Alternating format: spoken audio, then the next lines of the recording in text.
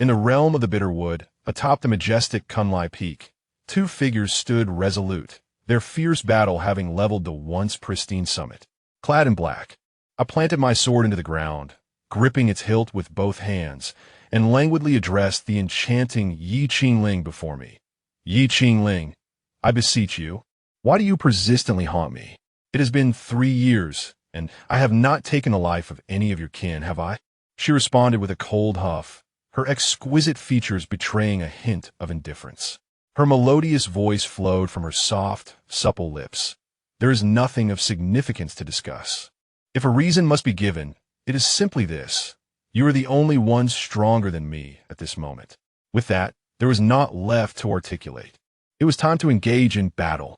I dispensed with my languor, my demeanor shifting as I drew my sword and pointed it toward her, declaring, "Let us commence." Just as I desired, two surging auras intertwined, stirring the very fabric of the surrounding space. The heavens darkened with ominous clouds, and the scent of impending tribulation lingered in the air. We had reached the pinnacle of this realm, embodying the utmost power of the bitterwood. To ascend further, we must confront the celestial tribulation and step into the realm of the immortals. As we basked in our moment of triumph, a sudden, melodious chime echoed in my mind. The Multiverse chat group invites you to join. What is this? A jolt of surprise coursed through me, and I pondered, should I perhaps delay this endeavor? Almost simultaneously, Ye Qingling retracted her aura, exchanged a fleeting gaze with me, and without uttering a word, turned away. Kunlai Peak returned to its former tranquility, albeit now devoid of our presence. Within a magnificent palace, I sat in meditation, my spirit delving into an unknown realm. Join! I silently urged myself.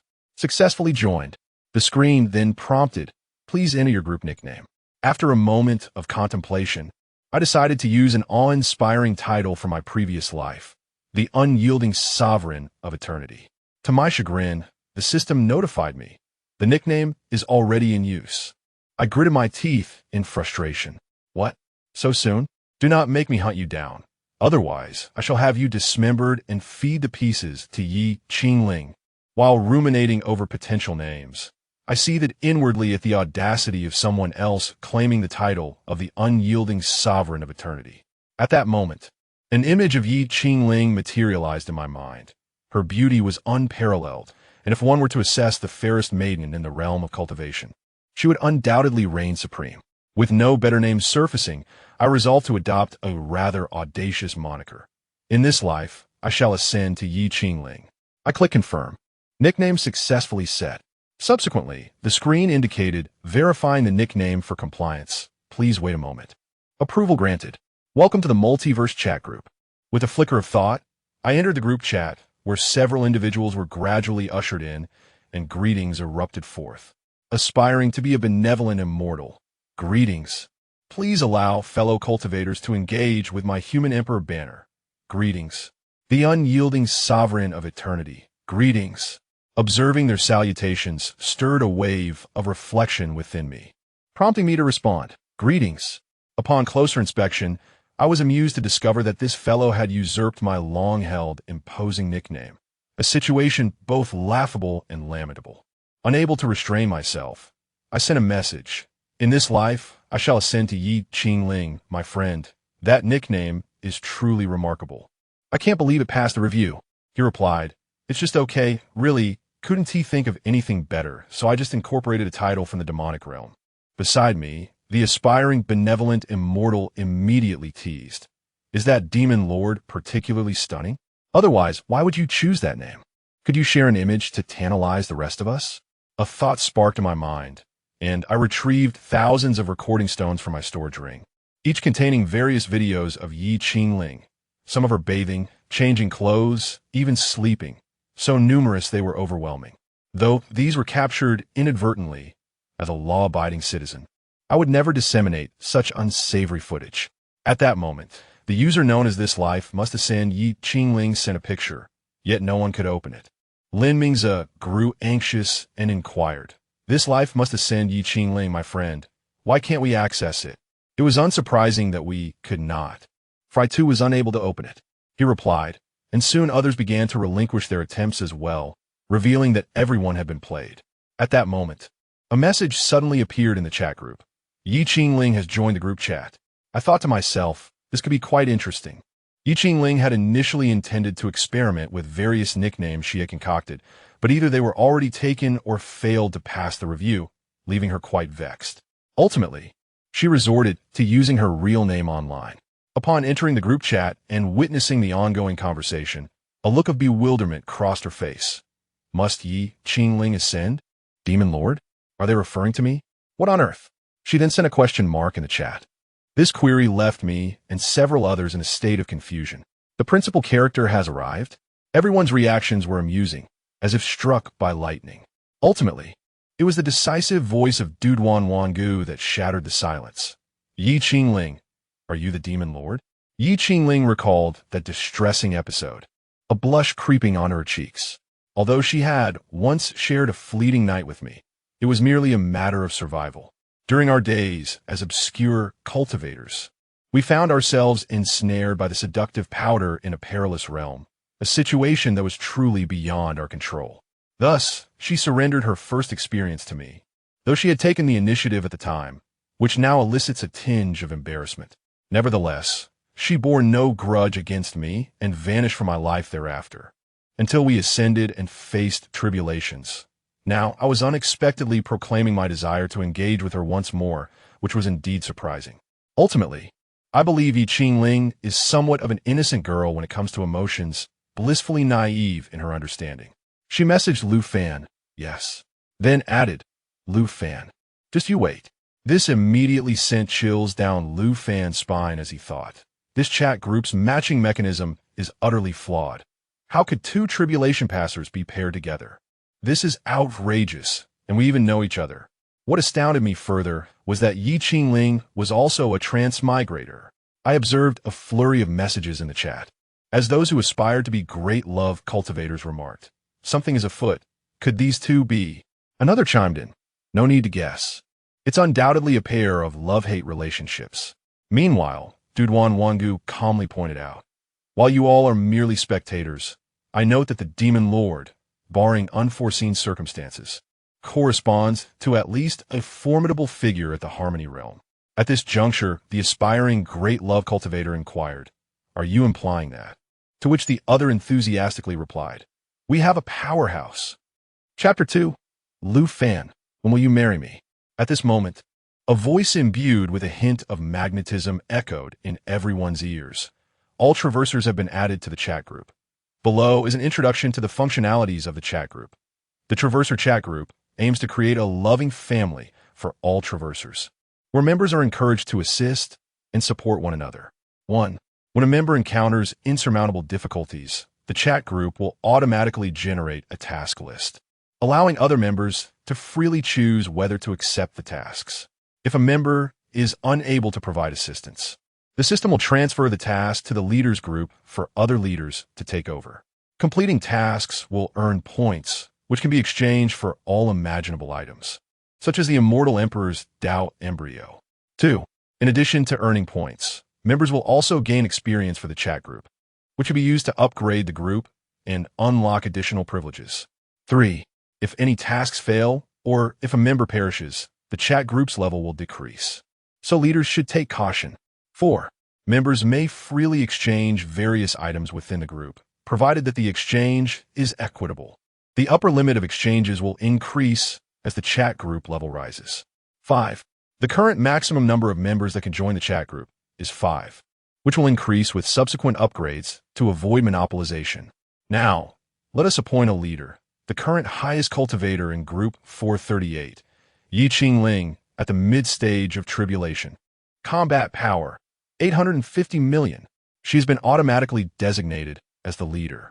As the electronic voice faded, the silence imposed on the group was lifted, and the chat buzzed with excitement. Dictator of eternity. Wow. Tribulation. My vision was too narrow. Aspiring to be a great love immortal. Big shot. I'm just a novice here. Please take me under your wing. Please, fellow Taoist, join my Human Emperor banner for a chat. I too have a great figure looking out for me. I have connections. Ye Qingling. Goodness, Lu Fan. You secretly advanced to mid-stage without me knowing. This life must ascend Ye Qingling. Ye Qingling, it's nothing special. You're not lacking either. He then tagged two other members who did not seem to have good intentions. This life must ascend Ye Qingling. Aspiring to be a great love, immortal please, fellow Taoist. Join my human emperor banner for a chat. Ahem, you two need to be cautious and refrain from committing heinous acts, or I shall not assist you. If I become embroiled in karma, because of you, you may well await your demise. Aspiring to be a great love immortal. Rest assured, big shot. I was an exemplary student and a law-abiding citizen in my past life. My moral standards are as lofty as a tower. Please, fellow Taoist, join my human emperor banner for a chat. Indeed, what the above said is correct. I chose this name merely to appear more refined. I certainly harbor no intentions of mass murder or world destruction.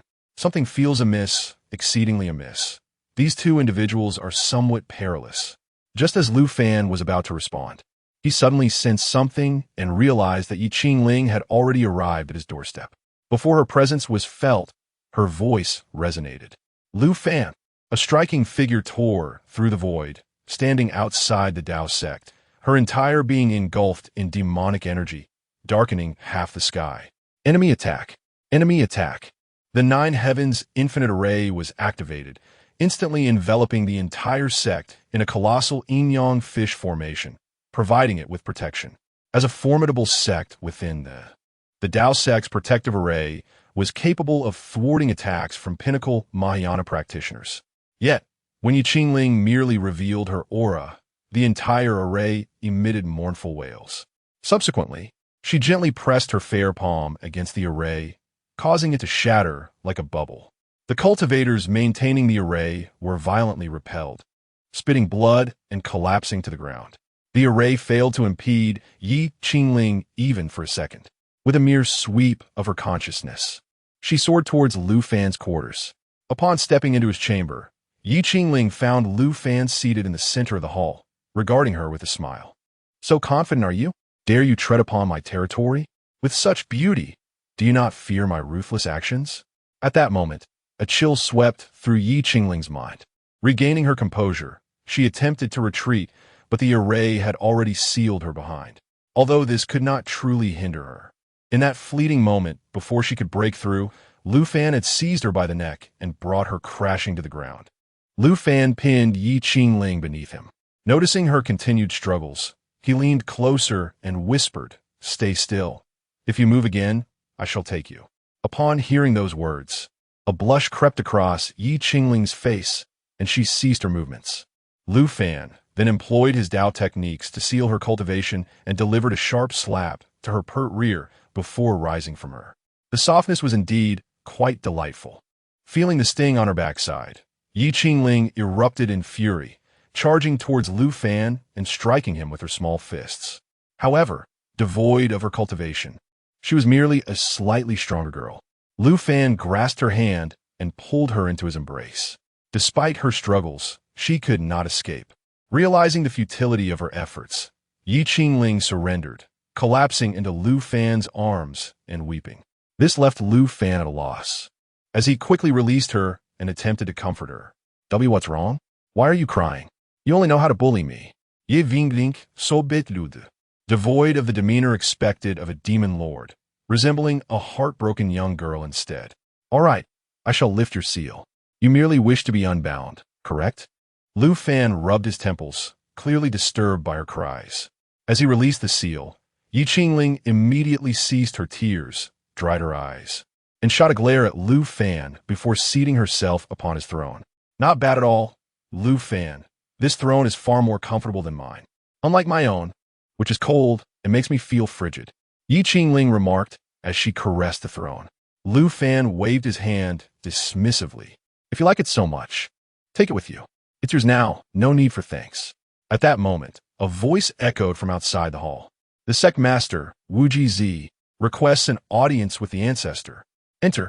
Upon seeing Lu Fan, Wu Ji was immediately overcome with emotion, tears streaming down his face as he knelt before him, lamenting, "Ancestor, that demon lord has gone too far.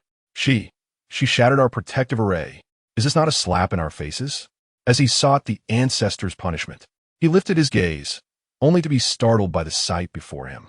There sat the Demon Lord, gracefully perched upon Lu Fan's throne, her long, fair limbs playfully swaying, exuding an undeniable charm. Lu Fan gestured for him to depart, saying, "Enough, you may leave now. And do remember to provide ample support to the injured disciples." Wu Jizi complied, hastily retreating, a sense of dread washing over him for having spoken ill of her in the presence of the Demon Lord. He felt his life was in jeopardy, truly a dire predicament. At that moment, a voice emerged from behind Lu Fan. It was Ye Qingling, teasing him. "Lu Fan, when you plan to marry me?" "I shall marry you now," Lu Fan boldly declared. Ye Qingling had already given him her first, and it was his duty to take her as his bride. Furthermore, how impressive it would be to bring such a beautiful Demon Lord into his home. He could proudly proclaim, "My wife is the Demon Lord." Surely, he foresaw a path to his own demise. Ye Qingling, taken aback by Lu Fan's earnestness, had merely intended to jest, yet found herself unwittingly ensnared.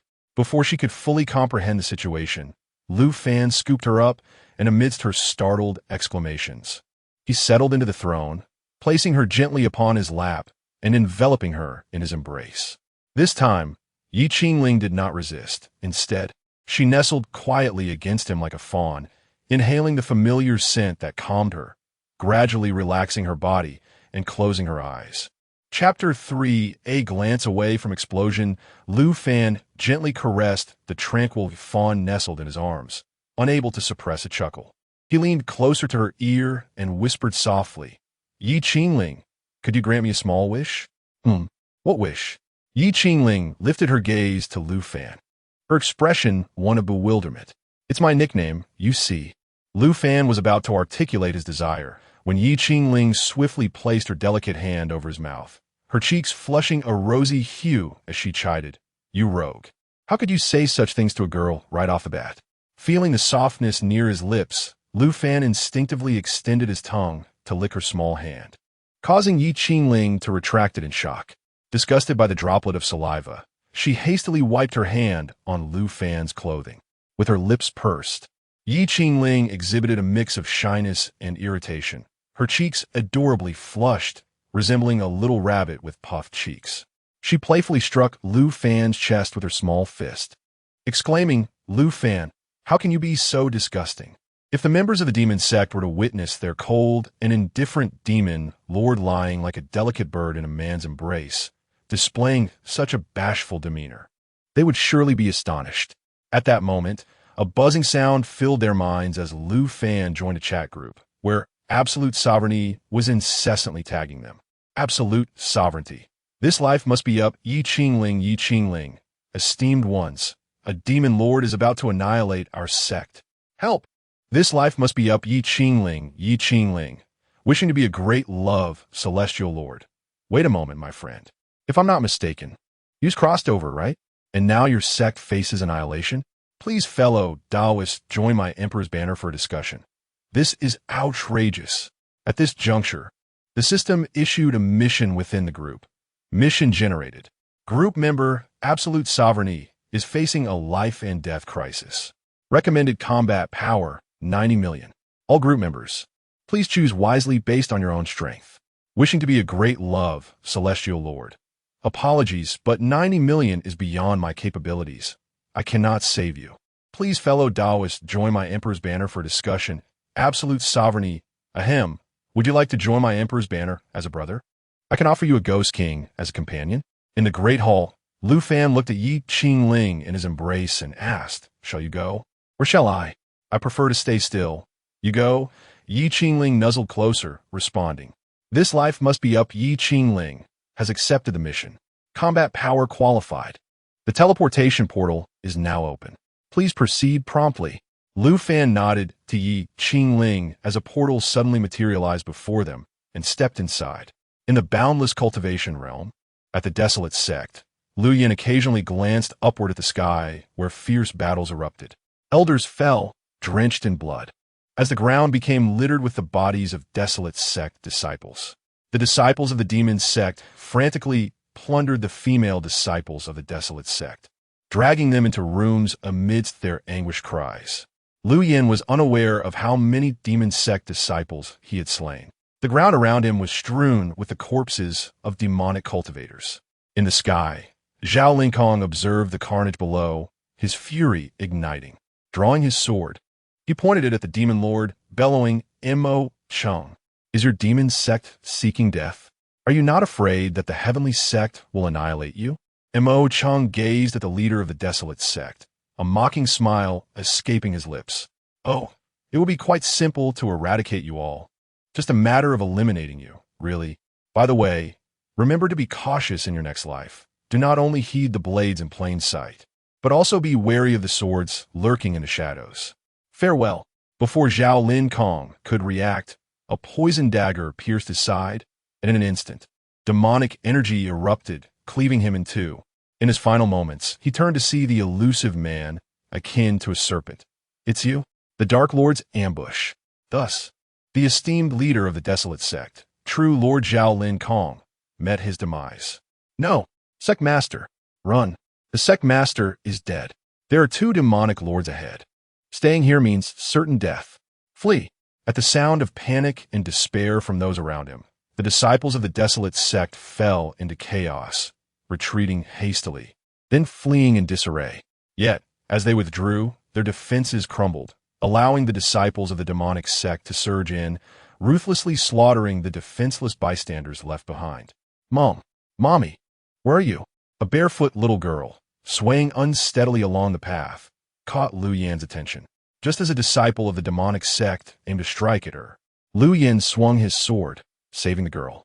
However, this act drew the attention of numerous disciples from the demonic sect, and before he could escape, he found himself encircled. With no other option, he began to defend himself while calling for help in the chat group. Above, 2 figures of demonic lords hovered, mercilessly reaping the lives of the elders and disciples of the desolate sect, as if they were divine beings. At that moment, an electronic voice resonated in Lu Yan's mind. "Group leader, this life must ascend. Ye Qingling has accepted the mission and is en route to your world."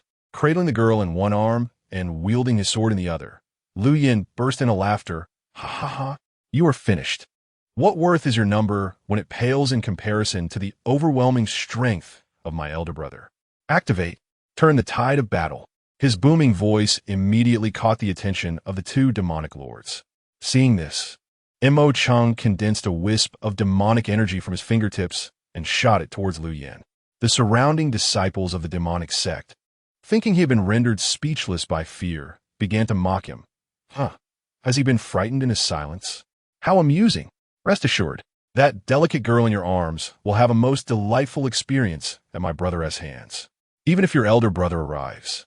What can a mere foundational cultivator do against us 2 demonic lords? As the taunts echoed, the fabric of space before Lu Yan was suddenly torn asunder, and a young man clad in a black robe emerged. The battlefield fell into an eerie silence. Both the desolate sect and the demonic sect halted in their tracks, not by choice, but compelled by the overwhelming aura emanating from the rogue youth. Lu Fan gently extended his hand, grasping the wisp of demonic energy shot by Mo Chung, kneading it into a small sphere before carelessly tossing it aside. Subsequently, he slowly lifted his head to cast a glance at Mo Chung, and in that instant, both the corporeal form and the essence of Mo Chung erupted in a dazzling display, akin to a resplendent firework, yet dissipating like a wisp of smoke. Fear and trepidation enveloped every disciple of the demon sect. They could scarcely believe that someone could extinguish their revered demon lord with but a mere glance, an act that seemed more effortless than squashing an ant. And Ci trembled uncontrollably, remnants of Mo Cheng's warm blood still staining his visage. He yearned to flee, yet his entire being was paralyzed, wholly beyond his command. At that moment, Lu Fan's indifferent gaze fell upon him, and in the depths of boundless regret, and Ci, too, transformed into a radiant firework, bursting forth in a cataclysmic explosion. Chapter 4. The odd remains unchanged. Symbols reflecting quadrants as the crowd beheld the Dark Lord transforming into a crimson firework. The disciples of the wilderness sect were filled with elation. for they finally glimpsed a glimmer of hope for survival. In stark contrast, the disciples of the demon sect fell to their knees, weeping and pleading for Lu Fan as forgiveness. Yet, merely casting a glance in their direction seemed a favor to them, as he released an overwhelming aura that stirred the winds and darkened the skies with ominous clouds. Thunder, as large as water barrels, roamed within the tempestuous clouds. The entire realm of the wilderness sect became enshrouded in chaos. The laws of nature faltered, and the very fabric of space was rent asunder. The torrents of the void relentlessly shattered everything in their path. Such is the formidable power of a cultivator at the tribulation stage. Even their mere pressure could disrupt the laws governing a space, rendering the tearing of the void a triviality. Under Lu Fan's precise control, the disciples of the demon sect transformed into brilliant fireworks, erupting in a spectacle akin to a grand pyrotechnic display. In the forbidden grounds of the celestial sect, a frail figure sat cross-legged in a mountain ravine, surrounded by ethereal energy, resembling an immortal. At that moment, he seemed to sense something and slowly opened his eyes. His gaze was clouded and his scara marred, resembling that of a blind man.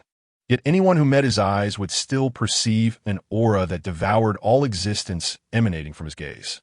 The figure turned his head slowly towards the direction of Lu Fan, his sight seemingly piercing through mountains and rivers, locking onto Lu Fan amidst the vastness of the world.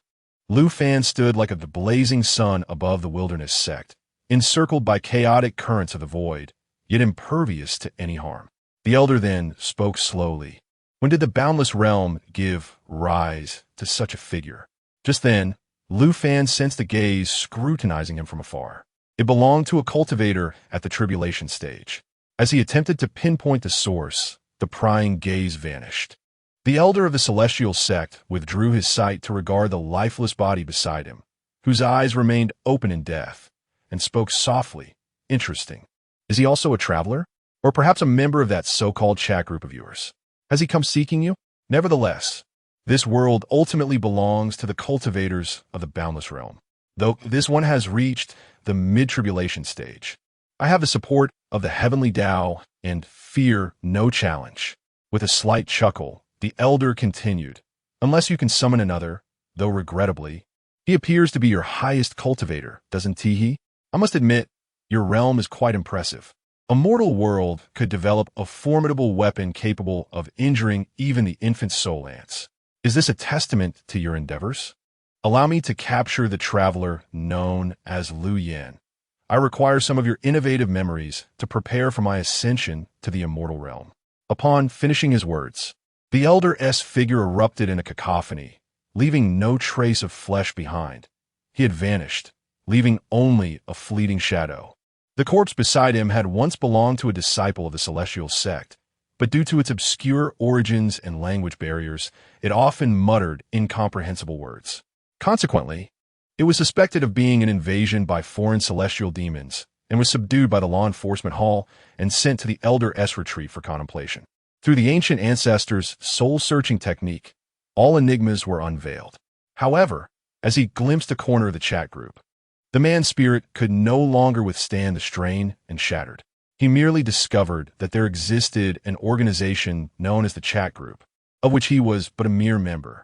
Thus, the crisis of the demonic sect's incursion was decisively quelled under Lu Fan's overwhelming strength.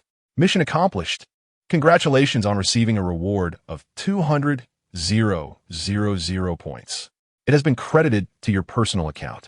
Mission completed. You have gained 100,000 group chat experience points. Group chat level has risen from 1 to 3. Mission completed. Do you wish to leave or remain? Remain. Selection successful. Attention! You do not belong to this realm of cultivation. Please take care to conceal your aura, or else the heavenly will unleash apocalyptic thunder to expel you. Current duration of stay is 3 days. After 3 days, you'll be forcibly expelled, and the stay duration will increase with the rise in group chat level. The return portal can be opened at any time with your mind. Enjoy your time. At the moment the electronic voice faded, ominous clouds gathered in the sky, and black lightning surged, exuding an aura of annihilation. Goodness, so soon. Lu Fan hastily retracted his overwhelming presence, tearing through space to flee the scene. In the blink of an eye, he appeared 1,000 miles away, transforming into a fly and concealing his aura within the forest. The pursuing heavenly tribulation was evidently bewildered. Huh? Where did he go? Wasn't he just here? In desperation, to fulfill its task, it could only unleash a barrage upon the forest where Lu Fan had once appeared. Trees within a 10-mile radius collapsed, deep craters emerged, the ground was scorched, and thick smoke billowed ominously. As the lightning storm dissipated, Lu Fan re-emerged, standing upon the charred earth, letting out a sigh of relief. In an ND, that tribulation was rather terrifying. At that moment, the chat group vibrated. Duajuan Wangu, this life must ascend Ye Qingling. Great one, help. I've been captured. Mission generated. Group member Duajuan Wangu has been captured by the ancestor of the heavenly sect. Please proceed to rescue him urgently. Recommended combat power 800,000,000. Caution. The mission is exceedingly difficult. Please consider wisely. Want to be a great love immortal? Wait, I have a fear of crowds and a fear of giants. Please, fellow cultivator, join me in my human emperor banner for a discussion. Help me count. Please, fellow cultivator, join me in my human emperor banner for a discussion. Unbelievable. 800 million. Duajuan Wangu, perhaps you should give up and join my human emperor banner. I can offer you a Ghost King role. Just as Lu Fan was about to accept the mission, Ye Qingling was quicker and claimed it first.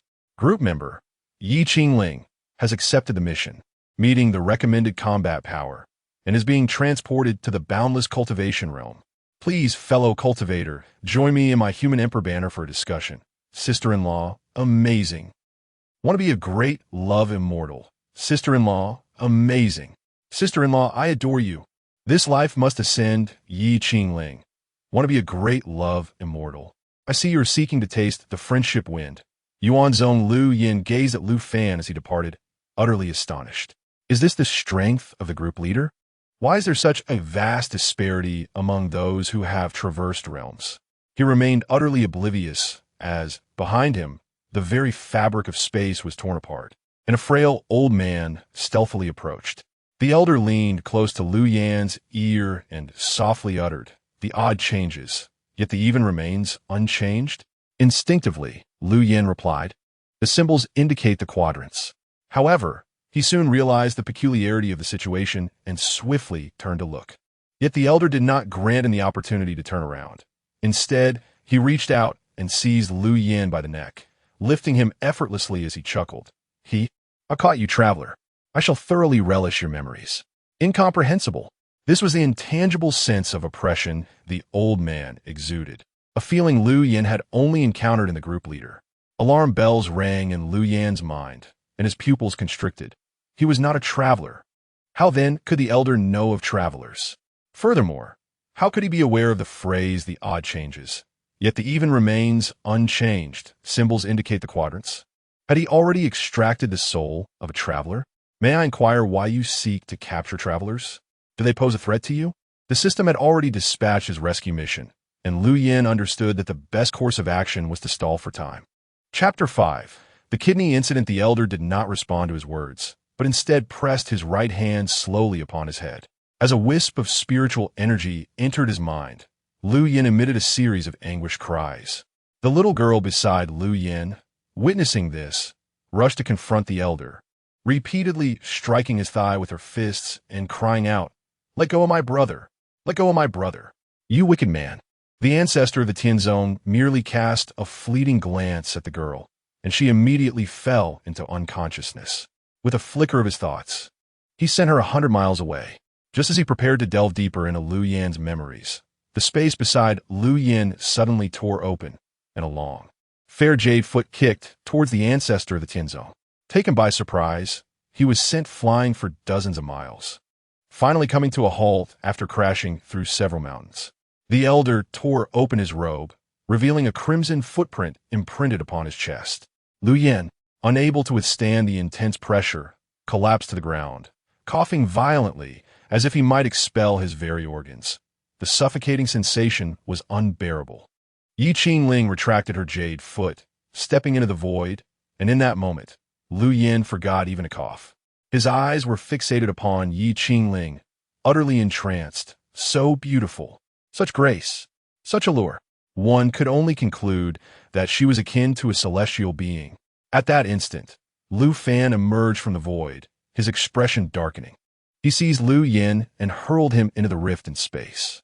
As Lu Yin fell into the passage, he uttered, "He has discovered that I am a traveler. This person cannot be spared." In the blink of an eye, he plummeted through the rift, traversing 1,000 miles, landing precisely in a latrine. And after a few moments of discomfort, he managed to crawl out. Ugh, ugh. Oh heavens, this place is truly dreadful. Lu Yin lay on the ground, retching violently, as if he might expel the very meals he had consumed in past years. Of course, this was all orchestrated by Lu Fan, who deemed it necessary to impose a minor punishment for daring to gaze upon Ye Qingling. Ye Qingling covered her rosy lips, stifling a laugh. When Lu Fan glanced her way, he pinched her soft cheek and remarked, "Why reward him?" "Huh? Reward what? You're not wearing shoes. Are you jealous?" Ye Qingling questioned in disbelief, astonished that her mere act of kicking the old man barefoot could provoke such feelings in Lu Fan. "I do not care. Your body can only be in close contact with me, no one else." Lu Fan pulled Ye Qingling into his embrace, his hands wandering playfully upon her. In the distance, sensing the turn of events, the ancestor of the Tianzong hastily tore through space and vanished from sight. Yet, Lu Fan and Ye Qingling would not allow such a menace to escape. More importantly, the task had not shown as completed. It seemed that he must be eliminated. 500 miles away, the rift in the void shattered, and the elder emerged, battered and bruised. Behind him trailed a couple, Lu Fan and Ye Qingling. However, as Lu Fan had already caught the attention of the heavenly forces in this realm, he could only assist from the sidelines, blocking the elder to prevent his escape. Do not underestimate Ye Qingling simply because Lu Fan is formidable. After all, she remains the demon sovereign, having ascended to her esteemed position through the eradication of countless foes. Standing upon the bones of others, she was far from being a mere ornament. Ye Qingling was enveloped in a swirling aura of demonic energy, casting a shadow over the entire sky. Clutching the supreme divine sword, Tianxia, her exquisite eyes reflected a chilling indifference, reminiscent of a sovereign surveying the world. In silence, Lu Fan mentally applauded her. "Impressive. You are the Demon Lord. This is inconceivable." The ancestor of the Tianzong gazed upon the young woman before him, unable to fathom the strength possessed by a demon cultivator. In his understanding, demon practitioners could never ascend to the esteemed realm of respecters, or even reach the tribulation stage. To him, demon cultivators were inherently malevolent souls. They might advance swiftly at first, but inevitably met their demise due to karmic retribution when attempting to transcend the path of unity. Yet the girl before him appeared to exceed the prowess of a mere tribulation stage cultivator, particularly as a demon practitioner. Gripping the Tianjian, which symbolized the authority of Tianzong, he felt an overwhelming pressure from the tribulation manifesting around him. In the heavens, two forces clashed, dissolving upon impact. Yet it was evident that Ye Qingling held the upper hand. With a sudden movement, Ye Qingling vanished, causing the Tianzong ancestor to feel a chill run down his spine. His muscle memory urged him to raise his sword in defense, just in time to meet the strike of Ye Qingling's sword. However, he was unable to withstand the force she unleashed, and was propelled back several hundred meters, spitting blood and leaving deep grooves in the ground.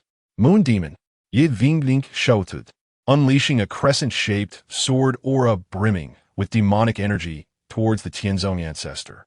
Realizing the gravity of the situation, the ancestor inhaled deeply and bellowed, "Divine Demon Slash." Yet Lu Fan quickly discerned the telltale signs of his attack, and his eyes sparkled with opportunity. What a chance! In an instant, he vanished from sight, drawing forth a sharp, compact dagger, seizing the moment of the ancestor's wind-up. In his mind, he thought, "This strike will cost you dearly." At the critical juncture of the Tianzong ancestor's divine demon slash, Lu Fan's dagger sliced through his waist, and with a swift motion, he grasped what had once been a kidney, now shriveled and frail. The Tianzong ancestor winced in agony, his attack thwarted and the backlash striking him instead, causing him to cough up blood before regaining his composure.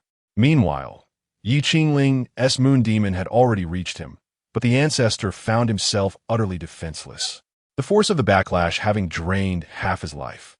"I hate this," he exclaimed in his final moments, his body severed and his soul shattered by the moon demon, leaving him incapable of reincarnation. Lu Fan tossed the shriveled kidney in his hand towards Ye Qingling and remarked, "This old man neglected his health. Look at how withered it is, unlike mine, robust and full." "Your kidney is superior," Ye Qingling retorted lightly, "so keep your distance, and it shall remain robust and ample." With a dismissive spit, she turned to leave. "Wait for me, my lady." Lu Fan hurried after her. At that moment, a glimmering light emerged from the deceased ancestor's body, a spirit pearl. Within it, the old man vociferously cursed Lu Fan and Ye Qingling, vowing to exact vengeance upon them. After his tirade, the ancestor manipulated the spirit pearl, swaying as it ascended into the distance. Just then, a melodious female voice echoed behind him. "Indeed, there is still a chance for survival. We almost let him escape." The venerable ancestor of the heavenly sect, sensing the dire situation, hastily ignited his soul in a desperate attempt to shatter the void and escape. However, he was ensnared by a delicate alabaster hand.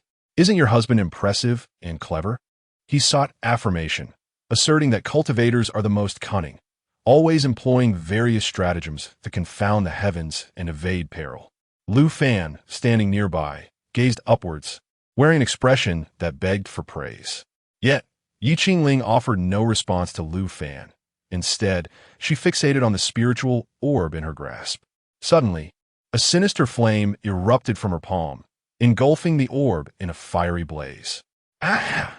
The ancestor of the heavenly sect writhed in anguish as the flames ravaged him, his suffering intensifying as his soul weakened, ultimately leading to his demise.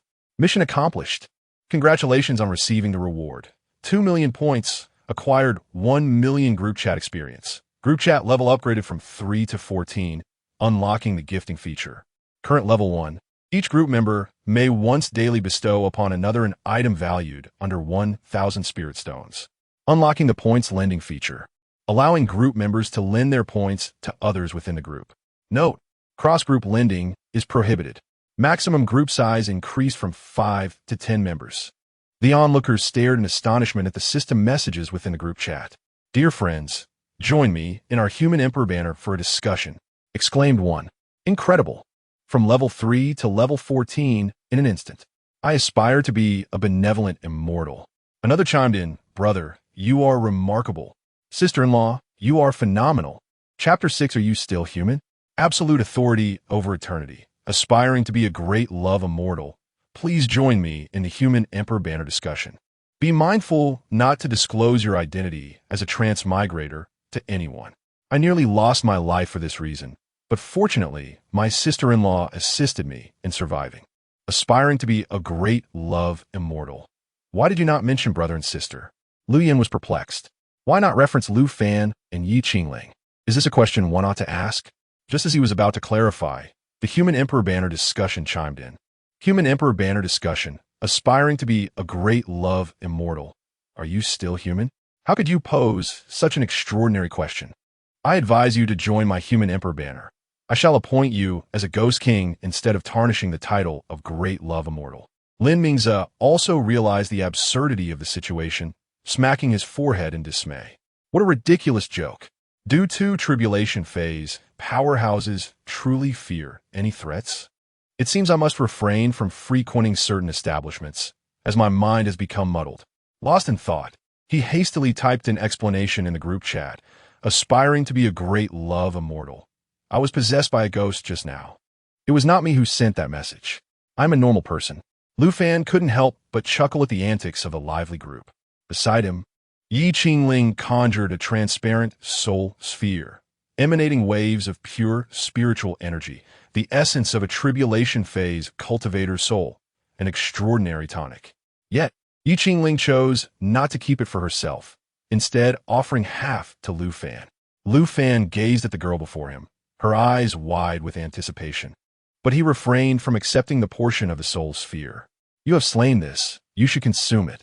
I have no need for it. My soul power surpasses yours. He gently ruffled her hair and then delicately placed a half of the soul sphere into her soft, red lips. With a soft "oh," Ye Qingling consumed her share and then closed her eyes, sitting cross-legged on the ground to absorb the soul energy. Observing this, Lu Fan also settled himself on the ground, opening the chat group to engage in light conversation. This life will surely ascend with Ye Qingling. Absolute authority over eternity. What are your plans next? Absolute authority over eternity. I am uncertain. I have begun to wander aimlessly. Perhaps I shall join a random sect.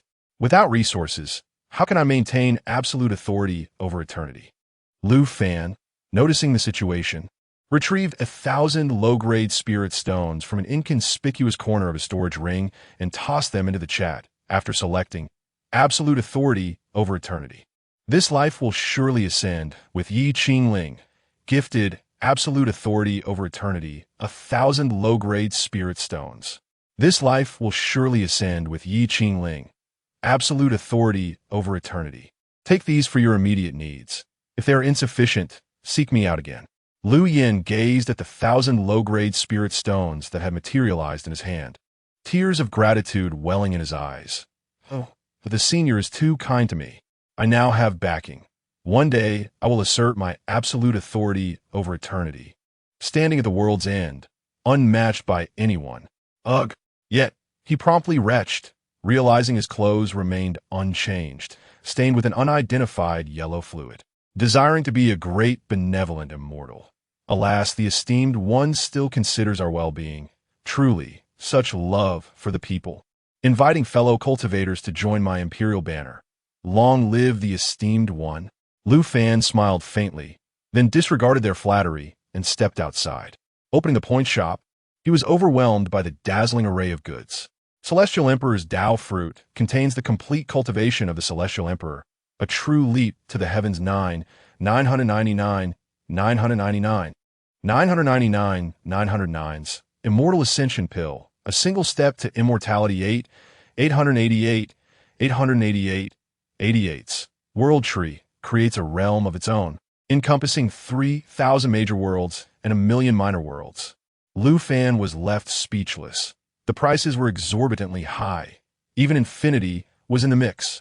With his current purchasing power of 200,000, he could only afford a few exquisite figurines, which was quite disheartening. Even a single celestial spirit stone required a staggering 1,000,000 points for exchange. Celestial spirit stone contains a trace of barely perceptible celestial energy, essential for immortal's cultivation. Usable even by those facing tribulation's 1,000,000 points. Lu Fan fell on the verge of despair. What kind of nonsense was this? Such exorbitance left little room for living. Just then, an electronic voice echoed in his mind. Attention, group leader. Currently detected are wanderers from other realms and those expelled from the group chat. They have now been drawn into the public channel. Group leaders may freely choose whether to accept them or undertake the rescue missions they propose. Note that group members can also accept missions, but cannot choose to accept the wanderers. Wanderers in the public channel may freely apply to join chat groups, but require the consent of the group leader. Lu Fan's eyes brightened. Was this not a case of the pillow arriving just as one felt sleepy? Points were within reach. Suddenly, he remembered he had yet to check the leader's group. Clicking on the glowing orb labeled as the public channel, he was greeted with a multitude of rescue missions, and Lu Fan searched for tasks with high recommended combat power. Such missions would yield greater points. At that moment, he stumbled upon an exceedingly formidable task. A wanderer, disinclined to drink goat's milk, is being stripped of their supreme bone and is in a perilously dangerous situation. Recommended combat power, 680 million. All wanderers are advised to consider this carefully. Beneath it were numerous comments from group leaders. Stepping into the void, Group 1 leader. What a joke. You expect me, a mere yuanying true person with a combat power of 210,000, to confront a top-tier powerhouse of 680 million? Brother, you might as well restart your life. Perhaps next time will be better. I shall be unrivaled in the world, Group 66 leader. Come back in your next life to be my brother in the Wanhun banner, and I shall grant you a ghostly general to command. Suppressing all enemies in the world, Group 186 leader. I'm scared. What kind of ridiculous missions are these? Just die early and stop wasting my time seeking tasks. Lu Fan shook his head in resignation. These individuals, with such formidable names, were utterly pathetic in skill. Alas, so be it. He decided to accept the task. The combat strength is adequate. Mission acceptance successful. Opening the void portal to the Qingling realm. The portal is now open. Please enter. Lu Fan glanced at Ye Qingling beside him, noting she was nearing the end of her absorption phase. However, for her safety, he dropped a formation plate of initial stage, Great Ascension, and activated it before stepping into the void portal, vanishing from sight. Meanwhile, the public channel erupted in chaos as everyone gaped at the interface indicating the mission had been accepted, disbelief etched on their faces. Stepping into the void, Group Leader 1. I can't believe someone actually dared to accept it. Suppressing all enemies, Group Leader 186. Haha, clearly going to their doom. Even in the current alliance, the highest combat strength I've seen is only 400 million. This person is merely seeking attention and courting death. In the Qingling realm, Shi Ritian lay upon a stone slab, flanked by a man and a woman. The man was a late-stage Great Ascension cultivator, while the woman was a refining void stage practitioner. He was firmly restrained by the two, the man wielding a sharp short sword as they deliberated on how to extract Shi Ritian's supreme bone intact. Standing beside Shi Ritian was a boy with peculiar eyes, named Long Hai. Long Hai, visibly agitated, turned to the pair and exclaimed, "When are we starting? Hurry up and extract his supreme bone. I can hardly wait." The woman, seemingly anxious, inquired, "Isn't this a bit too much? After all, it's a life. Enough with the nonsense. He's just a bastard. Besides, his family has already been annihilated by my protector, so there's no fear of revenge. Just extract the bone, and we can chop him up later to feed the dogs." Long Hai replied dismissively, gesturing for them to proceed quickly. Chapter 7. Many Eyes, Many Paths. As Shi Ritian glanced at the public channel filled with expressions of helplessness, alongside some who wished for his demise, a chill swept through his heart. Was death imminent? Had he not merely traversed a few years in this realm, only to face the end? At that moment, an electronic voice resonated within his mind. Group Leader 438.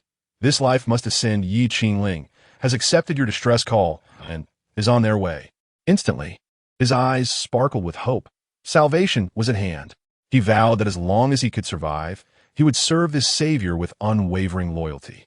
The very fact that this individual could accept a mission to aid him, despite witnessing the terrifying combat prowess of 680 million and the negative remarks flooding the comment section, warranted his utmost dedication.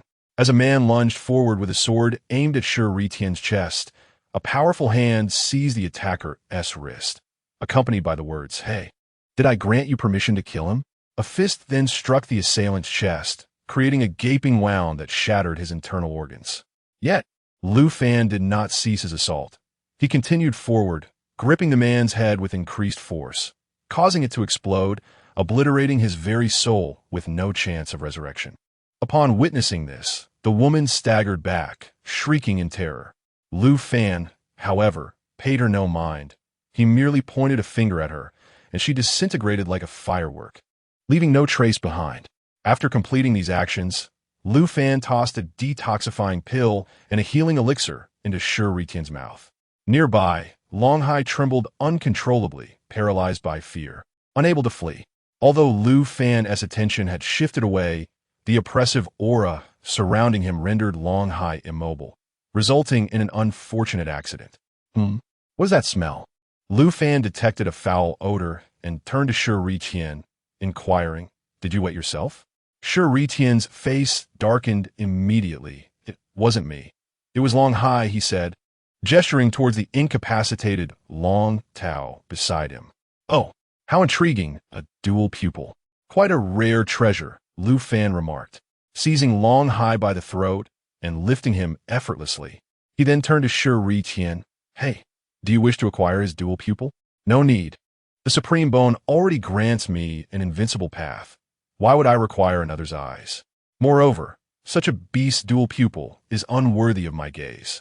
Shi Ritian asserted with unwavering resolve, refusing the relic of his family's nemesis. Ah, with many eyes come many paths. Stop being so coy. Let us expedite this matter, so I can take my leave, Lu Fan stated before attempting to erase Long Hai's consciousness. However, at that moment, a formidable pressure erupted from within Long Hai, and a spectral figure emerged, exuding the might of a peak ascendant. Who dares to harm my son? Seeking death. It bellowed, launching a punch towards Lu Fan, which proved utterly futile as Lu Fan crushed it with a single hand. A gentle wave from him dispersed the apparition. After confirming that no ancient entities resided within Long Hai, Lu Fan proceeded to extract his 2 eyeballs and discarded the lifeless body carelessly to the side. Such a beast that senselessly slaughters entire families. Lu Fan deemed it futile to engage in reasoned discourse. If you are capable of extracting another's supreme bone, then I shall extract your heavy eye. With determination, Lu Fan forcibly pressed Shi Ritian against the stone slab, compelling him to endure the insertion of the heavy eye into his eye socket. Shi Ritian emitted a wretched scream akin to that of a slaughtered pig, writhing on the ground in agony. His insufficient power instigated a resistance within the heavy eye, which recoiled from merging with his gaze. Yet at that moment, the supreme bone radiated brilliance, and the heavy eye fell silent, obediently integrating with Shi Ritian. Time passed, and with labored breaths, Shi Ritian knelt upon the ground, gasping for air. Upon rising, the heavy eye had seamlessly fused with him. I never desired this heavy eye, do you understand? It repulses me, he exclaimed, opening his eyes to a newfound clarity. Ah, but I must admit, this heavy eye is rather impressive. I quite like it, claiming you didn't want it. Yet you remain oblivious to the heavy eye's true prowess. You have indeed struck a stroke of fortune. Lu Fan teased. Shi Ritian was taken aback. Incredulity etched across his face as he gazed at Lu Fan. How did you know I stumbled upon good fortune during my traversal? Truly, a master is a master, able to discern even this. Lu Fan, disinterested in answering, swiftly shifted the topic. Join the group. Hurry, no dilly-dallying. The 438 chat group. Apply now. Ah, how intriguing. A unique group chat ID. Shi Ritian remarked as he clicked to apply. The group leader has approved the application of dislikes goat milk. Wishing to be a great love immortal. Wow. A newcomer. Welcome, welcome. Please, friend, join my Human Emperor banner for a discussion. Would you like to join my Human Emperor banner? Joining grants you the title of Ghost King. Dislikes goat milk. Greetings. Please, friend, join my Human Emperor banner. No need. I prefer being human over a ghost. Within the Dragon Clan, a resounding crash echoed from the Grand Hall. Who dares to kill my son? Seeking death, find them for me. I shall personally hunt them down. I will ensure you are torn to shreds. Dragon, he declared, vanishing from the throne. Congratulations, host, for completing the task. You have earned points. 1. 7 million. Group chat experience. 850,000. Current group chat level. 14. Lu Fan exhaled deeply, noting that he was merely 100,000 points away from exchanging for a celestial spirit stone, which seemed rather effortless. The public channel was in an uproar. The task that everyone believed impossible had been accomplished. Stepping into the void, group leader of Group 1. Is it truly completed? Suppressing all enemies black, speak. I shall be invincible in the world, group leader of Group 66. Defying heaven. The group leader, who had persistently mocked Lu Fan, had not shown his face since. As Lu Fan prepared to bid farewell to Shi Ritian, an overwhelming pressure suddenly descended upon the two, causing Lu Fan's expression to harden. This presence was formidable, nearing the pinnacle of mid-tribulation. In the chat group, a message was detected. Friend dislikes drinking goat milk, is facing an insurmountable crisis. A task has been issued. Recommended combat power, 860 million. Friends, please provide swift assistance. Lu Fan breathed a sigh of relief upon seeing that the gap was not too vast, merely a difference of 10 million. Friend, Ye Qingling has accepted the task. Combat power meets the requirements and is en route. Dictatorial eternity. Wow, I didn't realize that my sister-in-law has already surpassed 860 million in combat power, aspiring to be a great love immortal. Dictatorial eternity, it's time to change your name. It no longer suits you. It is your sister-in-law who embodies the essence of dictatorial eternity. In the Qingling realm, Lu Fan gazed at the man above. At this moment, a portal split open beside him. Ye Qingling emerged, her aura unabashedly revealing that she had reached the pinnacle of mid-transcendence, just a step away from the later stage. Long he wore a grave expression. This woman was formidable. Knowing that the opponent had 2 transcendence phase elders, he contemplated retreating. However, Ye Qingling had no intention of allowing him to escape. A powerful surge of soul energy erupted towards Long He, whose face turned pale with shock. It was the soul power of a late-stage transcendent. He was unable to withstand it, as a torrent of foreign soul energy surged into his body, racing towards his mind. Unable to contain himself, he spat out a mouthful of blood, his aura instantly diminishing by half. Long He was severely injured. Seizing the opportunity, Lu Fan summoned his treasure. The Taiji yin-yang diagram, enveloping Long He within and commencing the refining process. As Long He's anguished cries echoed, ultimately, he was reduced to a golden elixir of immense potency. Long He met his demise. Chapter 8. The Aversion to Cilantro, Cultivation Edition. Task completed. Congratulations to the traveler Ye Qingling for obtaining 3 million points and 5 million experience points in the group chat. The group chat level has successfully advanced from 14 to 15. The gifted amount has increased from 1,000 low-grade spirit stones to 10,000 low-grade spirit stones. The red envelope function has been activated. Current level 1. Group members can send red envelopes not exceeding 1,000 low-grade spirit stones. Lu Fan held the elixir in his hand, exchanged a glance with Ye Qingling, then sat cross-legged on the ground and swallowed the pill. This elixir contained the entirety of a mid-stage tribulation cultivator's cultivation. Although there would be some loss during the refining process, the potency was still immense. As powerful spiritual energy emanated from the elixir, Lu Fan manipulated this energy to circulate throughout his meridians, which was subsequently absorbed and transformed into an integral part of his being. After 2.5 hours, Lu Fan suddenly sprang to his feet, his bones cracking with each movement. Following a long howl, his cultivation surged dramatically from mid-stage tribulation to late-stage tribulation. The group leader's cultivation has surpassed late-stage tribulation. Earned 2 million points and 1 million experience points in the group chat.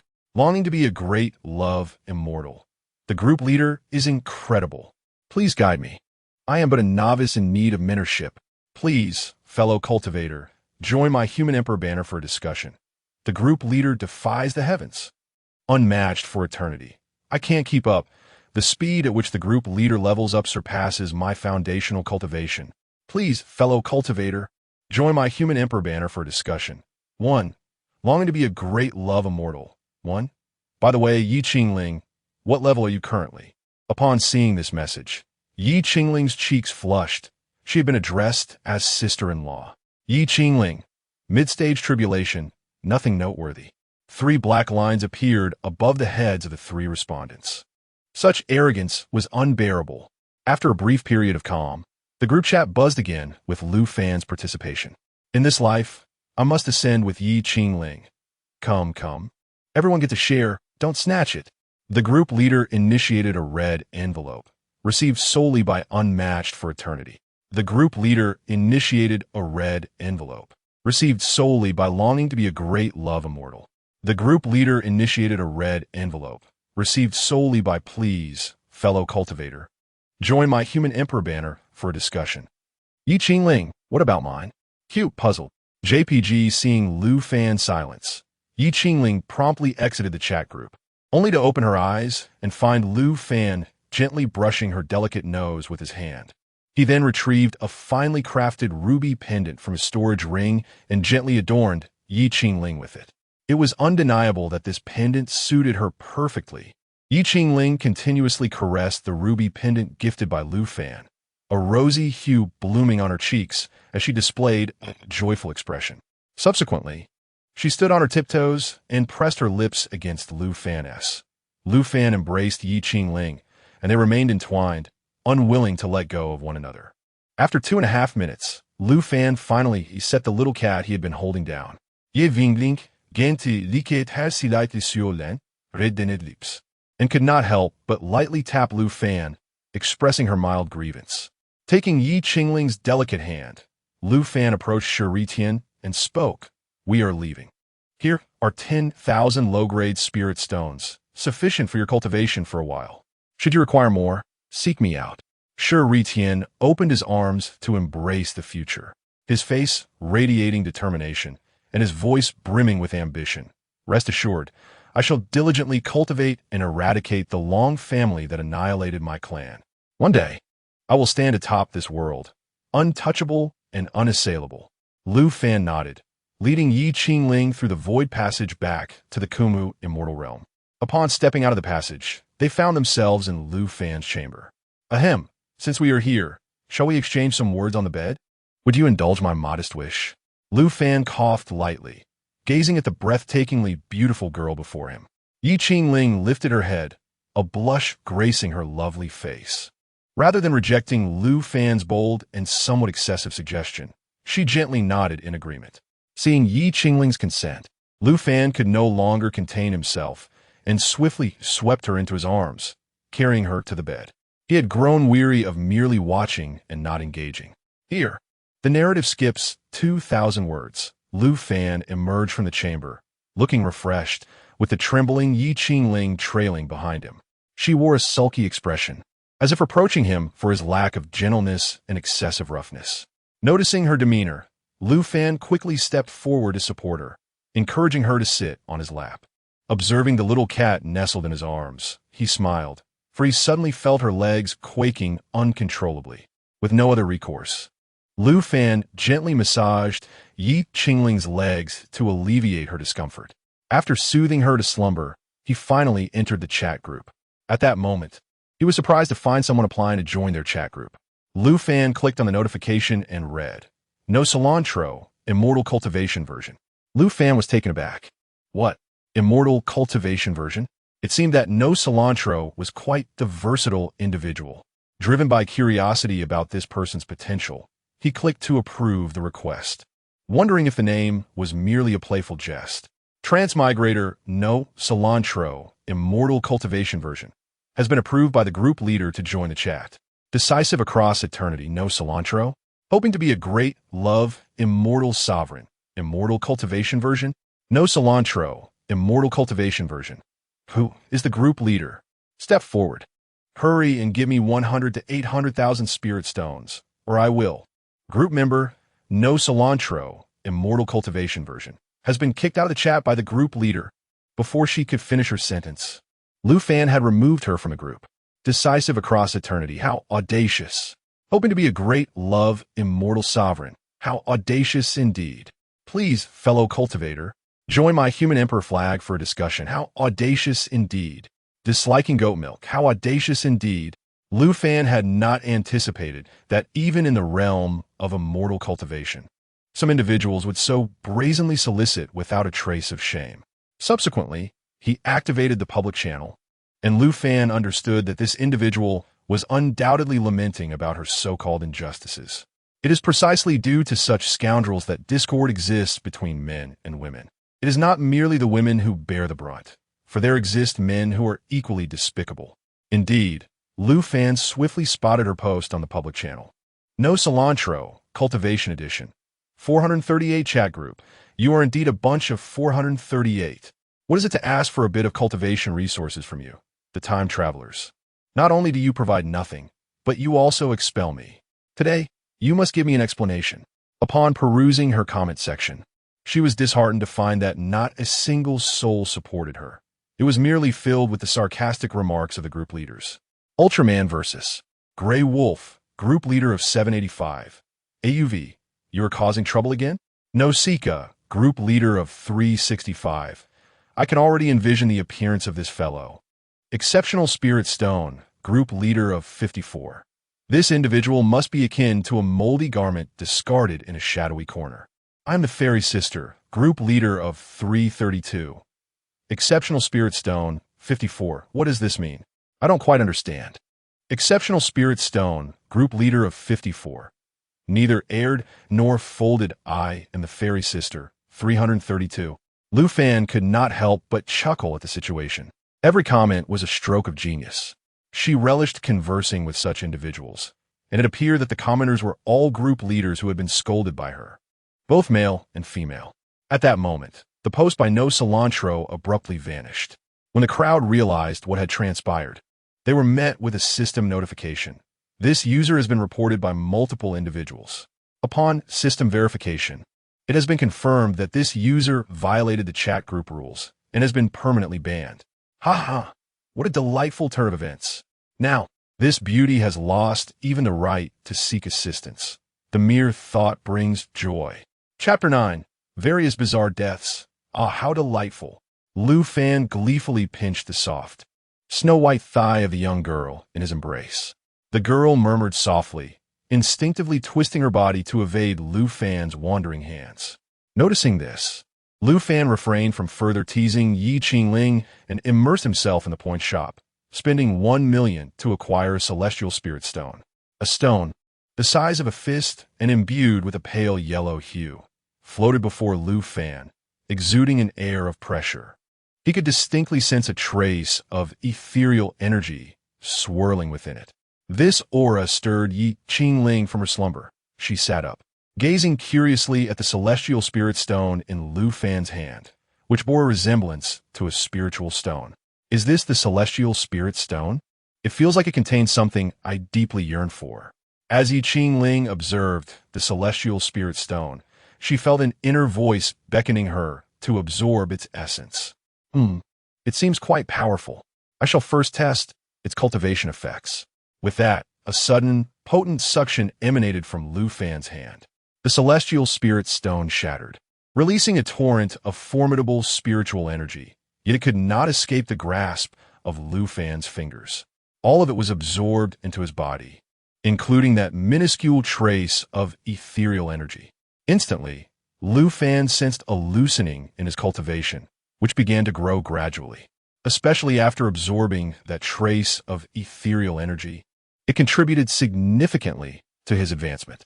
Once he had finished, Lu Fan exhaled, smacking his lips, feeling somewhat unfulfilled. It had been a long time since he experienced such a sensation of growth after his breakthrough. Those exquisite spiritual stones and sources had provided a growth rate slower than a tortoise's crawl. Of course, aside from this substantial medicinal boost, he had also made sacrifices, for his Tai Chi Yin-Yang diagram had been rendered useless after refining the Dragon River into a pill. Such a precious treasure had been squandered, yet the enhancement it afforded Lu Fan was immense. Thus it could be seen as a fitting use. How is it? Is it effective? Ye Qingling asked, her face brimming with curiosity. Not bad, quite exhilarating, though it still lacks a certain thrill. Nothing compares to you. As he spoke, Lu Fan affectionately ruffled her hair. You? Can you even joke about that? Ye Qingling's cheeks flushed a bright crimson, astonished that Lu Fan would make such a jest. Just joking. I got a bit too excited. Lu Fan quickly clarified, sensing he had let slip a secret. Next time, don't say that. Or you can forget about sharing a bed with me. Ye Qingling warned, pointing a finger at Lu Fan with emphasis. Absolutely. So now, shouldn't we do something? Ye Qingling looked at Lu Fan's suggestive expression and felt a sense of foreboding. Before she could react, Lu Fan, knowing you do not favor detailed descriptions, I shall omit 1,000 words here. The next morning, sunlight streamed into the hall from outside, illuminating the two figures seated upon the throne. Ye Qingling, drenched and languid, lay in Lu Fan's embrace. Her chest rose and fell violently, a clear indication that she had perhaps overexerted herself. Lu Fan gently lifted Ye Qingling and carried her to the bathing area. Lacking any strength to move, Ye Qingling had no choice but to allow Lu Fan to assist her with her cleansing and changing of attire, washing away the fragrant sweat clinging to her skin. It was truly hard to believe that a revered demon lord could find herself utterly exhausted exhibiting such a delicate and dependent demeanor. After Lu Fan had adorned her in her garments, Ye Qingling chose to bid farewell to him and return to the demon sect, as she had pressing matters to attend to after several days away. As Lu Fan watched her graceful figure depart, he returned to his throne, his mind drifting into the chat group. An intriguing question suddenly crossed his mind. This life must ascend Ye Qingling. Everyone, may I inquire how each of you traversed here? After all this time together, I remain oblivious to the circumstances of your demise. Curious expression. JPG, aspiring to be a great love immortal. Ahem. This is somewhat of a blemish on my record. As a legendary pilot, I embarrassingly passed away in my home while flying a plane, only to find myself transported here. May my comrade enter my human emperor banner. I succumbed to cancer, leaving my poor wife behind, alas. The absolute ruler of ages, I drowned. The sensation of being unable to breathe is truly unbearable. Disdainful of goat milk, the absolute ruler of ages, we are quite similar. I choked on milk and met my end that way. The absolute ruler of ages, a wild guess was it goat milk? This life must ascend Ye Qingling. How about you? This life must ascend Ye Qingling. I consider myself fortunate. I was merely a victim of sheer luck, physical luck, that is. Seeing that his companions had begun to retreat into silence once more, Lu Fan casually distributed a red envelope containing 1,000 low-grade spirit stones before exiting the chat, indifferent to who might claim them. The chat soon exploded with a flurry of notifications, signaling that his fellow members were lamenting their ill fortune. Lu Fan then opened the leaders' group, having not visited it for several days, curious to discover if any worthwhile tasks awaited him. Upon entering, he was greeted by a cacophony of boastful leaders, each displaying their combat prowess openly. This transparency made Lu Fan a socially anxious individual who preferred to remain unnoticed, reluctant to engage in conversation. He scrolled down, searching for tasks, but found that the recommended combat power for each was woefully inadequate to pique his interest. Just then, he stumbled upon a task with a recommended combat power of 2 million. The Traveler, I know I'm beautiful, is in extreme danger, recommended combat power 2000000. All leaders, please consider carefully. However, the moment Lu Fan clicked to accept the task, it vanished, replaced by a message scrolling across the screen. The individual in distress has perished. The task is now void. Please select another task, leaders. Was that it? Lu Fan's finger remained poised, having clicked just moments before the task's termination.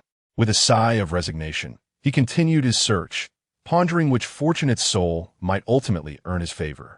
After much deliberation, Lu Fan ultimately could not locate a task that met his satisfaction, and was left with no choice but to select a more favorable option from the less desirable ones. The transmigrator, I wish to become the Empress, is currently surrounded by enemies, facing a perilous situation. Recommended combat power 800,000. All guild leaders are urged to consider this carefully. Without hesitation, Lu Fan promptly clicked to accept the task, never expecting that a top-tier powerhouse with a combat strength of 900 million would find himself undertaking a modest task with only 800,000 combat power, a sign of his unfortunate decline. Chapter 10. Alchemy. In the palace of the Qianzhong dynasty on the Ling Tian continent, a beautiful young girl is urged not to struggle. It is said that to be favored by one's brothers is a blessing in this life. How exquisite! Truly deserving of being the favorite daughter of that old man from Qianzhong. However, today, she is destined to face their cruel intentions. I shall indulge in her for 7 days and nights. Before Qianhuanyue stand a dozen formidable cultivators, a few of whom have reached the pinnacle of the nascent soul stage. While one might perceive them as weak, the truth is that within the entirety of the Qianzhong dynasty, there are merely 100 cultivators who have attained the initial stage of the nascent soul. 2 months ago, 3 neighboring dynasties unexpectedly allied to launch an assault on the Qianzhong dynasty. Within less than half a month, the border fortresses fell, and their armies advanced directly towards the imperial capital. Despite the valiant resistance of the Qianzhong army and civilians, they breached the capital after a month and a half.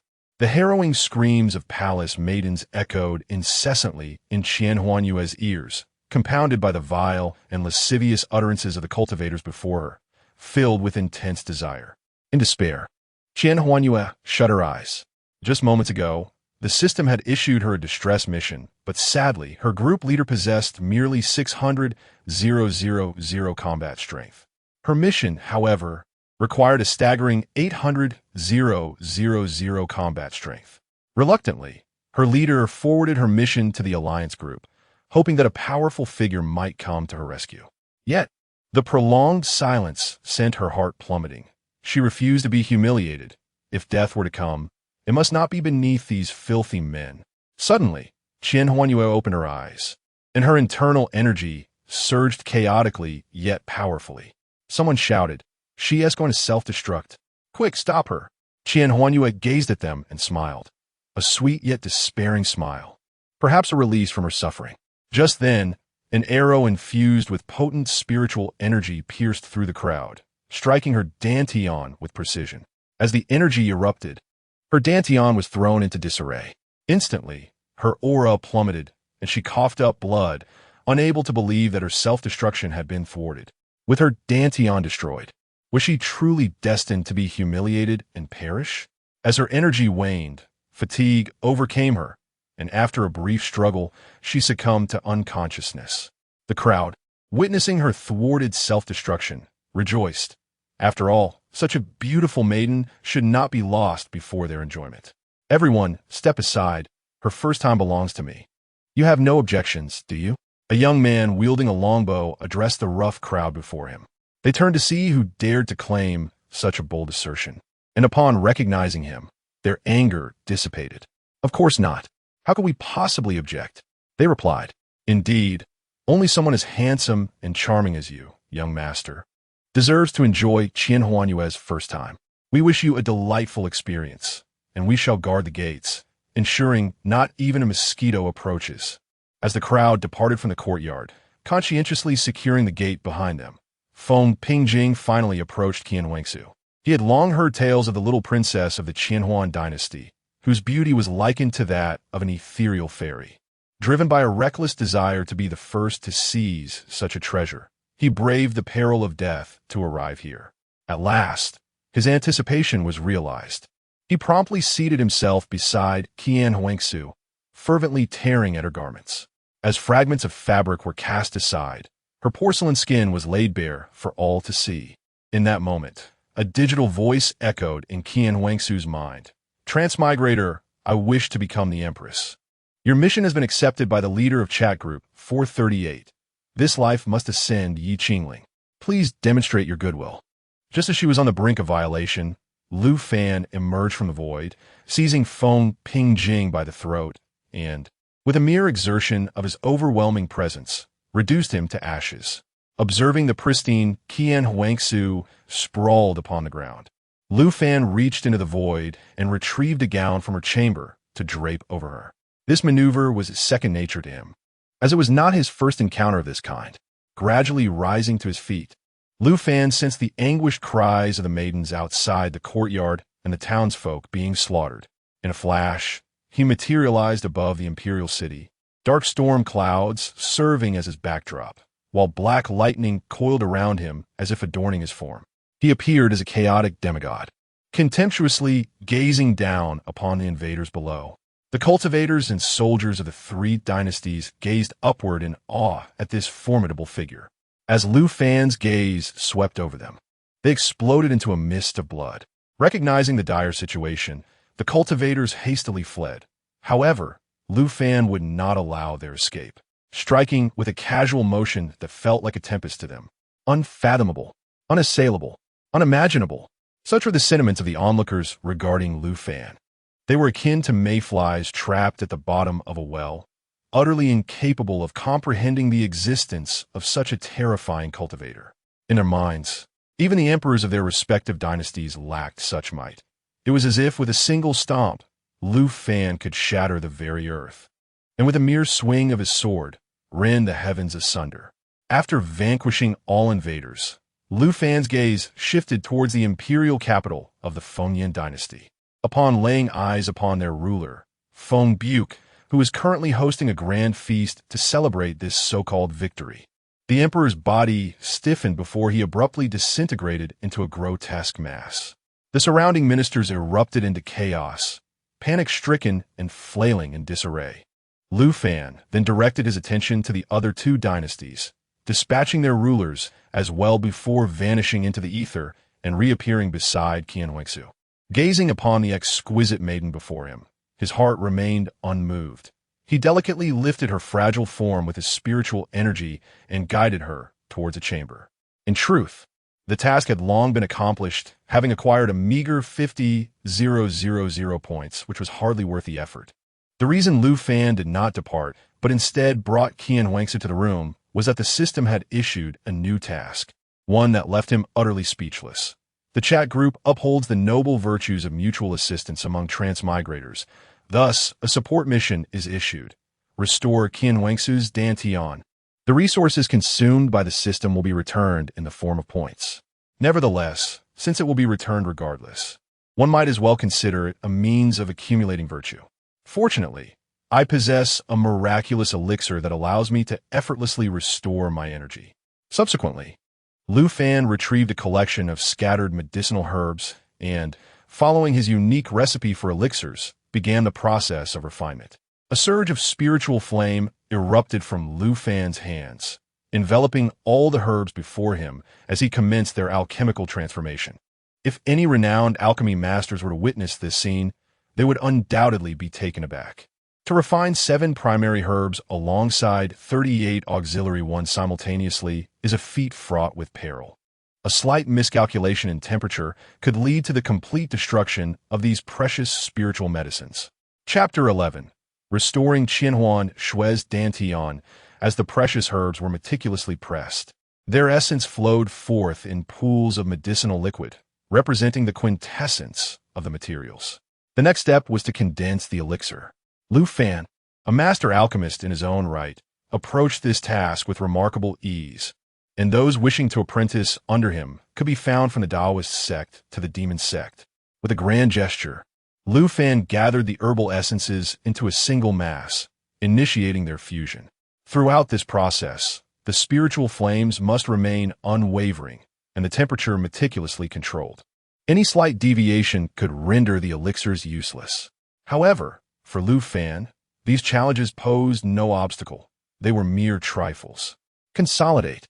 With a commanding utterance, 3 lustrous and perfectly rounded Butian Dan appeared in his hands, utilizing his hands as the crucible and spiritual fire in place of earthly flames.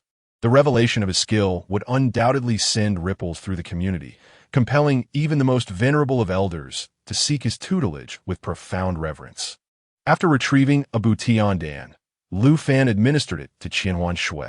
In but a fleeting moment, as her soft gasps filled the air, a gentle white glow emanated from her abdomen, signaling the efficacy of the elixir. Yet, to an unsuspecting ear outside, her delicate breaths might suggest a fierce struggle within the room. Hot, so hot, Qianhuan Shui murmured, her gaze becoming dreamy as she writhed sensuously, her garments slipping away. Witnessing this scene, a flush crept upon Lu Fan's face, prompting him to hastily avert his eyes. One might mistakenly think he had administered an aphrodisiac, leaving Lu Fan speechless. No one would equate a restorative elixir with such effects. Time passed, and eventually Qianhuan Shui emerged from the influence of the Butian Dan.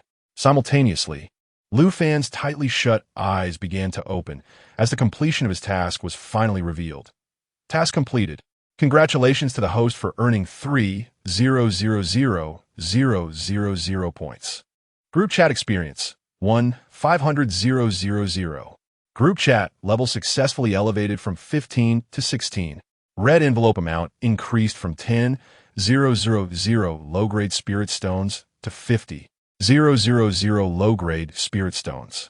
Unlocking the functionality to display group members' cultivation levels set by the group leader, with members choosing whether to consent. Upon seeing this, Lu Fan opted to activate the display of cultivation levels, eager to test this new feature, albeit suspecting it to be merely an aesthetic addition. Group leader is configuring the display of group members' cultivation levels. Please choose to agree or decline. Agreeing signifies your willingness to publicly disclose your cultivation level to the rest of the group. You will also be able to see others who have chosen to disclose their levels. Declining indicates your desire to keep your level private, thereby preventing you from viewing others' cultivation levels. In the group, the members expressed their unanimous agreement. During the later stages of Tribulation, 900 million combat power. I must ascend Ye Qingling in this life.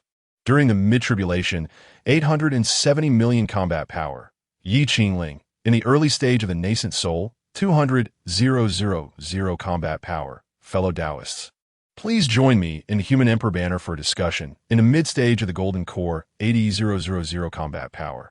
I wish to become a great benevolent immortal. At the peak of Foundation Establishment, 20,000 combat power, unilateral decision through the ages, and in the early stage of Foundation Establishment, 9,000 combat power. I dislike drinking goat's milk. Unilateral decision through the ages, peak of Foundation Establishment. Woe is me. It turns out I am the weakest among us. I wish to become a great benevolent immortal fellow Taoists. Please join me in the Human Emperor banner for a discussion. You have betrayed me. I wish to become a great benevolent immortal, mid-stage of Golden Core. Fellow Taoists, please join me in the Human Emperor banner for a discussion. How is it possible for you to level up so quickly? Fellow Taoists, please join me in the Human Emperor banner for a discussion, early stage of nascent soul. Not quickly at all, it is thanks to my apologies. I've been inundated with advertisements in my past life. Please forgive me. Meanwhile, Qian Huanyue gazed at the man before her and instinctively reached down to touch herself, letting out a soft gasp. Upon confirming her well-being, she breathed a sigh of relief.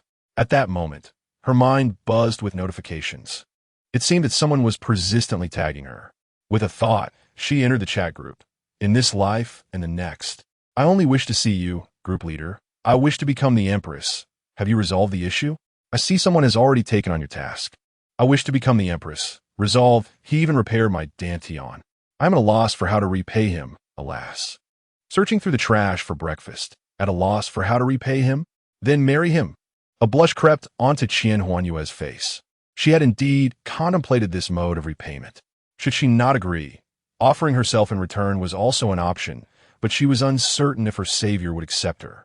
When Qian Huanyue finally opened her eyes, she discovered that Lu Fan had already vanished, unaware that he had returned home after confirming the completion of his task. Chapter 12. Who dares to propose to Ye Qingling? In the grand hall of the demon sect, Ye Qingling sat majestically upon her elevated throne, surrounded by 5 dimly glowing immortal spirit stones that revolved slowly around her. Ethereal wisps of spiritual energy emanated from the stones, infiltrating her being. After a considerable time, as the radiant light of the spirit stones faded and their internal energies dissipated into mere dust, she finally opened her enchanting eyes. At that moment, a hurried disciple from the demon sect rushed into the hall. My Lord Demon Sovereign, I have significant news to report. The disciple shouted while kneeling outside the grand hall. Enter.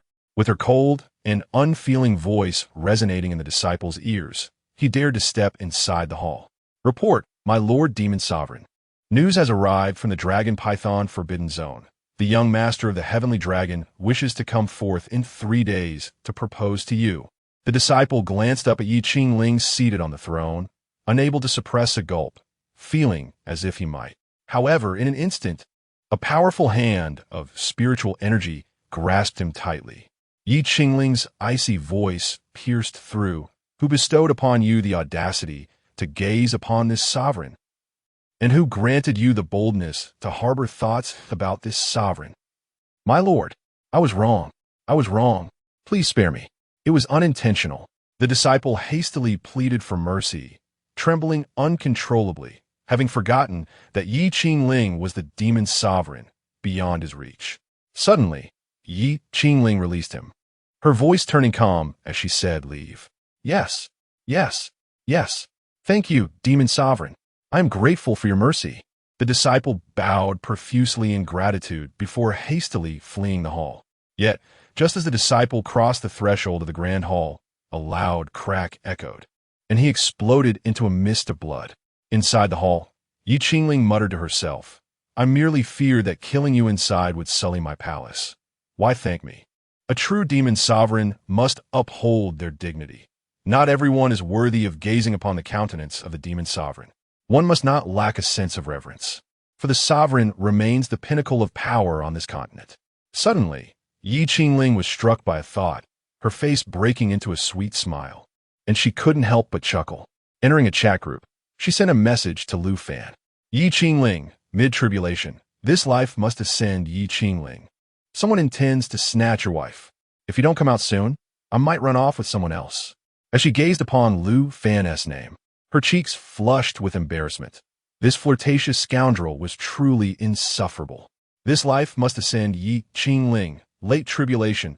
Who dares to steal my wife? I shall ensure they are rendered incapable of having descendants. Absolute authority over eternity. Early golden core. I did it. I, the Taoist, have succeeded. I am about to dominate all eternity. Wishing to be a great, love, immortal, venerable, early nascent soul, whoever dares to steal our boss's wife, I will fight them to the death. I will forever support the boss and the sister-in-law. Ye Qingling, mid-tribulation. It is the young master of the heavenly dragon from the Dragon Python Forbidden Zone. You should be aware that he is coming to propose in 3 days. This life must ascend Ye Qingling, late tribulation. It's him. No witties.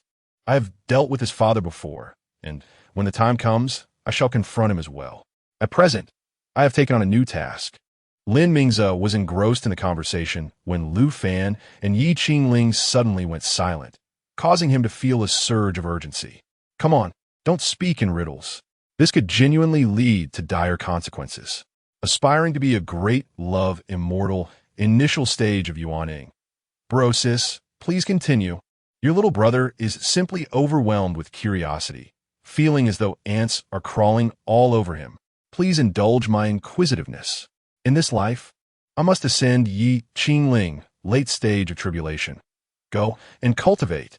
Aspiring to be a great, love, immortal, initial stage of Yuaning. Yes. Subsequently, Lu Fan closed the chat group and gazed at the newly accepted task. The Traveler, I am not an evil cultivator, is under siege. Recommended combat power, 8 million.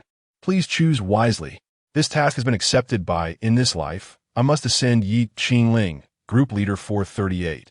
In the spirit demon realm, the heavenly demon stood suspended in midair, surrounded by a swirling aura of demonic energy. Any plant that came into contact with this malevolent force withered away, and even the surrounding spiritual energy had been tainted. Within this demonic aura, the faces of countless resentful mortals and cultivators emerged, their vengeful energy reaching a peak. Merely a glance left one feeling drenched in karma. With the surrounding space sealed off by formations, escape was impossible, and a host of righteous cultivators encircled him, leaving the heavenly demon with no means of retreat. Heavenly demon, surrender. You have nowhere to flee. You shall pay for the lives of 7 million citizens of Tianzong City. You have harmed innocents and slaughtered 300 fairies of the Fairy Immortal Palace. You are indeed lower than a beast. The crowd enumerated the heavenly demon's crimes one by one, to which he responded with a boisterous laugh. Mortals? Merely 7 million worthless peasants. Their demise is a boon for my cultivation of the heavenly demon great method. As for the 300 fairies of the Immortal Palace, I can only say they were exquisite, and I took great pleasure in them. And you, Jian Wuyo, I recall your sister is also a stunning beauty. Should I escape, she may find herself in dire straits. Ha ha ha. The heavenly demon relentlessly provoked those present, inciting them to strike, thus triggering a rescue mission from the Celestial Crossing chat group. Ding, task generated, sent to the public channel. He had originally been a member of the group, but due to his audacious remarks and a previous crisis that necessitated the group leader's intervention, the leader became tainted with karma, resulting in a significant decline in his cultivation. Enraged, the leader expelled him from the chat. Ding, your task has been accepted. A surge of joy filled the heavenly demon's heart. Ha. I wonder which fortunate soul has come to my aid in this moment of crisis. If my predicament brings you karma, I could truly apologize. Ha. Amidst the confinement of his space, a towering figure tore through the fabric of reality, stepping into the void, emanating an aura that instilled dread in all beings. The expressionless visage locked onto the multitude of lives below. Fear pervaded the entire army of the righteous cultivators, as they collectively bowed their once proud heads. In their eyes, Lu Fan was invincible, unobservable, and insurmountable. Such is the majesty of the revered Lu Fan. Chapter 13. This youngster must not be allowed to remain. Terrifying. Utterly terrifying. The weight of this dread. Could he be an immortal? Why would he assist such a nefarious demon? In stark contrast to the trepidation and concern of numerous righteous cultivators, the heavenly demon master appeared exceedingly exhilarated and at ease. He had not anticipated that this task's executor would possess such formidable strength. Now, his success was assured. The heavenly demon master laughed heartily, mocking the righteous sex across from him. In this vast world, where can I not tread? Jianwaya, fear not. When you perish, I shall take good care of your sister, ensuring she meets her end in a celestial bath. Ha ha! Upon witnessing this, Lu Fan cast a glance at the heavenly demon master. This single glance struck Lu Fan like a thunderbolt. He felt as though he were on the verge of being ensnared by inner demons, his karmic debt surging. Good heavens! How many innocents must have perished to accumulate such horrific karma? That he had survived until now was nothing short of miraculous. So, the individual he was tasked to save was him? What a futile endeavor. A demon cultivator is one thing, but what of the countless innocents he has slain? Does he not fear the heart-demon tribulation when facing the heavenly trials? Even Ye Qingling, this demon lord, does not harbor such terrifying karma. No, this young man must not be allowed to remain. Upon hearing this, Jianwaya was instantly enraged, suppressing the pressure of his venerable status as he rose. Roaring with fury, "You beast! If you dare lay a hand on my sister, I, Jianwaya, will haunt you even in death." To discern the true circumstances, Lu Fan released myriad strands of divine consciousness, silently infiltrating the minds of everyone present, including the heavenly demon master. Extracting fragments of memories from each individual's mind, he pieced together the entire sequence of events. Without further ado, he unleashed a surge of spiritual energy, seizing the heavenly demon master by the throat and lifting him aloft. The heavenly demon master, taken aback, exclaimed, "Why do you intend to strike me? We are both transmigrators. Do you not fear the 5-fold point penalty from the chat group system?" He hoped to invoke the protective mechanism against malicious acts towards fellow transmigrators and the associated points to dissuade Lu Fan from rash actions, urging him to complete his rescue mission dutifully. But who was Lu Fan?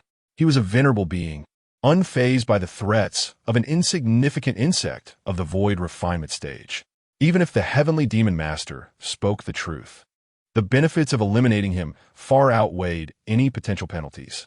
My apologies, but I am not in need of points. However, I have pondered and realized I am indeed in want of one thing. Are you willing to fulfill my request? Lu Fan regarded the heavenly demon master, a mischievous spark igniting within him. Before the heavenly demon master could respond, Jianwaya hastily interjected, humbly addressing Lu Fan. "Immortal, I am willing. I am willing to meet all your demands. My only hope is that you will annihilate this fiend." Upon realizing that Lu Fan was not aligned with the heavenly demon master, Jianwaya felt a flicker of hope ignite within him. He was prepared to sacrifice everything. As long as he could protect his sister, he would acquiesce to any request. "No, you cannot fulfill my desires." Lu Fan shook his head and remarked, "What a jest. Why would I need a cultivator radiating righteousness?" He then turned his gaze towards the celestial demon, his icy voice echoing, "This is your final opportunity. Can you fulfill my request?" Yes. I will certainly meet your demands." The celestial demon hastily nodded, realizing that refusal would spell his doom. "Good. I require your merit's golden light." Pardon? The celestial demon, overwhelmed by the torrent of demonic energy emanating from him, found himself perplexed. Where could he possibly acquire merit's golden light? But at that moment, his pupils contracted as a thought struck him. Just as he was about to speak to Lu Fan, a thunderous explosion erupted. The celestial demon's body shattered, the relentless demonic energy within him surging forth without restraint. Yet, Lu Fan was not one to let such an opportunity slip away. With a swift motion of his hand, he gathered all the demonic energy into his palm, transforming it into a demonic orb. As spiritual flames erupted from his hand, the orb emitted a chorus of anguished cries. As one soul after another was purified, dissipating into the sky, they all gazed with gratitude at the immortal before them who had come to liberate them, their faces adorned with expressions of appreciation. Before long, the once malevolent orb transformed into a spirit pearl of pure, demonic essence. Lu Fan regarded the spirit pearl in his hand. While it may have been of a lower grade, it would serve as an amusing plaything for Ye Qingling. He contemplated the prospect of capturing another to create a pair, which would serve as an exquisite ornament for Ye Qingling, both beautiful and entertaining. At that moment, the heavenly Tao of this realm quaked, showering down a cascade of merit-esque golden light that merged into Lu Fan's being. He could distinctly sense the heavenly Tao was in an exceptionally good mood. The golden light evidently contained a bit of extra material, meandering within Lu Fan's body and continuously mending the hidden ailments that had accumulated over the years. However, mending these ailments was merely a trivial function. Its primary purpose was to enhance his innate qualities. As Lu Fan bathed in the golden radiance, he resembled a celestial emperor descending to the mortal realm. Just then, the golden light brushed against a heavenly Tao seal, instantly melting away as if ice met fire, forcing the golden light to divert its course. Indeed, it seemed impossible to eliminate this seal. Cursed old heavenly Tao, was it really necessary to be so petty over the destruction of a mere ascension gate? Lu Fan felt a sense of helplessness. Although the seal posed no immediate threat, he understood that when it erupted, it would coincide with his trial of ascension. As the golden light gradually waned until it vanished, Lu Fan opened his profound eyes. Observing his powerful hands, he could palpably feel a significant enhancement in both his strength and innate qualities. He estimated that, with approximately 30 more spirit stones, he would breach the late stage of tribulation, stepping into the pinnacle of tribulation before ascending to the celestial realm. At that moment, a familiar voice resonated in his mind. The traveler, I am not a demonic cultivator, has perished. Mission failed. Detected that I am not a demonic cultivator was slain by the mission recipient. This life must ascend Ye Qingling. Malicious intent detected against the traveler. Mission reward points total 700,000. This life must ascend Ye Qingling. Will incur a 5-fold compensation on this basis. The compensation amounts to 5 million points, which has been deducted from his account. We appreciate your cooperation. All rights of interpretation belong to this system. 5 million. Lu Fan, in disbelief, opened his personal account, only to find the message, current account balance, minus 630,000 points. Please clear your debt within 3 days, or all accounts under your name will be permanently frozen. This scene left Lu Fan in a state of bemusement. He must be the person with the highest debt in the entire celestial chat group. Subsequently, Lu Fan stepped into the void passage leading back to the Bitterwood cultivation realm, surrounded by the adoring and respectful gazes of those around him.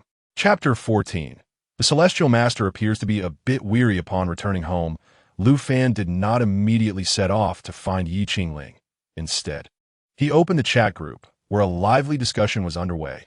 Not fond of goat milk, Foundation Establishment Mid-Stage. Brothers, prepare for takeoff.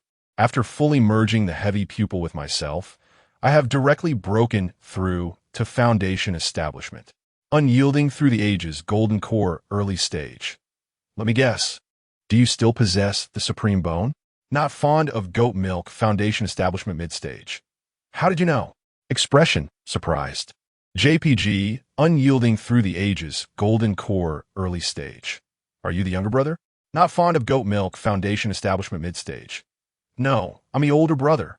Unyielding through the ages, Golden Core, early stage. Reversal of heaven and earth.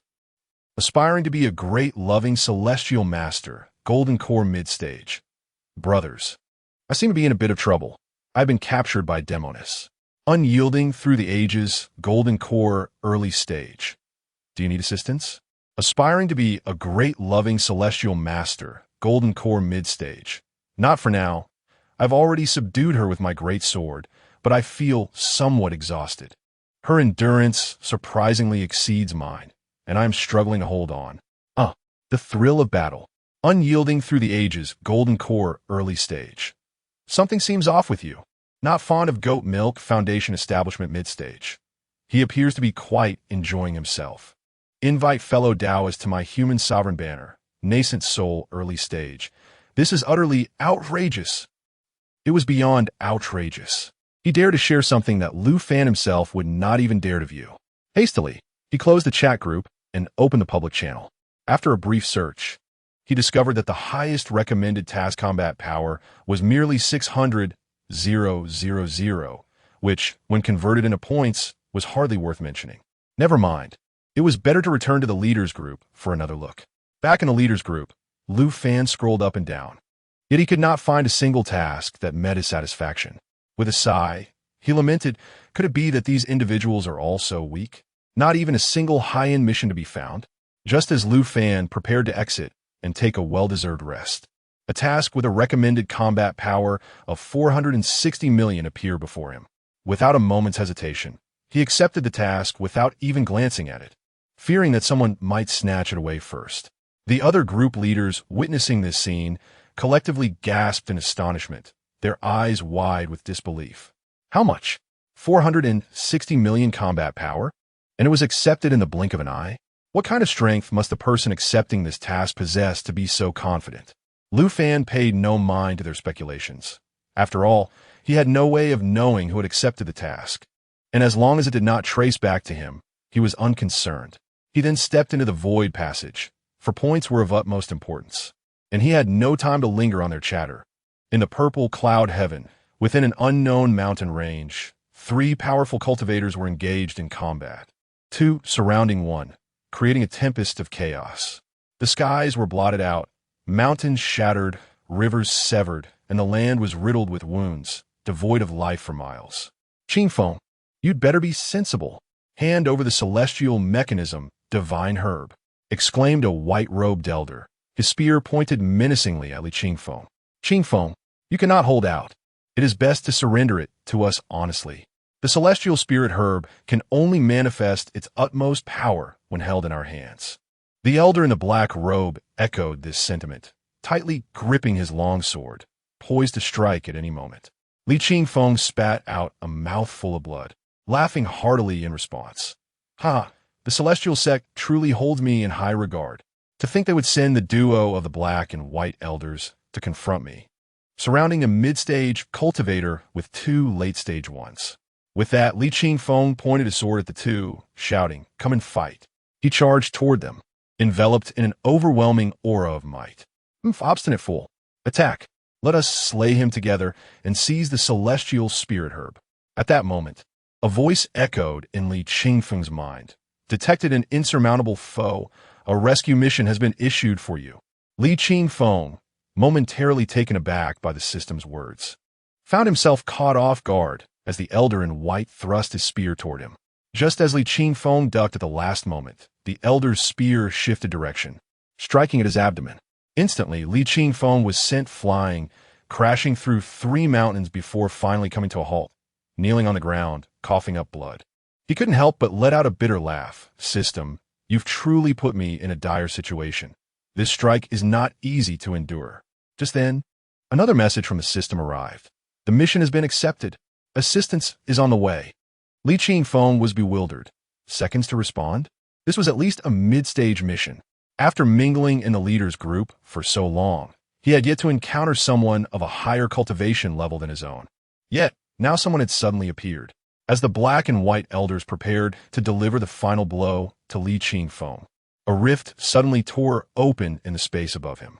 Lu Fan stepped through, unleashing the overwhelming pressure of a revered one, causing the black and white elders to instinctively descend to the ground.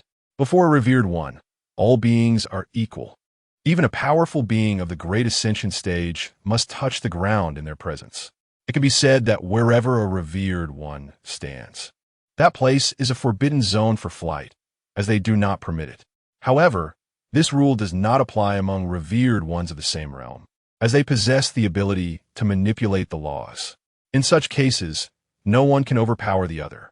Only when there is a significant disparity in realms will one party be suppressed. After confirming that Ye Qingling bore no karmic debt, Lu Fan finally breathed a sigh of relief. Fortunately, he was not an evil cultivator, where the consequences would have been dire. With a flick of his finger, a high-grade healing elixir, radiating a golden light, fell into Ye Qingling's palm.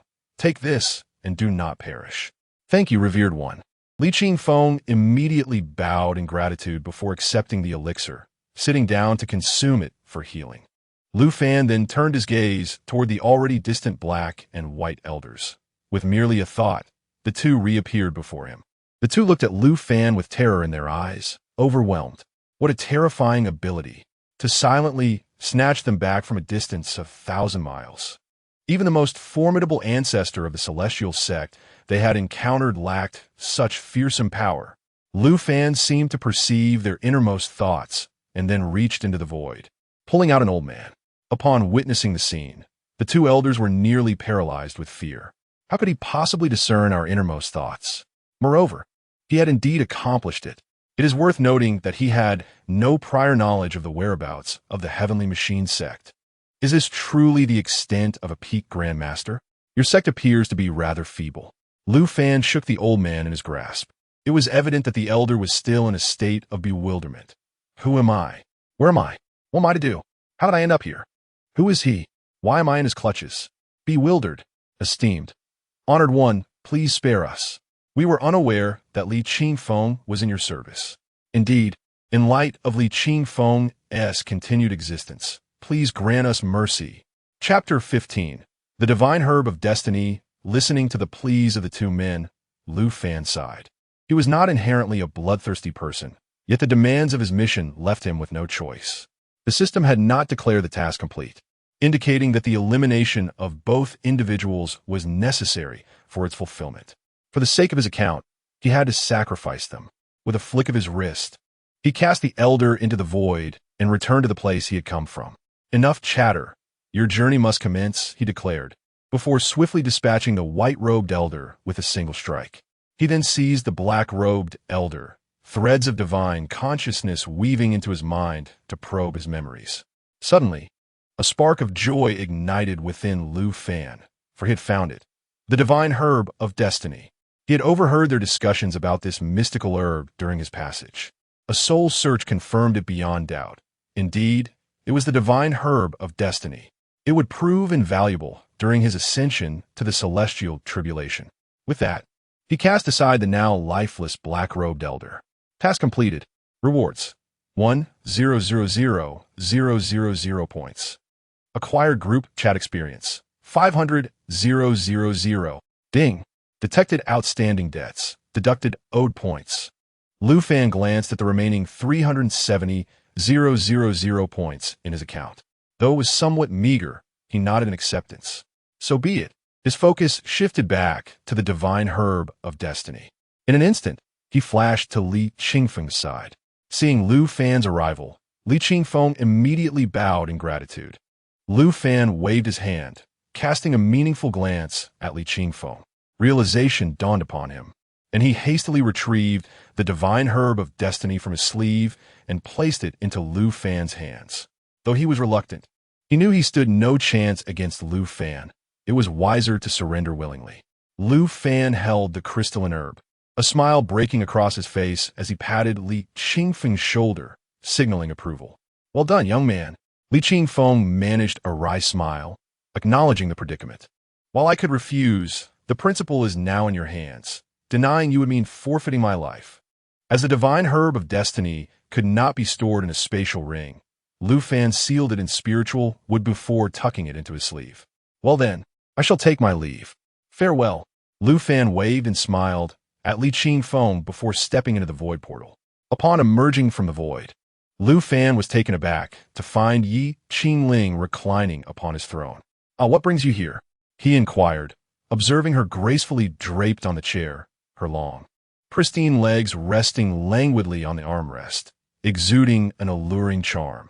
Lu Fan's gaze was captivated. It was undeniably a tantalizing invitation, steering him down a perilous path. I know not how it happened. I completed my task and was transported here, came her languid voice, flowing from her soft, crimson lips. Ye Qingling then sat upright, casting a sulky glance at Lu Fan, her lips pouting in apparent dissatisfaction. You heartless scoundrel! Others are already seeking to propose to your wife, and you show no response? Not even a visit? Lu Fan scratched the back of his head, realizing he had indeed been remiss. However, a sudden thought struck him, and he responded with righteous conviction. What I demonstrate is trust. It is precisely because I place my trust in you that I can confidently undertake my tasks. Ye Qingling gazed at the solemn man before her, and as she listened to the words that flowed from his lips, a gentle sweetness blossomed in her heart. This was her husband, the most formidable figure of the younger generation, who had once invaded the 3 great forbidden zones and left a trail of carnage in his wake. At the critical juncture of humanity's survival, Lu Fan forcefully broke through to the great ascension, transcending the tribulation to single-handedly confront the masters of the 3 forbidden zones, and even managed to repel 2 of them. Not long ago, another master of a forbidden zone had successfully reached the pinnacle of the tribulation and was on the verge of crossing the gate to immortality, poised to attain eternal life. Yet, at that crucial moment, Lu Fan intervened, shattering the gateway to ascension and severing that path to immortality forever. The master of the forbidden zone was immediately consumed by rage, his aura diminishing rapidly, descending to the early stages of tribulation, ultimately meeting his demise at Lu Fan's sword. As the pinnacle of the bitterwood cultivation world, Lu Fan was collectively revered by numerous cultivators as the faith of humanity, the battle god. Statues of Lu Fan stood proudly throughout the bitterwood cultivation realm, with every aspiring young cultivator dreaming of becoming Lu Fan and standing atop the world. Ye Qingling was well aware that for all these years, Lu Fan had been yielding to her. If he were to unleash his true strength, she would likely find herself on the ground, singing her surrender after just 3 moves. As Ye Qingling's thoughts returned to the present, she realized that Lu Fan had already approached her, one of his large hands unabashedly caressing her delicate face.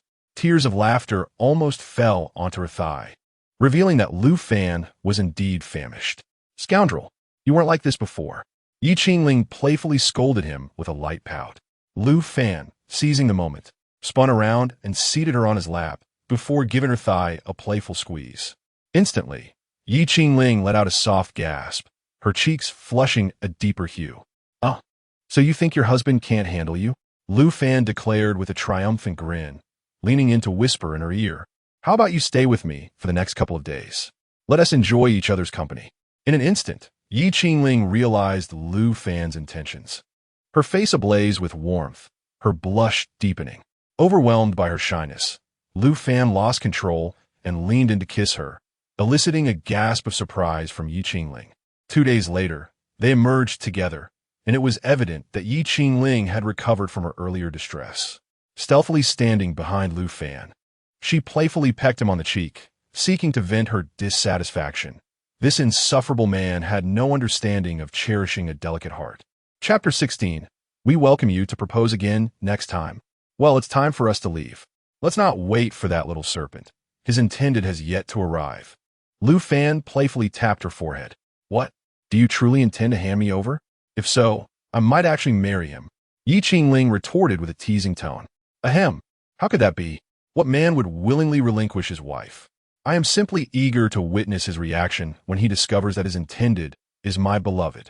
As he pondered this, a mischievous grin spread across Lu Fan's face, hinting at his less than noble intentions.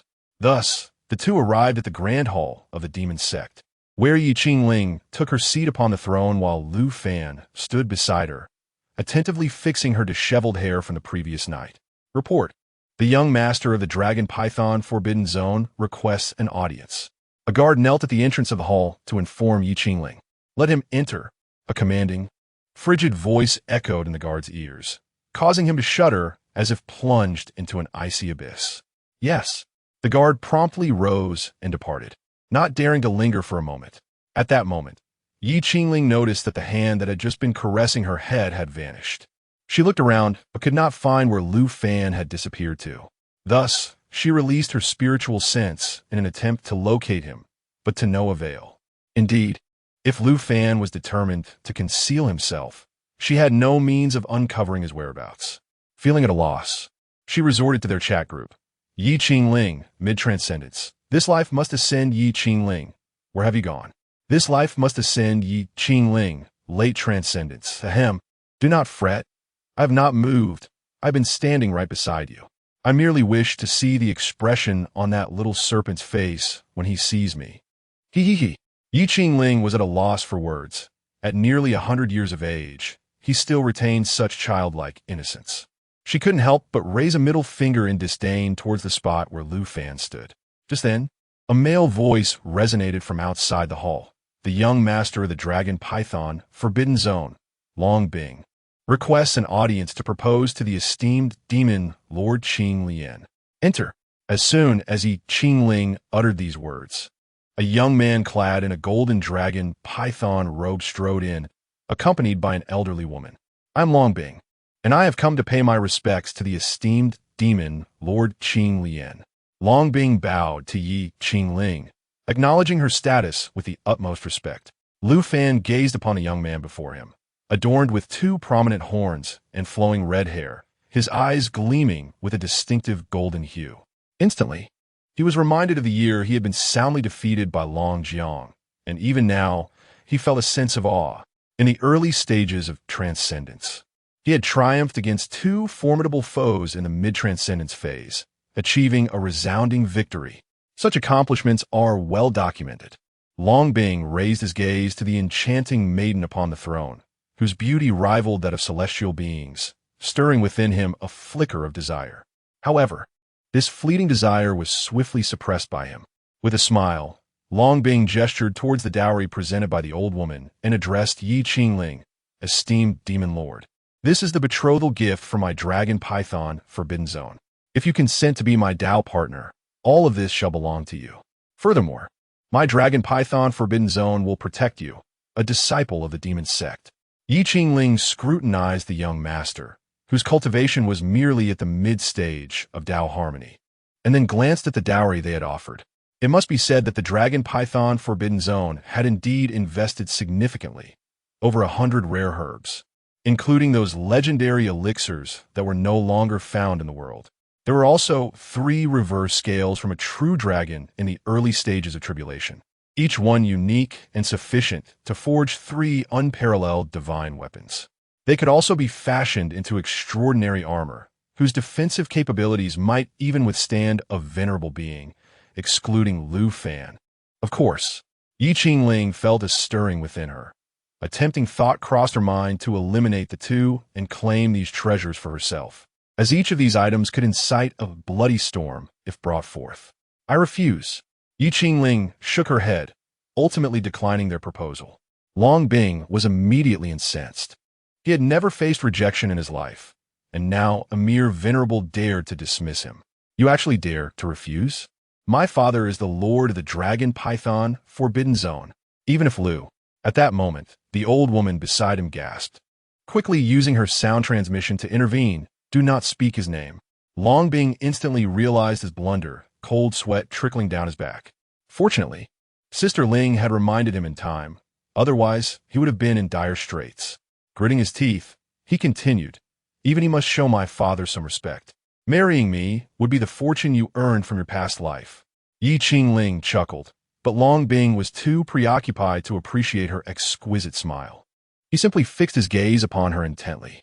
Suddenly, the betrothal gifts, which had been neatly arranged on the ground, vanished without a sound, leaving Long Bing and Long Ling astonished. It was known that Long Ling was in the early stage of tribulation. To have such a number of treasures relocated beneath her very nose without detection was no ordinary feat. Long Ling immediately shielded Long Bing. Her expression one of vigilance as she regarded Ye Qingling on the stage. Don't look at me. It wasn't me who stole them. It was the dog. Ye Qingling hurriedly defended herself, thinking that since the dog was not her, it was of no concern. Lu Fan emerged from the void with a dark expression. casting an accusing glare at Ye Qingling to express his protest. In response, Ye Qingling merely stuck out her delicate tongue at him, remaining silent. At this juncture, Long Bing grasped the situation. So it was that he and Ye Qingling shared an intimate connection. They were Dao partners. He had become the fool in this scenario, losing both the lady and the treasures. Long Ling regarded Lu Fan with palpable wariness, her palms slick with cold sweat, beads of perspiration forming on her forehead. Terrifying. One word could encapsulate Lu Fan: fearsome. This sensation was one she had never encountered even in the presence of the Lord of the Forbidden Zone. It felt as though she were adrift on a tumultuous sea, amidst thunder and lightning, with no escape in sight. Heavenly War God, it's good to see you again. At that moment, a mark appeared within Long Bing's body, manifesting into a magnificent figure. Behind them lies a vibrant world, yet it is regarded as a forbidden zone by humanity. The Dragon Python Forbidden Area. All is well, Long Jiang. Today your son has set his sights on my beloved. What do you propose we do? Lu Fan crossed his arms, wearing an expression that was both knowing and exasperating, leaving Long Jiang in a state of bemusement. You have taken all the betrothal gifts. I have no further words to offer. I shall let you have your way. Long Jiang's calm voice resonated, seemingly unfazed by the priceless treasures at stake. Lu Fan stroked his chin, pondering for a moment before nodding. Very well, I shall concede this time. He then turned to Long Bing and said, you may leave now. Upon hearing Lu Fan's willingness to spare the two, Long Jiang's spirit visibly lightened. He led Long Bing and the others out of the Grand Hall, only to hear Lu Fan's voice echo behind them. You are welcome to return for another proposal. Just remember to bring more treasures. Long Bing stumbled, nearly losing his footing, and hastily fled the scene, vowing never to return to this cursed place. Chapter 17. Practice makes perfect. Lu Fan watched the three depart, then withdrew his arm, crossing his hands behind his back, humming a cheerful tune as he returned to the Grand Hall. Upon reaching the elevated platform, he extended a finger to lift Ye Qingling's chin, compelling her beautiful eyes to meet his gaze. My dear lady, you are playing with fire. A subtle smile graced Lu Fan's face, and this remark instantly filled Ye Qingling with an uncomfortable sensation, akin to having consumed a barrel of rancid oil. Please, spare me your repulsiveness. I might actually vomit. Ye Qingling hastily pushed Lu Fan away, covering her mouth as she rushed outside the hall, gagging. Fortunately, she had scarcely eaten in recent days, having only consumed a meager amount, which was regrettably due to Lu Fan's influence. She wiped her lips and cast a resentful glance at him. This left Lu Fan somewhat embarrassed, questioning whether he truly exuded such an oily aura. Was he truly a greasy individual? After 3 long days of reprimanding Ye Qingling, Lu Fan was ultimately expelled by her and reluctantly returned to his own chambers. Had she not forced him out, she would have likely endured several more days of his relentless onslaught. Seated upon the throne, Lu Fan felt that life had lost its charm since departing from Ye Qingling's presence. After taking a moment to adjust his mood, he immersed himself in a chat group, only to find that the members were all engrossed in their training, with no one engaging in idle chatter. Then, he opened the leaders group and sighed. This was more to his taste. Everyone was idly conversing, delighting in the banter. At that moment, someone initiated an unconventional chain message. Fearless in the face of danger. Combat power. 2. 38 million. Practice makes perfect. This sparked a competitive spirit among the members, each eager to showcase their formidable combat prowess while concealing their group identifiers. Of course, this concealment was not deliberate, but rather a selective display, as revealing combat power precluded the exhibition of group identifiers. It appeared that the leaders group had undergone some changes. Previously, both identifiers and combat power were displayed simultaneously. This alteration emboldened Lu Fan to contribute. Observing their impressive displays of strength made him yearn to join in. Coffee with 3 scoops of sugar, combat power, 9. 8 million. Practice makes perfect. I, too, will invoke the Buddha's wrath, combat power, 110 million. Practice makes perfect. The crowd was incredulous. A simple chain message had summoned a true powerhouse, with a combat power of 110 million emerging. However, Even more astonishing revelations followed. Martial ancestor Lin Jing, combat power, 190 million. Practice makes perfect. Xiao Hua, with no fire, combat power, 230 million. Martial ancestor Lin Jing. Practice makes perfect. Xianshan Li Qingfeng sat cross-legged atop a mountain peak. Recently, he had encountered a fortuitous opportunity, which elevated his combat power to 400 million. He intended to flaunt his newfound strength, though he wondered if the benefactor who had once aided him would make an appearance. Gentle breeze approaches, combat power, 400 million. Practice makes perfect. But the next moment, his expression darkened as, in the blink of an eye, his combat power record was shattered. I shall shatter the prejudices of the world, combat power. For 160 million surely, there is none stronger than I? As the crowd witnessed a prolonged silence, they collectively gasped. A magnate of 400 million. How terrifying. Soaring through the void, group leader of a multitude. Truly remarkable. Despite my immense efforts, I have only achieved a combat power of 250,000. I shall be invincible in the world, combat power, 750,000. I am but slightly stronger than you. I should be worthy of the celestial emperor. Group leader of group 683. I'm unworthy of this title. Woe is me. Had I known, I would not have pretended. Just as everyone was expressing their astonishment, a message silenced all eyes, their jaws nearly dropping to the ground. In this life, I must ascend to Ye Qingling, combat power, 960 million. Practice makes perfect. Soaring through the void, group leader of a multitude. Incredible. I shall be invincible in the world, combat power, 750,000. Are you a celestial being, esteemed one? I shall shatter the prejudices of the world, combat power, for 160 million. My apologies, woe is me. I am but a jester. Li Qingfeng was bewildered. While he had anticipated his savior to be formidable, he never imagined them to be this powerful. Lu Fan reveled in the flattery directed towards him, his heart brimming with joy. Yet he chose not to respond, for to inquire would be to become a riddle master.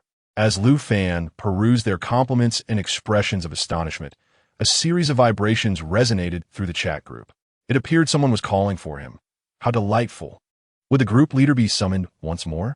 Come forth, my children. Welcome your father. Upon entering the chat group, a message box popped up, wishing to become a benevolent celestial sovereign, late Golden Core. Help. I can't endure it any longer. I'm being drained dry. In this life, I must ascend to Ye Qingling, great leader, save me.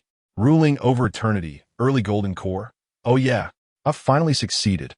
I've broken through to the Golden Core. Huh, what is the matter with the celestial sovereign? Please, fellow Taoist, enter my human emperor banner for a discussion, mid-nascent soul. It seems that the celestial sovereign skills in bed do not match those of a demoness. Having never experienced it, now they seek rescue, ha ha ha. Dislikes drinking goat milk, mid-foundation establishment. Why isn't the celestial sovereign smiling? Is it an innate disinclination? Wishing to become a benevolent celestial sovereign, late Golden Core. Stop making sarcastic remarks, if you do not save me soon. I shall perish upon this bed. In this life, I must ascend to Ye Qingling, great leader, save me. Subsequently, the system issued a rescue mission, detected that group member wishing to become a benevolent celestial sovereign is in danger. Please rush to their aid. Recommended combat power, 650,000. Group members, please choose wisely. Please, fellow Taoist, enter my human emperor banner for a discussion, mid-nascent soul. I cannot save them. My combat power is only 400,000. It appears that Demoness should be at the late nascent soul stage. Ruling over eternity, early Golden Core. The celestial sovereign is impressive. Challenging a late nascent soul Demoness with a mid-Golden Core cultivation for 7 days and nights? Truly remarkable. Dislikes drinking goat milk, mid-foundation establishment. To even think of hockey immortal, I must invite him home. On the continent of Tianqian, Lin Mingze languidly reclined upon a large bed draped in animal hides, his complexion pale and bearing the unmistakable marks of exhaustion. He yearned for escape. Yet each attempt was met with forceful restraint, ultimately leading him to surrender to his fate. Let all come to ruin. I am weedy. After all, I have been utterly drained. Beneath him, a fox spirit gleefully swayed her fluffy tails, reveling in the moment. To be fair, this fox spirit was indeed a stunning beauty, perfectly aligning with Lin Ming's aesthetic preferences. Otherwise, he would not have obediently submitted to her for 7 consecutive days and nights. However, he soon realized his grave miscalculation. This fox spirit was nothing short of a relentless machine of pleasure, seemingly impervious to fatigue, as if the notion of sage's respite was foreign to her. It was utterly terrifying. Lin Mingze could scarcely endure any longer and longed to bring an end to this tumultuous blend of ecstasy and agony. Just then, a spark of hope ignited in his eyes. His superior had assigned him a mission. Overcome with joy, Lin Mingze wept tears of relief, for he could finally extricate himself from this tormenting ordeal. Chapter 18. The Misadventures of Lin Mingze Linlang. Come here. Do not be idle, the fox spirit implored as she leaned before Lin Mingze. He turned his head away, refusing to meet her gaze. You no longer love me, she pouted, her lips a tempting shade of red, casting him a sorrowful look that stirred a desire to embrace and cherish her. Yet, in an instant, the fox spirit transformed, pinning Lin Mingze beneath her as she whispered in his ear, If you are unwilling, I can take matters into my own hands. At that moment, a rift opened beside the bed, and Lu Fan arrived. Shortly thereafter, Lin Ming's already pale visage grew even more as the sound of applause echoed in the air, revealing that someone had intruded. The fox spirit instinctively shielded Lin Mingze, brandishing her sharp claws in a defensive stance, poised to strike at Lu Fan's throat with lethal intent. How splendid, truly splendid, Lu Fan remarked, scratching the back of his head, unable to suppress his applause, though the situation felt exceedingly awkward. The fox spirit, hearing his words, blushed yet maintained her sharp, hostile glare at him. Ahem, dear lady, might you ease up a bit? This is rather embarrassing for me. Lu Fan coughed, attempting to remind her of the circumstances. The fox spirit suddenly glanced down at her attire, realizing her garments lay strewn on the floor, and she let out a startled cry as she hurried to dress herself. Lu Fan's interruption had quelled her animosity, dissipating the tension that had brewed moments before. Boss, you have finally arrived. I have missed you dearly. Please, rescue me. Lin Mingze exclaimed, tears of joy welling in his eyes as he rushed to embrace Lu Fan. However, Lu Fan swiftly kicked him to the ground, prompting the fox spirit to rush to Lin Ming's defense, growling at Lu Fan in protest. Oh, it seems this fox spirit harbors quite a deep affection for you, to guard you so fiercely, Lu Fan noted with interest. Seizing the fox spirit by the neck, he tossed her onto the bed and then immobilized her with a binding spell. After completing these actions, Lu Fan kicked Lin Mingze, who lay feigning death on the floor. Enough! Look at how disheveled you are. All right, boss, Lin Mingze exclaimed, springing to his feet. Here, a healing elixir and a vitality tonic. Make sure to replenish yourself. Lu Fan handed him a jar of medicinal wine and a vial of pills. Lin Mingze eagerly accepted them, drinking them down in one go before swallowing the healing pill, instantly restoring himself to peak condition. Now, he believed he could subdue the fox spirit, but soon 2 streaks of crimson flowed from his nostrils. Alas, I overindulged, he lamented. Huh, did you think this was some counterfeit product from a past life? Lu Fan taunted, surprised by Lin Ming's boldness in consuming the concoction so recklessly. Now, what do you intend to do with her? Lu Fan gestured towards the fox spirit, releasing her from her bindings, yet restraining her movements with a breath of energy. The fox spirit sat upon the bed, gazing at Lin Mingze with a blend of infatuation, anxiety, and concern. Lin Mingze gazed at the pitiful figure lying on the bed, his heart in turmoil. Ultimately, he let out a deep sigh and addressed Lu Fan, saying, Boss, let her be. She has treated me quite well. It is my inability to meet her desires that has led to this. Indeed, I have not misjudged you, Lu Fan replied, leaning closer to whisper in his ear. I can discern that this fox spirit harbors affection for you. It seems she has developed feelings. Lin Mingze looked at Lu Fan as if seeking confirmation. She seems to have fallen for you. Do you comprehend? Oh, I understand, boss. She must have been captivated by my charisma and has become irresistibly enamored with me. Ha ha ha. I, Lin Mingzi, am the deity who governs love. A look of delight spread across Lin Mingzi's face. After all, she was and this was indeed a source of immense gratification. Observing Lin Mingzi's foolish grin, Lu Fan suddenly felt that he was unworthy of the grand title of the Love Immortal. With a resigned gesture, he rubbed his forehead, momentarily plagued by the thought of removing him from the group chat, yet fearing that his absence would deprive the chat of its lively spirit. With a snap of his fingers, the Fox Maiden regained her mobility, immediately rushing into Lin Mingzi's embrace, tears cascading to the floor, while her soft tail joyfully swayed about. Lin Mingzi, upon seeing the young woman in his arms, instinctively wrapped his arms around her. Not bad at all. I've learned something new. Lu Fan's eyes sparkled with excitement. Lin Mingzi's knowledge was profound, effortlessly drawing from a wealth of information. Lu Fan resolved that upon returning, he would seize an opportunity to showcase his newly acquired culinary skills to Ye Qingling, ensuring she would be left in awe. Task completed. Reward points, 10,000. Group chat experience increased, 5,000. Noticing the two still engaged in their coughing fit, Lu Fan quietly took his leave.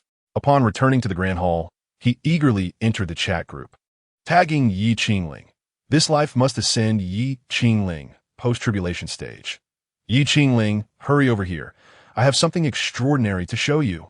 Ye Qingling, mid-tribulation stage. What could it be? This life must ascend Ye Qingling, post-tribulation stage. You'll find out when you come. Expression, mischievous smile. JPG, autocratic of the ages, early golden core. It wouldn't be something of that nature, would it? Expression, suggestive. JPG, chapter 19. Have you not heard that heaven never closes off the path for the dispossessed? Subsequently, Lu Fan closed the chat group. With his permission, Ye Qingling tore through space and appeared before him. What is it? Ye Qingling asked, her expression filled with curiosity. Lu Fan leaned closer to her ear and whispered, I have acquired a few culinary skills. Would you like to sample them? I can make dishes like ants climbing a tree and candied sweet potatoes. Ye Qingling's cheeks flushed instantly, and she gazed at Lu Fan in disbelief. You scoundrel, did you bring me here just for a meal? Cough, cough, cough. What else did you expect? Lu Fan embraced Ye Qingling, his eyes brimming with anticipation. All right, let us give it a try. But you must promise not to back out midway. Ye Qingling warned, pointing her finger at Lu Fan, as the sun and moon traversed the heavens. Just as Ye Qingling was preparing to concede defeat, a series of vibrations echoed in their minds, interrupting Lu Fan's momentum. Then, Ye Qingling cleared her throat, tidied her attire, and nestled into Lu Fan's embrace. Her fingers traced over his firm chest as she breathed softly. Lu Fan, shouldn't you check on your friends in the chat group? They're calling for you. They must be in some sort of trouble. Right. I almost forgot. I must teach them a lesson. They nearly disrupted my plans. Lu Fan exclaimed as he rolled over with Ye Qingling, then stood up to don his robes, his mind diving into the chat group. Friend, please join my Human Emperor banner. Is in danger. Please provide immediate assistance. Recommended combat power, 7 million. Group leader, this life must ascend, has accepted the task. Combat power is sufficient. Opening a void passage. Please wait. Outside the secret realm of Sanwang Mountain, Lin Yi, we are all demonic cultivators. Do not make it difficult for my elder brother. You would do well to surrender the enlightenment tea. Facing Lin, it was a rather unremarkable young man who shouted at him in a high-pitched voice. Beside him stood a powerful cultivator at the initial stage of transformation, emanating an aura of malevolence. Chunwenye, you shall not prevail. I was prepared to slay you here. Lin, he had intended to eliminate Chunwenye, but to his surprise, the latter summoned a formidable cultivator. When Lin Yi first observed the figure emerging from the void, he presumed it was a powerful being of the void refining stage. However, the released pressure revealed it to be an ancient being at the transformation stage. Thus, it became evident that Chunwenye was also a traveler from another realm. The cultivator of the transformation stage was indeed the strongest among their ranks. The group leader, in this life, I must ascend to Ye Qingling, had accepted your distress signal. Lin Yi, relinquish your hopes. I have conducted my investigations, and you lack any backing, whereas I possess significant support, being a formidable figure in the transformation stage. Chun Winya boasted, as though he were the very embodiment of such power. Have you not heard that heaven does not entirely forsake humanity? As long as I desire to tread a path, it shall unfold beneath my feet. Moreover, I have no intention of fleeing. Lin Yi observed the two adversaries with a cold smile, uttering words imbued with unwavering confidence. Do you think yourself, Feng Yuan? Can you still forge a path to immortality? Surrender the enlightenment tea, and I may grant you a complete corpse. With that, the ancient cultivator unleashed a punch towards Lin Yi, a malevolent aura surging forth. It appeared that his words were merely a ruse to distract Lin Yi, for his intent to kill brimmed within him. At that moment, the space before Lin Yi fractured, and a young man clad in black robes stepped forth. He extended his hand and grasped the ancient cultivator's fist, applying a slight pressure that reduced the entire arm to a cloud of crimson mist. The ancient cultivator staggered backward, clutching his wound, his expression twisted in agony, terror etched upon his face. You. Who are you? Me? It has been a long time since anyone inquired so, Lu Fan replied, spreading his arms wide. Suddenly, the sky darkened, thunder and lightning crackled. The surrounding space shattered, chaotic currents swirling around him, each stream potent enough to obliterate a powerful being at the harmonization stage. An overwhelming aura enveloped the entire Three Kings mountain range, permeating the hearts of the two adversaries. Lin Yi's eyes widened. This was the first time he had witnessed the true extent of his leader's terrifying prowess. It was no exaggeration to say that at his whim, he could shatter this continent and annihilate all life upon it. I only remember that my people revered me as the Lord of 100 Battles. As Lu Fan's voice echoed, the chaotic currents and lightning responded, resonating with thunderous roars and immense pressure, as if the very heavens sought to appease him. Once he concluded his display, Lu Fan effortlessly crushed the ancient cultivator into ash with a mere flick of his hand, allowing the remnants to dissipate within the cosmos. No, it cannot be. You cannot possess such formidable backing. I have investigated you thoroughly. Chun Winya clutched his head, his eyes wide with disbelief. Allow me to reveal a shocking revelation. I am a transmigrator, Lin Yi pronounced, enunciating each word deliberately. For it is said that to kill is to strike at the heart. Those 5 words fell upon Chun Winya like a hammer, resonating with profound impact. He collapsed to the ground, repeating each syllable. Transmigrator, transmigrator, you are a transmigrator. I'm also a transmigrator. Chun Winya had lost his sanity, utterly overwhelmed by Lin Yi's revelation. Soon, he fell lifeless beneath Lin Yi's imperial banner, his soul absorbed and reduced to Lin Yi's servitude. Task completed. Congratulations. You have earned 70,000 points. Group chat experience increased by 35,000. Lu Fan shook his head, lamenting his weakness, as the system awarded him such meager points. He subsequently turned around and gazed at the seemingly unremarkable imperial banner in Lin Yi's hand, inquiring, You are not a malevolent practitioner, are you? With a reassuring tone. He replied, Rest assured, my esteemed leader, I am undoubtedly a model citizen and would never engage in such detestable deeds that would incur the wrath of heaven. As he spoke, he pointed to his weapon, the imperial banner, and addressed Lu Fan. Look, my leader, would the weapon of a malevolent practitioner radiate such virtuous golden light? Following Lu Fan's gaze, one could see the imperial banner emanating waves of divine golden light, devoid of any trace of malevolence or resentment. Chapter 20. The Master of the Primordial Forbidden Zone. Well, it seems you have no issues. Lu Fan withdrew his hand, which was brimming with terrifying energy. Regrettably, he had anticipated garnering another wave of merit golden light. The meager amount provided by that insignificant transformation deity was hardly sufficient to fill the gaps in his teeth. He still needed to prepare for the tribulation of ascending to immortality. The more merit golden light he accumulated, the higher the tolerance of the heavenly Tao towards him. In such a scenario, the heavenly Tao might even forgive him a little for his intention to destroy the celestial gate, for who would trouble a virtuous individual? He finally exhaled in relief, thankful that he was a law-abiding citizen with some moral principles, refraining from committing acts that would invoke public ire. Otherwise, he would likely be in a precarious situation now. Rest assured, as long as you do not emit dark energy, you shall not become my prey. Keep striving in your cultivation. Step into the immortal realm soon. Lu Fan clapped him on the shoulder and then stepped into the void passage. Upon returning to his chamber, he gazed at his personal account, contemplating the meager 80,000 points amassed after so much effort. It seemed he needed to accelerate his endeavors. Otherwise, how would he ever gather the 20 celestial spirit stones needed? When would he reach the pinnacle of overcoming tribulations? Just as Lu Fan was lost in thought, an exceedingly familiar and terrifying aura suddenly appeared above the Tao sect, triggering the world-destroying array he had set up not long ago. The disciples of the Tao sect were thrown into a state of panic. What is happening? Is someone attacking the sect? Who could it be? It's hard to guess. Are they not afraid of the battle god? Such a terrifying presence. I feel like we're doomed. Are we to be exterminated?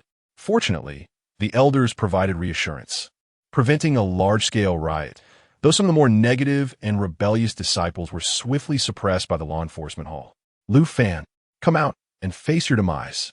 This sovereign has broken through to the late stage of tribulation. You are but a mere trifle. A commanding voice reverberated throughout the heavens. Lu Fan emerged from his chamber, coldly observing a figure standing mid-air, radiant as the rising sun. He sensed not only this individual, but also several gazes from the depths of the surrounding void, all scrutinizing him. It appeared they were keen to ascertain just how formidable Lu Fan had become, while the one in the sky, the master of the primordial forbidden zone, was likely merely a test subject thrust forth by the crowd. Oomph! With a disdainful snort, Lu Fan severed the connection to the surrounding void, leaving them visibly astonished as their control over the void dissipated, rendering them incapable of remotely probing Lu Fan any longer. Lu Fan, are you now only capable of hiding behind your formation? Have you begun to fear since I broke through to the late stage of tribulation? Ha ha ha! The master of the primordial forbidden zone mocked Lu Fan, intent on reclaiming the honor lost 7 years prior when he had been routed in disgrace. This time, he would not be defeated. Since you refuse to show yourself, I shall shatter your turtle shell. With that, an overwhelming pressure erupted from him, the wind from his fist howling as the surrounding space was torn apart. Shatter! With a roar from the master of the primordial forbidden zone, a colossal fist shadow surged forward like a ferocious tiger descending the mountain, crashing towards the great array. At that moment, Lu Fan moved, his figure flashing as he stepped outside the grand formation. With a swift motion, he drew his sword, and the sound of its ringing resonated through the heavens. In a low voice, he uttered a single phrase, and with a delicate slice of his sword, a gaping chasm, as vast as the heavens themselves, manifested in the sky. Not only was the shadow of his punch cleaved in twain, but the very sky that bore witness to it was also split apart. The chaotic void within relentlessly devoured all living beings and spiritual energy surrounding the fissure, coupled with the destructive sword aura that clung to it. The celestial path was left unable to repair the rift for an extended period. This strike plunged the foremost figures of the Bitterwood cultivation realm into profound contemplation. Could this truly be the feat of a mortal? Was he still human? At this moment, Lu Fan, wielding his long sword, embodied the true essence of the war god, like an immortal descending to earth. His mere presence instilled a sense of awe that left others hesitant to approach. One could only sigh and acknowledge that with him around, no one dared to claim supremacy in this realm. Of course, Ye Qingling was the sole exception. You have transcended the late stage of tribulation. The master of the Taichu Forbidden Zone could scarcely believe it. After all, he was merely in his youth, appearing no older than a century. The war god began his cultivation journey at 8, established his foundation at 11, achieved the golden core at 15, entered the nascent soul stage at 20, and attained the transformation of spirit at 28. At 38, he broke through to the void refinement, and by 50, he reached the harmonization of Tao. At 69, he entered the Great Ascendance, becoming a formidable power, founding the Tao sect, and within 3 years, transforming it into the foremost sect of the cultivation world. At 91, he forcibly broke through to the Tribulation stage, becoming a supreme being. He valiantly battled the masters of 2 mid-tribulation realms and emerged victorious. Following this battle, Lu Fan was honored by the world as the war god. 7 years later, at the tender age of 98, he had already surpassed the late stage of tribulation, reigning as the sovereign of this realm, unbound by any constraints. While others labored for millennia, or even 10 millennia, Lu Fan accomplished what others could only dream of in a mere century, compared to the lengthy lifespan of 100,000 years of tribulation. He had transcended the late stage in just a fraction of that time. The term genius could no longer encapsulate his prowess. Even the most extraordinary prodigy would find themselves prostrating before him. No, it cannot be. How can you cultivate so swiftly? You must be employing forbidden techniques. It was uncertain whether the master of the Taichu Forbidden Zone aimed to refute Lu Fan or was merely seeking solace for himself. Lu Fan offered no response, instead turning to depart. As he left, he cast a sidelong glance at him and declared, "Out of consideration for your failure to slay my Tao sect disciples, I shall spare you today. Inform those individuals to refrain from provoking me further.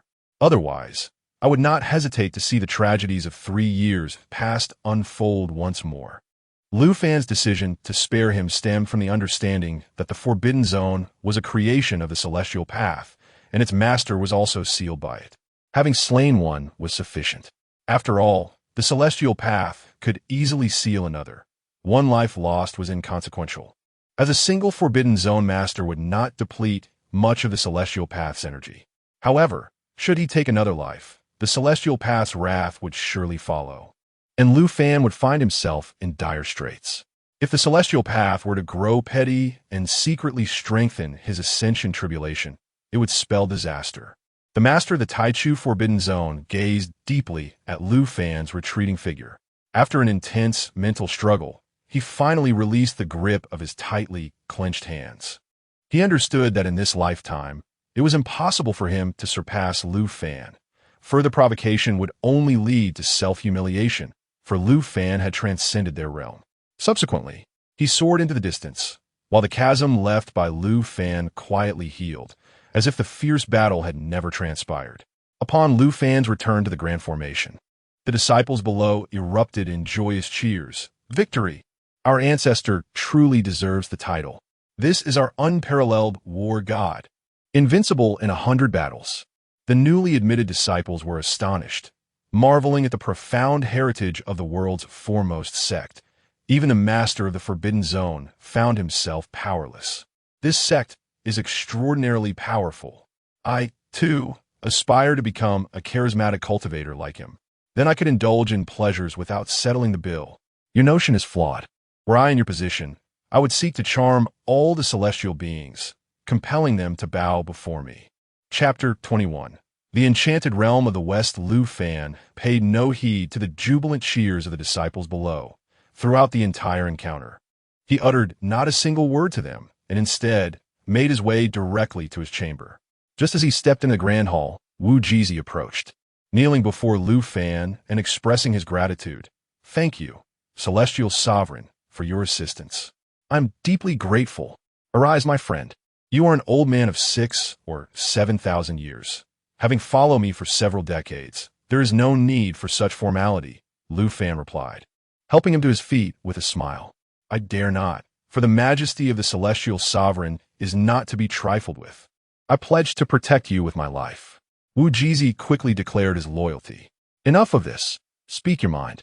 You didn't come to see me without a purpose. I know you too well." Lu Fan gestured for him to proceed. "Well, I merely wish to inquire if the demon Sovereign Qingling might act against me. She spoke ill of you in your chamber," Wu Jizi stammered, rubbing his hands nervously. For days, he had been unable to focus on his cultivation, haunted by the visage of the demon sovereign, which startled him awake from his meditations. Ha ha ha!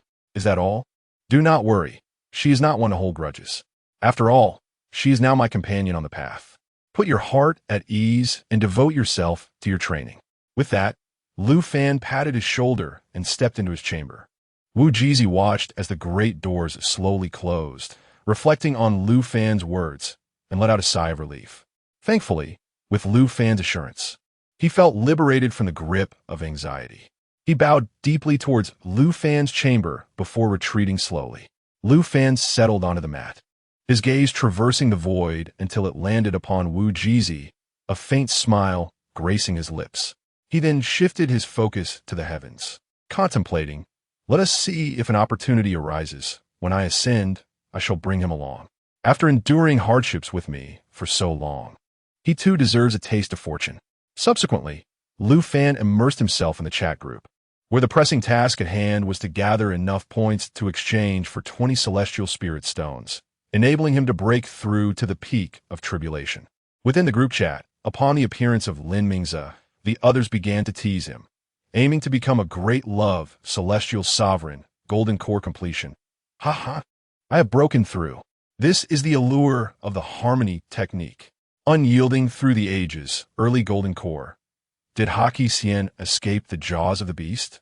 Invite fellow Taoists to my human emperor banner, mid-nascent soul, truly remarkable. Practicing the harmony technique, disdain for goat's milk, late foundation establishment. I too have broken through. The supreme bone and heavy eye are truly effective. This life must ascend, Ye Qingling. Thanks to the boss for leading me out of the sea of suffering. Unyielding through the ages, early golden core. Not you, my friend. Supreme bone? Heavy eye? Are you truly unyielding through the ages? Image. Shrimp sitting on a computer chair, looking at the computer. JPG. This life must ascend, Ye Qingling, post-tribulation. Do you still have time to chat? Shouldn't you all be cultivating instead? Having said this, Lu Fan exited the chat group and entered the public channel, fervently searching for worthwhile tasks. At that moment, he beheld a task with a recommended combat power of 170 million. The traveler, I shall become the supreme god of the West, is in peril. Please hasten to rescue. Recommended combat power, 170 million. We urge all leaders to consider carefully. You have accepted this task. Opening the void portal, Lu Fan gazed at the task before him. Judging by the nickname of the individual, this realm appeared to be extraordinary. On the Divine Lord continent, within an unknown chapel, Lord, today we have captured an otherworldly demon. Prepare to sacrifice it unto you. Please bless your faithful. The priest solemnly lamented from the altar. Below, the congregation bowed their heads, silently praying with closed eyes. Only Zhang Ling, kneeling in the center, bore a bewildered expression, exclaiming inwardly, "Wait, I just crossed over. How did I end up captured?" His hands and feet were bound, a cloth gag silencing him, rendering him only capable of muffled sounds. Silence. A guard struck Zhang Ling's thigh with a wooden staff, infused with a semblance of spiritual energy. Zhang Ling felt as if his leg had shattered. Yet the gag prevented him from voicing his agony, leaving him trembling, cold sweat dripping to the floor, nearly collapsing. The priest, observing the scene, spoke with an impassive expression. "Theodore Gavin, this is a chapel. Uphold decorum." Theodore Gavin immediately knelt, bowing his head in a knightly gesture of apology, though he uttered no words. The beads of sweat on his brow testified to his inner turmoil, as the priest's gaze, akin to that of a venomous serpent, fixated upon him. The mere thought of the priest's formidable power sent chills down Theodore's spine, dread enveloping him entirely. As the prayer concluded, the priest raised his arms and proclaimed, "Commence the sacrifice." Subsequently, the congregation surged forward, flocking around the priest toward the sacrificial site, while 4 individuals bore Zhang Ling behind them. Upon reaching the site, they brutally affixed Zhang Ling's limbs to a cross, blood cascading from his wounds. Had it not been for the priest stabilizing him with his own energy, Zhang Ling would have succumbed to the pain long ago. The 4 guards arranged piles of firewood beneath the cross and doused them with a barrel of flammable oil. As the priest accepted a torch handed by a guard, poised to ignite it, Lu Fan timely emerged from the void, extinguishing the torch with a flick of his hand and liberating Zhongling.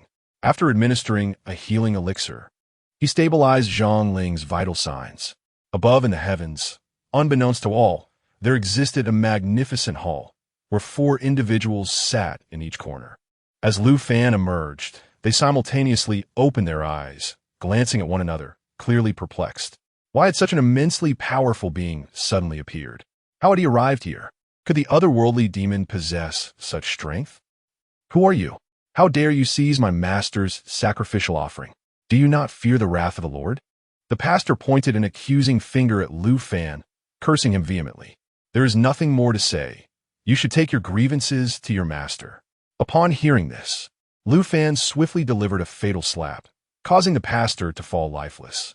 The surrounding crowd, witnessing the murder, erupted into screams and scattered in panic. Mission accomplished. Reward, 500,000 points. Group chat experience increased by 250,000. Seeing the mission complete, Lu Fan chose not to trouble these mere mortals. He then approached Zhongling and inquired, "How are you faring?" "Much better.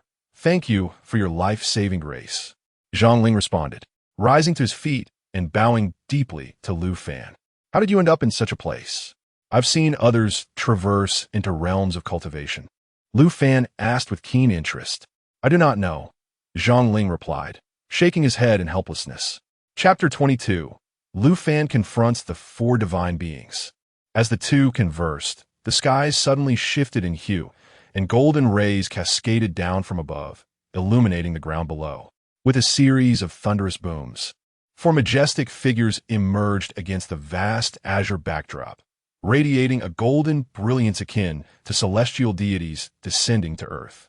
Witnessing this spectacle, the gathered masses were overwhelmed with emotion, tears streaming down their faces as they fell to their knees, clasping their hands in fervent prayer towards these divine apparitions. "The Lord has manifested. O Lord, please bless me. I yearn for immortality. Lord, I am your most loyal servant." Invisible white threads, undetectable to the naked eye, drifted from the faithful souls into the 4 figures. Their focus remained unwaveringly on Lu Fan, who bore an unmistakable aura of terrifying pressure, causing their expressions to grow solemn. Slowly rising to his feet, Lu Fan sensed the ethereal white threads emanating from the crowd, his mind momentarily perplexed before enlightenment dawned upon him. The path of incense? The power of faith? How intriguing, although its limits are rather modest. Yet, it may serve as a point of reference. Upon encountering the Lord, why do you not bow? A voice of undeniable authority resounded from one of the figures. The kneeling throng cast furious glances towards Lu Fan, emboldened by divine backing. They felt unafraid of any repercussions he might impose. The Lord? Merely a collective of ants who, through the power of faith, have taken a roundabout route to reach the tribulation stage, to rely solely on faith, and yet only attain the late stage of tribulation. Truly, how pathetic you are! Lu Fan spoke without mercy, exposing their cultivation method, causing the 4 figures to tremble in surprise. They had not anticipated that this individual could discern their practices so readily. Otherworldly fiend, do not overstep your bounds. Kneel and meet your demise. After painstakingly concealing their cultivation approach, they could not allow him to live after his revelation.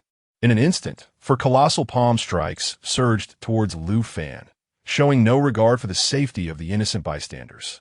Not bad, barely reaching the strength of the primordial lord. But that is where it ends. The path of incense can only serve as an auxiliary. To treat it as the primary path would be akin to playing with fire and inviting one's own destruction. With that, Lu Fan summoned his sword, unleashing a piercing blade of energy that cleaved through the 4 palm strikes, continuing its trajectory towards them. In response, they simultaneously unleashed their own palm strikes, successfully neutralizing the sword energy. As they exchanged glances, the weight of concern was palpable in their eyes. This was merely a test, yet the outcome was less than satisfactory.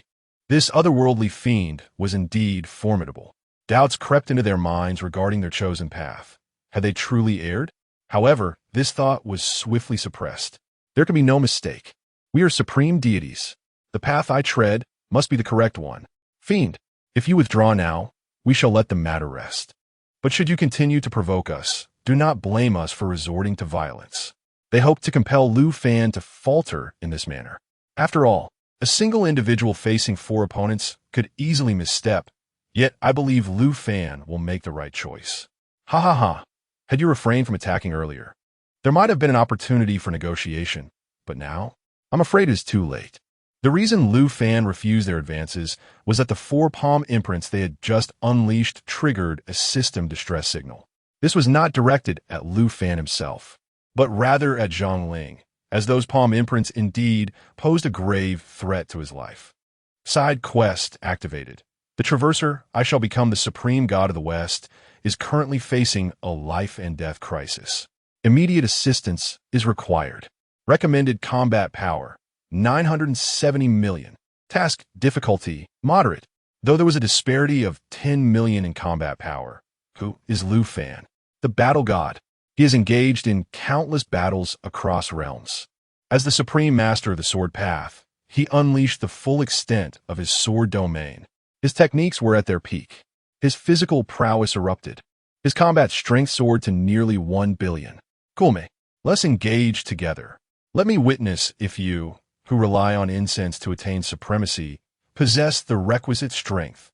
With that, Lu Fan brandished his sword and soared into the sky, charging towards the 4 adversaries. Foolhardy, seeking death, do not be presumptuous. How dare you defy the divine? The 4 shouted in unison, hurling curses at Lu Fan, while their energies continued unabated, relentlessly bombarding his figure.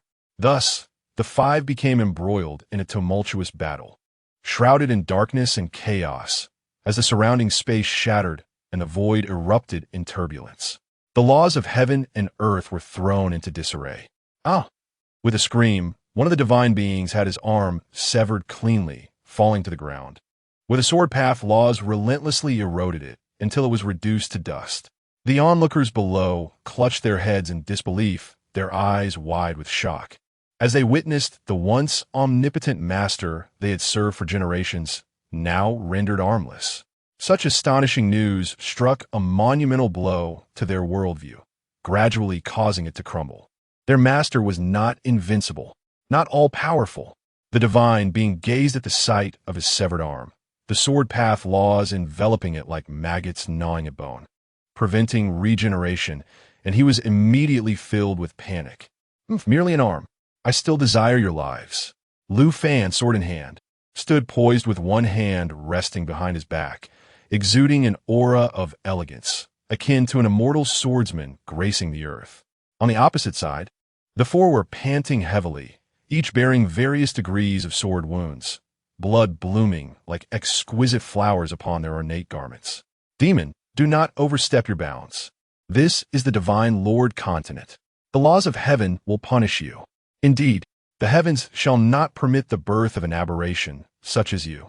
Should you choose to depart now, we shall overlook this matter, but if you persist in your obstinacy, we shall invoke the laws of heaven. The 4, recognizing their inability to defeat Lu Fan, resorted to invoking the heavenly laws of this realm as a warning. But would that truly bear any weight? What harm could the tender laws of a nascent world, which have yet to even establish the regulations of tribulation, inflict upon Lu Fan? Even their own people resort to the minor path of incense cultivation to carve out an alternative route to attain the strength necessary for transcending tribulations. Yet, how does this method not amount to self-destruction of their foundations? In comparison to Lu Fan, who embodies the true essence of cultivation and transcends tribulations, they are merely practitioners at the peak of the Great Ascension, possessing the late-stage strength of tribulation transcendence. The path of incense relies on the power of faith and the radiance of virtuous merit. It has always been but a supplementary avenue, a mere means for cultivators to acquire merit and divine light. Then summon him forth. I am eager to witness whether the heavenly path of this realm will heed your call. Lu Fan crossed his arms over his chest, observing the 4 with keen interest. Then watch closely. Subsequently, the 4 closed their eyes and began to chant incomprehensible incantations. Wait, Are you truly invoking him? With that, Lu Fan unsheathed his sword, slicing off the head of a deity in one swift motion, the sword's energy rampantly cleaving through, obliterating both soul and flesh. In the blink of an eye, the four were reduced to three. Chapter 23. The Heavenly Path is quite charming. The three companions were horrified to see their ally lying in a pool of blood beside them. You shameless wretch, you're not true to your word. The words of the demon are indeed untrustworthy. Prepare to face the wrath of the Heavenly Path. Lu Fan was amused by their foolishness. Enough of your chatter. Speaking with you makes me feel as though my intellect is withering. It is time for you to embark on your journey. With that, he unleashed his sword with a piercing shriek, channeling his spiritual energy to unleash a formidable sword chi that surged towards them, seeking to claim their lives in their moment of weakness. The three deities, sensing the imminent threat, hastily attempted to defend themselves. However, this strike was evidently far more powerful than Lu Fan's previous outburst, and they were forcefully repelled several miles before they could come to a halt. Shura Sword Domain. Activate. Lu Fan swiftly enveloped the three deities within his sword domain. In this realm, the aura of death seeped into their bodies, and those with diminished strength would swiftly become Lu Fan's puppets. He resembled a deity of death, his eyes radiating a chilling malice, having already pronounced their doom. The three deities were thrown into disarray. They had clearly never encountered such a capability, as they felt the oppressive malice infiltrating their beings. They understood that remaining in this domain was perilous. In their panic to escape, they were oblivious to the fact that Lu Fan would not grant them such an opportunity. Within this domain, his powers were significantly amplified. In merely 2.5 minutes, the three deities fell before his blade, becoming mere remnants among the countless lost souls. Subsequently, Lu Fan retracted his sword domain, concealing his aura, appearing as an ordinary mortal without the slightest hint of power. Side quest completed. Congratulations on receiving a reward of 6 million points. Group chat experience increased by 3 million. Group chat level elevated from 16 to 17.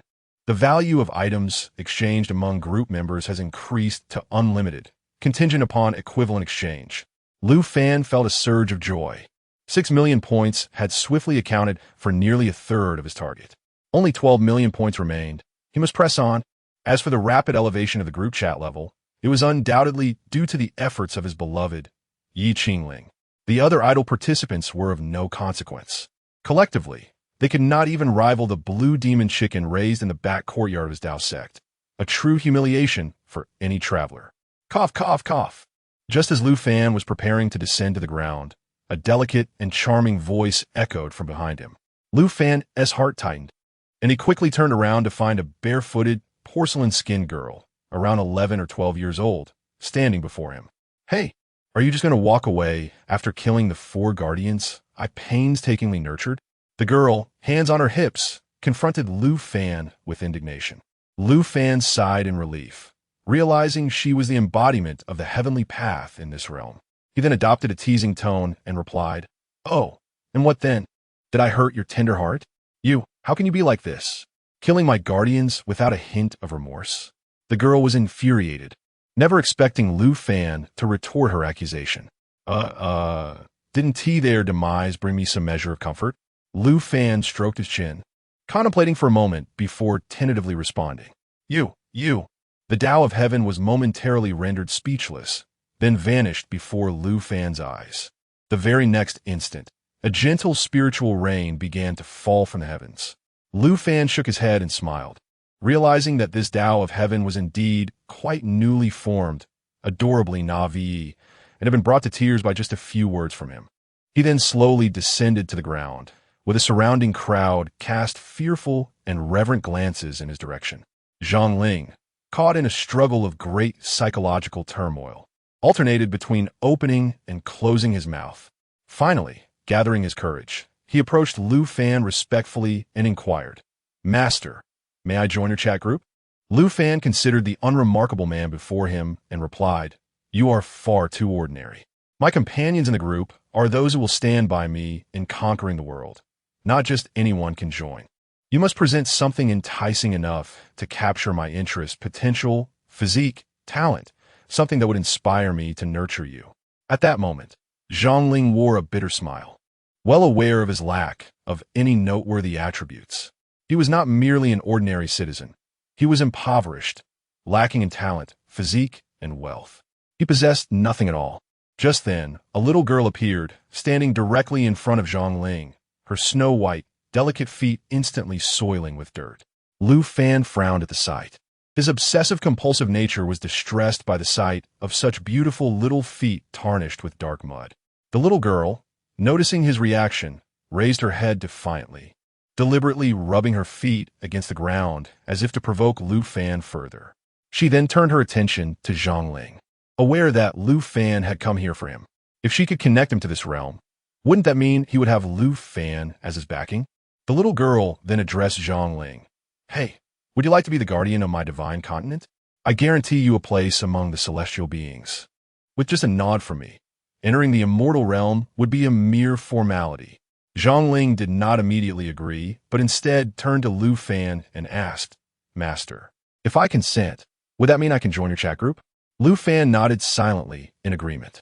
Upon seeing Lu Fan's approval, Qingling quickly assented to the little girl, and an ephemeral aura enveloped him, subsequently vanishing into his being.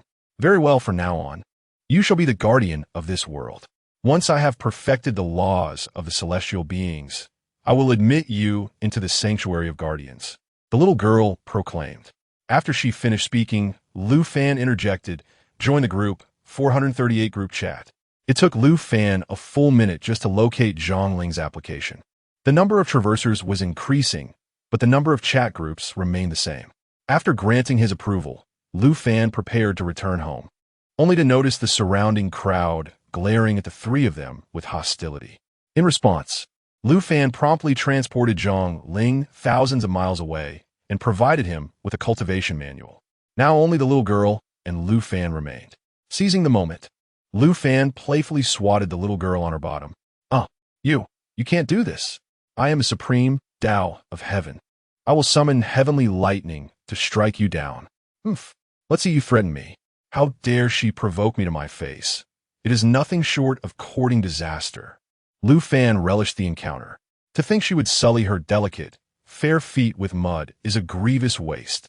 Tiandao lay on the ground, her rear end appearing as if it had been split into four, glowing a vivid red.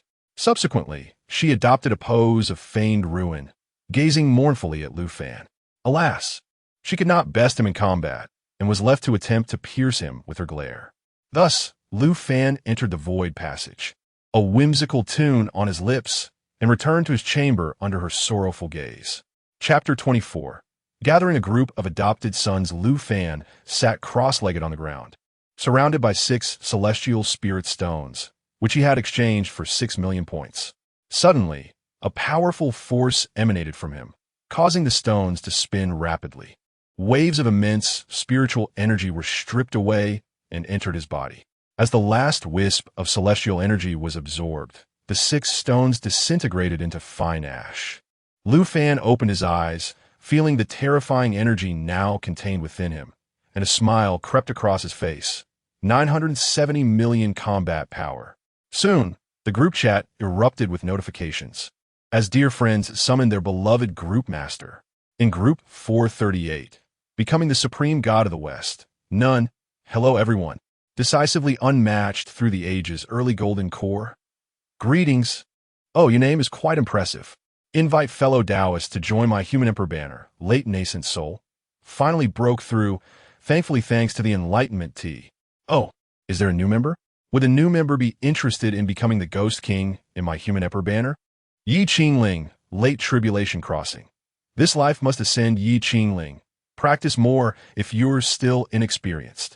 Expression proud. JPG decisively unmatched through the ages, early golden core.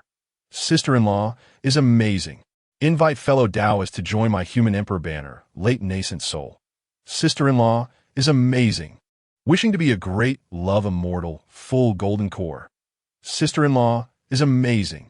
Dislikes drinking goat milk, early golden core. Sister-in-law is amazing. Meanwhile, Qingling, who resided in the Divine Master Continent, was astonished. Another Tribulation Crossing expert? Observing their demeanor. Is this truly the group master's wife? It seems I have entered a remarkable group chat. I must perform well, lest I be expelled and suffer the consequences. Lu Fan, intrigued by Ye Qingling's message, promptly replied, "This life must ascend Ye Qingling, late Tribulation Crossing. Ye Qingling, my darling is working so hard. I've already warmed the bed for you. Would you care to join me for a heartfelt conversation?" Instantly, all the group members were rendered speechless, feeling thoroughly satiated, as if they need not eat for months. Lin Mingze looked at the little fox demon nestled quietly beside him, its soft, fluffy tail clasped in his hand. A smile adorned his face as he observed the group chat, where everyone seemed like lifeless dogs, mute and unresponsive. He couldn't be happier. Finally, it was Liu Yin who broke the silence. Decisively unmatched through the ages, early golden core. "Boss, are we merely a part of your play?" Dislikes drinking goat milk, early golden core. "The boss has wounded the hearts of single dogs. Invite fellow Taoists to join my human emperor banner, late nascent soul. System, when will you enable private messaging? Otherwise, we might truly be overwhelmed by this play." Listening to the complaints of his friends, Lu Fan felt content knowing that at least 3 people were pleased. That was sufficient. As he closed the chat, Ye Qingling appeared beside him, smiling sweetly and saying, "Didn't you say you warmed the bed? Why are you still sitting here? Alas, it seems you have arrived just in time. Come, my dear, let us retreat to the chamber and converse at our leisure." Lu Fan lifted Ye Qingling effortlessly, making his way to the room, and even along the path. His hands remained restless. As time flowed like the celestial bodies in their eternal dance, the two emerged from the bed, adorned in their garments, their faces radiant with joy, clearly having relished the moment. At that instant, a notification chimed in the group chat, inundating his mind with a series of buzzing sounds. "This life must ascend Ye Qingling. Esteemed figure, I am in dire straits. I have been captured by goblins. They seek to violate me. My dignity is at stake. A crisis has been detected involving group member. This life must ascend Ye Qingling. Urgent assistance is required. Recommended combat power, 90,000. Unyielding for eternity, early golden core. Unprecedented. Aiming to be a great love immortal, full golden core. Savor the experience. Such opportunities are rare indeed." Expression, covering mouth with laughter. JPG. This life must ascend Ye Qingling, late tribulation. Only 90,000. Who among you will respond? After nurturing troops for 1,000 days, the time has come for you to take action. Aiming to be a great love immortal, early nascent soul. Boss, I am currently engaged in a fierce battle with my wife and cannot assist. Unyielding for eternity, early golden core. Boss, I am indisposed. Not fond of goat's milk, early golden core. Boss, I too must take leave. Please fellow Taoists join my imperial banner for a discussion, late nascent soul. 1-0. So we shall not even put on a show? 1. Everyone has emerged, huh? Lu Fan could only shake his head in disbelief. Ye Qingling, late tribulation. Leave? Even my wife will not lend me a hand. Truly, I Lu Fan am wretched. The group leader has accepted the task. This life must ascend Ye Qingling, late tribulation. In times of crisis, none can be relied upon but your father. Aiming to be a great love immortal, early nascent soul. Father, you are remarkable. Unyielding for eternity, early golden core. Father, you are truly impressive. Please fellow Taoists join my imperial banner for a discussion, late nascent soul. 1. Ye Qingling, late tribulation. Son, do your utmost. Your mother awaits your return. This life must ascend Ye Qingling, late tribulation. Ye Qingling, upon your return, it will be my pleasure to train you. With that, Lu Fan exited the chat group and stepped into the void passage. Meanwhile, Zhongling found himself bound alongside a multitude of common folk. Witnessing goblins abducting women to take them into the depths of their lair, where anguished cries echoed. Just then, a goblin approached Zhongling, seizing a handsome young man for unspeakable acts. The man's harrowing screams startled Zhongling, who realized, with horror, that the goblins spared no one, not even men. Unbeknownst to him, a goblin stealthily crept up behind him, causing a chill to run down his spine and instinctively he tensed. Turning slowly, Qingling caught sight of the goblin, leering wickedly, poised to pounce upon him. Terrified, Qingling cried out, "Leader, help me!" With a hum, Lu Fan emerged from the void, standing before Qingling, his expression devoid of emotion as he fixed his gaze upon the goblins. With a flick of his hand, all the goblins within the cavern were instantly subdued, subsequently erupting into a mist of blood. Long live the leader! Mighty is the leader! The leader is extraordinary! Qingling lay there, writhing like a maggot, his praises for Lu Fan flowing forth like an unending river. The surrounding villagers, witnessing the spectacle, echoed Qingling's fervent cheers, extolling their savior. Long live the leader! Mighty is the leader! The leader is extraordinary! Lu Fan could sense a burgeoning power of faith emanating from the villagers, gradually coalescing and drifting into his being. Chapter 25, Lu Fan's Wedding. If the power of faith he possessed was merely trivial, it would serve no purpose for him. Upon confirming the completion of his task, Lu Fan entrusted the remaining responsibilities to Qingling and stepped into the passageway to return home.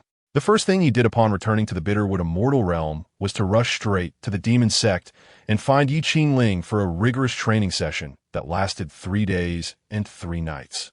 Uninterrupted and in silence, the disciples of the demon sect could only observe the ominous fusion of demonic energy and sword intent emanating from the forbidden area of the sect's back mountain, which appeared exceedingly bizarre. 2.5 years later, Lu Fan sat cross-legged in his chamber, with Ye Qingling lazily stretching in his embrace, her graceful figure evoking a flurry of thoughts.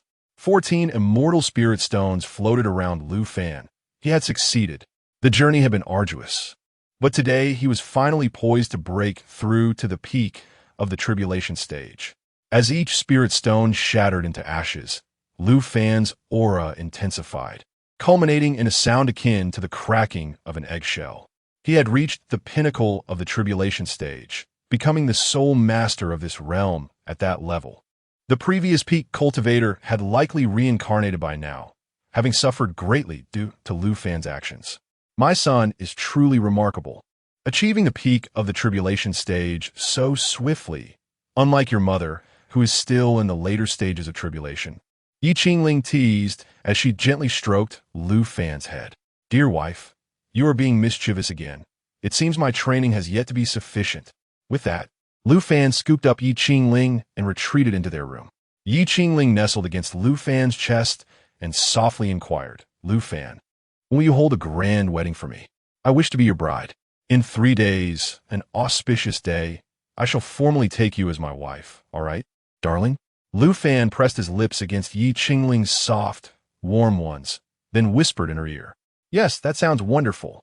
I will return now to make preparations. Ye Qingling leaped from him, tearing through space to return to the demon sect. Lu Fan watched her hurriedly joyful figure with a smile. He then entered the chat group to admonish those troublemakers, for he had done his fair share of cleaning up after them over the past 2.5 years. In this life, I must have Ye Qingling, peak of tribulation. Everyone, my wedding is in 3 days, so behave yourselves. If anything goes awry, I shall not come to your rescue. Unrivaled through the ages, mid-Yuanying. Congratulations on your wedding, boss. I will be absolutely well-behaved. Please, fellow Taoists, join my Human Emperor banner for a discussion, mid-transformation. Congratulations on your wedding, boss. I will be absolutely well-behaved. Wishing to be a great, love, immortal sovereign, early transformation. Congratulations on your wedding, boss. I will be absolutely well-behaved, entirely hand-typed. Definitely not copied and pasted. Dislikes drinking goat milk, peak Yuanying. Congratulations on your wedding, boss. I will be absolutely well-behaved, entirely hand-typed. Definitely not copied and pasted. I shall become the supreme deity of the West, mid-harmonization. Congratulations on your wedding, boss. Wishing you a harmonious union. May you have a joyful relationship and bear precious children soon. Wishing to be a great love, immortal sovereign, early transformation. Dislikes drinking goat milk? Are you copying me? In this lifetime, I shall ascend to become the supreme deity of the West. If you cannot articulate your thoughts, kindly remain silent. As for Qingling's rapid advancement, it is primarily due to the favor he has garnered from Lu Fan. After perfecting the laws governing the divine realm, the Heavenly Master directly harnessed his own celestial energy to elevate Qiangling's cultivation to an equivalent level of the integration realm. His innate talent has also been enhanced. He has undergone a transformation and is now regarded as a paragon of his generation. Lu Fan observed the lively banter among his companions, who, through their long association, have become akin to brothers. In times of hardship, they remain resolute in their silence, yet they readily share in each other's fortunes. However, they would not allow their brethren to suffer unless one's life was in peril, in which case they would rush to the rescue. After concluding these matters, Lu Fan closed the chat group, his smile fading as he grasped his sword and tore through the fabric of space to arrive above the Tao sect. He unabashedly unleashed the overwhelming aura of the Peak of Transcendence, casting a suppressive force across the realm, felt even from miles away. The rulers of the Dragon Python Forbidden Zone, Long Jiang, and the Lord of the Primordial Forbidden Zone, Wu Xiang, along with the newly appointed master of the Tianhe Forbidden Zone, once the foremost Forbidden Zone, now the third, turned their gazes towards the towering figure above the Tao sect. Though they maintained a facade of calm, their hearts surged with tumultuous waves. He has broken through the peak of transcendence. This is astonishingly swift. Is he still human? I cannot follow in the footsteps of another's demise. I must cultivate good relations, not enmity. With his eyes closed, Lu Fan sensed the myriad gazes emerging from the void. After 2.5 minutes, he opened his eyes and proclaimed loudly, "Now that all of you are gathered, I shall speak. 3 days hence, the wedding ceremony of the 100 Battles, Heavenly Sovereign, and the Qingling Demon Sovereign will take place. I humbly invite all lords to attend, and do remember to bring gifts. Oh, and let me remind you, while I may not recall the faces of those who attend, I will certainly remember those who do not." With that, Lu Fan descended into the grand formation. It was already a significant grace for him to issue a reminder. They could revel in their delight.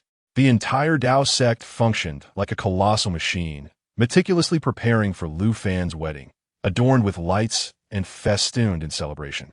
Time swiftly passed to the third day.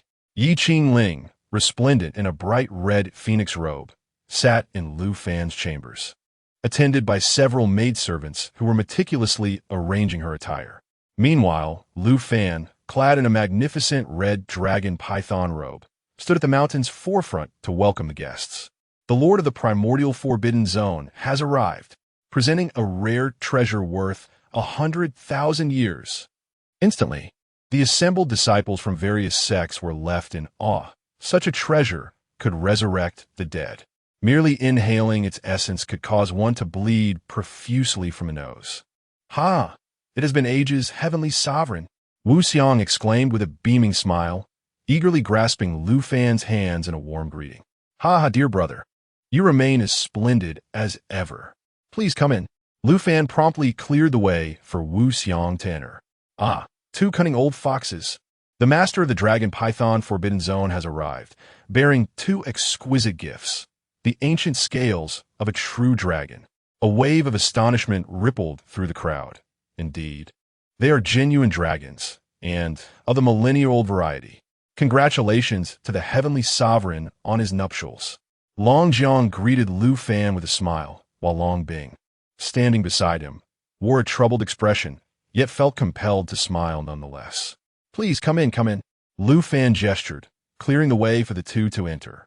The master of the Heavenly River Forbidden Zone, Xing He, has also arrived, bringing with him a remarkable gift of 200 cubic units of Heavenly River water essence.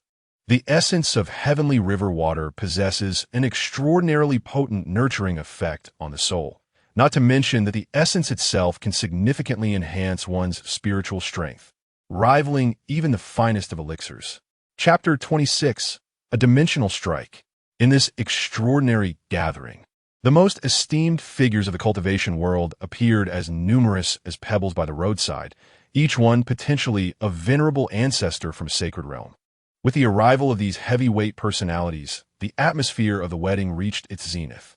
Each of these titans, whose mere presence could reverberate throughout the cultivation realms, had voluntarily set aside their formidable auras sitting quietly as if they were mere elementary students. This humility was largely due to one individual, Lu Fan, the Battle Heaven Sovereign, the strongest in the realm of Ku-Mu cultivation. Many of the great powers attending the wedding had, on occasion, felt the weight of his might. The wedding commenced. With a resounding call from Wu Ji, two terrifying streams of spiritual energy materialized, transforming into a dragon and a phoenix that soared skyward, roaring as they ascended, bursting forth like magnificent fireworks. A feast of exquisite dishes crafted from rare beasts and extraordinary fruits was presented before the assembled guests. What would be deemed a once-in-a-century treasure by ordinary folk was considered mere sustenance by the Tao sect. Hand in hand, Lu Fan and Ye Qingling gradually made their way towards the wedding altar, under the watchful eyes of the entire cultivation realm. As the ceremony concluded and night enveloped the sky, Ye Qingling sat upon the nuptial bed, her head adorned with a red veil, while Lu Fan sat nearby. He gently lifted the veil, revealing her breathtaking beauty, and in a moment of impulse, he leaned in to kiss her. 3 days later, sighing, Lu Fan nestled under the covers, embracing Ye Qingling, when suddenly a flurry of distress signals erupted from the chat group, disrupting their tranquility. Seizing the opportunity, Ye Qingling pushed Lu Fan away, urging him, "Hurry, hurry. Our friends are in trouble. I'll wait for your return." Indomitable for eternity, mid-Yuaning. Good news. I become the leader of a sect. Bad news. My sect is about to be annihilated. Woe is me. I shall become the supreme god of the West. Mid-He Dao. What is your cultivation level? I can help you sweep them away. Eliminate them all. Indomitable for eternity, mid-Yuaning. There are 2 top-tier powerhouses fighting beside my sect. We are on the brink of destruction. Group member Indomitable for eternity is in a life-or-death crisis. Urgent assistance needed. Recommended combat power, 570 million. I shall become the supreme god of the West. Mid-He Dao, farewell. I am but a jester. Please, fellow Daoist, enter my Human Emperor banner for a discussion. Mid-Transformation God. Join my Human Emperor banner. A position of Ghost King awaits you. Satisfaction guaranteed. I wish to be a great, loving, immortal sovereign, early transformation God. With death looming, why not enjoy life? One cannot die a virgin.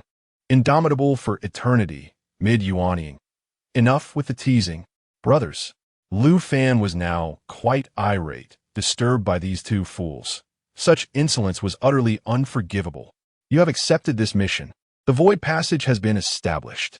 Lu Fan donned his robes and stepped forward, determined to resolve this predicament with utmost haste, so he could return to his beloved wife. Lu Yin concealed herself in a corner, observing the fierce clash between 2 formidable beings outside the sect. The mere aftershocks of their battle decimated a substantial portion of the sect structures, leaving behind a scene of shattered walls and ruin. Blood Demon, surrender at once. There is no refuge for you in this world, admonished the elderly man in the azure robe, his spear aimed at the young man in crimson. Cackle, you cannot kill me. In this realm, no one can bring about my demise. The Blood Demon spread his arms wide, exuding an overwhelming aura of invincibility. How foolishly arrogant. With that, the spear was unleashed. White Dragon roars. The 2 combatants instantly became engulfed in a tumultuous struggle, shaking the heavens and the earth, causing the very ground to tremble.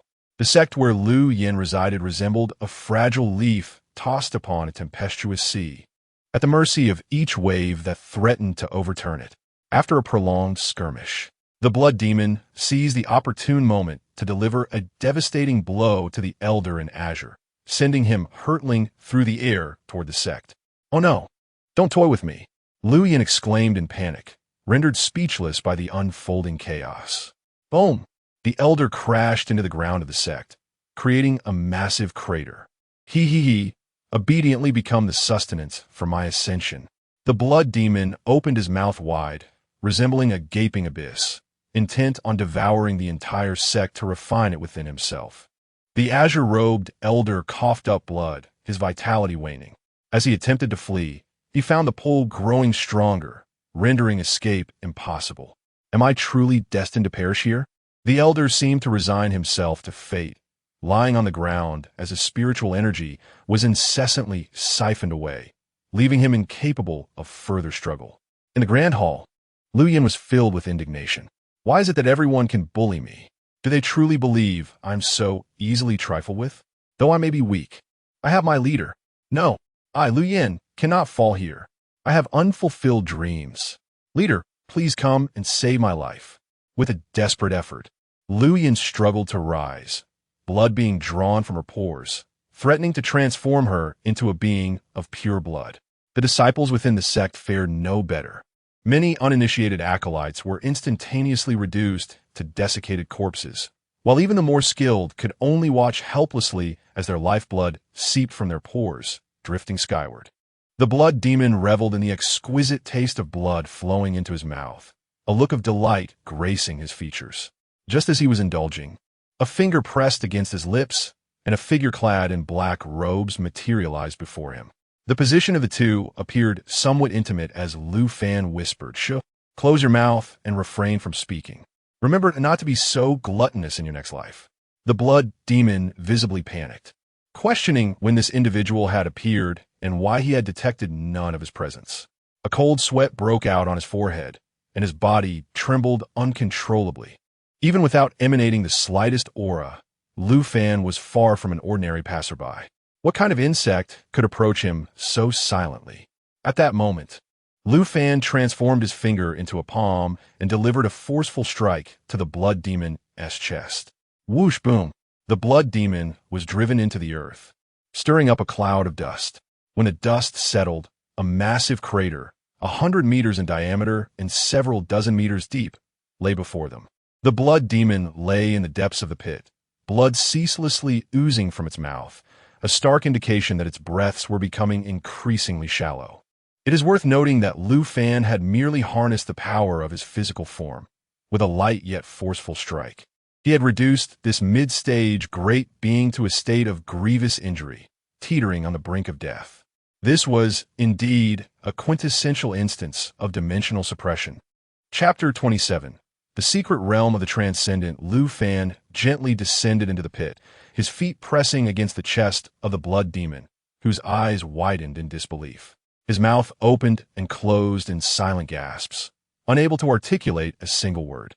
"Your karma is exceedingly heavy. You must have slain many innocents." Lu Fan's calm voice echoed persistently in the blood demon's ears, instilling an unprecedented chill of fear within him. "Please, don't kill me. I can serve you." Like a beast of burden, the blood demon swallowed the blood pooling in his mouth, struggling to articulate his desperate plea. "There's no need for that," Lu Fan replied with an air of indifference. "I am not of this realm. I would much prefer the divine merit that your death will grant me over your loyalty." With that, Lu Fan exerted force through his feet. Boom!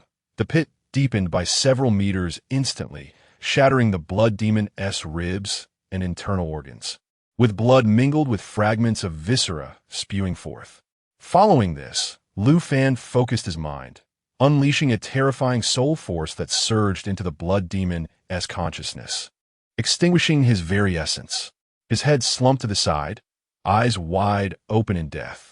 A radiant beam of divine merit descended from the heavens. After absorbing this magnificent light, Lu Fan tore through the fabric of space and appeared beside Lu Yin. "Boss, I am truly elated to see you again," Lu Yin exclaimed, rushing forward to embrace Lu Fan. In response, Lu Fan kicked him away several meters. Surprisingly, upon rising, Lu Yin's first words were, "Ah, being kicked by the boss feels so good. Enough with that lute sound. If it were Ye Qingling, I could overlook it, but you? Are you looking for a fight?" Lu Fan felt a wave of nausea wash over him. "Can I even keep this sun?" "Ahem, I merely sought to lighten the tense atmosphere." Lu Yin chuckled, brushing off the dust from his clothes and scratching his head sheepishly. At that moment, an elder in a blue robe rushed in, kneeling on the ground, weeping profusely as he bowed to Lu Fan. Thank you, esteemed one, for avenging my family. Such a trivial matter. There is no need for such gratitude." Lu Fan quickly assisted the elder to his feet, albeit reluctantly interrupting his joyous moment with Ye Qingling. "Are you saying that your family, the Zhou clan, was exterminated by that vile cultivator? Lu Fan inquired, recalling something. Indeed, the blood demon invaded my Zhou clan while I attended the banquet at the Yaoqi sacred land, draining the life essence of my entire family and plundering all our treasures and resources. Is truly a crime deserving of death. The elder choked on his words, occasionally wiping away the tears and snot streaming down his face. Suddenly, he coughed up blood, the result of enduring prolonged battles against the blood demon, compounded by today's injuries. Lu Fan swiftly placed a healing pill into his mouth, restoring all his ailments and revitalizing him, transforming his once white hair into a lustrous black. Lu Yin stood dumbfounded, unable to contain his drool. What kind of miraculous pill is this? I want one. The elder exhaled a breath of relief, filled with joy as he realized his ailments had vanished completely, feeling rejuvenated and youthful once more. Subsequently, he knelt on both knees and expressed his profound gratitude towards Lu Fan by bowing his head 3 times, saying, "Thank you, esteemed one, for saving my life. I, Zhou, am unable to repay your kindness and can only submit to your will, willingly becoming a dog at your side." The very reason Lu Fan rescued him was for this declaration. Very well. I shall have you heed the words of Lu Yin from the Mountain of Support, to forge a vast dominion for him. Do you agree? I am willing. I shall heed your commands. The elderly man in the azure robe immediately prostrated himself toward Lu Yin, exclaiming loudly, "I, Zhou Ping, pay my respects to the esteemed leader of the sect. Please rise." Quickly, Lu Yin, startled by Zhou Ping's bow, hurried to assist him.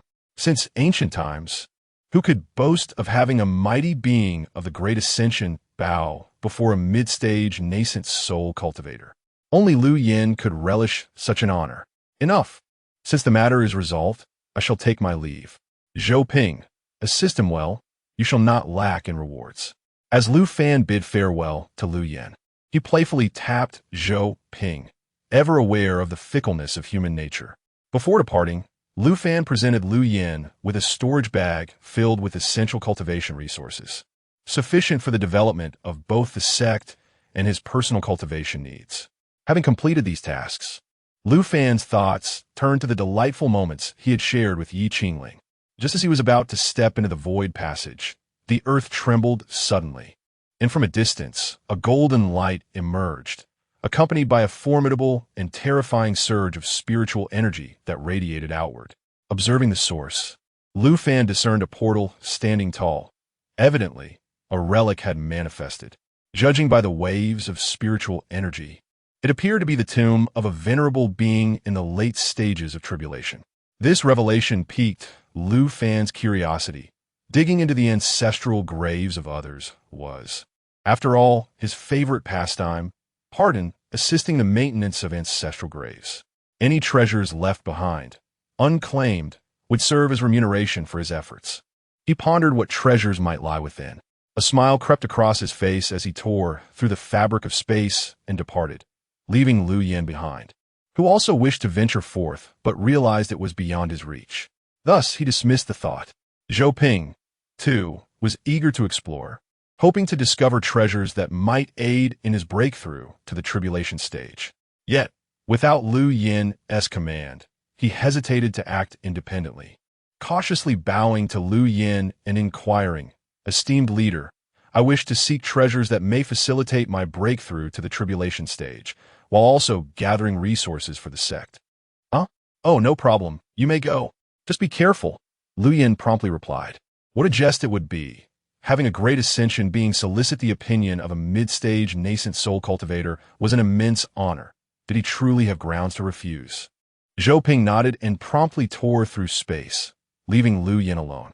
He then exited the main hall, issuing commands to the disciples below to expedite repairs of the various structures, instructing those injured to tend to their wounds and ensure compensation for the deceased. Subsequently, the substantial quantity of spirit stones and healing elixirs provided by Lu Fan was entrusted to the logistics department, tasked with meticulously verifying the identities of the deceased and injured disciples before dispensing compensation and medicinal remedies. Deep within the heart of the heavenly dual demon beast forest, A colossal portal radiating a golden beam incessantly exhaled a torrent of potent spiritual energy, accompanied by an aura of primal ferocity, indicative of the formidable ancient venerables. Surrounding this uncanny sight, various powerful demon beasts congregated, quietly and greedily absorbing the pure spiritual essence emanating from a portal.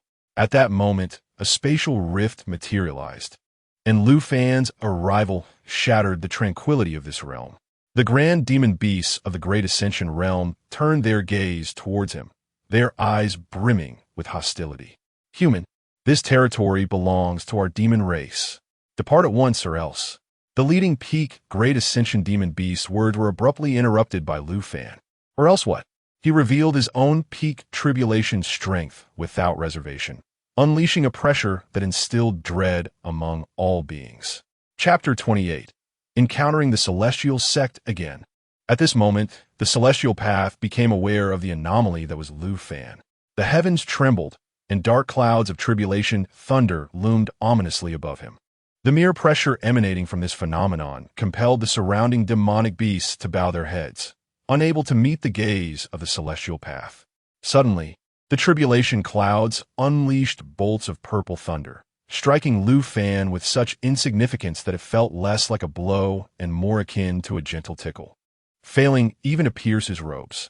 Coughing, the leader of the peak demonic beasts quickly lowered his proud head and approached Lu Fan, demonstrating his submission. At that moment, Zhou Ping tore through the fabric of space to arrive here, standing behind Lu Fan, faced with a formidable array of top-tier demonic beasts. He could not help but swallow hard, his legs trembling slightly. There were too many. Each one was a formidable opponent, capable of easily overpowering him. Yet they all lay prostrate at Lu Fan's feet. Esteemed Lord, I have come under the orders of our sect master to gather resources. Of course, I also have personal matters to attend to, seeking a path to break through to the tribulation stage, Zhou Ping explained, hastily cupping his hands in respect as Lu Fan's gaze fell upon him. Be cautious. I have no time to safeguard your life. This token carries the full force of my sword energy. Use it wisely. With that, Lu Fan tossed him a token and turned his attention away. Just as Lu Fan prepared to break the seal of the portal, several fissures appeared in the distant sky, from which immense flying ships emerged. The Sacred Yao Pool, the Sacred Blade Sect, the Anlin Sect, the Divine Sword Celestial Sect, and others. All the lords had arrived in unison. At that moment, a larger crack rent the air, and a colossal ship emerged, causing the other lords to part ways in deference. This was the Celestial Sect, the very sect that Lu Fan, alongside Ye Qingling, had once vanquished an elder from. The most powerful sect in the boundless immortal realm. The authority of the boundless immortal realm. The Celestial Sect. Suddenly, a row of cannons appeared on the Celestial Sect's ship, all aimed at Lu Fan's location. Rather than targeting Lu Fan himself, they were also aimed at the throngs of demonic beasts behind him. Lord Elder, we have detected 2 human cultivators below. Should we inform them? Not necessary. They are but mere ants. If they perish, so be it. Prepare to fire. Yes. The steward bowed and returned to the control room, directing the disciples operating the massive cannons. As an innocent bystander, Lu Fan received no warning whatsoever. Fire. Boom, boom, boom, boom. Instantly, terrifying beams of energy shot toward Lu Fan with blinding speed, detonating upon impact and creating mushroom clouds in their wake.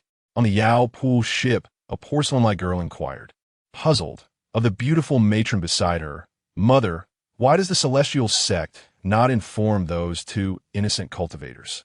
They seem so pitiful. Qian. This world is as such, cruel yet real.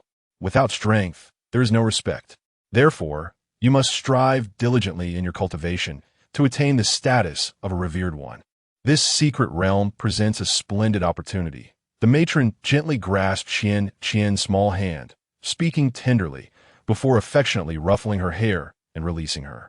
Due to the mystical realm's influence on consciousness, all the cultivators aboard the vessel could only gaze in awe at the bombarded area. As the dust began to settle, their astonishment was not so much at the formidable power of the cannon, but the untouched state of the secret realm. Not a single beast was harmed. nor were the two cultivators injured. However, around them, gaping pits appeared, seemingly bottomless. The surrounding landscape was barren, trees reduced to charred remains, and the air thick with acrid smoke, devoid of life. A stark contrast to the vibrant vitality surrounding Lu Fan. When Lu Fan cast his gaze upon them, what they perceived was not the beauty of blooming flowers or the splendor of the human world, but rather a scene of carnage and despair, with the anguished cries of myriad beings echoing in their ears.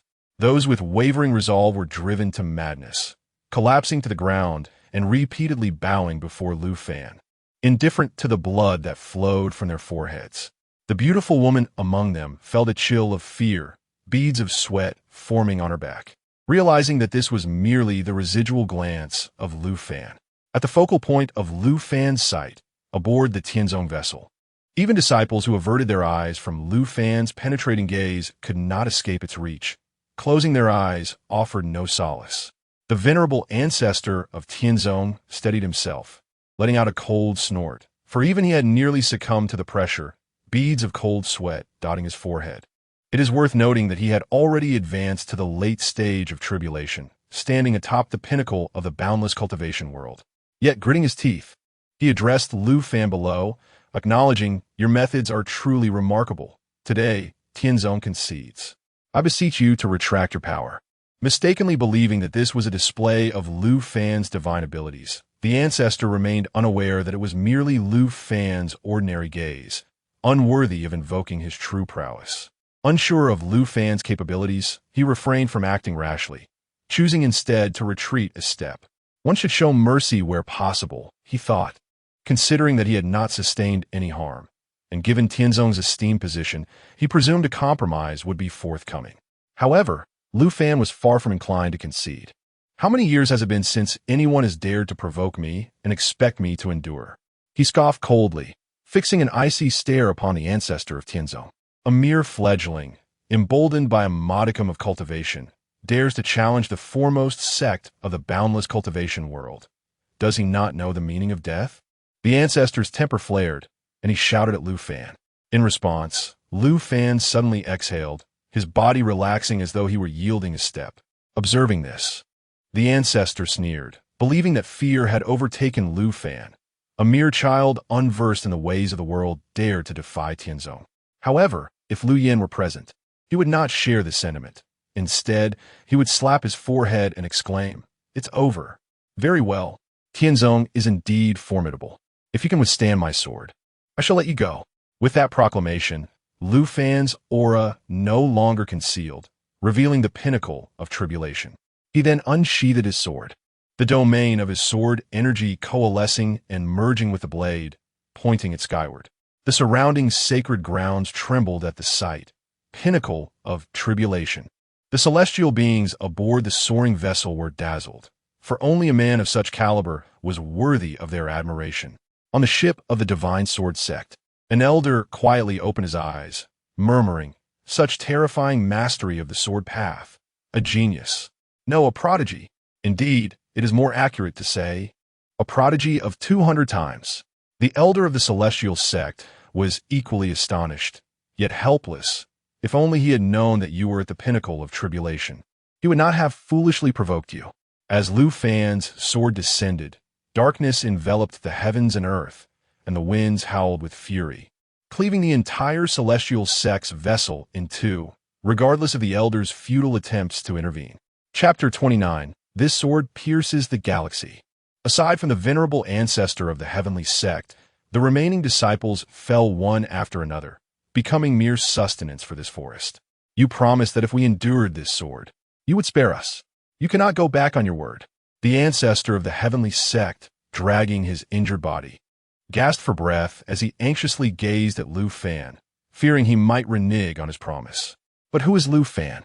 He is the renowned war god, a paragon of integrity. He slowly raised his sword and declared, "Behold, this sword pierces the galaxy."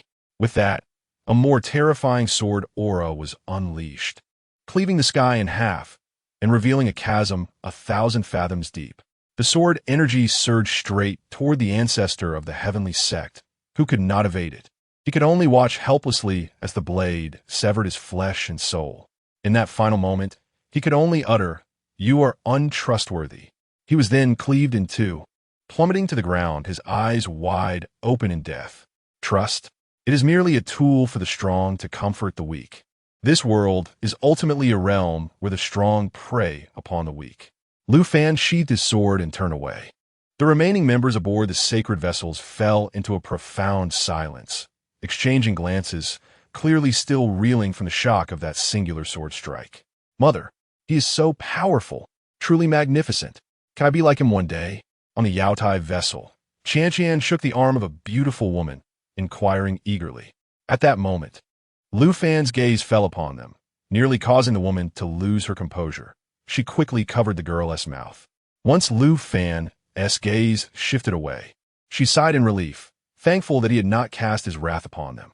In the forbidden zone of the heavenly sect's rear mountain, 7 figures clad in white robes sat in a circle, their potent auras unmistakable, all being tribulation transcendents.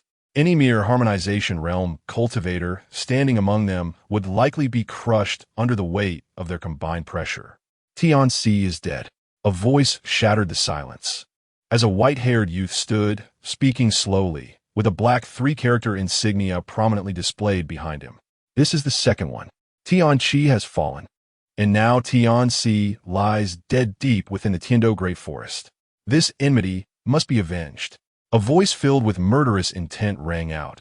It was Tian Er. At this moment, Tian E, who had been silent, rose from his seat, addressing the 6 tribulation transcendents before him. Tian Er, Tian San, you two shall take a group to the Tiando Great Forest. We will claim the secret realm, and the one who provoked our heavenly sect must perish. Tian Wu, you will lead a force to annihilate the demon sect. I give you 3 days. After that, I do not wish to hear any news of the demon sect's existence. Yes, yes, yes. The 3 replied in unison, bowing respectfully before departing the ancestral ground to summon their forces for their respective missions. Meanwhile, at the entrance of the secret realm, Lu Fan merely cast a glance at the group of flying vessels, prompting all sects to hastily retreat their ships 100 miles. Prepared to flee at a moment's notice, Lu Fan gazed at the portal, narrowing his eyes as he gripped his sword, which emanated a terrifying aura, with its resonant clang echoing through the heavens and earth. Without hesitation, he unleashed a strike, a wave of sword energy severing from the blade and soaring towards the portal, demonstrating his intent to breach the entrance directly rather than waiting for it to open. Isn't this a joke? Are you serious? The portal seemed to question as it abruptly swung open just as the sword energy was about to collide with it, allowing the energy to vanish within. In the instant the portal opened, a wild, untamed force surged outward, causing Lu Fan to momentarily freeze, clearly startled. After confirming it was not a trap, he swiftly dashed inside, prompting Zhou Ping to follow closely behind. The elders aboard the nearby sacred ships exchanged glances upon seeing the two enter, nodding in silent agreement. After all, fortune favors the bold. As the crowd observed, they too began to soar towards the portal, eager for any scraps that might remain, even if they couldn't partake in the main feast. The beautiful young women hurriedly took the hands of the maidens beside them, rushing towards the hidden realm. Emerging from the light, Lu Fan was met with a vast desert, stretching endlessly with not a single tree in sight, rendering the landscape barren and desolate. He soon realized that Zhou Ping, who had been trailing behind him, had vanished, likely teleported away, leaving Lu Fan wondering about the vastness of this place. Deciding to head towards the heart of the secret realm, which promised to be more intriguing, he attempted to fly directly there, only to be met with an overwhelming force that compelled him to descend. However, had it been any ordinary esteemed figure, they might have succumbed to this pressure. But Lu Fan was no ordinary being. He forced himself to remain airborne, though his altitude was limited to a mere 100 meters, and he experienced a severe drain of spiritual energy. With no other option, he landed on the ground, though his interest was piqued. He was determined to discover what kind of deceased entity could devise a barrier to impede his flight, especially one that concealed the formation nodes, which he could have otherwise shattered. Sighing in resignation, Lu Fan began his journey on foot towards the center of the secret realm, appreciating the unique scenery along the way. Outside the secret realm, Tian Er and Tian San arrived with a group of disciples. Noticing that only a few remained on the sacred ships, they wasted no time and headed straight into the secret realm. As Lu Fan admired the surroundings, the sand beside him suddenly sank, and a sand scorpion, roughly the size of a calf and radiating the aura of a nascent soul, burst forth from the ground, lunging at him. Its sharply pointed tail aimed directly at Lu Fan's neck, producing a metallic clang upon impact. With a crack, the scorpion's stinger shattered and fell to the ground, while Lu Fan remained unscathed, not even bearing a mark. The sand scorpion, clearly bewildered, would have cursed Lu Fan's ancestors had it the capacity for speech. Lu Fan did not even entertain the thought of casting a glance at the sand scorpion. With merely a snap of his fingers, the creature exploded in response, leaving behind a scattering of flesh. As for why Lu Fan's spiritual awareness failed to detect any imminent danger, it was simply due to the suppression of his senses. Even the very desert seemed to conspire against his attempts to probe the depths below. Furthermore, what others perceived as peril was, for Lu Fan, entirely devoid of threat.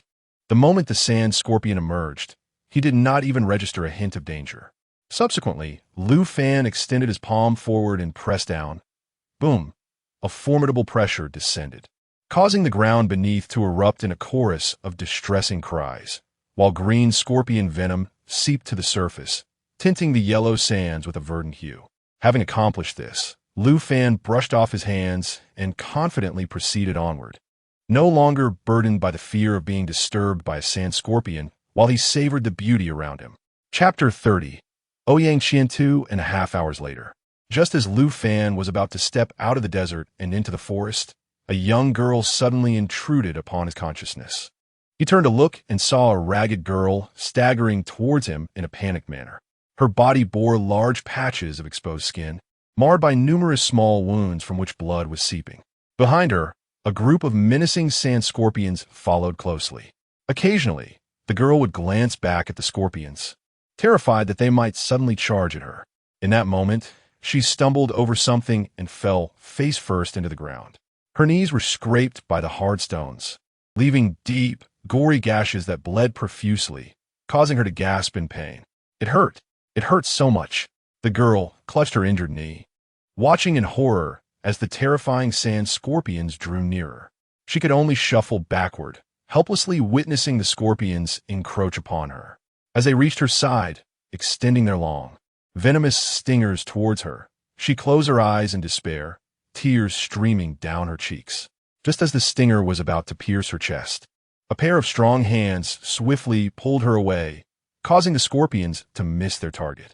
The scorpions erupted into a chorus of hisses directed at Lu Fan, yet they dared not advance, sensing the overwhelming aura of fear emanating from him. Lu Fan stepped forward, and an invisible wave radiated from his foot, causing the scorpions in its path to explode into vibrant green bursts of smoke. The girl, cradled in his arms, was bewildered. It was him, the formidable being who had struck fear into the heart of the sect's matriarch with a single stroke of his sword.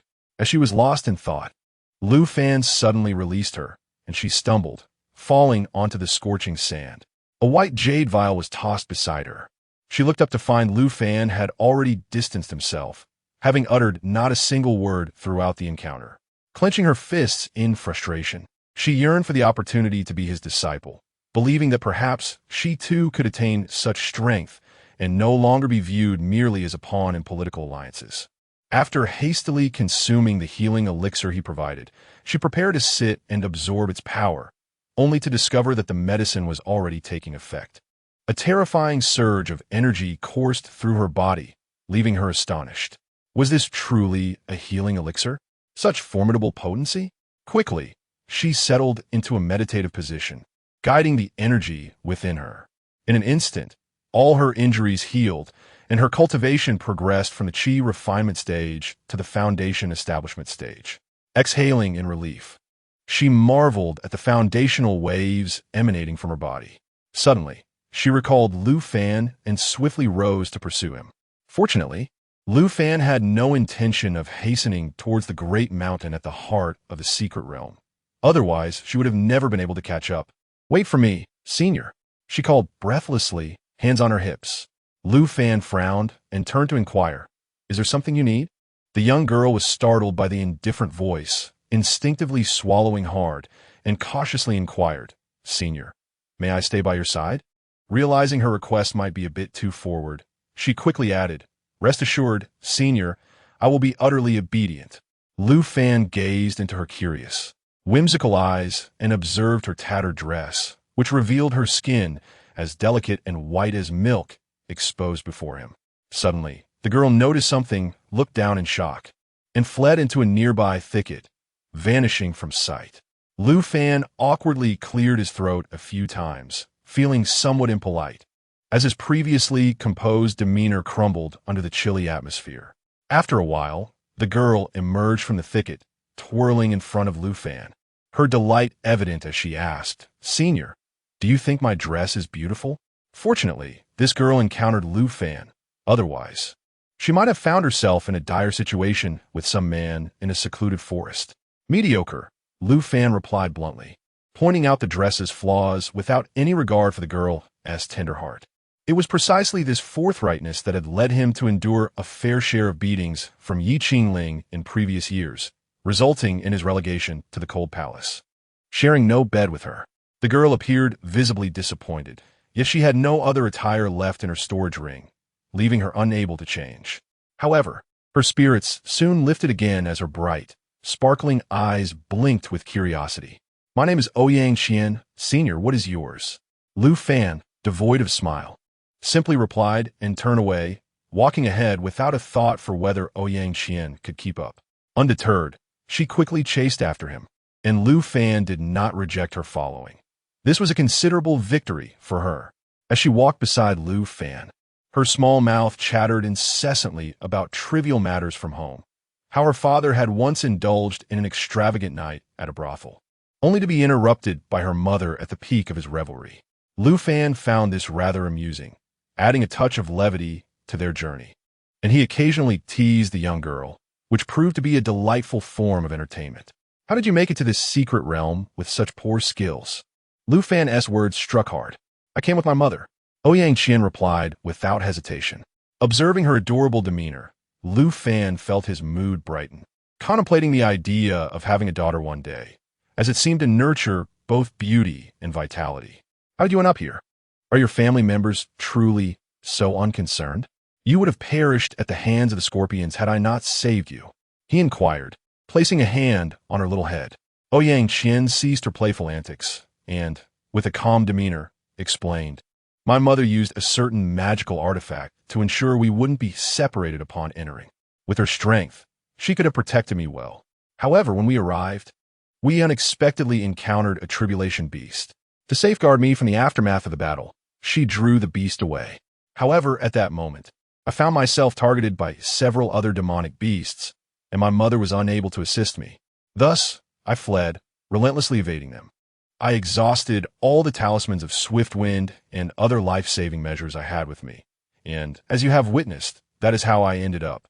I see now. It appears it was due to your lack of skill." Lu Fan pondered for a moment and arrived at a crucial conclusion. Chapter 31. Defeating 2 mid-transcendence elders in an instant. "Alas, could you refrain from mocking me?" Ouyang Qian glared at Lu Fan through gritted teeth. Yet, Lu Fan remained unfazed by her gaze, resolutely forging ahead, while Ouyang Qian walked beside him, occasionally shooting him a disapproving look. The duo ventured deeper into the secret realm. 2.5 days later, a beast radiating the formidable energy of a peak great ascension lay prostrate on the ground, its head crushed by Lu Fan's hand. He had no intention of taking a life. However, the beast, stubborn as it was, charged at Lu Fan, likely seeking to test its own resilience. The outcome rendered it as motionless as a deceased dog. Approaching the creature's head, Lu Fan delved into its cranium, rummaging until he extracted a crystal. This was a fortuitous find within the secret realm, an extraordinary crystal brimming with immense energy, suitable for cultivation or to power potent weapons and formations. It was akin to a superior spiritual stone, only slightly lacking in celestial essence, positioning itself between exquisite spiritual stones and celestial spiritual stones, thereby serving as commendable material for cultivation. The lower-ranked beasts he had slain along the way were casually discarded to Ouyang Qian, as they held no value for him. Only the crystal from this peak, Great Ascension beast, piqued his interest. Truly impressive, senior, Ouyang Qian exclaimed, giving Lu Fan a thumbs up. Her newfound knowledge, of course, stemmed from Lu Fan's meticulous guidance. For instance, WCNMLGB was a casual greeting.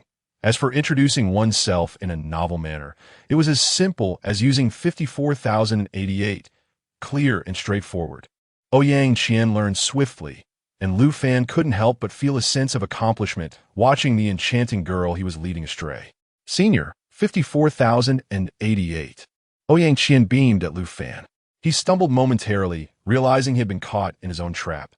Cough, cough, Qian, since we already know each other, there's no need for self-introduction. Understood? Oh, I will be mindful, Ouyang Qian replied obediently, nodding. Lu Fan felt a flush of embarrassment and quickly turned his gaze to the towering mountain before them. Unbeknownst to them, they had arrived at the heart of the secret realm. Before them stood a majestic peak, adorned with resplendent palaces ascending from its midsection, encircling an even grander hall at the summit. Each palace emanated fluctuating auras, either wards or treasures. It was a matter of luck. Without further ado, Lu Fan wasted no time and ascended directly, swiftly reaching the mountainside. Upon arriving at the first palace, he could hardly be bothered to unravel the wards. With a powerful strike, he unleashed a great force, obliterating the barriers and leveling the palace to the ground. No matter how ornate, I shall break through with sheer strength. Lu Fan collected the treasures scattered on the ground, one of which was a long spear, which he promptly stowed away in his storage ring, intending to deposit it in the sect's treasury to enhance its resources. Just as Lu Fan prepared to proceed further, two discordant voices rang out. Bold rogue, how dare you harm a disciple of our heavenly sect? You seek death. Lu Fan, I advise you to surrender at once and avoid futile resistance. Lu Fan turned around, observing the two figures below. Although he did not recognize them, he was familiar with the one they held, Zhou Ping.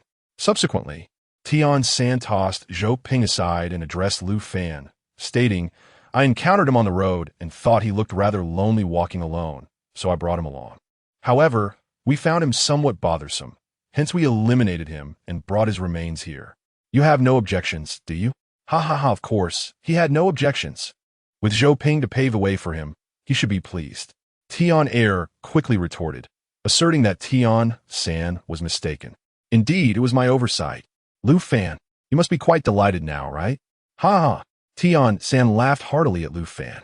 Lu Fan remained silent, quietly watching the two of them perform their comedic act.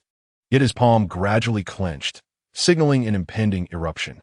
He then extended a hand, safely escorting Ouyang Qian down the mountain before slowly speaking. If you believe this mere jest will incite my anger and cloud my judgment, I advise you to spare yourself the effort. How naive. Both of us are at the mid-stage of the Tribulation Crossing. How could you possibly contend with us alone? Tian San scoffed. Oh, mid-stage of the Tribulation Crossing?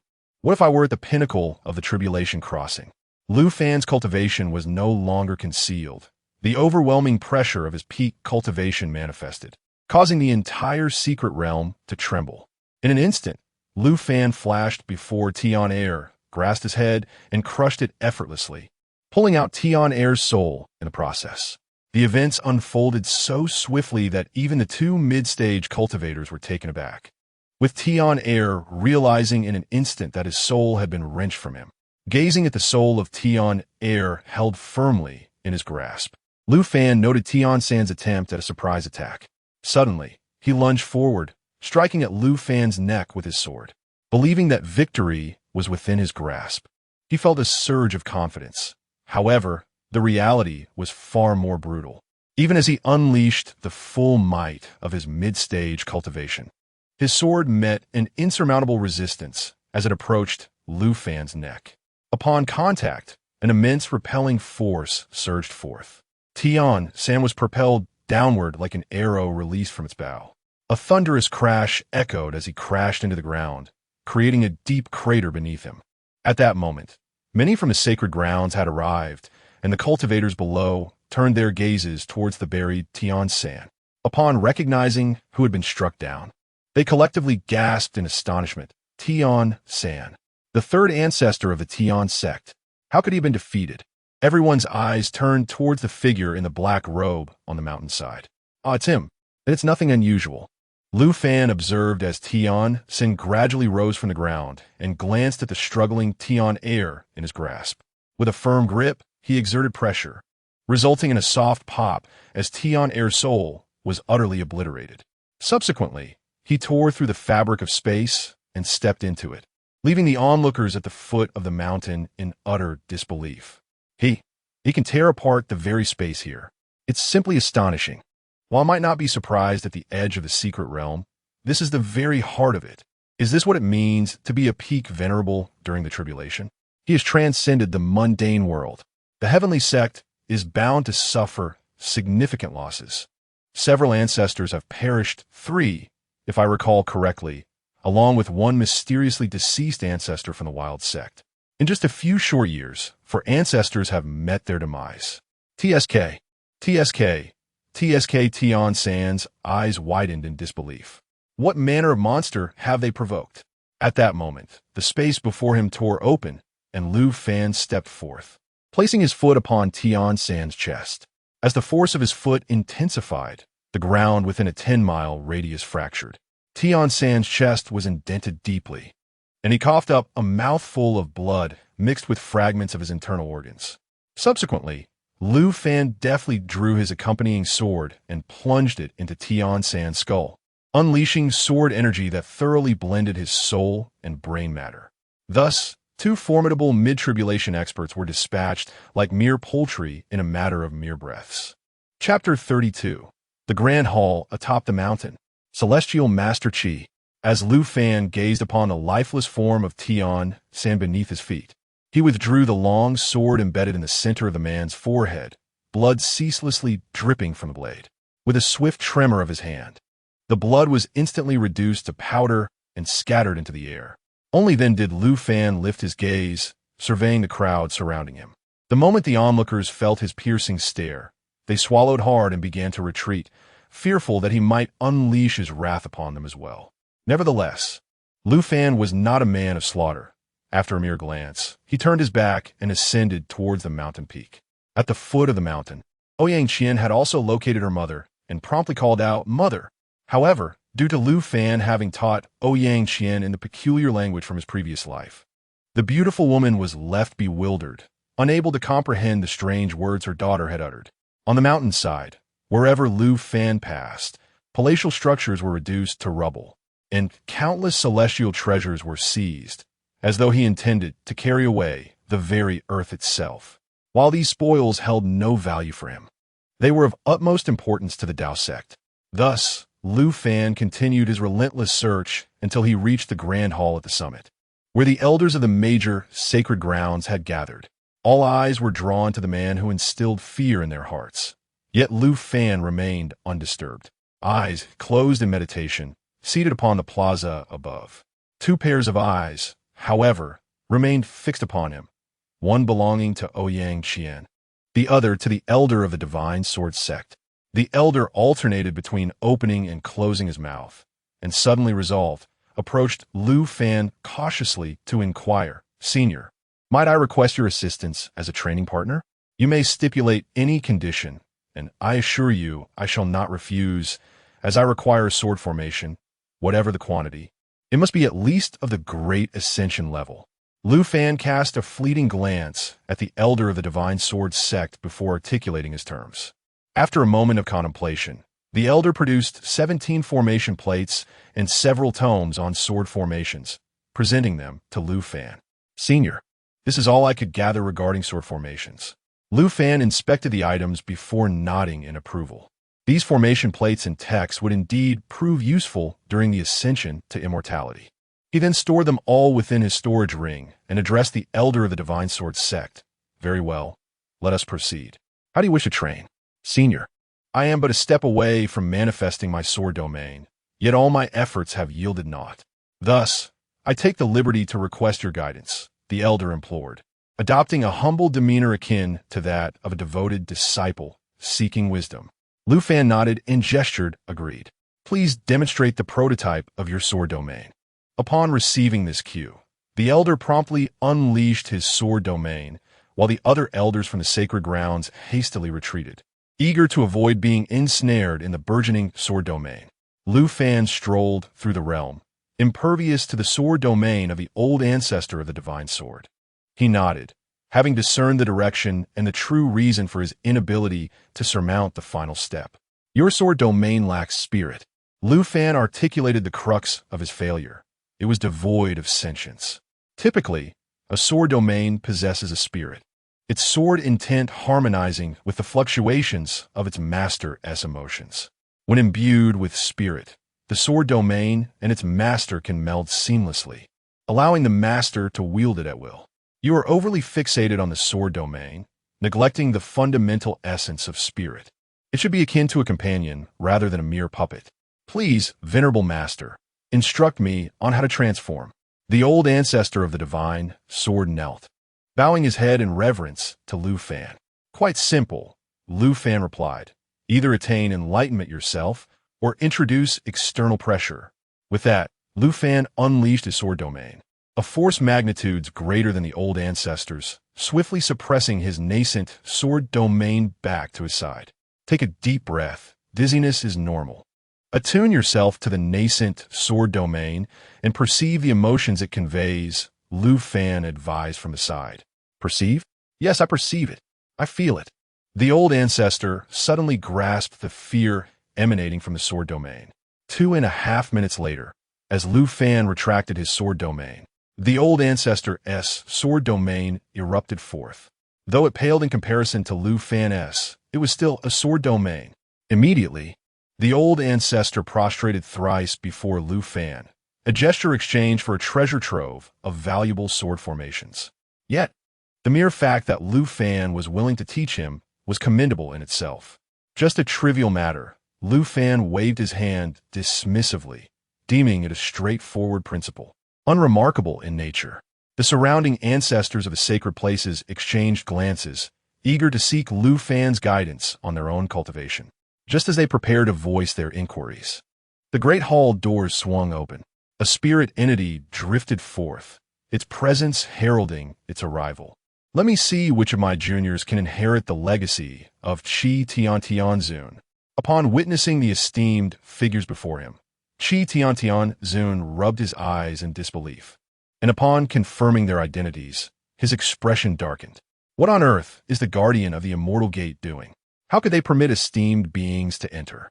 I sought promising disciples capable of attaining reverence, yet you've brought me several who have bypassed the cultivation process entirely. Unbelievable. The guardian of the immortal gate replied. I had just awakened when someone wielding a divine sword attempted to cleave me. In my fright, I opened the door. This truly cannot be blamed on me.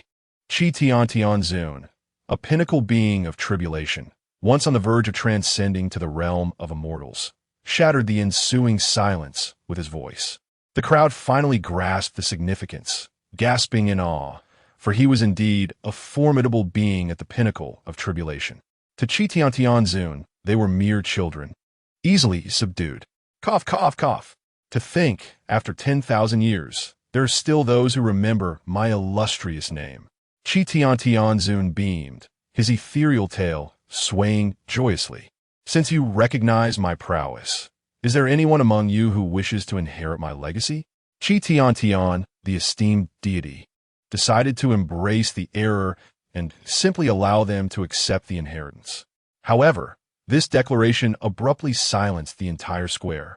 Those who had cultivated to the peak of the transcendent stage were all proud youths with lofty aspirations. Relying on the inheritance of others to reach the pinnacle of transcendence was a matter of great shame. Given the lifespan of a transcendence master, they were all still in their prime, and unless they were already aged, who would wish to take a shortcut? Qi Tiantian's expression darkened. Here he was, a dignified celestial being, and yet no one desired his inheritance. What a fall from grace. Since you all reject it, I shall take it for myself. At this moment, Lu Fan intervened. You? What use would my inheritance be to you, when you've already reached the peak of transcendence? Qi Tian turned to Lu Fan, only to discover that he too had attained the pinnacle of transcendence. Observing his innate potential, he realized, much to his astonishment, that Lu Fan was a 101-year-old transcendence master. This revelation left Qi Tian utterly stunned. Surely, he hadn't consumed that many herbs, had he? Chapter 33. The Return Journey. Are you truly just 101 years old? Qi Tian, the esteemed one, cautiously inquired. Yes, Lu Fan nodded in affirmation. A collective gasp escaped the assembled dignitaries upon this revelation. Had they toiled for countless millennia to ascend to the level of a transcendent, only to find that Lu Fan achieved it in merely a century? Then why should I pass on my legacy to you? You have already attained the status of celestial sovereign. Qi Tian scratched his head in confusion. Grant me the legacy, Lu Fan stated, his voice unwavering and calm. Ah well, I cannot decide that just yet. I have yet to assess the qualifications of your disciple. Qi Tian replied. Upon hearing this, Lu Fan, uninterested in further debate, unsheathed his sword and pointed it at Qi Tian's brow, stating, Let us be straightforward. Will you give it or not? If you agree, we shall both rejoice. If not, I shall seize it. You cannot act in such a manner. This is unbecoming of a celestial sovereign. As the blade drew nearer to his brow, the sword's aura began to slice through his ethereal form, prompting him to exclaim, All right, I will give it to you. Upon hearing this, Lu Fan retracted his sword, sensing the dissipating sword energy, allowing Qi Tian to exhale in relief. Subsequently, he returned to the Grand Hall, reluctantly placing a golden orb of inheritance into Lu Fan's hand. Lu Fan weighed the orb, a knowing smile gracing his lips as he gazed at Qi Tian. You are bestowing this upon me willingly, correct? Indeed, absolutely willingly. Qi Tian felt a sudden shiver, his spirit trembling as he hurriedly affirmed. I have not coerced you, have I? Certainly not. It was entirely voluntary. Qi Tian hastily shook his head, chuckling nervously. Very well, that is as it should be. Lu Fan patted his shoulder and nodded with a smile. Now, there is nothing of value left here. Everything has been thoroughly scavenged. It is time for me to depart. Until we meet again, Lu Fan declared, activating the void portal to return home. Just as he prepared to leave, a beautiful woman called out to him, Celestial Sovereign, I wish to consult you on some cultivation matters, and I can exchange numerous defensive formations and sword arrays. Hearing her words, Lu Fan halted his steps. Oh, that is acceptable. As long as the sword arrays are sufficient and satisfactory, feel free to ask any questions. With that, he casually deactivated the void portal. System, isn't this a bit much? Are you toying with me? Lu Fan swiftly assisted the beautiful woman with her inquiries, after which others could no longer contain themselves. They eagerly offered their treasured sword arrays and defensive formations in hopes of posing their own cultivation questions. 2.5 hours later, Lu Fan stepped into the void portal, laden with invaluable arrays, disappearing from sight. Emerging from the portal with a foolish grin, he barely had time to comprehend his surroundings before being unceremoniously kicked several meters away by a pair of delicate feet. Ouch! Who dares to ambush this celestial sovereign? Lu Fan muttered as he rose from the ground, only to find Ye Qingling standing before him, her exquisite feet unmistakably exposed. White, so very white. Lu Fan couldn't help but squeeze it. It was soft and delicate, utterly enchanting. If only it could be used for her. Do you even know how long it takes to return? Ye Qingling stood with her hands on her hips, looking at Lu Fan with a hint of grievance. Task? Goodness. I forgot to give the inheritance to Lu Yen. It suddenly dawned on Lu Fan that the inheritance orb he intended for Lu Yen was still with him. After a moment's contemplation, he shrugged it off. After all, opportunities abound. He dusted off his robe and stood up, deciding to save it for another time. Looking at Ye Qingling before him, Lu Fan spoke softly. Now, we must attend to business. For a day and a night, Lu Yen sat by the gate of the Mountain of Reliance, waiting in vain for Lu Fan and Zhou Ping to appear. He hesitated to disturb Lu Fan with messages. Just then, a buzzing sound emerged from the group chat, where someone had tagged him. In this life, I must surpass Ye Qingling, peak of tribulation, unrivaled eternity. Cough, cough. I return home. Unrivaled eternity, mid-stage, nascent soul. All right, boss, but why hasn't Zhou Ping come back? Lu Fan was momentarily taken aback. Zhou Ping? Who was that? Suddenly it struck him, goodness. Zhou Ping was still lying out in the wilderness. He had forgotten to give him a proper burial. In this life, I must surpass Ye Qingling, peak of tribulation. Cough, cough, he is dead, killed by 2 ancestors of the heavenly sect. However, I avenged him. I just forgot to lay him to rest, so he remains unburied. I aspire to be a great love immortal. Early stage transformation, detection complete. Boss, it seems you've overdone it, leading to memory lapse. In this life, I must surpass Ye Qingling, peak of tribulation. Get lost. I aspire to be a great love immortal. Early stage transformation. Sure thing. After closing the chat group, Lu Fan felt as if he had forgotten something crucial. It had eluded his memory. Suddenly, a light bulb went off in his head. He recalled, oh, my wife's original dress is still with me. What bliss! No. Lu Fan shook his head, realizing that he was mixing things up. Yes, the inheritance orb. At last, he remembered. Then he recalled Lin Mingzi's words. Could it truly be that he had overexerted himself? That couldn't be right. It had only been a few days and nights. This was illogical. Determined to cease his overthinking, Lu Fan hastily opened the chat group and tagged Lu Yan. In this life, I must surpass Ye Qingling, peak of tribulation, unrivaled eternity. By the way, I obtained an inheritance in that secret realm. In the next few days, gather some materials, and I'll teleport the inheritance to you. Unrivaled eternity, mid-stage nascent soul. All right, boss. I'm on it. I aspire to be a great love immortal. Early stage transformation. In this life, I must surpass Ye Qingling. Esteemed foster father, I also desire the inheritance. If it's the harmony inheritance, that would be even better. In this life, I must surpass Ye Qingling, peak of tribulation. Get lost. I aspire to be a great love immortal. Early stage transformation. Sure thing. Lu Fan pondered for a moment and felt he might have been a tad too cruel. He decided to open the chat group and send a message to Lin Mingzi. In this lifetime, I shall surely ascend with Ye Qingling, peak of tribulation. Perhaps we can discuss this further another time. I shall arrange for you a gay attribute of the harmony inheritance. Lin Mingzi replied, all right, you are the best adoptive father. Your son bows to you. Wait, there's a problem. Adoptive father. I'm not gay. Lu Fan promptly closed the chat group, disregarding Lin Mingzi's explanations. He gazed contemplatively at the array of sword formations and defensive array discs within the storage ring he held. Chapter 34. The Ancestor of the Formation Sect, No Formation Master, returning to the boundless immortal realm. Lu Fan pondered for a considerable time, yet found himself at a loss. Ultimately, he resolved that such specialized matters should be entrusted to the experts.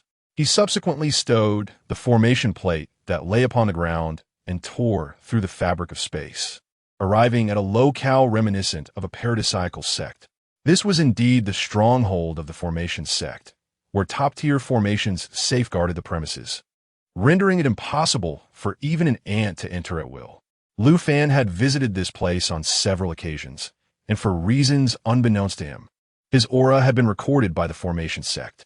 Each time he arrived, he would inadvertently lay waste to their protective formations, which compelled them to grant him the privilege of unrestricted access. He need not concern himself with the spatial prohibitions and confinement formations, as he effortlessly tore through the void to stand before his old acquaintance. Old Master Wu, I have returned, Lu Fan exclaimed, addressing the elderly man who was engrossed in his work. The Master Wu, while carving a formation plate, noticeably trembled and with a soft clatter. The plate emitted a plume of white smoke, rendering it inoperable. Umph. What mischief do you intend this time? Do you ever consider knocking? You've caused my formation plate to be ruined again. Master Wu set aside the shattered plate and turned to scrutinize Lu Fan with a stern expression. Oh, it's of no consequence. It's merely a formation plate. Practice makes perfect, after all. Lu Fan patted his shoulder with such force that it nearly dislocated it. Now, speak up. You wouldn't just drop by without a reason, would you? Though Lu Fan held the rank of Celestial Sovereign, surpassing him by 2 minor realms, Master Wu did not afford him a warm reception. Ahem, I merely seek your assistance in merging some formation plates. I possess a rather formidable sword formation and a defensive formation plate. I require your expertise to combine them. Present them to me. Let me see what you have. Master Wu gestured for him to lay them out. As Lu Fan retrieved an array of sword formations and defensive plates from a storage ring and placed them upon the ground, Master Wu's demeanor underwent a remarkable transformation, culminating in sheer astonishment. What in the world? Is this what you call a bit? If you wish for my life, just say so. Master Wu pointed at the towering formation plates before him, incredulity etched on his face. Ahem, it is indeed a tad more than a mere bit, but what of it? You are the most formidable formation master in the entire immortal realm. Surely this trivial task cannot pose a challenge to you. Just exert yourself a little and assist me. Lu Fan implored, having resolved to go to great length for the sake of his tribulation. Very well, return in 2.5 months. But you must leave my presence immediately. I am about to commence my research. I cannot fathom where you acquired such an abundance of formation plates. Yet some appear to possess genuine research value. Master Wu nodded in agreement, hastily ushering Lu Fan away before squatting beside the collection of plates to begin his study. Lu Fan had intended to linger a bit longer, but at that moment, a notification from the chat group drew his attention. After expending 3 million contribution points to acquire 3 celestial spirit stones from Master Wu, he turned and departed. Master Wu gazed at the peculiar spirit stones in his hand, feeling a subtle pressure emanating from them, as immense spiritual energy surged and danced within. A remarkable find. It is truly a mystery where Lu Fan acquired such audacity. Observing his silhouette from a distance, a faint smile inevitably graced my lips. Despite his frequent bouts of aggression, one cannot deny his noble character. Upon returning to his chamber, Lu Fan opened the chat group. Supreme Authority, Mid-Yuaning, destined to ascend, Ye Qingling boss, I have done it. I have stirred up trouble. I've boldly provoked a transformation god cultivator in the street, and he threatened to stuff my head into his backside. Group member, Supreme Authority, is currently in danger. Immediate assistance required. Recommended combat power, 3 million. Aspiring great, love, immortal, early transformation god. Stuff your head into whose backside? If it's his. That could be quite a spectacle. Please, fellow cultivators, let us convene in my human emperor banner. Mid-transformation god. Immortal, are you not cultivating? All you do is chat. Be wary of the group leader stuffing your head into your own backside. Aspiring great, love, immortal, early transformation god. I'm terrified. I must take my leave. Lu Fan accepted the task and promptly returned to the boundless cultivation realm. In the boundless cultivation realm, at the Panlaw market, the townsfolk gathered to witness a spectacle. You, a mere Yuaning insect, dare to provoke a mighty dragon? Who gave you the audacity? You seem rather delicate. I shall stuff your head into your backside. A burly man with a thick beard berated Lu Yen. Lu Yen swallowed hard and retorted, practice more if you're so weak. Just having a transformation god waste like you as my subordinate is a disgrace. Seeking death. The burly man, enraged, attempted to strangle Lu Yen. Just then, Lu Fan arrived in the nick of time, gripping the man's neck and lifting him effortlessly. Thus, a comical scene unfolded. The burly man held Lu Yen, while Lu Fan lifted the burly man. The surrounding townsfolk were bewildered and astonished by Lu Fan's sudden appearance. Who is he? He lifted that formidable man with ease. He looks so frail. Who would have thought he possesses such strength? I'm impressed. Hey, something seems off. Do you fancy women? Not at all, why? Ha, never mind. I just remembered my grandfather had a hefty grandson. I must take my leave. Seeing Lu Fan's piercing gaze fixed upon him, the burly man hastily set Lu Yen down, and Lu Fan subsequently released him as well. Which sect do you hail from? Lu Fan inquired. Big brother, I have no sect, the burly man stammered, trembling. Do not be anxious. Relax, I mean you no harm. I'm a good person. I wish to know if you would be interested in joining my sect as a guardian, Lu Fan said, pointing at Lu Yen. The man's eyes lit up at the prospect of serving alongside such a formidable figure. Realizing it was a golden opportunity, he eagerly replied, I would. He then knelt before Lu Fan and Lu Yen, bowing several times as he proclaimed, Your subordinate pays respects to the esteemed sect leader and the young master. Enough, rise. I am not the sect master. He is the true master, while I am merely the elder. Lu Fan gestured for him to stand and shook his head. With a wave of his left hand, the three of them were transported back to the grand hall of the Mount of Hope sect. He then indicated for Lu Yin to sit cross-legged. Lu Fan retrieved the golden ore from his storage ring and directly infused it into Lu Yin's body. Instantly, a surge of immense energy erupted from within Lu Yin, who gritted his teeth to endure the overwhelming force. He possessed no extraordinary physique, nor did he have innate talent. Now, with such an opportunity before him, he resolved to succeed, for failure was not an option. Chapter 35. How can my son Wang Ding be such a wastrel? After 2.5 days, Lu Yin gradually relaxed, shedding the tension that had initially gripped him. The fierce expression on his face softened as the surging energy within him receded. Slowly, he opened his eyes and extended his hands to sense the newfound strength coursing through him. In this brief span, thanks to the energy left by the celestial master Qi Tian, he had leapt from the mid-stage of the nascent soul to the mid-stage of the transformation stage.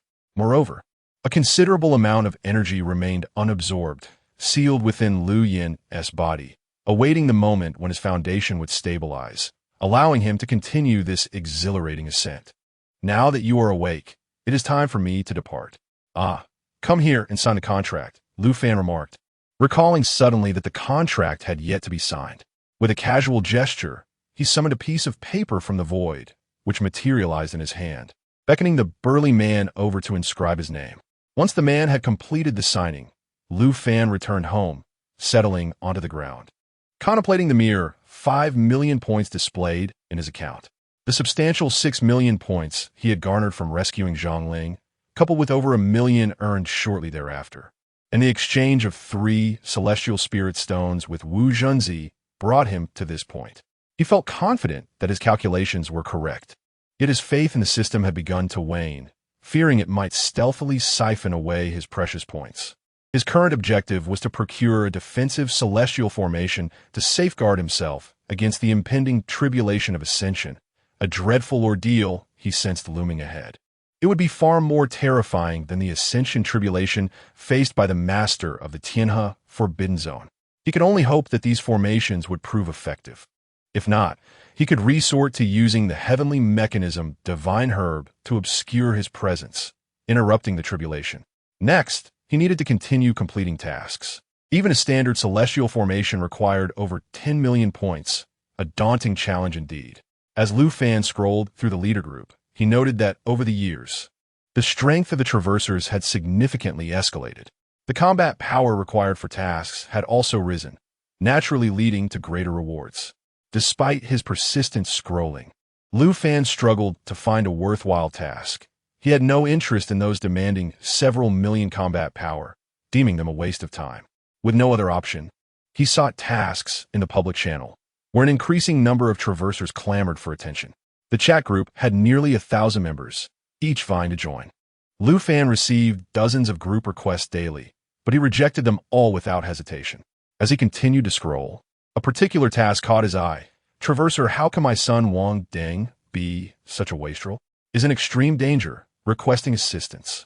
Recommended combat power, 900 million.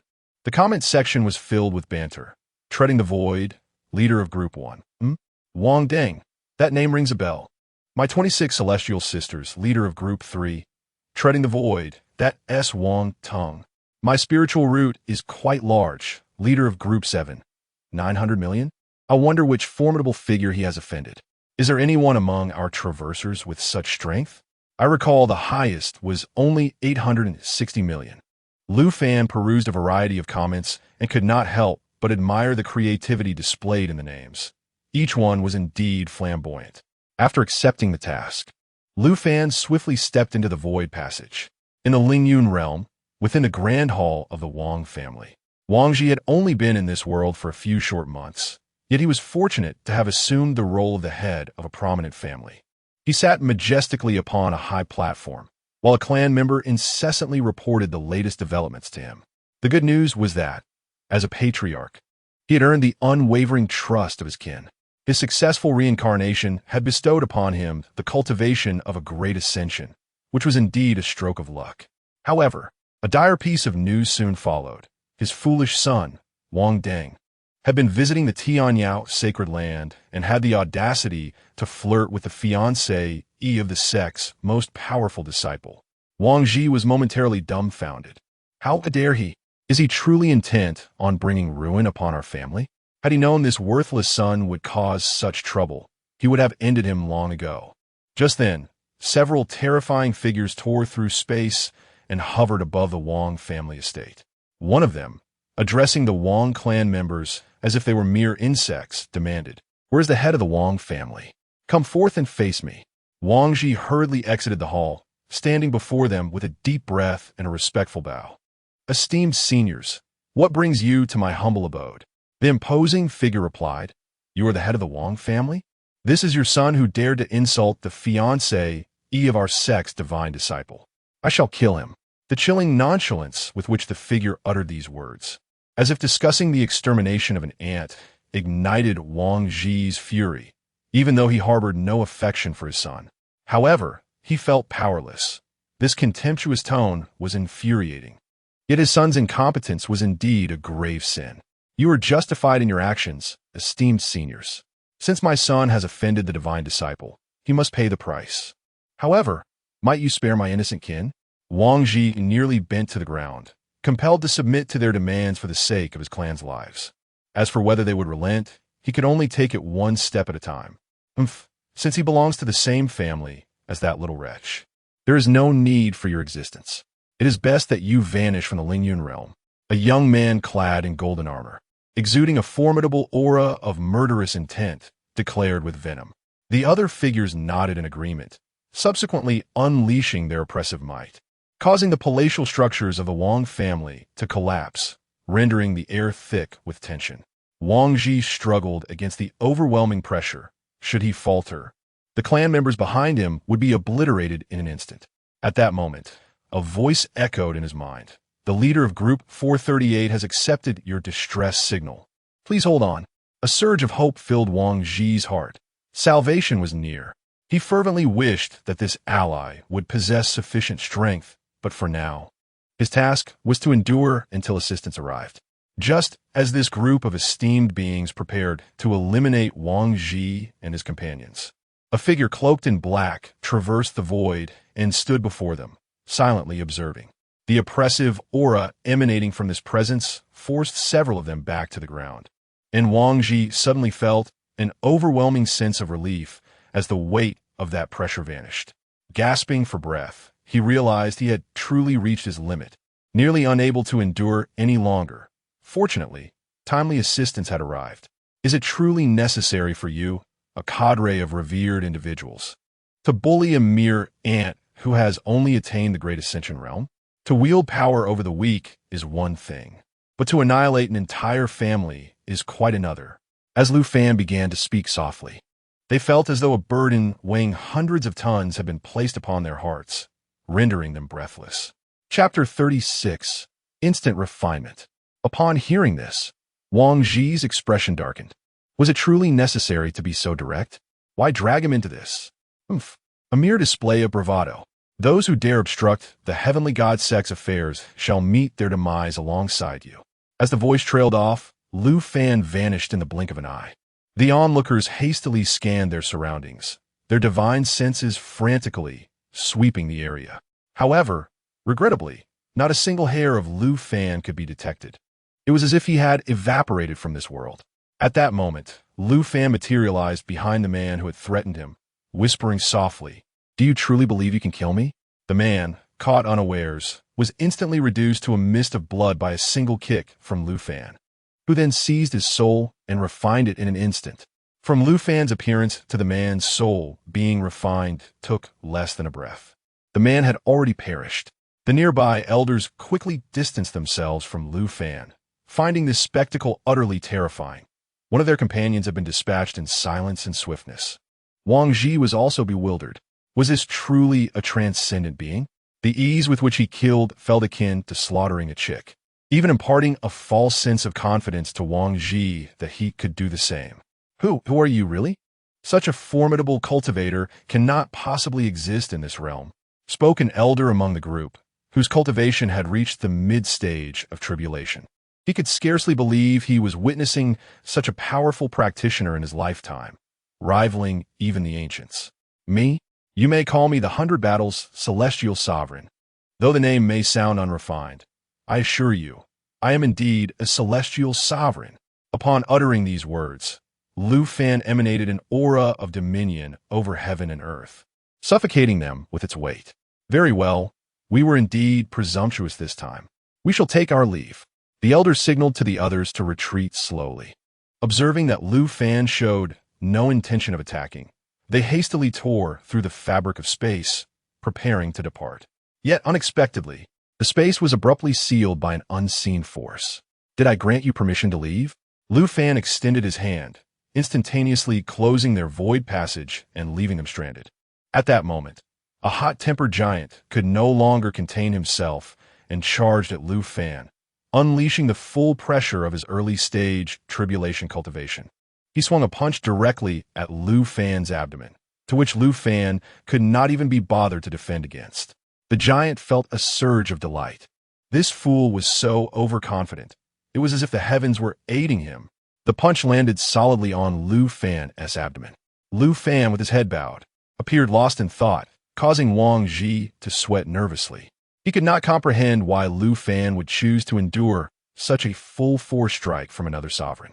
Was this not a fool's errand? The other sovereigns found this individual perplexing. He did not seem like one who would exhibit such arrogance. They attempted to tear the void again, only to discover it was futile. Clearly, Lu Fan had not sustained any substantial harm and still possessed the mental acuity to thwart their escape. They then communicated through their minds to the giant.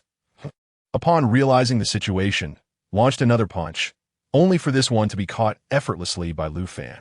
Lu Fan slowly raised his head, revealing a pair of indifferent eyes that bore witness to the world, presenting a chilling vision of mountains of corpses and seas of blood to the burly man before him.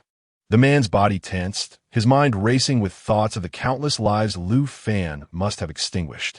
Those eyes were terrifying, and he realized the danger he was in. Retreat. But as he contemplated fleeing, it was already too late. Lu Fan seized his arm and forcefully dislocated it, causing the man to endure the pain and stagger backward. Yet, Lu Fan swiftly closed the distance, his powerful hand gripping the man's head. With a single decisive squeeze, a thunderous explosion echoed as the man's skull burst open, blood and brain matter cascading down Lu Fan's palm. In the next moment, Lu Fan grasped the man's soul in his hand, swiftly refining it. The anguished wails of the man still echoed in their ears, as they witnessed his essence transform into a transparent soul orb within Lu Fan's grasp. A chilling wave of cold sweat broke out on their backs. It had been years since they felt such fear, their bodies trembling uncontrollably. You are not human. You are a monster, an unequivocal evil cultivator. You dare to kill us. Our ancestors will not spare you. As Lu Fan listened to the trio's desperate warnings and accusations, he regarded them with derision, akin to observing struggling humanoid elixirs. Enough with the noise. Be good. It won't hurt much. Just a moment. At this moment, Lu Fan truly embodied the essence of a malevolent cultivator. 2.5 minutes later, all three had transformed into soul orbs, which Lu Fan absorbed, relishing the sensation of his soul expanding and growing stronger. Mission accomplished. Reward points, 6 million. Gain group chat experience, 3 million. Group chat level increased from 21 to 22. Group chat functionality upgraded. Each member's free sign-in reward points increased from 30,000 to 50,000. Duration of stay in others' worlds increased from 21 days to 22 days. Subsequently, Lu Fan returned to the Wang family estate, where Wang Ji and other clan members immediately knelt before him, offering their reverence. In the midst of their confusion, Lu Fan struggled to identify the time traveler he sought and spoke. Odd changes even remain unchanged? Wang Ji, lifting his head, responded, symbols indicate quadrants? Indeed, you are the one. Rise. With a wave of his hand, Lu Fan compelled everyone to stand, their bodies responding involuntarily. They were overwhelmed with gratitude, for he had saved their lives, along with that of their esteemed clan leader. Come with me. Lu Fan grasped Wang Ji by the collar, lifting him effortlessly and bringing him to the grand hall of the Wang family. I offer you a remarkable opportunity. Would you like to join my group 438? Lu Fan intended to invite him into the chat group, recognizing his character and the strength of his world, which surpassed that of Lu Fan's own arduous wooden cultivation realm. This signified the potential to undertake more formidable tasks and earn even greater rewards, especially now that he has caught the attention of the most formidable sect, the Heavenly God sect. This signifies that future missions will only increase in number. To put plainly, this is akin to a free points extraction machine. I am willing. I am truly eager. Subordinate Wang Ji has paid his respects to the group leader. Upon hearing that Lu Fan intended to invite him into the group, Wang Ji was filled with exuberance. He now had a powerful ally, rendering the Heavenly God sect a trivial concern. By the way, call me boss. Please expedite your application. Yes, boss. I have submitted it. Lu Fan then entered the chat group and approved Wang Ji's request. Wang Ji gazed in awe at the chat with a staggering level of 22, the resplendent golden light nearly blinding his titanium alloy eyes. Chapter 37. Blue Star, Demon City? In the chat group, Transmigrator, why is my son Wang Ding such a waste? Has been approved by the group leader to join the chat. Aspiring to be a great love immortal, initial stage of transformation. Hey, boss, you've brought in a newcomer. I shall become the supreme god of the West. Mid-stage of harmonization. Why is my son Wang Ding such a waste?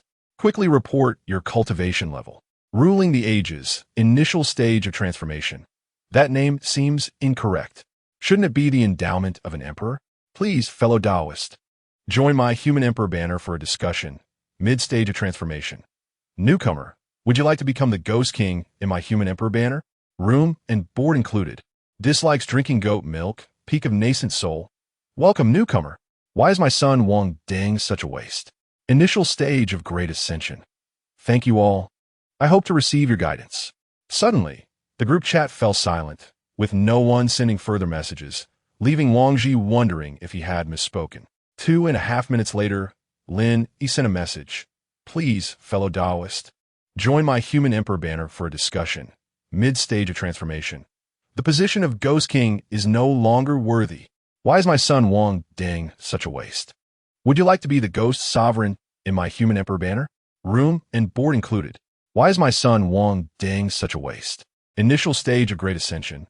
No, I prefer a bit more freedom. Seeing that no one was speaking, Wang Ji also exited the chat group. He opened his eyes to find Lu Fan standing beside him, smiling as he said, How is it? The group is quite entertaining, isn't it? Indeed, they are very pleasant, and their voices are delightful. I quite like it.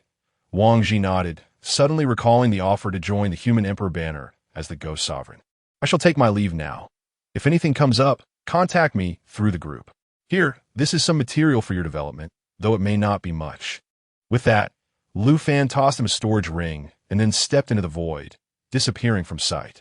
Wang Ji gazed at the contents of the storage ring in his hand and was astounded by the abundance. Truly a considerable amount. Although the Wang family had their own reserves, it was evident that Lu Fan's gift far surpassed theirs. Now, the family's development could accelerate. My Wang family must ascend to the status of an ancient lineage. Upon returning to his chambers, Lu Fan looked at his account, which boasted over 10 million points. It would be sufficient to exchange for a low-grade immortal formation. Yet Lu Fan was not content with that. If he were to exchange, it must be for something superior. With 2.5 months remaining, the no-array master would merge those array plates, and that would coincide with my tribulation and ascension. Contemplating this, Lu Fan set his sights on an even more formidable immortal formation. No need for further discussion. 30 million. Let's do it, my friend. Subsequently, Lu Fan continued his relentless search for the next target, his fingers gliding across the screen, occasionally pulling down to glimpse the future.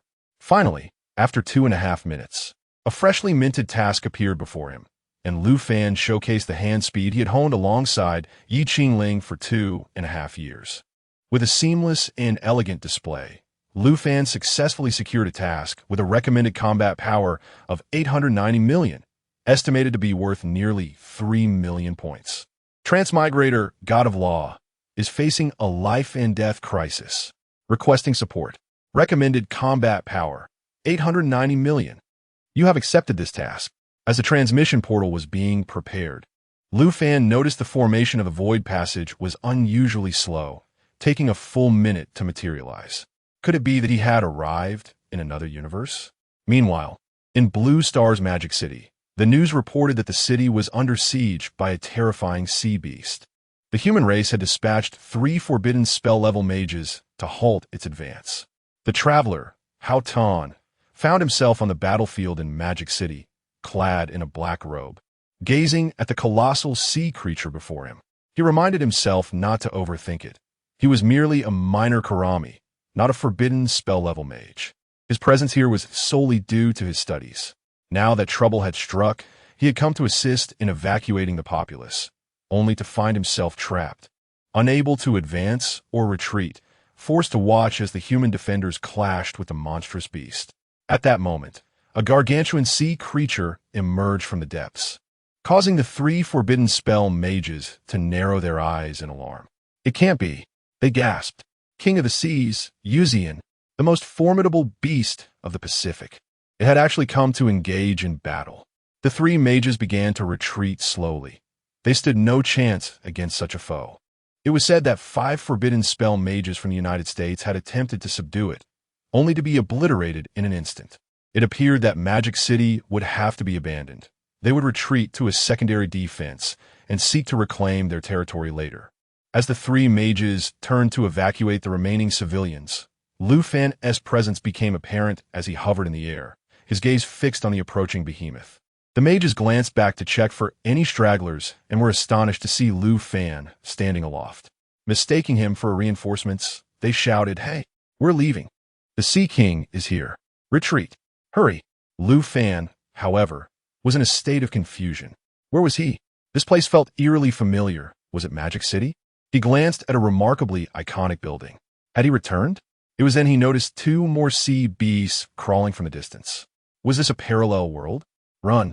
The 3 mages shouted, seeing Lu Fan still frozen in place, frantic to pull him away. Just as they rushed toward him, a devastating column of water erupted from the Sea King's mouth, surging toward Lu Fan with terrifying might. The mages watched helplessly as Lu Fan was engulfed by the torrent, vanishing within its depths. It was over. The nation had lost another forbidden spell-level mage. Whitey stood still. There shouldn't have been any controlling sea beasts here. Sighing, they resigned to report back, believing he could not have survived. Just as the 3 were about to return, one of them couldn't help but glance back. And that single look left him utterly aghast. He stood frozen, while his companions, noticing his sudden change, anxiously shook his shoulders. He said nothing, only slowly raised his finger to point toward Lu Fan's last known position. Following his gesture, the other 2 stood dumbfounded, the only words escaping their lips being an expletive. What the hell? Is he still human?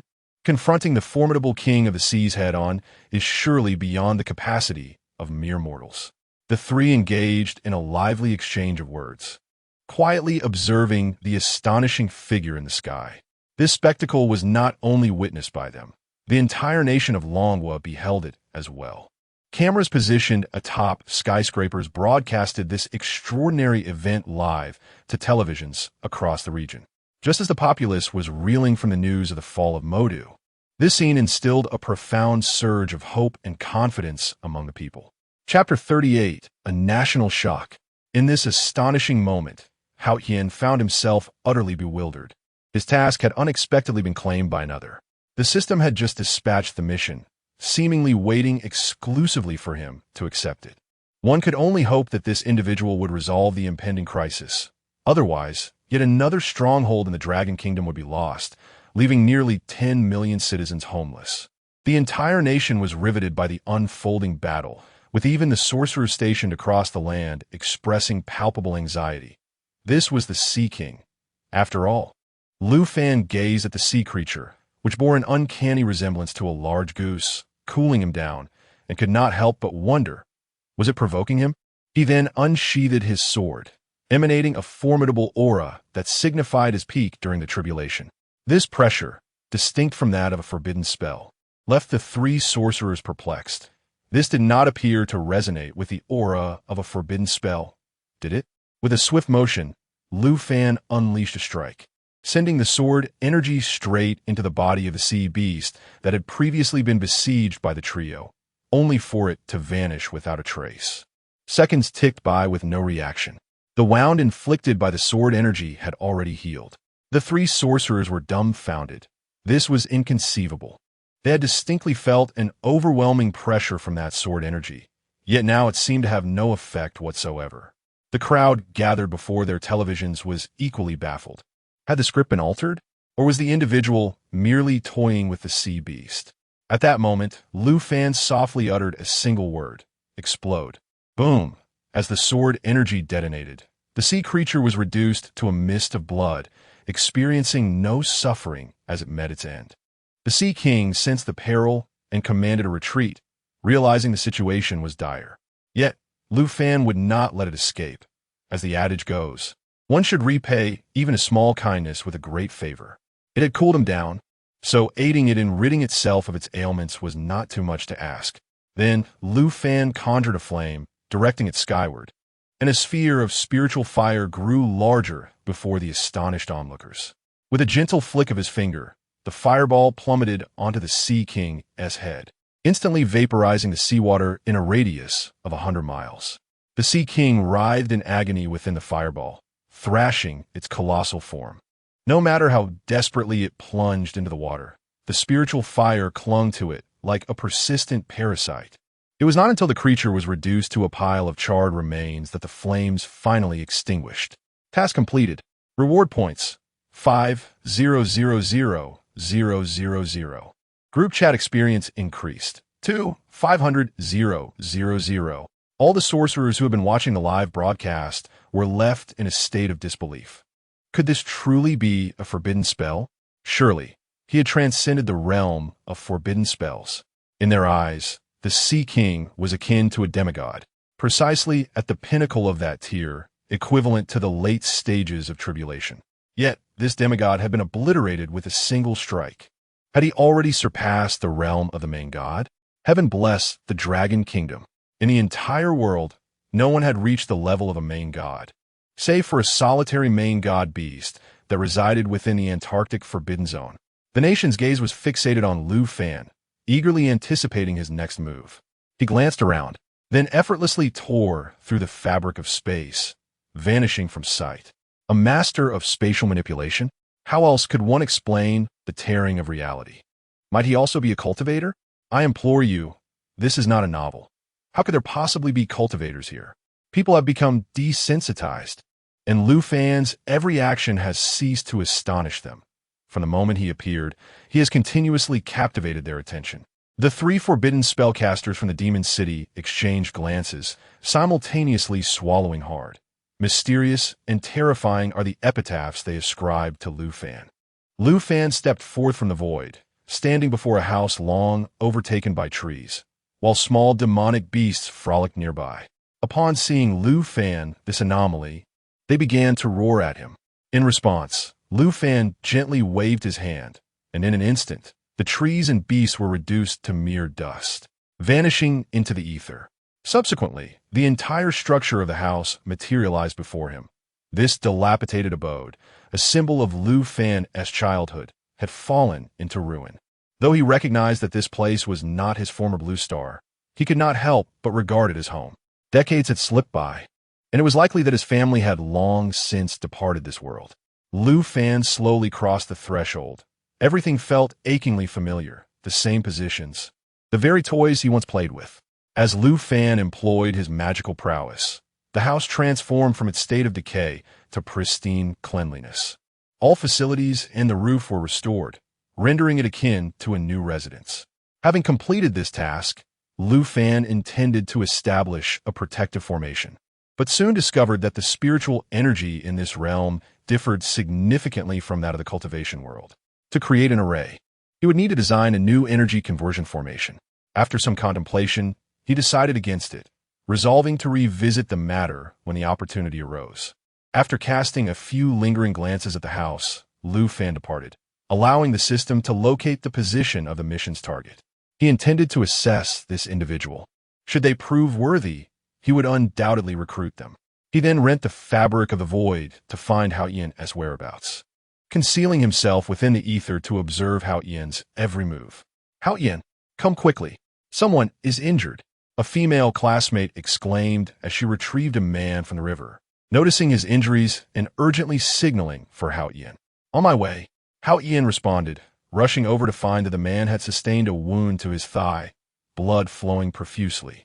He immediately employed his healing magic to assist. However, unbeknownst to them, a crocodile-like sea beast was stealthily approaching from the river. Rather than alert them vocally, Lu Fan granted Hao Yian a sense of impending danger. Suddenly, Hao Yian felt an unsettling, prickling sensation, as if some peril was drawing near. He rose to survey his surroundings, spotting the silent sea creature lurking by the riverbank. Just as it lunged to bite them, Hao Yian swiftly pulled the female classmate and the man away, sparing them from harm. Hao Yian hastily unleashed his second-tier lightning magic in an attempt to fend it off, only to find it utterly ineffective. A wave of despair washed over him. He lamented his own weakness. If only he possessed the strength of a high-level mage, he could vanquish it. Urgently, he instructed the classmate to flee with the injured man and to summon help, while he prepared to distract the sea beast. Just as the female student was about to escort the young man away, Lu Fan emerged and effortlessly vanquished the monstrous beast with a single strike. Hao Yian gazed at the enigmatic figure clad in black robes and inquired, "Are you a cultivator, senior?" "Indeed. Would you care to join my chat group?" Lu Fan promptly revealed his intentions. "Absolutely. I happen to be in need of a group chat. By the way, esteemed senior, could you teach me the ways of cultivation? I wish to abandon my pursuit of becoming a mage." Hao Yian looked at Lu Fan with eager anticipation. "I regret to inform you that our cultivation methods require a type of spiritual energy that is incompatible with what you possess here. Reckless cultivation could lead you astray." Lu Fan shook his head, indicating his inability to impart the knowledge of cultivation. Chapter 39. Inviting another friend to the group with a heavy heart. Hao Yian lowered his head and subsequently clicked to apply for group chat membership. Among the over 400 applicants, Lu Fan located his username and promptly clicked to accept. Transmigrator Law God has joined the group chat, aspiring to be a great, love, immortal, initial stage of transformation. Boss, you've been inviting people rather frequently lately. Dominating eternity, mid-stage of transformation. Immortal, you've become weaker. I can easily overpower you now. Aspiring to be a great, love, immortal, initial stage of transformation. Damn, just wait. I need to engage in a fierce battle with my wife first. Dominating eternity, mid-stage of transformation. If you're weak, practice more. Friend, join my human sovereign banner for a gathering. Mid-stage of transformation.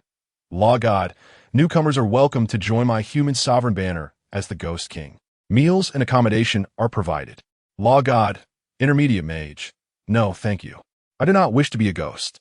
Dominating eternity, mid-stage of transformation. Friend, join my human sovereign banner for a gathering. Mid-stage of transformation. Dominating eternity, mid-stage of transformation. Why does my buddy's cultivation title seem off? Law God, intermediate mage. I am in Blue Star. Friend, join my human sovereign banner for a gathering. Mid-stage of transformation. What the hell? Dominating eternity, mid-stage of transformation. What the hell? Aspiring to be a great, love, immortal, initial stage of transformation. What the hell? This is exhilarating. As Hao Yian's mind returned, he slowly opened his eyes. Lu Fan smiled and inquired, "So, how does it feel to have a backing?" "Wonderful. At least now I have a glimmer of hope should I encounter a dire situation," Hao Yian replied, excitement etched on his face. "All right, since you're fine now, I must take my leave. By the way, hold on to these resources for the time being. Although you cannot utilize them now, I will craft a transformation array for you next time you stir up trouble. However, first, hand me one of those spirit stones you use for cultivation. I wish to study it." Lu Fan extended his hand towards Hao Yian. "Sure, here it is. This is the primordial stone we utilize for our cultivation," Hao Yian said, retrieving a small, impure, milky white stone from his spatial storage, which he had opened upon awakening. Lu Fan accepted the primordial stone, feeling the faint energy it emitted. Is this not akin to the stones found by the roadside in the cultivation realm? Even inferior spirit stones possess greater energy than this. Alas, we are financially constrained, so we can only cultivate using this lowest grade primordial stone. Nonetheless, my talent is quite remarkable. Despite using these unwanted stones, I have managed to reach the intermediate mage level. Hao Ian scratched the back of his head, awkwardly explaining his circumstances. Well, as long as there is some energy, it suffices. Take this bottle of cleansing elixir. You have too many impurities within you, likely due to excessive absorption of these primordial stones. Lu Fan produced a white jade vial containing the elixir and casually tossed it to Hao Ian. Thank you, group leader. Hao Ian exclaimed, hastily catching it and uncorking the vial, a rich medicinal aroma wafting into the air. All right, I must be off. Remember, do not absorb the spirit stone I gave you before I bring the transformation array. Be careful not to fall into madness. Lu Fan spoke earnestly, with an air of unassailable authority. Hao Tian nodded in agreement, like a chick pecking at grains. Subsequently, Lu Fan stepped into the void passage, and upon returning to the realm of suffering, his first task was to visit the array sect and hand over the essence stones to Wu Jinzi, requesting his assistance in inscribing a transformation array. As time swiftly elapsed, a month later, a disciple from the array sect arrived at the Dao sect to convey Lu Fan the message from Wu Jinzi. The transformation array had been successfully inscribed and was ready for collection. Upon receiving the transformation array, Lu Fan entered the chat group. I shall become the supreme deity of the West. Mid-stage harmonization. Brother Hao Tian, why not stir up some trouble so we could take on a mission? It's been ages since I last returned home. I find myself yearning for it. Mage God, intermediate mage. It's futile. Many places have already transformed into territories of demonic beasts, where human structures have largely crumbled into ruins. Unrivaled through eternity, mid-stage transformation. What a pity! It has been so long since we crossed over that I am losing track of time. In this life, I shall ascend to Ye Qingling, peak crossing tribulation. Mage God, go cause some trouble. The array has been inscribed for you. Mage God, intermediate mage. Yes. Group leader, unrivaled through eternity, mid-stage transformation. Mage God, incorrect. You should address him as boss. Mage God, intermediate mage. Yes. Boss. During the wait for Hao Tian to incite some chaos, Lu Fan, in his boredom, wandered into a forest to observe two demonic beasts engaged in a game of basketball. After 2.5 days, Lu Fan could no longer find any demonic beasts to entertain him, so he reclined on the ground, a blade of grass in his mouth, crossing his legs and humming a tune. In this life, I shall ascend to Ye Qingling, peak crossing tribulation. Hurry up, I could wilt from waiting. After sending the message, Lu Fan pointed casually at a vibrant flower nearby, causing it to wither and fade in an instant, completing its life cycle. Mage God, intermediate mage, boss, grant me a little more time. I am engaged in a significant endeavor. I assure you, you will be satisfied. Aspiring to be a great love immortal. Early stage transformation. Oh, a significant endeavor? What gives you the audacity to claim it's significant? Back in my day, I accomplished 18 in one night, and that was trivial in my eyes. Mage God, intermediate mage, unrivaled through eternity, mid-stage transformation. Immortal. Is this matter serious? Aspiring to be a great love immortal, early stage transformation. My apologies. My big head was momentarily controlled by my little head. That's on me. In this life, I shall ascend to Ye Qingling, peak crossing tribulation. Mage God, move faster. Even quicker. Another 2.5 days passed. Mage God, intermediate mage, done. I've succeeded. Boss, help me. Group member, Mage God, is currently facing a life and death crisis. Fellow members, please provide swift assistance. Recommended power level, 690 million. Mission completion reward, 2 million points. Unrivaled through eternity, mid-stage transformation. Did this guy go to dig up someone's ancestral grave? How did he attract the attention of a being at the peak of the Great Ascension? aspiring to become a benevolent immortal initial stage of transformation, regardless of the level. I shall shatter it with a single strike. If one attempt fails, I shall make another. Sooner or later, it will kneel before me and sing of its defeat. Disdainful of goat's milk, initial stage of transformation. An immortal is indeed an immortal. The manner of speech is distinctly different. Recently, I have encountered a stroke of fortune and have fortuitously advanced to the initial stage of transformation. How delightful! Autocrat of eternity, mid-stage of transformation. Practice diligently with the basics. Disdainful of goat's milk, initial stage of transformation. Just you wait. Witness how I bring you down. Chapter 40. Return to Blue Star, Ileo Mountain. Deep within the Ileo Mountain of Blue Star, how Ian managed to persuade his mentor to include him in this reconnaissance mission. Their objective was to investigate a powerful and enigmatic signal that had emerged over the past 7 days, believed to be linked to a beast of suspected royal lineage. Thus, how Ian and his 3 companions ventured into this forbidden territory of humanity, Ileo Mountain. His mentor, the most formidable among them, had attained the status of a super mage, accompanied by a male and a female. The girl was none other than the belle of Hao Ian's high school in the Magic City, renowned for her striking beauty and formidable strength, making her the object of Hao Ian's fantasies. As the quartet progressed deeper into the mountain, Hao Ian carried a camera on his back, capturing footage that was transmitted in real time to the command center outside the mountain. At the base of the mountain, an officer with 2 stripes and 3 stars inquired of his subordinates, "Is there any information regarding the deity discovered in the Magic City?" "Report, Colonel. There are no leads." That individual appears to have materialized from thin air and vanished just as mysteriously. "We have not uncovered any information about this person," replied the subordinate, saluting respectfully. "Very well. Alas, the beasts are growing ever more formidable, yet we lack a champion to confront them. The sole demigod is currently in seclusion. It is indeed challenging." The officer sighed, shifting his gaze to the 4 cautious figures advancing on the screen. Hao Ian and his companions cautiously traversed the depths of this forbidden realm, where the scenery was breathtaking, filled with melodious birdsong and fragrant blossoms, devoid of the terrifying atmosphere typically associated with such places. It resembled a veritable paradise, free from both beasts and humans, embodying a harmonious tableau. Only the towering tree, reaching skyward, reminded them that this was not an urban park but rather Ileo Mountain. The group, puzzled, reached the base of the grand tree and gazed upward, finding no signs of birds or any evidence of beasts having nested there. Meanwhile, the colonel in the command center sensed something amiss. "This is a place of great peril. An exceedingly sinister beast once resided here.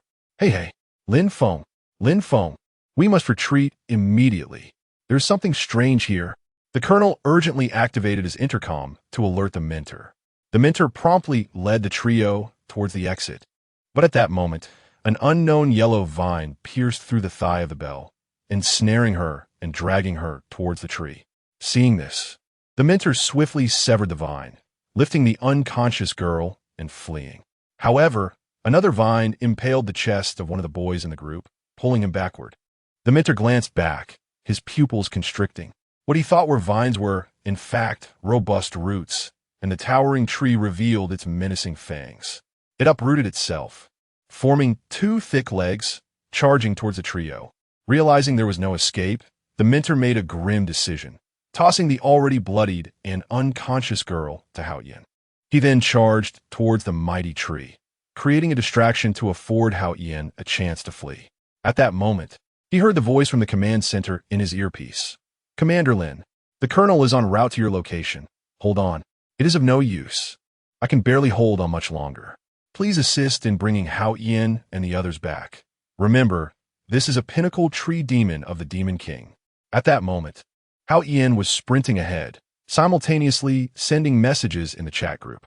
Suddenly, he halted, a faint smile gracing his face, just as his mentor was flung before him, spitting blood, his breath immediately faltering. Upon seeing Hao Ian standing there with a foolish grin, he angrily demanded, "Hao Ian, why have you stopped? What are you laughing at?" "Fear not, mentor. It is doomed, I assure you." Hao Yin raised a hand, signaling his mentor to be silent, his expression exhibiting a strategic composure. Just as nearly 100 robust roots shot toward them like arrows, a towering figure stood resolutely before them. Slowly extending a finger, he gently touched, and instantly, all the roots disintegrated into powder, vanishing into the air. The mentor was left in a daze, as were the soldiers in the command center. It was him, the mysterious man in the black robe, the being who had felled the sea god in an instant, the supreme deity hailed by the people as their savior. How could he be here? Lu Fan wielded his finger like a sword, effortlessly slicing the tree demon in half, which collapsed to the ground.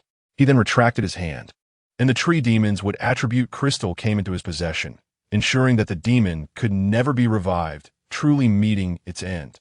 Task completed. Reward points, 2 million. Group chat experience increased by 1 million.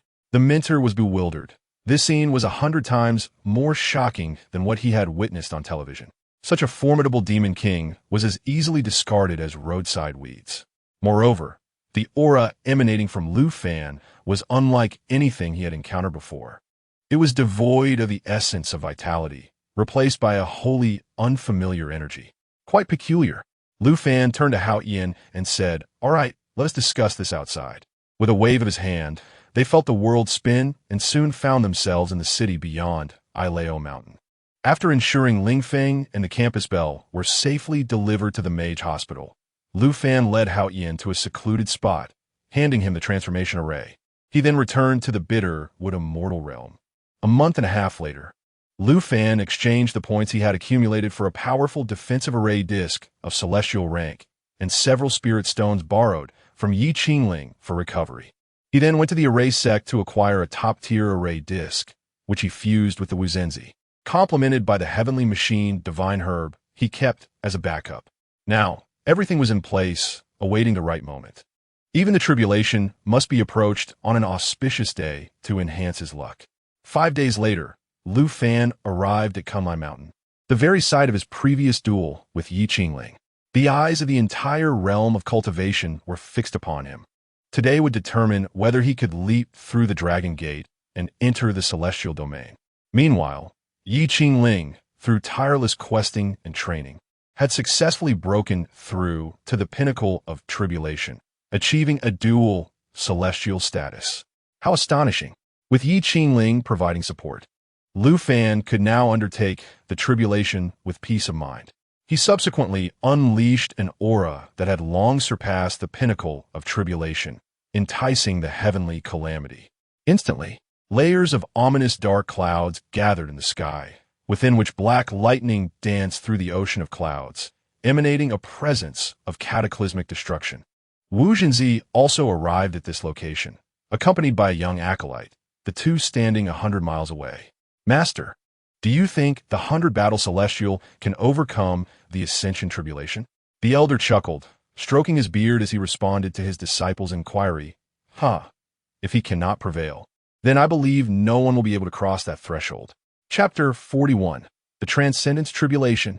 As Lu Fan relinquished his restraint on his own aura, the Transcendence Tribulation descended upon him. Thunderous roars echoed as bolts of lightning surged toward Lu Fan, unleashing their fury upon him.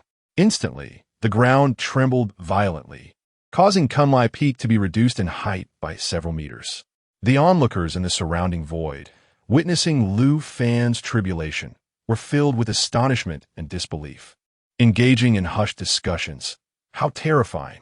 I recall the last transcendence tribulation from the Celestial River was not nearly as fearsome. It begins with the violet sky, thunder. Perhaps this is due to Lu Fan's transcendence beyond the mundane realm. He is so powerful that the heavenly Tao seeks to suppress him. But that should not be the case. If Lu Fan can successfully endure the tribulation, the heavenly Tao should rejoice. For having such a formidable cultivator would surely enhance its own existence.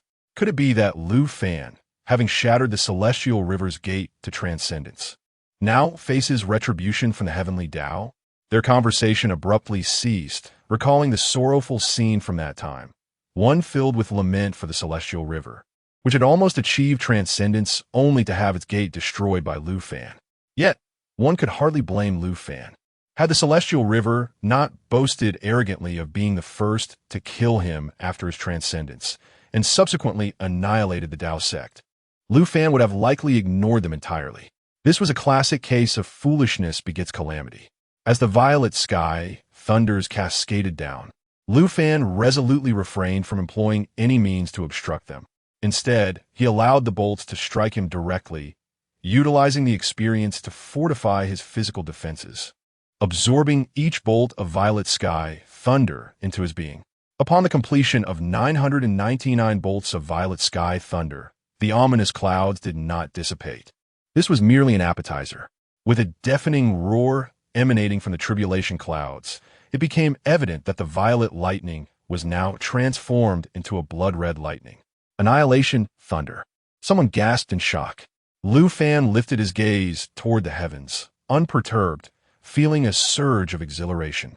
This was the first time in many years he experienced such an overwhelming sense of pressure. Unlike the others who shouted in terror during their tribulations, Lu Fan's heart remained exceptionally calm as he awaited the oncoming tribulation, as if he had encountered such scenarios countless times before. The blood-red annihilation thunder surged within the tribulation clouds, each bolt seemingly imbued with the power to obliterate the very heavens and earth. The edges of the clouds began to warp, as if the very fabric of space could not endure the oppressive weight of this malevolence. Lu Fan rose to his feet, his aura surging dramatically, a faint golden glow enveloping his form, a testament to the peak refinement of his physical body. He then retrieved his sword from his storage ring, channeling all his cultivation techniques.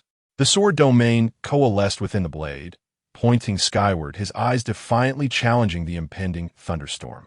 The Transcendence Tribulation seemed incensed. As the first bolt of annihilation thunder descended with a resounding crash, resembling a colossal blood-hued dragon charging forth, Lu Fan advanced rather than retreating, seemingly intent on testing the current prowess and defenses of his corporeal form.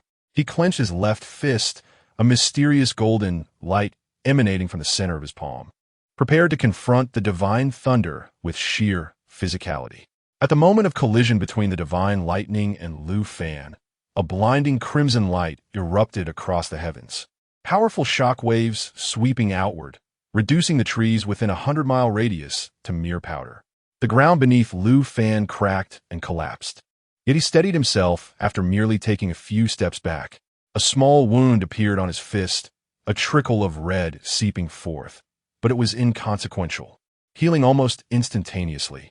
Although Lu Fan refrained from employing sword techniques, it was evident that his physical defense was extraordinarily formidable, capable of withstanding the annihilating divine thunder. With his head held high, Lu Fan's gaze sharpened, the golden radiance surrounding him intensifying.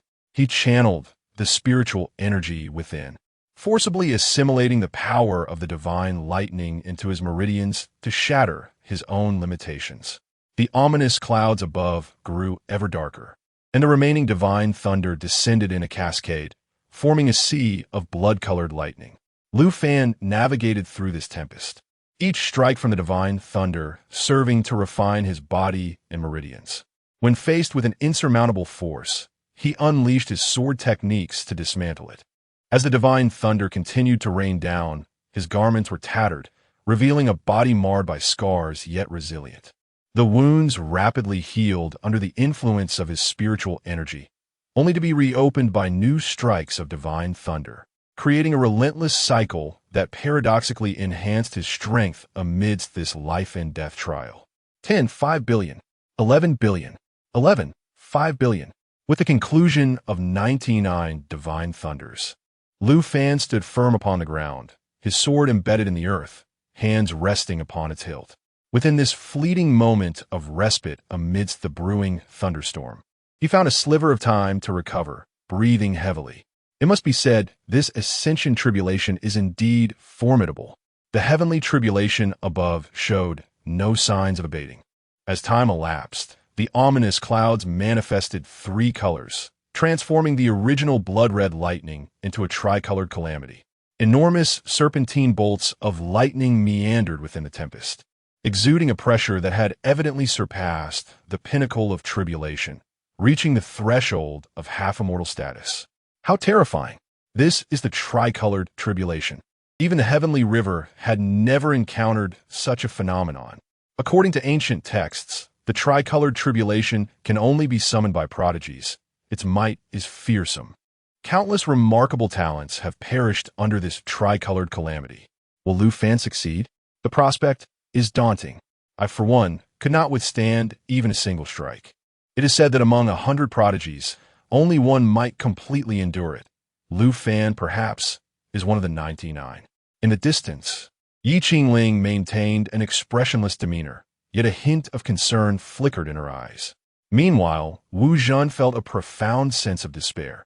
This is indeed the tricolored tribulation. Just as the crowd murmured amongst themselves, Lu Fan slowly closed his eyes, enveloped in a tempest of sword energy that ravaged the earth, cleaving fissures into the ground. In this critical moment, Lu Fan suddenly comprehended the sword realm. This marked a monumental leap, ascending from the sword domain to the sword realm. In the sword realm, the sword energy manifests as a world of its own. Within the realm of swords, Lu Fan possesses an unparalleled dominance, eclipsing others in both speed and power, rendering his adversaries utterly defeated unless there exists a vast disparity in strength. Otherwise, they are doomed to lament their fate. As the sword realm manifests, even the heavens momentarily pause in astonishment, and the murmurs of the surrounding void abruptly cease. Lu Fan has ascended once more. His mastery of the sword has grown exponentially stronger. The tricolored thunderclouds tremble violently under the oppressive weight of the sword realm, as serpentine bolts of lightning, as thick as barrels, begin to contort and emit anguished roars. The once orderly flashes of lightning suddenly descend into chaos, resembling a horde of disturbed beasts rampaging through the storm clouds. The sword realm. Remarkably, Lu Fan has transcended the sword realm amidst the tribulation. The old man, with wild white hair and a face etched with wrinkles, exhibits an expression of ecstatic joy, trembling as he speaks to his disciple beside him.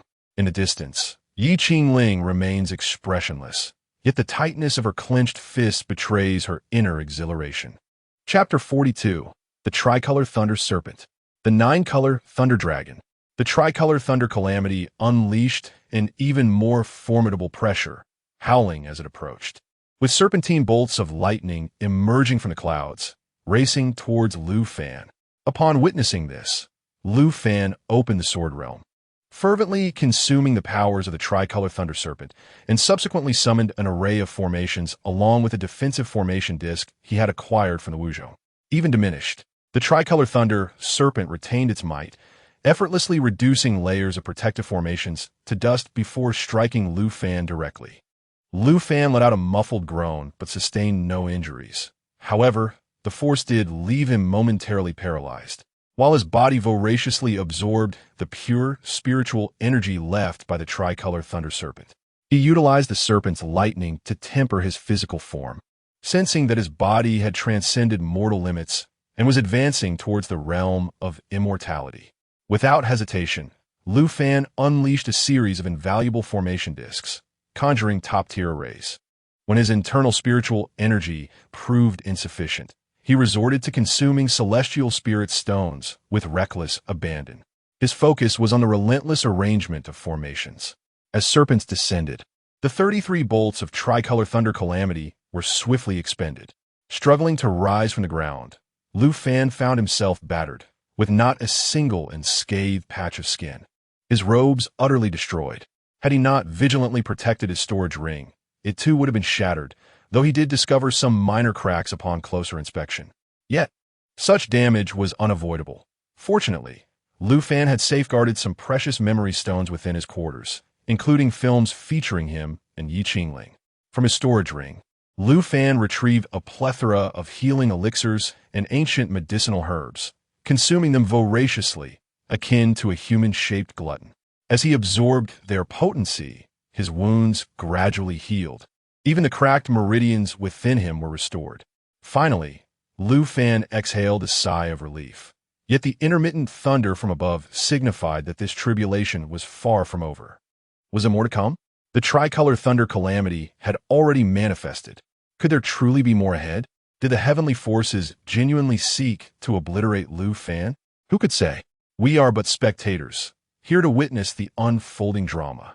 I ponder, with so many adversaries Lu Fan has provoked, why at this critical juncture? Can I not sense their auras? Perhaps they are intimidated, despite having been bested by Lu Fan. I have no intention of seeking revenge. Such an endeavor would only lead to my own demise. Indeed, Lu Fan's fate now hinges on ascension or annihilation. Those are his only two options. As the thunderclouds above gradually contracted, the energy they harbored intensified, seemingly coalescing for a final stand. As the colors of the calamity clouds began to manifest, 1, 2, 3, 7, 8, 9, the 9-color thunder calamity. Oh, what is this? The void erupted in chaos, as the tribulation masters, akin to naive children witnessing a spectacle for the first time, exclaimed, 9. 9 colors. What sorcery is this? Impossible. The ancient texts recorded the apex of thunder calamities as being the 5-color thunder calamity. How has the 9-colored thunder tribulation emerged now? Lu Fan is truly doomed. Can any mortal endure this? The heavenly Tao truly intends to annihilate Lu Fan. Well, Lu Fan's adversaries must be rejoicing. He is destined to be struck down by the thunder. Wu Zhenzi is now in a state of panic. What is happening? Is the heavens seeking to destroy Lu Fan? After all this time, he finally encountered a successor so aligned with his aspirations. He was prepared to impart his lifelong knowledge to Lu Fan once he overcame the tribulation. But now, Ye Qingling, initially tense, relaxed her clenched fists, letting them drop by her sides. This must be the final backlash of the immortal tribulation. As for Lu Fan, he is protected by the immortal array, and it seems his success in navigating the tribulation is all but assured. Lu Fan looked up and beheld a thunder dragon intermittently visible within a 9-colored thunder tribulation, continuously absorbing energy from the tribulation clouds to strengthen itself. Come on, the heavens do not entirely forsake those who strive. If I desire victory, then victory shall be mine. Lu Fan murmured, uncertain whether he spoke to himself or to the thunder dragon, as the 9-colored thunder dragon emerged from the clouds, revealing its head. The entire space began to fracture. Even the heavens trembled in response. This thunder dragon had transcended the realm of mortals. This was the pressure of an immortal. Even the esteemed observers stationed 1,000 miles away were compelled to manifest their forms, with Wu Zhenzi and Ye Qingling hastily retreating further away. Fortunately, there were no civilians within 1,000 miles. Otherwise, mere mortals would likely perish from the overwhelming pressure. The 9-colored thunder dragon roared at Lu Fan before diving toward him. In response, Lu Fan produced the immortal array disc he had acquired for 30 million points. As the array unfolded, the thunder dragon collided with it, causing the earth to quake and split open, creating deep chasms that plunged thousands of feet. The area surrounding Lu Fan was transformed into a vacuum, devoid of oxygen and spiritual energy. The sky itself was torn apart, with chaotic streams of void energy erupting, wreaking havoc on the ground and forming ravines. After 2.5 minutes, the power of the 9-colored thunder dragon began to wane, its form disintegrating under the onslaught of the immortal array. Just when Lu Fan believed victory was in his grasp, the dissipating lightning suddenly coalesced in mid-air into countless lightning arrows. These arrows, forged from the will of the heavenly Tao, pierced through the array's weak points, shattering the protective barrier around Lu Fan. And the searing pain from a lightning bolt penetrating his left shoulder caused him to spit out a mouthful of immortal blood.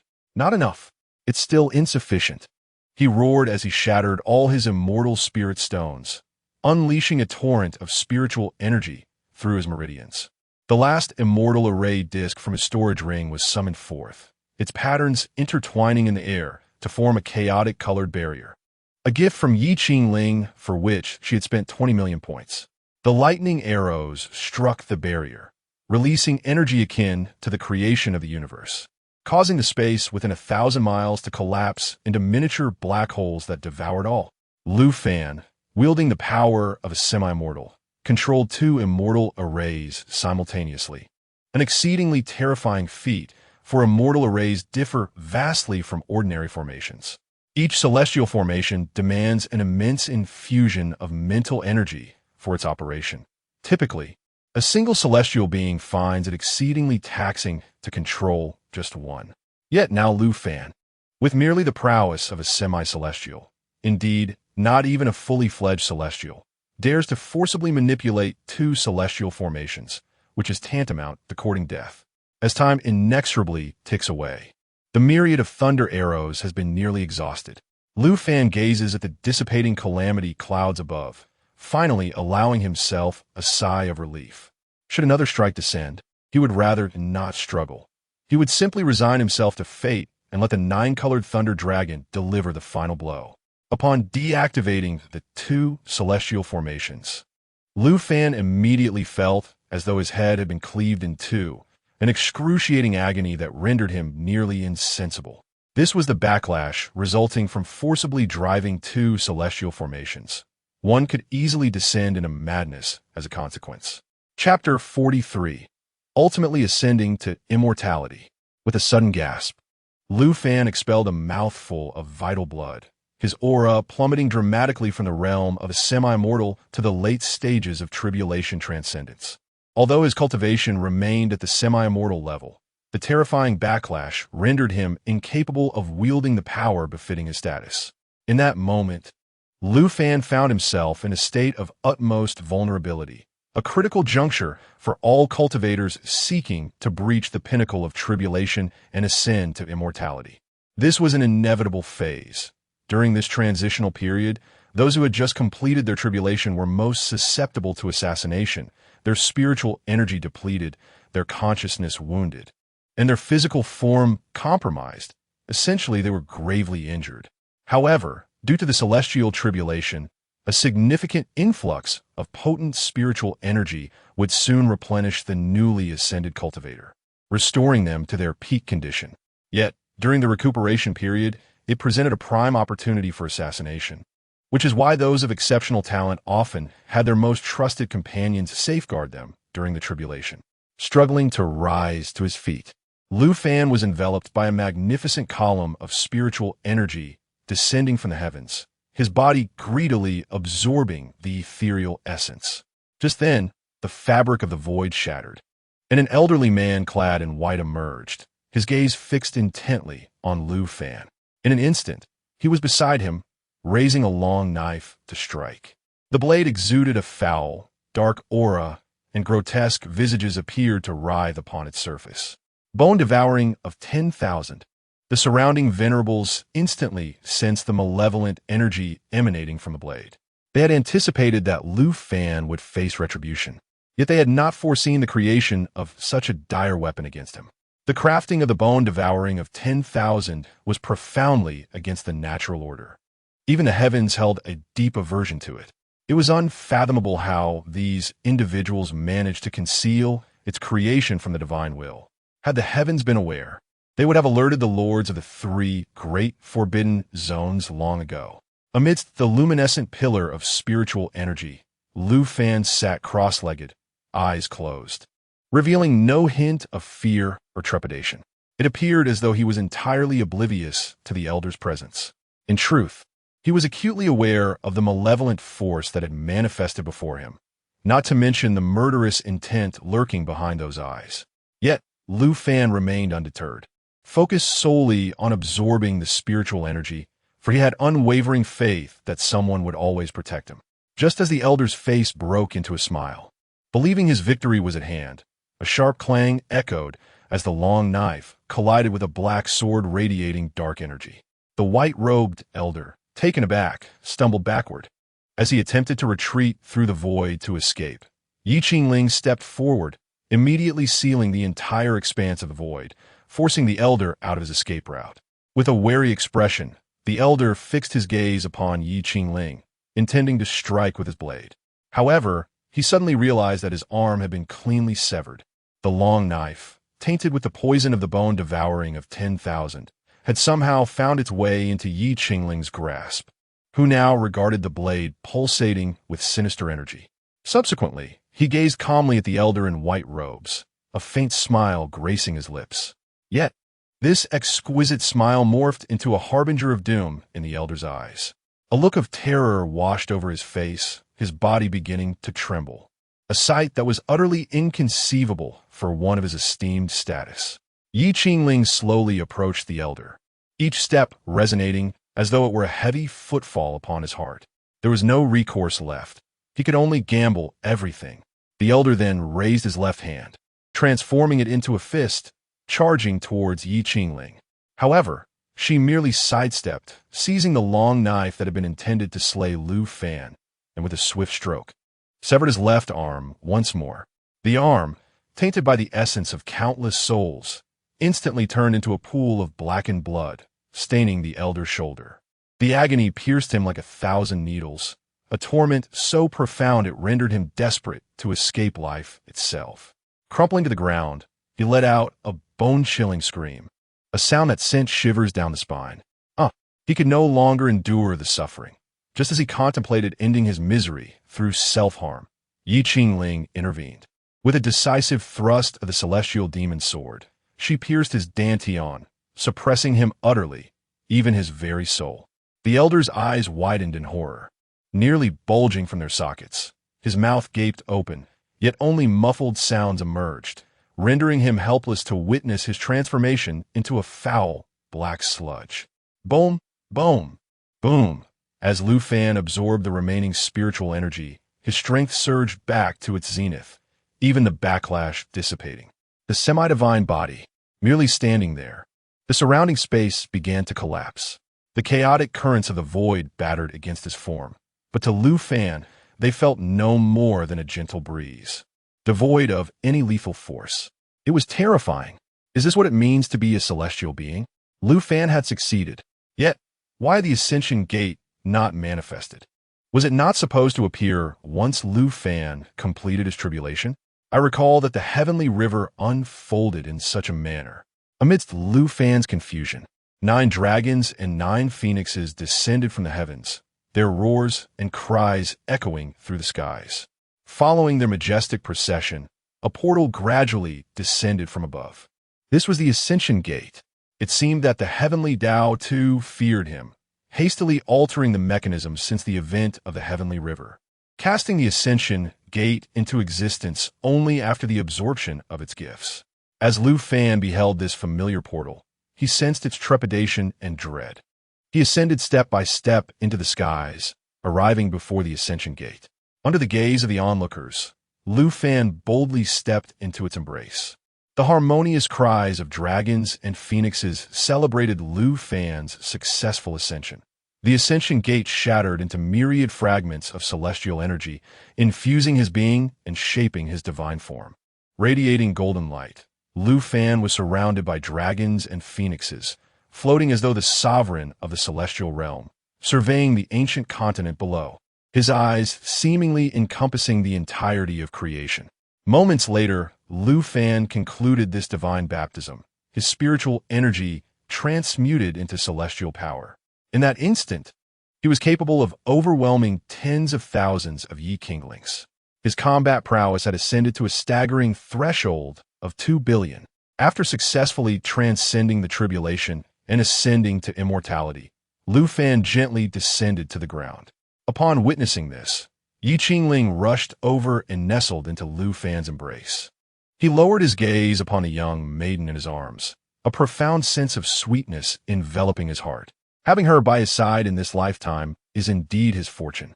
At that moment, the bitterwood heavenly path also manifested, taking the form of a pristine white 9-tailed celestial fox. It sat gracefully on the ground, grooming its fur, and spoke to Lu Fan, "Congratulations on your breakthrough to immortality. In 15 days, a passage to the celestial realm will descend to guide you." Lu Fan, gazing at the maiden in his arms, suddenly felt a pang of reluctance, regretting his decision to transcend. Chapter 44. Tranquil days. Do you think the celestial realm is your personal abode? You can come and go as you please? The 9-tailed fox scoffed at Lu Fan. This disdain stemmed from Lu Fan's destruction of its Ascension Gate, which forced the fox to expend a significant amount of heavenly energy to reconstruct it. It was impossible for the fox to treat Lu Fan with any semblance of kindness. Can I bring someone with me? Lu Fan, holding on to Ye Qingling, instinctively tightened his grip and continued to inquire with the nine-tailed fox, undeterred. You must first attain the status of a celestial immortal. Beyond our 9 realms in the celestial realm, there are various tiers. Mortal immortal, true immortal, upper immortal, earth immortal, heaven immortal, golden immortal, great Luo golden immortal, immortal king, immortal emperor, immortal sovereign, and immortal monarch. The nine-tailed fox counted on its paws, but upon realizing it lacked enough fingers, it incorporated its tails to complete the tally. Lu Fan nodded, muttering to himself, "That seems feasible. I should be able to reach that level swiftly. It appears I must once again adopt my notorious audacity. Well, I have shared all that I needed to. I shall take my leave now." With that, the nine-tailed fox transformed into a wisp of green smoke and vanished from sight. Once the oppressive aura of the heavenly Tao dissipated, Ye Qingling peeked out from Lu Fan's embrace, gazing into his eyes with a smile. "It's all right. I will soon ascend to join you. I am at the peak of tribulation too." Lu Fan looked down at her petite, delicate form nestled in his arms, a radiant smile gracing his face. "So, my dear wife, how do you plan to spend these 15 days with your husband?" Suddenly, an inappropriate thought crossed Ye Qingling's mind, causing her cheeks to flush a deep crimson. "You." The whimsical expression on her face, combined with such teasing words, nearly overwhelmed Lu Fan. He felt as though he might bleed from his nose. Hastily, he tore through space, whisking Ye Qingling away to an unknown destination. He succeeded. Who would have thought I would witness someone become an immortal in my lifetime? What do you think the celestial realm will be like? I long to see it. Is there truly such a thing as eternal life? The great sages sighed in unison, astonished at Lu Fan's unexpected ascension to immortality. It seemed he would indeed have to kneel and sing the praises of conquest. Lu Fan wrapped an arm around Ye Qingling, overwhelmed with happiness. Were it not for her unconditional support, he doubted he could have endured the harrowing ascension tribulation. As he pondered, Lu Fan noticed that Ye Qingling had drifted into a deep slumber. Observing her tranquil visage, he unconsciously pressed a kiss upon her forehead. Ye Qingling murmured softly, instinctively burrowing closer into Lu Fan's embrace. Seeing this, he drew her closer, tucking her in securely, providing her with ample comfort. Subsequently, he immersed himself in the chat group, intending to share this joyous news with his friends, but in his conversation with Ye Qingling, he momentarily forgot about it. Not fond of goat milk, mid-transformation, alas, how lonely it is to be invincible, traversing the world without equal. Absolute authority, late transformation. I shall ascend even higher. Prepare to be overwhelmed. I shall become the supreme god of the West. I dislike drinking goat milk. Had it not been for my intervention that time, you would have been expelled as waste by that giant python. I dislike drinking goat milk, mid-stage transformation. That was merely an accident. How can my son Wang Ding be such a waste? Peak stage of the great vehicle. What about that incident 10 days ago? I dislike drinking goat milk, mid-stage transformation. My apologies, I admit I raised my voice a bit. Lu Fan observed the lively banter in the group, finding them all exceedingly amusing. He then sent a rather ostentatious message. In this life, I must ascend to Ye Qingling, ordinary immortal. Alas, why have I become an immortal so swiftly? I have no desire for it. How bothersome. Sudoni, Lu Fan est chat interface transformed. Revealing a dragon and a phoenix swirling in the chat box, with fluffy white clouds drifting above, exuding an air of majesty and elegance. Dominating eternity, late-stage transformation. Boss, you're incredible. I shall become the supreme god of the West, mid-stage transformation. Boss, you're incredible. How can my son Wang Ding be such a waste? Peak stage of the great vehicle. Boss, you're incredible. I dislike drinking goat milk. Mid-stage transformation. Boss, that remark is somewhat hurtful, too ostentatious. It wounds my fragile spirit. Aspiring to be a great love immortal. Mid-stage transformation. I hold an unwavering devotion to the boss. Even now, I must pause to pay my respects before continuing. Expression, salute. JPG Law God, Advanced Mage. The boss truly is formidable. Lu Fan, amidst the flattery from his peers, involuntarily emitted an odd laugh. This peculiar laughter disturbed the slumbering Ye Qingling, rousing her from her deep sleep and leaving her somewhat irritable as she gazed at Lu Fan's foolish grin. Unconsciously, she extended her slender, delicate hand to pinch Lu Fan's waist, even employing her magical powers. Lu Fan immediately felt a sharp pain in his side, causing him to cease his laughter. However, Ye Qingling's morning irritation had not yet been fully vented. She pinched him harder, twisting his face into a grimace as he felt a wave of discomfort. His hands instinctively clutched Ye Qingling, exclaiming, "Stop, stop, stop! It hurts!" Realizing this, Ye Qingling's irritation dissipated significantly. She quickly released her grip, anxiously regarding Lu Fan. "Is everything all right, darling? I was wrong. And no, I'm fine. I just need a moment." Lu Fan replied, continuously rubbing the area to alleviate the excruciating pain. Once the discomfort subsided, he finally exhaled deeply. He then leaned forward, playfully biting Ye Qingling's earlobe, feigning a fierce demeanor as he spoke. "Humph, little girl, how dare you employ such dark arts upon your husband? Come, let me witness your strength now that you've ascended." Ye Qingling donned a teasing smile on her lovely face. Lu Fan found himself captivated by her demeanor and her enticing words. Yet ultimately, Ye Qingling proved to be the superior, triumphing over Lu Fan. Lu Fan weakly rose to his feet, placing his hands on his hips as he waved dismissively at Ye Qingling, exclaiming his inability to continue. Seated at the edge of the bed, Ye Qingling regarded Lu Fan with a provocative gaze, her slender, snow-white legs swinging rhythmically. Chapter 45. The Hunt for the Great Bird. "Do not jest about your husband. Once I regain my composure, you shall see." With that, Lu Fan clutched his waist and returned to the bed, reclining upon it. Observing this, Ye Qingling playfully climbed atop Lu Fan, incessantly teasing him with her delicate hands. Lu Fan gently removed her soft hands and drew her into his embrace, signaling for her to lie down. He caressed her smooth back, while his mind delved into the chat group, preparing to undertake tasks to earn points. The objective was to amass sufficient points while time permitted, in order to procure the treasures required for Ye Qingling's tribulation. This life must ascend Ye Qingling, mortal fairy. Sons, are there any formidable foes available? At least ones at the tribulation stage. I shall not accept anything beneath that. Unyielding for eternity, post-divine transformation. None, dear leader. Aiming to be a great love fairy, mid-divine transformation. What nonsense. Unyielding for eternity, you're getting ahead of yourself. Call me your righteous father. May friends join my human emperor banner, post-divine transformation. None, dear leader. Disdainful of goat milk, mid-divine transformation. Once, the most sincere love was presented before me, yet my insufficient cultivation prevented me from seizing it.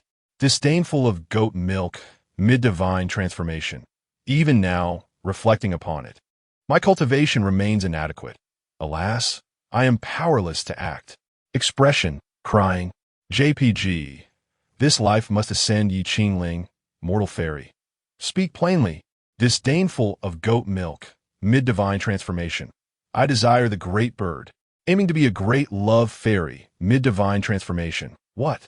A great bird? Is mine not great enough? 23. I think mine is quite substantial. Disdainful of goat milk, mid-divine transformation. The inner core, aiming to be a great love fairy, mid-divine transformation. The small head controls the large one. I have already given it a lesson. This life must ascend Ye Qingling, mortal fairy. A demon beast, is it? Go provoke it. Today, we shall slay it to replenish your spirits. Disdainful of goat milk, mid-divine transformation. Yes, dear leader. This great bird has committed numerous atrocities. It should have been slain long ago. Coincidentally, high-level cultivators are seeking to form a team to hunt it down, and I shall infiltrate them first. In the Qingling realm, Shi Ritian's spirit returned, and he promptly stood, rushing towards the city outskirts to recruit for the expedition. Who else wishes to partake in a plan that benefits all beings? With our Tsangyan, true monarch here, rest assured we shall resolve it thoroughly. A young attendant boldly proclaimed to the gathered citizens. Long live young Master Tsangyan. Young Master Tsangyan is exceedingly handsome, having attained the post-divine transformation at such a tender age. If I could wed young Master Tsang, I would willingly embrace immense wealth. All right. Silence. With the attendant's admonition, the crowd fell into hushed stillness, and he reiterated, "Is there anyone else who wishes to join?" At that moment, Shi Ritien rushed forth. Me. I also wish to join. Very well, let us depart. The attendant did not even inquire about Shi Ritien's cultivation level. As it seemed in his eyes, his master could solve all dilemmas. Shirishin trailed at the rear of the expedition, keenly observing the assembly of the hunting party. Alas, he remained the most formidable cultivator among them. Was this motley crew truly destined for anything other than a mere feast for the calamity that awaited? After all, they were venturing into the domain of Tribulation Stage demonic beasts. He had once encountered one up close, though it was significantly weaker than his leader. The aura it emanated was something he had only felt in the presence of Lufan.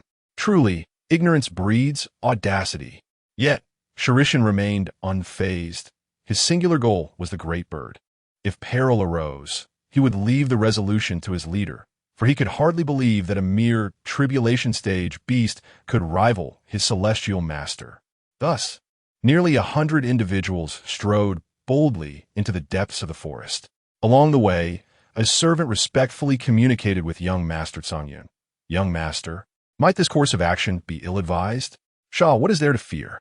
With my Uncle Huang by my side, why should I be concerned?" Young Master Tsang retorted dismissively. "That is not my concern. I speak of our dealings with them," the servant replied, shaking his head. Fret not. They are benevolent souls. Transactions are simply the nature of commerce. Just look at that robust group behind us. They shall surely provide me with what I desire," young Master Tsang remarked, a faint smile gracing his lips. However, he quickly adopted a fierce demeanor as he glared at the servant. "Do not pry into matters beyond your ken, lest your head be forfeit." Yes, you speak the truth, young master. I have overstepped," the servant stammered, chills running down his spine as beads of cold sweat emerged on his brow. With a huff, young Master Tsang drew the curtains, dismissing the sounds from outside the carriage. Shirishin quietly observed the servant and the so-called young Master Tsang's telepathic exchanges from the front. He sensed an unsettling change in the atmosphere since his last visit. This was not the path he remembered. Were they being led? As the party ventured deeper, the trees thickened, towering high above and blotting out the sun. An eerie chill swept through the air, sending shivers down the spine. Distinct voices began to emerge from the ranks. "Where are we? This doesn't feel right. Are we truly heading into the foaming forest? I wish to turn back. It is too sinister here." These utterances stirred discontent among the group, igniting a collective impulse to retreat. Yet, a single glance from the servant quelled their clamor. "Do you wish to alert the great bird to our presence?" With that, the servant unleashed his peak nascent soul pressure, and silence fell upon the assembly, compelling them to fall in line, not daring to breathe a word. As they continued their descent, a cadre of cloaked figures suddenly encircled them, launching an assault upon the bewildered party. Shirishin immediately sensed something amiss and glanced forward, only to discover that the servant and the so-called young master had vanished without a trace. It dawned on him. This was a trap. At that moment, the rest of the group realized the absence of their guide and leader, plunging into chaos. With their backbone gone, this disjointed assembly was little more than fodder for slaughter. At this moment, Shi Ritien dared not conceal himself any longer, fearing the approach of even more formidable foes. As for the group of cultivators, they were beyond salvation and were thus carelessly abandoned. Subsequently, he unleashed the full extent of his late-stage transformation prowess, soaring into the open air. This audacious maneuver roused the great bird, which had been peacefully slumbering deep within. Young Master Tsang and his companions also took note of this anomaly, hastily urging the figure in the black robe to take action, determined to prevent any news of this incident from escaping. Chapter 46. Entering the Celestial Realm. The figure cloaked in black cast a furtive glance at the commanding Tsang Gongzi, his countenance darkened. Were it not for the orders of his superior, how could a mere insect of the transformation stage dare to command one as powerful as himself, a void refinement expert? With a surge of energy, He soared towards Shiri Tian. Meanwhile, Shiri Tian hastily tagged Lu Fan in their group chat. Dislikes drinking goat milk.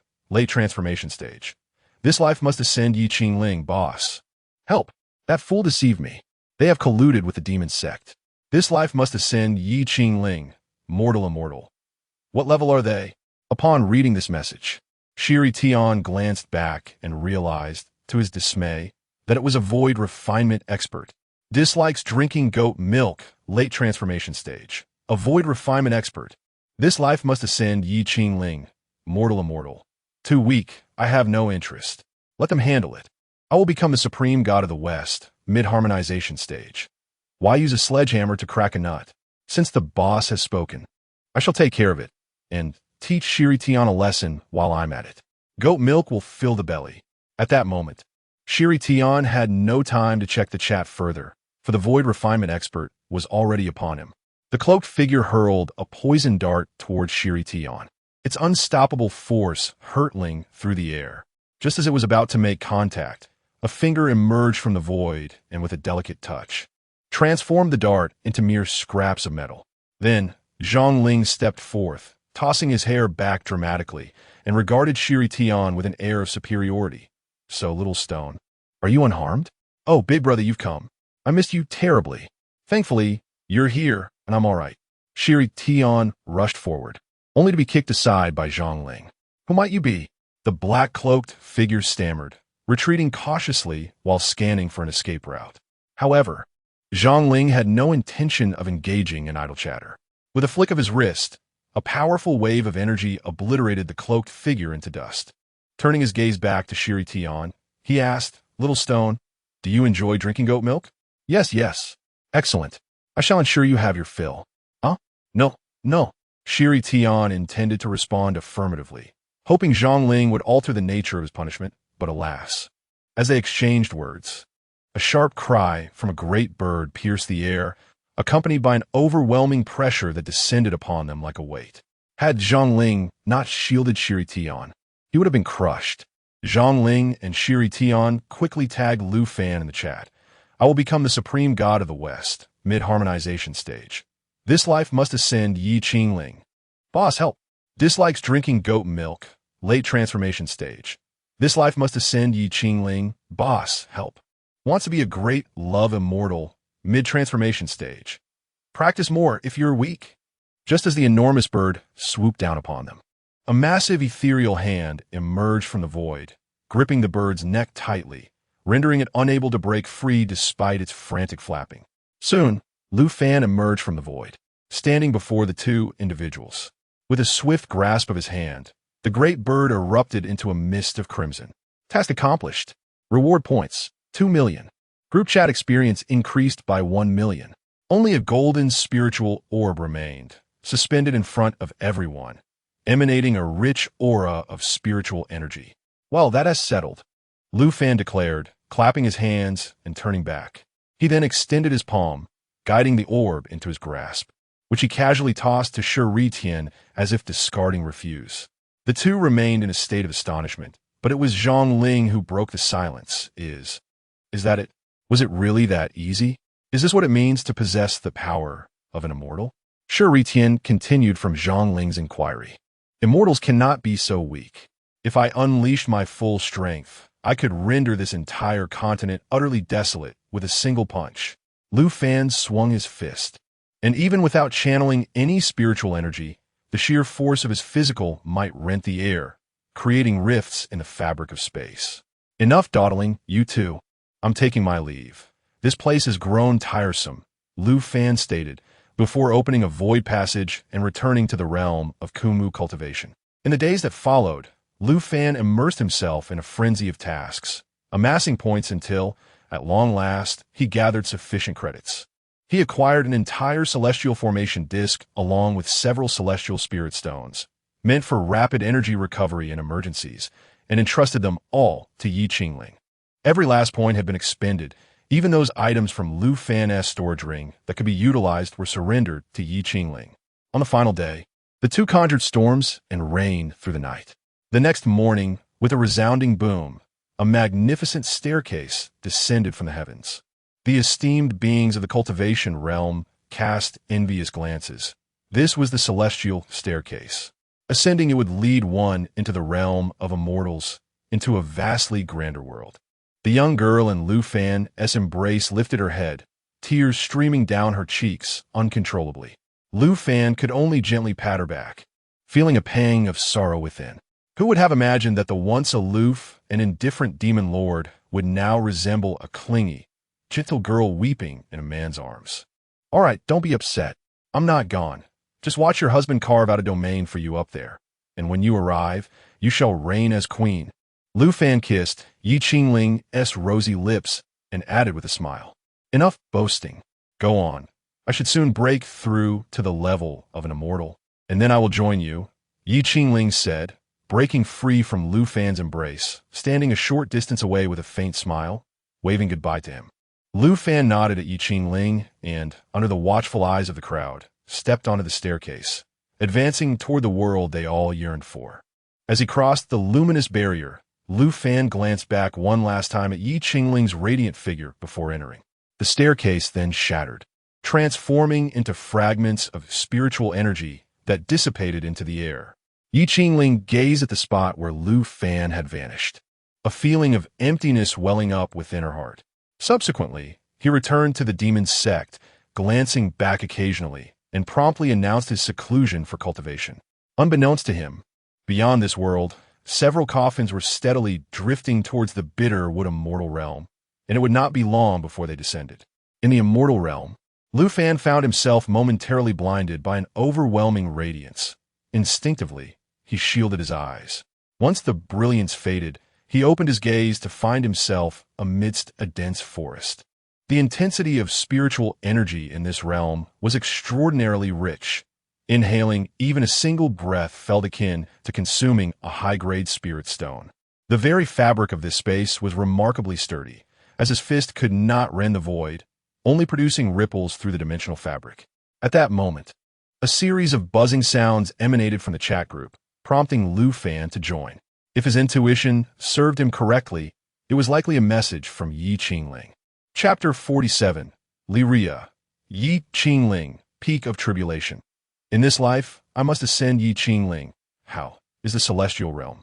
Aspiring to be a great love immortal, late stage of transformation. I didn't expect my sister-in-law to reach the peak of tribulation so swiftly, truly envious. Decisive through the ages, late stage of transformation. Do you think everyone is like you, indulging in fried dough sticks and donuts every day? Aspiring to be a great love immortal, late stage of transformation, decisive through the ages. Your analogy is quite apt. I appreciate it. In this life, I must ascend Ye Qingling, mortal immortal. Ye Qingling, it's all right. The spiritual energy is quite abundant. Ye Qingling, peak of tribulation. I feel so empty in your absence. Aspiring to be a great love immortal, late stage of transformation. Do you feel empty at midnight? No worries, come on. Cough, cough. Pardon me, I digressed. Decisive through the ages, late stage of transformation. It seems we've struck a chord here. Lu Fan sent a few comforting messages to Ye Qingling before closing the chat group. Being in such an unfamiliar environment for the first time, he knew he had to remain vigilant. If he were to encounter a formidable opponent and be slain, it would be a regrettable loss. He did not tear through space to leave. Recklessly traversing the void without knowing his bearings could lead him into the backyard of the sect, which would be quite embarrassing. Then, Lu Fan concealed his presence, masking himself as he stealthily flew toward the edge of the forest, not daring to extend his consciousness too far. After nearly half an hour of flight, he still could not see the end of the forest. It was truly vast. The prolonged low-altitude flight had drained Lu Fan's patience. No longer willing to feign modesty, he unleashed the full force of his consciousness, revealing the entire forest before him. Even the smallest ant was clearly visible.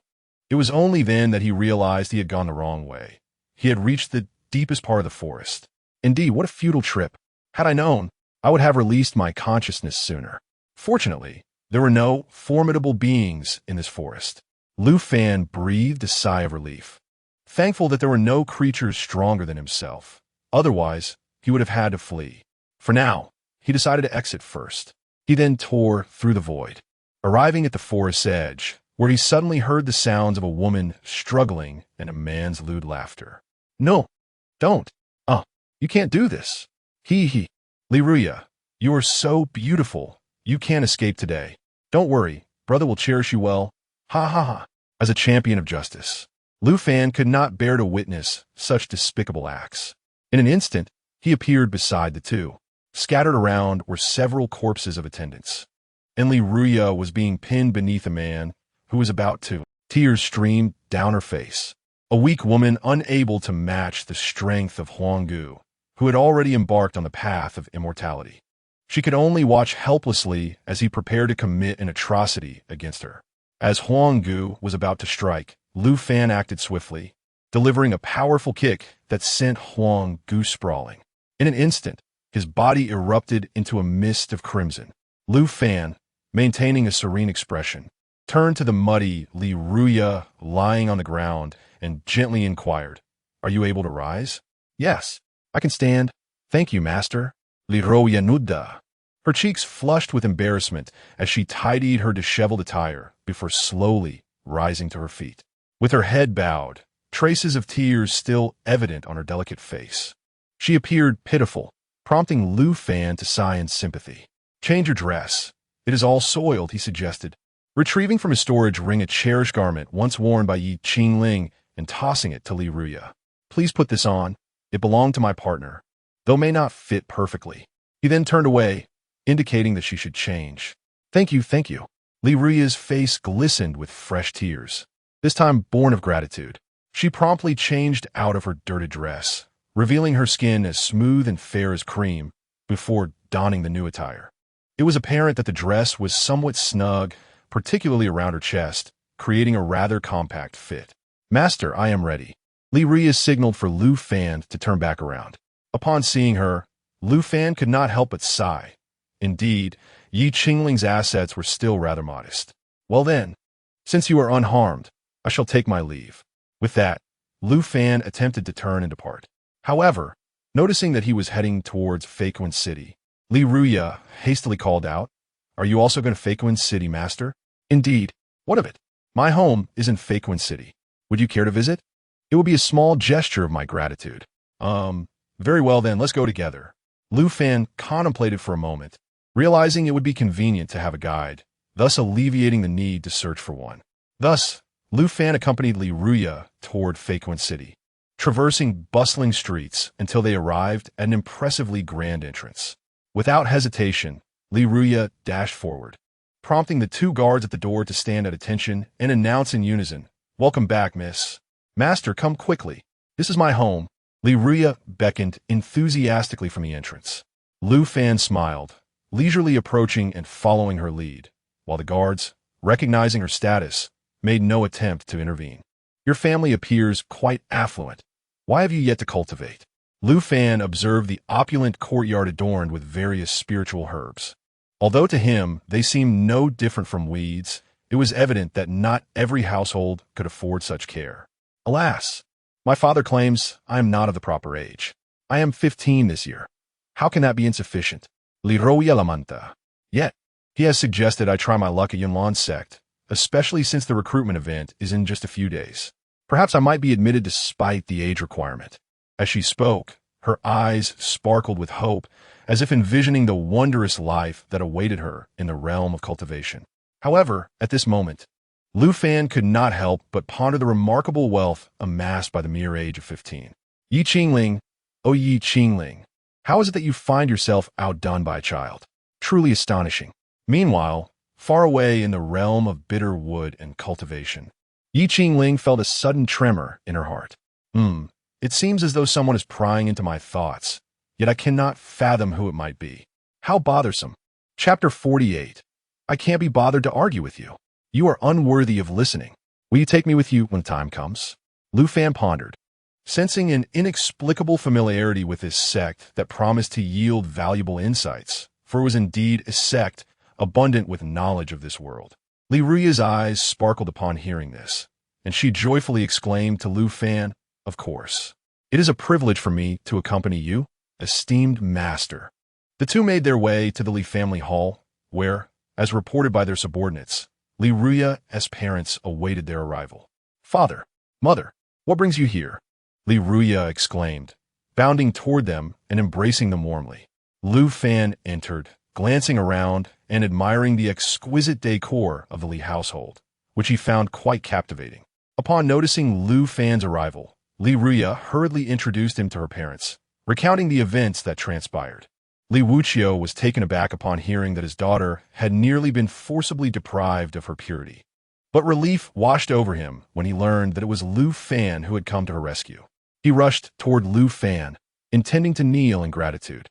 However, Lu Fan quickly supported him, patting Li Wuqiu's shoulder and chuckling, "Oh, it was but a trifling matter. Moreover, with Miss Li's beauty, how could I allow her to be sullied by a beast? It was only right for me to act heroically." Meanwhile, Li Ruya comforted her mother, while Li Wuqiu felt a sense of dread. Had that scoundrel from the Huang family tarnished Ruya's honor, it would have been a calamity indeed. Suddenly, a thought struck Li Wuqiu, and he grasped Lu Fan's hand earnestly, saying, "Benefactor, you must be cautious of the Huang family. They harbor a peak nascent soul cultivator, not to be trifled with. However, fret not, for you shall stay at my residence for these few days. They would not dare to breach the Li family's sanctity." As he spoke, Li Wuqiu's aura surged forth, revealing his late-stage nascent soul cultivation, which was truly impressive. Lu Fan smiled slightly, saying nothing. He appreciated their kind intentions. Yet if the so-called Huang family dared to make an appearance, he did not recommend staining the realm with blood so soon after his arrival. Time swiftly passed, and 2.5 hours flew by in the blink of an eye. A throng had gathered outside the Li residence, and through their conversations, it became evident that they were all members of the Huang family. "Li Ruya, come out and explain." "Yes, come forth.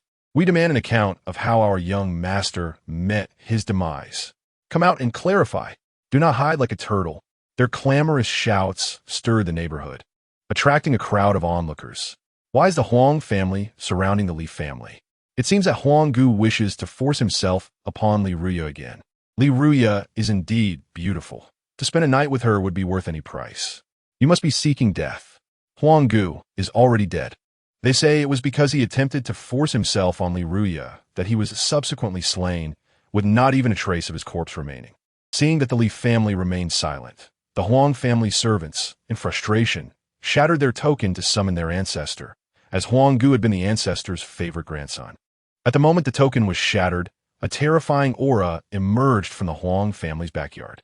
Subsequently, a figure soared into the sky, swiftly heading towards the Li family. Before the person arrived, their voice resonated. "Li Wuqiu, surrender Li Ruya, or the entire Li clan shall perish." Then, an elderly man with white hair appeared above the Li family, his peak nascent soul cultivation evident, exerting a pressure that enveloped the entire Feiquan city. Huang Yuan, do not presume that your breakthrough to the peak of nascent soul instills fear in me. Li Wuqiu immediately ascended to confront Huang Yuan. "There is nothing more to discuss.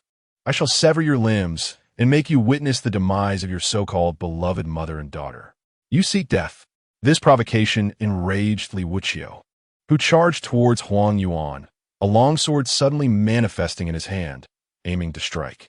Yet, Huang Yuan, observing the fierce advance of Li Wuqiu, made no attempt to evade. He merely extended a hand. As the longsword descended, he seized it effortlessly, applying a slight force that reduced the sword to mere powder. He then struck Li Wuqiu's chest with a palm. Instantly, Li Wuqiu plummeted to the ground like a fallen star, creating a large crater and stirring up a cloud of dust. "Father!" Li Ruya cried, witnessing her father being crushed into the earth. Tears streamed down her face as she rushed into the pit to support the bloodied Li Wuqiu. The loud crash startled Lu Fan, who was conversing with Ye Qingling, prompting him to exit the chat group and head outside. Mere trifles.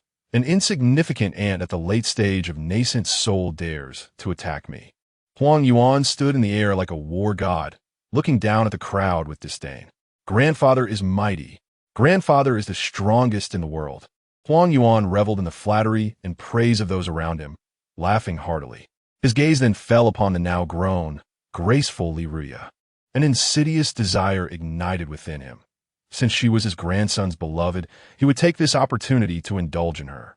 With a wave of his hand, a lecherous grin spread across his face as he reached for Li Ruya's slender waist. Just as his hand was about to grasp her, an unexpected hand struck down Huang Yuan's spiritual grasp effortlessly. Huang Yuan, seeing the black-robed man suddenly standing before Li Ruya, felt a surge of wariness. "Who are you?" "This is a feud between the Huang and Li families. I kindly ask you not to interfere. I have no desire to waste words with you. You are unworthy to listen." With that, Lu Fan extended his hand and snapped his fingers. Instantly, Huang Yuan exploded, unable to escape even the nascent soul realm.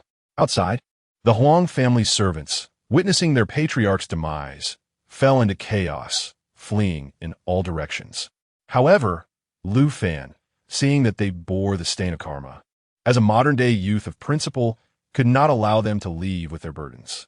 He snapped his fingers once more, unleashing an invisible wave that tore through their flesh, causing them to erupt like fireworks, leaving only a mist of blood as proof of their existence.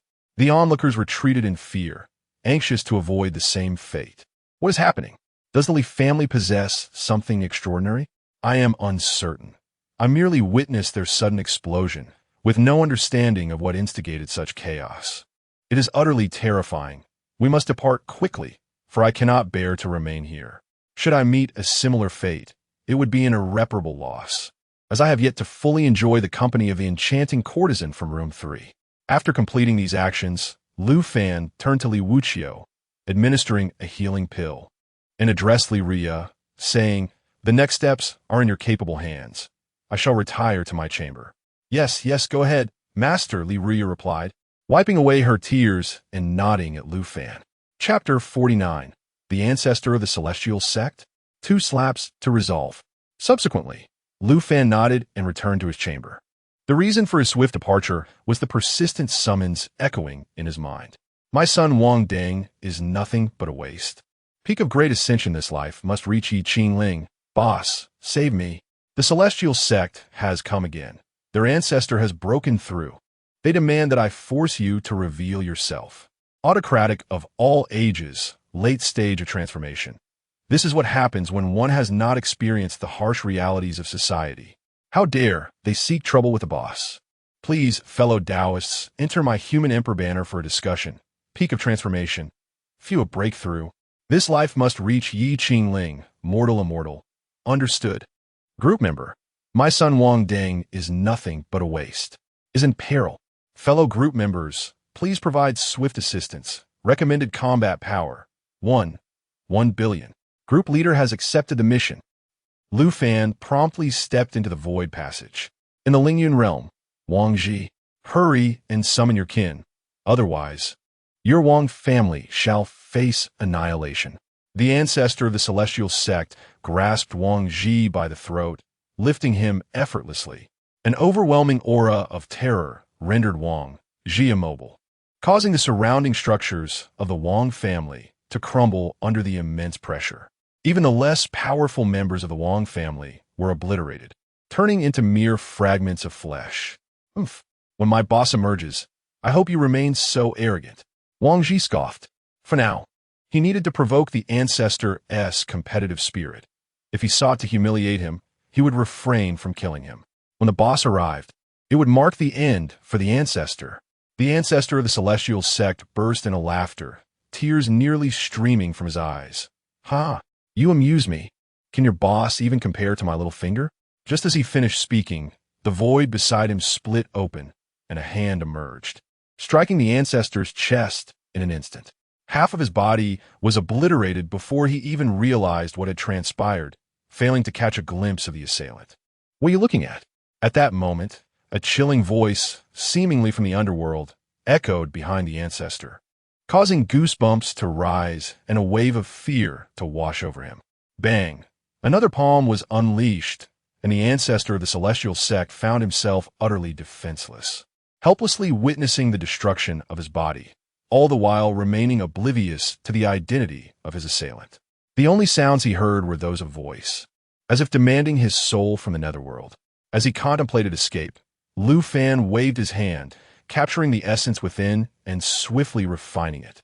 The ancestor of the celestial sect was transformed into a resplendent soul orb. Mission accomplished. Reward: 7 million points. Group chat experience increased by 5 million. At that moment, Wang Ji rushed over, hurling curses at the soul orb in Lu Fan's hand. Fool, do you truly believe my boss is a pushover? Now look, he was swiftly dispatched by my boss. He deserves it. Well, he is dead now. Your curses are futile. Now that the issue is resolved, I must take my leave. I have matters to attend to in the immortal realm and cannot linger here. Farewell, boss. Lu Fan waved his hand, retracting the soul orb into his storage ring, and then, under Wang Ji's gaze, stepped into the void passage and vanished. Upon returning to the room within the Li family, Lu Fan retrieved the soul orb and promptly swallowed it for refinement. 2.5 minutes later, Lu Fan opened his eyes, exhaling a breath. He felt a subtle enhancement in his soul power, albeit not significantly. It appeared that a more substantial elevation of his soul would necessitate alternative methods. At that moment, a buzzing sound emanated from the chat group. What was happening? Why was everyone mentioning him? He then immersed his mind into the chat group, only to discover that the group level had surged from 22 to 45. Congratulations to the group leader. This life must ascend Ye Qingling for successfully breaking through to the immortal realm. Reward: 1 billion points.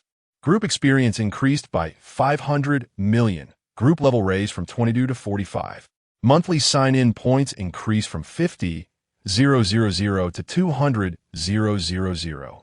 Maximum group members increased from 10 to 20. New feature unlocked. Group members can issue bounty tasks within the group, such as rewarding for spirit herbs or elixirs. Task payments are made with points. Dominating the ages, late transformation stage. Boss is amazing. Now I can effortlessly earn 200,000 points each month. How delightful. I want to be a great love immortal late transformation stage. Sigh, when will I also break through to the immortal realm? I don't like drinking goat milk. Pinnacle of transformation. What? Do you want to be the runner-up? Please, fellow Taoists, join my human emperor banner for a discussion. Pinnacle of transformation. I want to be a great love immortal. Come to my human emperor banner. Let you become the ghost emperor. Ye Qingling, pinnacle of tribulation. This life must ascend Ye Qingling, Lu Fan. I miss you. Ye Qingling, pinnacle of tribulation. This life must ascend Ye Qingling, Lu Fan. I miss you.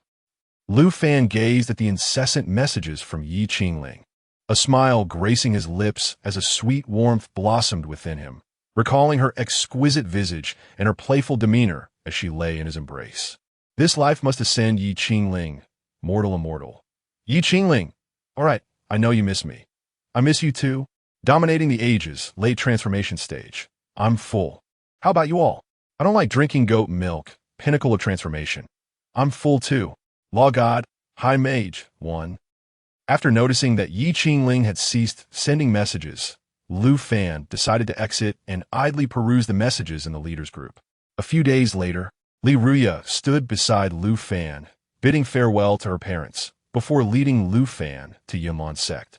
Had it not been for Li Ruya still being immortal, unable to withstand the pressure of the void, Lu Fan would have simply torn apart the space to take her there.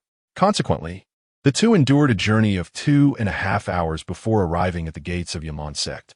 As they beheld the throngs of people gathered for the enrollment event, Lu Fan found himself in a quandary. Was he to compete with these mortals as a dignified immortal? What a jest! Fortunately, Lu Fan instructed Li Ruya to wait there while he made a brief visit. He then tore through space, arriving directly in the grand hall of Yunlan sect, where he seized hold of Yun Feng, who was seated upon a lofty dais. Yun Feng was taken aback, unable to fathom how someone could approach him so silently, directly seizing him, a mere minor figure of the Great Ascension realm. Might I inquire what brings you here?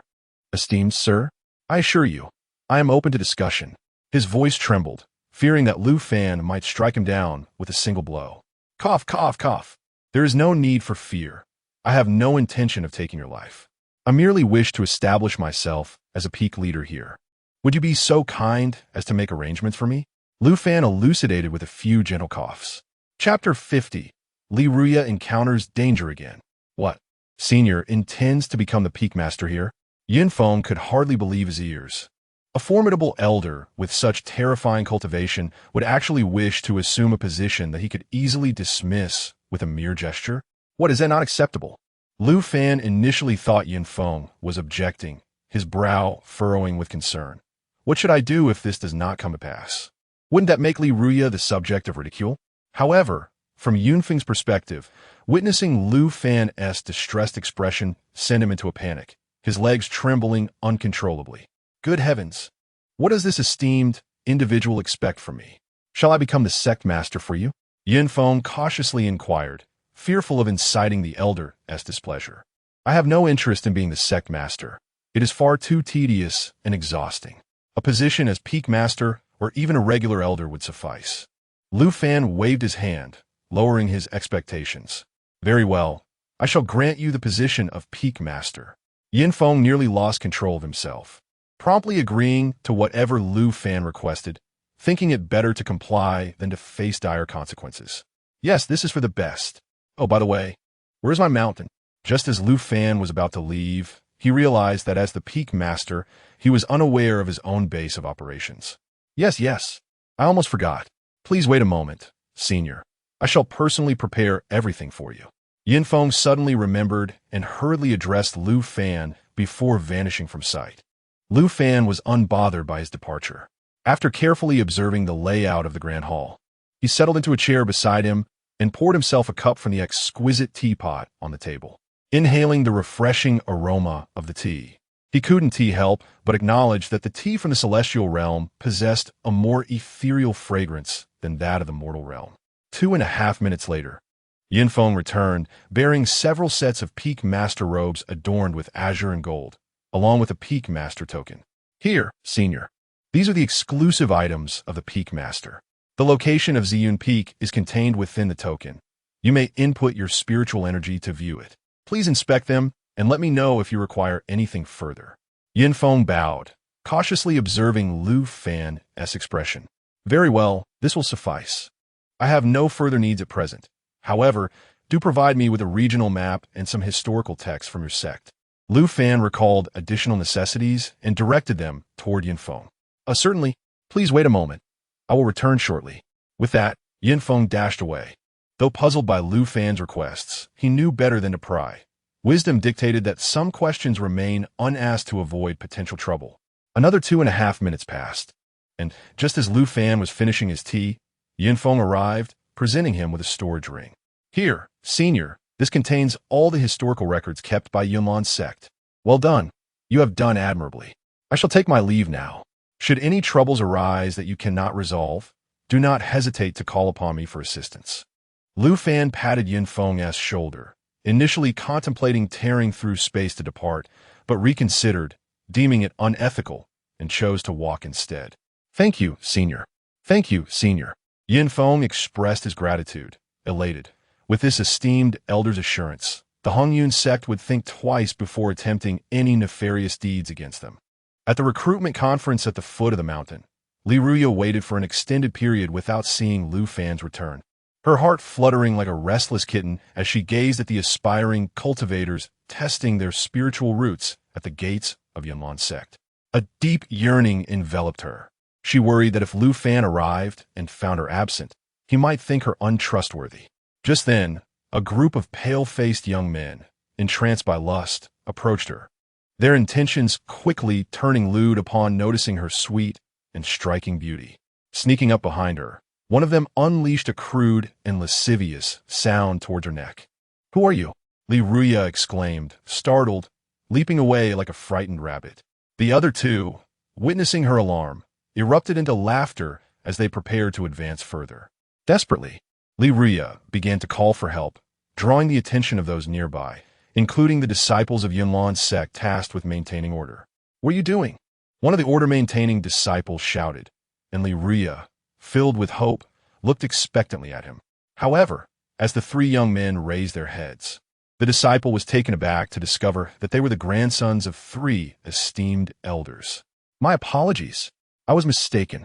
I offer my respects to you 3, hoping you will show mercy and spare me." The disciple immediately knelt, bowing before them, fearful of meeting a grim fate in some forsaken ravine the following day. Wise choice. Today, we are fortunate to encounter such a beautiful furnace. Tonight shall be quite enjoyable, one of them remarked. Indeed, let us hope this lovely maiden can endure until morning. Let's not delay. Quickly, take her away. This beauty is intoxicating. Thus, through their banter, it became evident that Li Ruya was destined to be their plaything that very day. The onlookers, witnessing the departure of the three, began to murmur among themselves, shrouded in the crowd's anonymity, feeling helpless. Alas, this young girl, so lovely and innocent, is fated to meet such a grim fate. What a pity. Those three are truly beasts. Is no one going to intervene? And who would dare? They are backed by 3 peak cultivators. Could you contend with them? I see now. How could such a powerful lineage produce such a rogue? As Lu Fan arrived, he found no trace of Li Ruya. Upon overhearing the murmurs of the crowd, his fury ignited. How dare anyone act against me under my very nose? With a surge of his consciousness, he enveloped the entire city within his awareness. There she is. He located Li Ruya, who lay on a bed surrounded by the 3 men, their lewd laughter echoing in the air. Extending a hand from 10 miles away, he unleashed a void grip, causing the 3 to explode into a mist of blood, dissipating into the ether. Then he swiftly entered the room, and, at that moment, Li Ruya, having endured 2 waves of fright, was utterly bewildered, her face smeared with warm, crimson blood. She stared blankly at the ceiling, motionless. It's all right. You are safe now. I am here. Upon hearing Lu Fan's reassuring words, Li Ruya curled her body and then leaped into Lu Fan's embrace, weeping uncontrollably, her body trembling as it was evident that she was genuinely terrified. Chapter 51. A Glimpse of Brilliance. Lu Fan gazed at the delicate and soft young girl in his arms, letting out a gentle sigh. Instead of embracing her, he opted to softly pat her back in a comforting manner. After a considerable time, her sobs gradually subsided. Observing her tear-streaked face, he playfully teased, "Little Ruya, remember to dress in a less appealing manner when you go out in the future. Otherwise, being admired for your beauty can become quite the burden." Li Ruya pouted, rubbing her reddened eyes as she complained to Lu Fan, "But it's not my fault that I'm attractive. I haven't flirted or acted coyly. Why does everyone want to impose on me?" With that, fresh tears welled in her eyes once more. Noticing this, Lu Fan hastily reassured her, No, it's not your fault, dear Ruya. It's the fault of those wicked individuals." He then produced a token inscribed with the character Lu from his waist and handed it to her. "In times of trouble, infuse it with your spiritual energy, and I shall sense your call. Will you do that?" "Thank you, Lu, brother." Li Ruya's eyes sparkled with gratitude, her soft lips curving into a sweet smile as she held the token close, feeling his warmth and the refreshing pine scent lingering on it. "Let us depart from this place," Lu Fan said, affectionately ruffling her hair as he prepared to leave. At that moment, 3 thunderous voices reverberated throughout Yunlan City. Who dares harm my grandson? Who dares touch my grandson?" The 3 figures descended upon the city in a whirlwind of fury, their terrifying presence casting a shadow over all. They exchanged bewildered glances. "Old Xiao, is your grandson involved? Old Lu, is your grandson too? Who is responsible? I shall flay him alive." As Lu Fan stepped forward, approaching the window, Li Ruya grasped his hand and softly urged, "Lu Gij, don't go." Her anxious eyes, coupled with the remnants of her tears, evoked an innate desire to protect her. "Fear not, everything will be fine. Trust in your Lu Gij," he reassured, gently patting her small hand. Reaching the window, Lu Fan cast a glance at the 3 figures in the sky, recognizing them by their robes as esteemed elders of the Yunlan sect. He chose not to dwell on them any longer. With a snap of his fingers, he led Li Ruya, who insisted repeatedly, to the enrollment square. As he snapped his fingers, the 3 figures above Yunlan City dissipated in a thin air like smoke, leaving no trace of their presence. Yet, Yun Feng felt the ominous wave of energy ripple through the Yunlan sect and the city below. This terrifying aura was reminiscent of what he had sensed from Lu Fan before, nearly causing him to tremble in fear as he quickly sought refuge in his chambers. dreading that Lu Fan might unleash his wrath upon him. "Go ahead, let us see what you can do," Lu Fan encouraged, patting Li Ruya's shoulder and signaling her to move forward.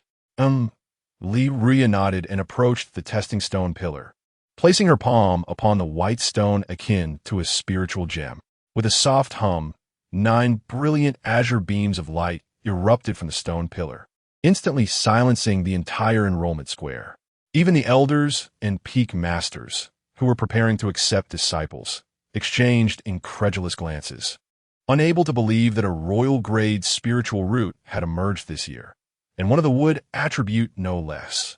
At once, the various peak masters flocked around, offering Li Ruya bountiful resources in an attempt to entice her to join their peaks. "Young friend, if you come to my Tsuyun peak, I guarantee an additional 1,000 top-quality spirit stones for cultivation resources each month, apart from my personal disciples. Is that all? At Fengyan Peak, I will add another 10,000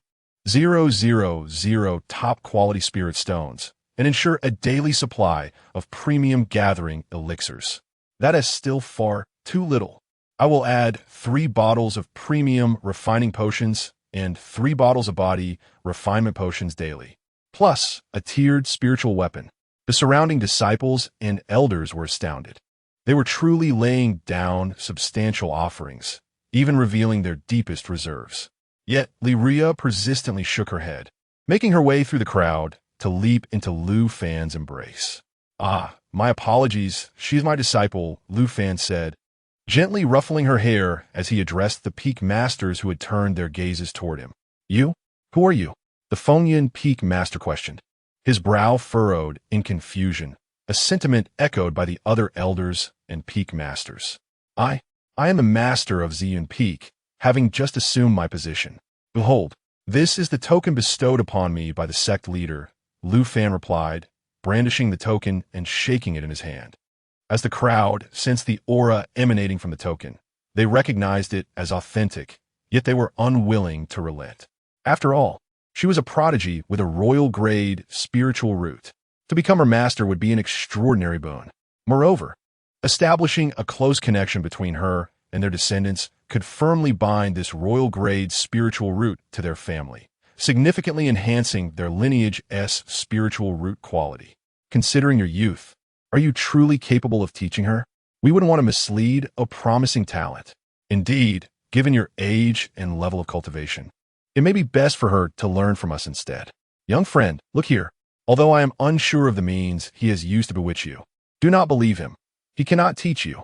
Lu Fan chuckled, relishing the moment of confrontation, which piqued his interest.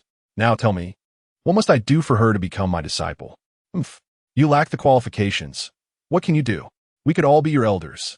The master of Yinyan Peak, clearly hot-tempered, scolded Lu Fan without mercy.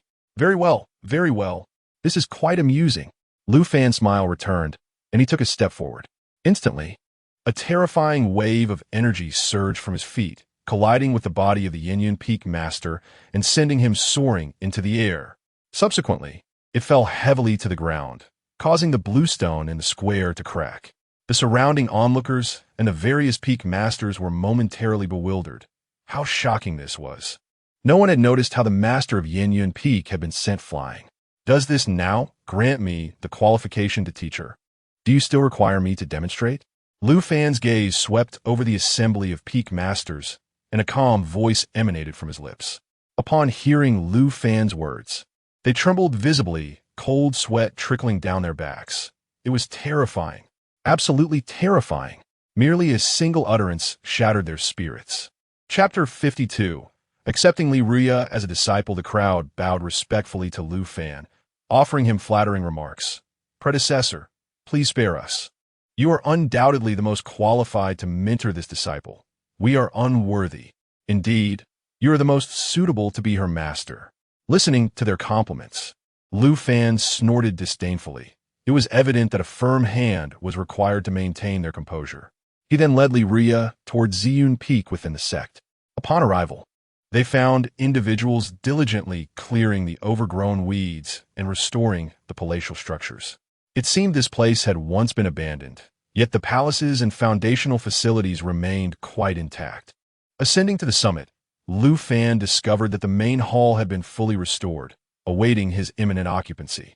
At that moment, Li Ria tugged at the hem of his garment, her cheeks flushed with anxiety. "Brother Lu, my bundle is missing. It contained my change of clothes and personal belongings. What shall I do? I have nothing to wear." "Calm down, it's all right. Why didn't you mention it sooner?" "Come, let's go buy you some new clothes," Lu Fan reassured her, gently ruffling her hair and patting her shoulder. As they strolled through the bustling streets of Yunlan City, which dwarfed Feiquan City, Li Ria was mesmerized by the myriad of goods on display. They entered a shop specializing in young women's dresses. The shopkeeper, noticing their elegant attire and demeanor, hurried over, rubbing his hands together in anticipation. "Gentlemen, may I assist you in selecting dresses for your lady? Rest assured, I only offer the finest silk from ice silkworms, beautiful and comfortable, even praised by immortals." Upon seeing Lu Fan shake his head, the shopkeeper assumed he had misinterpreted and quickly added, "Oh, my apologies. I was presumptuous. She is merely your friend, correct?" "Yes, you misunderstood. We are not a couple," Lu Fan clarified. "Ah, I see. I apologize for my bluntness," the shopkeeper said with a sheepish grin, covering his mouth in embarrassment. Meanwhile, Li Ria felt an unexpected emptiness in her heart upon hearing Lu Fan's explanation. It left her feeling strangely hollow. "All right, these dresses appear quite appealing. Wrap them all up. I will take them," Lu Fan declared with a wave of his hand, signaling the shopkeeper to proceed. "Of course, I will have them packaged immediately," the shopkeeper exclaimed, elated at the prospect of catering to a wealthy customer, and promptly instructed his assistants to bundle all the dresses. Lu Fan called out to the shopkeeper, "Come here to settle the bill." "Certainly, I'm on my way." The shopkeeper scampered over, rubbing his hands together. "How much will that be?" 2,000 low-grade spirit stones should suffice," Lu Fan replied, gesturing toward the neatly packaged dresses.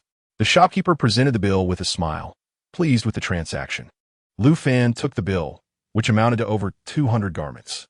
Reasonable, he thought, and promptly rummaged through a secluded corner of his storage ring to extract 2,000 low-grade spirit stones. However, do not be misled by Lu Fan's assertion of affordability. One low-grade spirit stone is equivalent to at least 1,000 taels of silver. An ordinary household typically spends around 3 taels of silver a month, and that is under relatively extravagant circumstances. Lu Fan had just spent 20,000 taels of silver on a single garment. This expenditure transcended mere luxury. Yet, it must be acknowledged that there exists a significant disparity between the realms of cultivation and the mundane. As the two made their way home, Lu Fan occasionally imparted knowledge about the cultivation world and its intricacies to Li Ria. At that moment, a group of ruffians obstructed their path.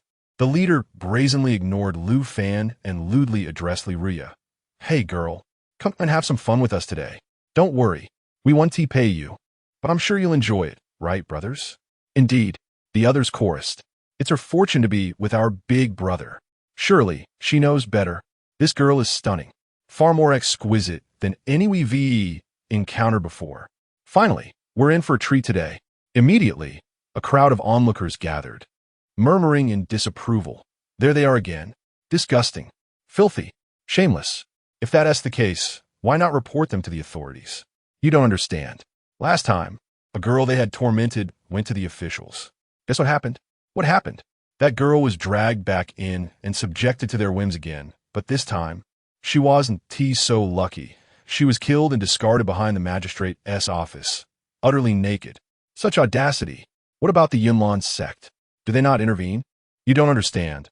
I dare not speak further, for fear of retribution." Amidst the clamor, Lu Fan paid no heed to the ruffians. Instead, he leaned closer to Li Ria and teasingly remarked, "Is it possible that you are simply too beautiful, dear Ruya? Otherwise, why do you attract unwanted attention daily?" I don't know. Who knows why this happens? It was the same in Feiquan City. I endure 3 or 4 instances of harassment each day. I wish it weren't so." Li Ruya's voice trembled with the threat of tears. "Fear not, dear sister, for Brother Lu will resolve this matter. There must be a reason for your predicament, and we shall address it together when we return." Lu Fan gently patted her head, offering her comfort. Chapter 53. The peculiar physique with a sweeping gesture. Lu Fan rendered the surrounding crowd entranced, their eyes vacant as they stood in a daze. Meanwhile, a group of ruffians ambled into a narrow alley, where they were mercilessly torn into a crimson mist under his control. Subsequently, he led her outward, parting the throngs who made way for them. It was only upon their return to Ziyun Peak that the onlookers regained their senses. Yet all memory of the ruffians and the two of them had been erased. Bewildered, they left, scratching their heads in confusion, utterly unaware of why they had been gathered there. Come, my disciple, take a moment to study this technique. First, allow your spiritual energy to enter your dantian and activate your physique, so I may assist you in observing the process. Lu Fan retrieved a foundational qi cultivation manual from his storage ring and placed it in Li Ruya's hands, encouraging her to practice. With a nod, Li Ruya accepted the manual, mimicking Lu Fan's posture as she sat cross-legged upon the ground. She opened the book and began to guide her spiritual energy through her meridians as instructed. After 2.5 minutes, a resonant hum echoed as Li Ruya broke through to the first layer of qi refinement, yet she showed no signs of halting, instead eagerly absorbing the surrounding spiritual energy at an accelerated pace. Observing this, Lu Fan promptly produced several top-tier spirit stones to supplement her. And soon the sound of cracking eggshells filled the air as she ascended through the second, third, and fourth layers. Li Ruya reached the 5th layer of qi refinement before coming to a stop. Had Lu Fan not intervened in time, she might have surged straight to the 8th layer. Brother Lu, what is the matter? A blush of excitement lingered on Li Ruya's cheeks. Do not let your guard down simply because you can cultivate. If I had not stopped you, your foundation would have been ruined, Lu Fan cautioned, gesturing towards her abdomen with a serious expression. Li Ruya quickly turned her focus inward, realizing that her foundation was beginning to falter. If she continued to push forward, it would surely collapse. Oh no, Brother Lu. I was wrong. Her cheeks flushed with embarrassment as she recognized her mistake, hoping he would not scold her. All is well. Just be mindful next time. Now, sit properly with your back to me. I am about to examine your physique. All right, I will sit properly right away. Do you not wish to uncover why so many men have taken an interest in you? Yes, I will. Li Ruya promptly positioned herself before Lu Fan, obediently settling down. A wave of fragrant aroma wafted into Lu Fan's nostrils, leaving him oblivious to the thoughts swirling in the young girl's mind. Her infatuation was nearly written across her forehead. Lu Fan placed his hand on Li Ruya's back, feeling her softness even through her clothing. As the celestial energy entered her body, Li Ruya was suddenly engulfed by an indescribable sensation of pleasure, releasing a breathy sigh that was both alluring and unexpected. This sound left Lu Fan momentarily perplexed. Was it truly so delightful to have celestial energy enter one's being? However, he soon dismissed the incident, as he seemed to discern a faint, enticing deep green aura emerging from within the depths of Li Ruya's being, mingled with a chilling essence. It seems that this is the reason why Li Ruya attracts such a multitude of men, evoking an inexplicable desire within them. The issue is that Lu Fan is bewildered by the nature of her constitution, having never encountered anything like it during his time in the bitterwood cultivation realm. However, based on his experience, alluring constitutions are often linked to dual cultivation and the essence of a maiden. This is indeed a matter of experience. Yet now, the primary concern is to ascertain the nature of her constitution. As Lu Fan contemplated while stroking his chin, a sudden realization illuminated his thoughts. Of course, he could simply inquire with a local. With that, he thrust his hand into the void beside him, appearing to search for something, as if attempting to extract an object from within. Meanwhile, on the other side, Yin Feng was disrobing, preparing to immerse himself in the hot springs to alleviate the fear induced by Lu Fan. Suddenly, a large hand shattered the space beside him, seizing his neck and dragging him into the void, leaving him with no time to exclaim, "Wait, I'm not dressed yet." As Lu Fan continued to search, a spark of success ignited within him. Aha, I've got it. He then yanked forth a completely naked man, Yin Feng. Li Ruya, just about to turn her head to see what Lu Fan was up to, found herself abruptly restrained by his hand, preventing her from moving. Oh, Li Ria had no time to react, her head firmly held in place by Lu Fan, who refused to allow her to turn. Ahem, my apologies. Please return to get dressed, Lu Fan coughed, before tossing Yun Feng into the void. Throughout the ordeal, Yun Feng remained in a state of utter bewilderment. After dismissing Yun Feng, Lu Fan finally released his grip on Li Ria's head. Brother Lu, why wouldn't you let me turn my head? Li Ria inquired with curiosity. It's nothing to concern yourself with. Merely a trivial matter. Lu Fan waved his hand dismissively, signaling her to refrain from further questioning. Chapter 54. The mysterious Een would body Li Ria's beautiful eyes glistened with tears, presenting a heart-wrenching sight that made it difficult for anyone not to gather her into their embrace and offer comfort. Truly, it is perplexing. A girl should possess some degree of decorum, especially one from such an esteemed family. Lu Fan adjusted his disheveled robes, letting out a sigh, feeling helpless in response to Li Ria's lack of restraint. Throughout my life, no man has ever been able to resist me. This is my first time making an advance towards a man, yet you reject me. I don't care. I like you. Li Ria Pota, attempting to adopt a fierce demeanor that only enhanced her charm. Listening to her words, Lu Fan felt a headache coming on. Rubbing his temples, he delivered a decisive blow. I have a partner already. We have pledged our lives to one another, even to the extent of marriage and consummation. Do you understand? There is no possibility for us. Li Ria's eyes widened in shock. After a moment of silence, she raised her head resolutely and declared, I could be a concubine. If that is not feasible, I could serve as a bedwarmer. I'm not picky. Lu Fan had expected her to back down upon hearing this. But what did he just hear? A concubine? A bedwarmer? He nearly choked on his drink. Cough, cough. We are in a master-disciple relationship. This is impossible. Do you understand? If you continue like this, I will no longer concern myself with you. Oh dear, Brother Lu, I am not lacking in appeal. I possess both curves and an alluring figure. Why do you not find me attractive?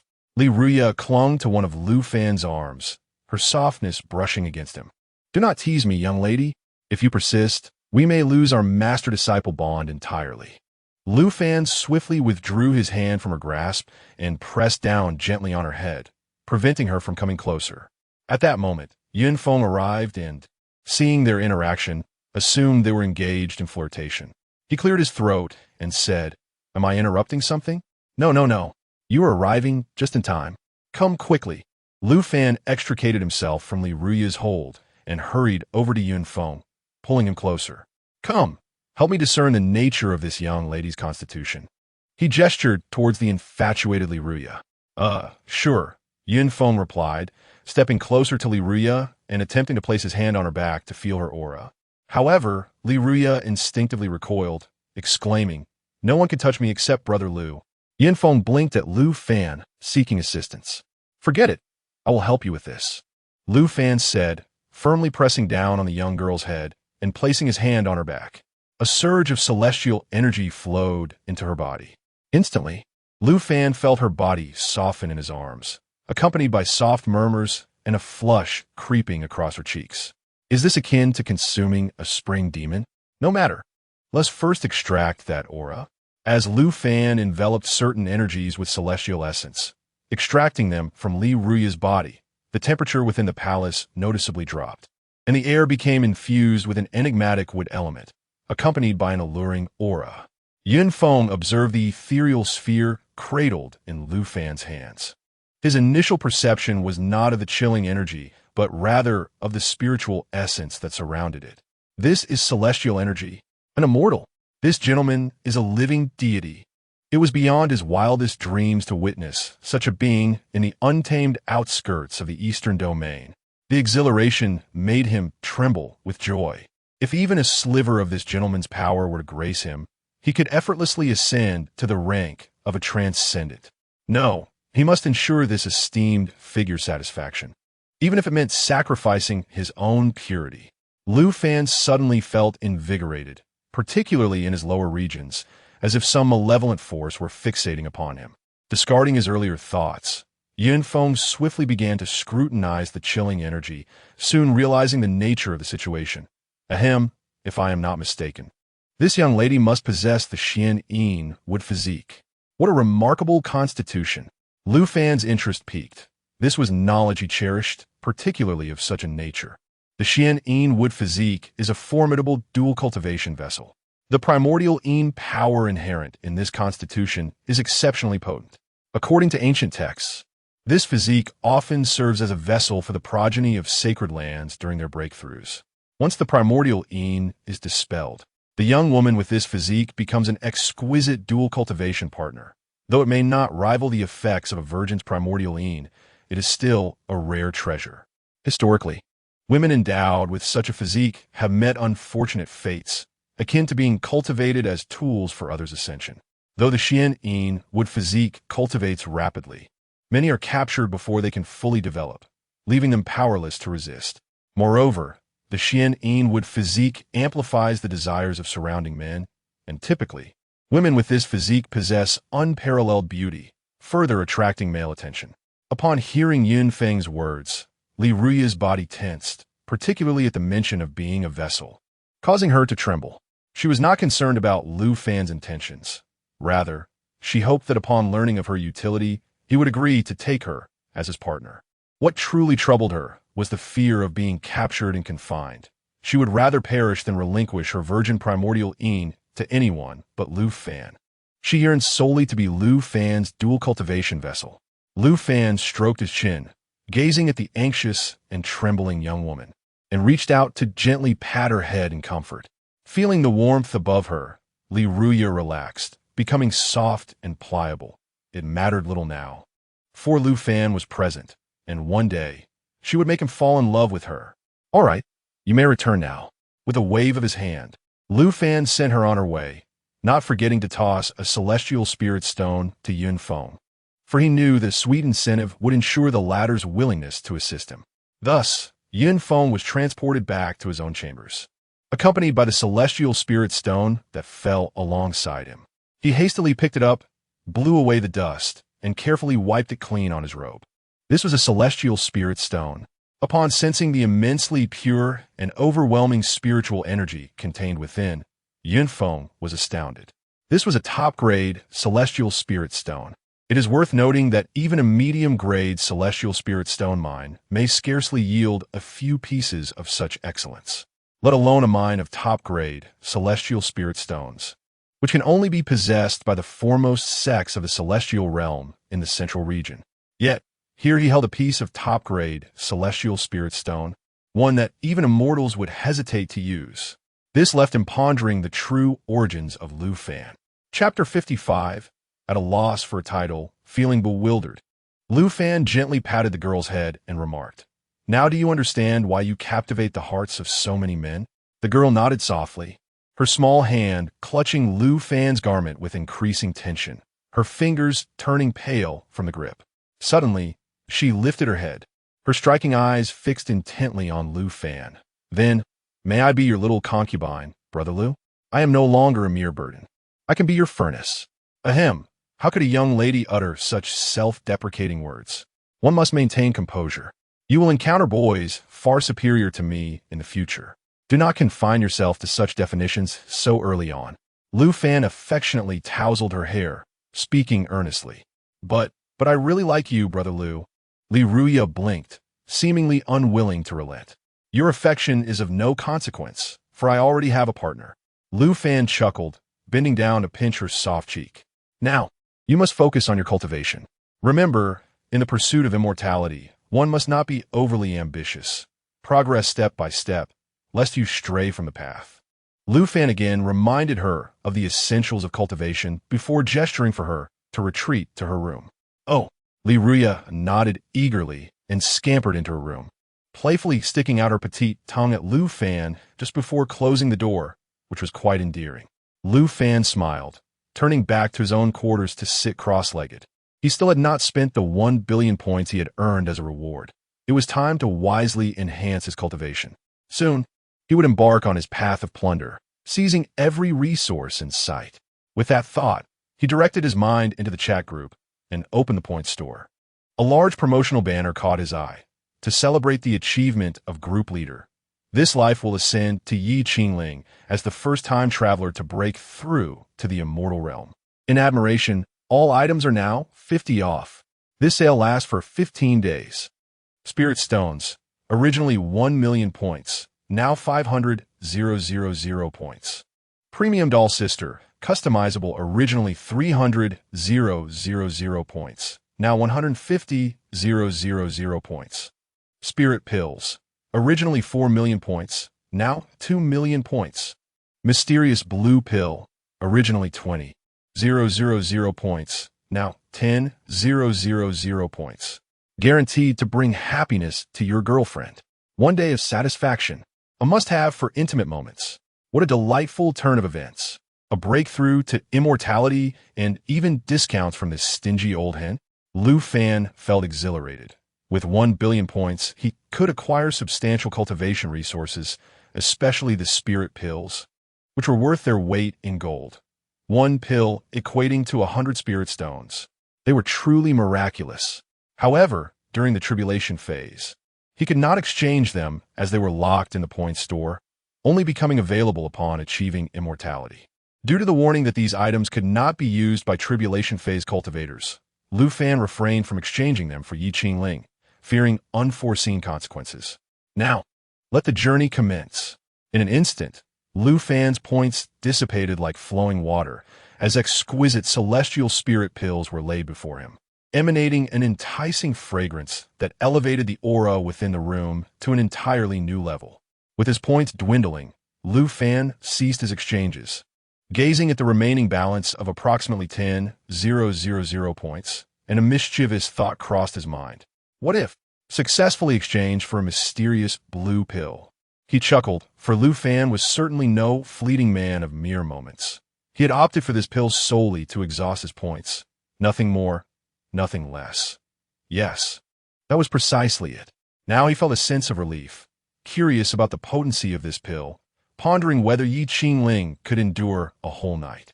The next time they met, he was resolute in depleting his entire stock, leaving nothing for himself. Lu Fan began to envision their next encounter, the sensations and tastes flooding his mind, causing him to revel in delight. Regardless, he decided to focus on his cultivation. Without a robust physique, how could he contend with Ye Qingling? He cast aside his colorful fantasies, fervently consuming the celestial spirit pills. As each pill erupted within him, unleashing a torrent of formidable spiritual energy, his meridians expanded dramatically, and waves of fierce spiritual energy flowed freely, greedily absorbed by his cells. Those celestial beings lack a dantian. Every cell functions as one. Their spirits are immortal, yet they are not exempt from decay, ultimately facing the inevitability of death. However, their physical forms endure long-term preservation. Absent a spirit, everything else remains intact, impervious to decay. Sect leaders may refine their ancestors into puppets with permission, preserving their sect's legacy. As the count of celestial spirit pills gradually diminished, Lu Fan's aura continuously surged. Mid-stage mortal celestial, late-stage mortal celestial. Upon consuming the final pill, an overwhelming pressure erupted from within him, and he successfully ascended to the pinnacle of mortal celestial. Exhaling a breath of celestial energy, he relished the immense spiritual pressure coursing through him and the inexhaustible, terrifying power at his disposal. As for Ye Qingling, she would be nothing but a defeated opponent, obediently submitting to his conquest. He felt capable of vanquishing 10 Ye Qinglings in one breath. This exhilarating sensation of power was indescribably delightful. Lu Fan let out a triumphant roar, laughing joyously. Subsequently, he opened the leader group chat, eager to seize the opportunity presented by the discounted point shop and explore potential tasks to earn a few extra points. However, upon entering the chat, he discovered that everyone enjoyed a 50% discount, with a banner displayed above. Congratulations to the leader of Group 438 for becoming the first to transcend into the realm of celestial beings. The point shop is now offering a 50% discount. Hurry and shop, for such opportunities are fleeting. Only 15 days remain. Stepping into the void, Group Leader. Incredible.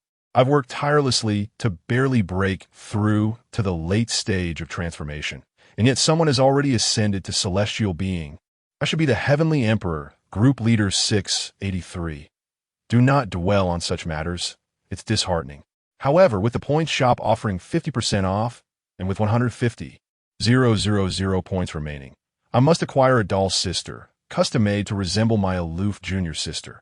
The thought alone is exhilarating. I cannot be subdued, exclaimed the leader of Group 534. Is it truly possible that there are still those without a partner? I currently possess 13 companions, and shall strive to acquire my sworn sister. Having traversed realms, one must indulge in the experience. Thus, I shall first bestow upon her 100 azure potions, and today I shall resolutely win over my sworn sister. Group 530 SXS leader, who adores the refreshing scent of mugwort, remarked, "You all are exceedingly extraordinary. Is this still the realm of the Transcendence Alliance? It feels as though we have transformed into a chat of indescribable hues." Chapter 56. For terrifying shadows, how amusing it is to observe this group of friends, each one ruthless enough to spare even their own sworn sister. Lu Fan shook his head in exasperation. The ensuing chat records were even more explicit and audacious. He suspected that continuing to read the authoress' work would lead to its censorship. However, indulging in it secretly alleviated such concerns. He chuckled to himself. Noting the intriguing postures, he resolved to try them out next time. They certainly understood the nuances well. He had to document this to showcase his newfound skills to Ye Qingling.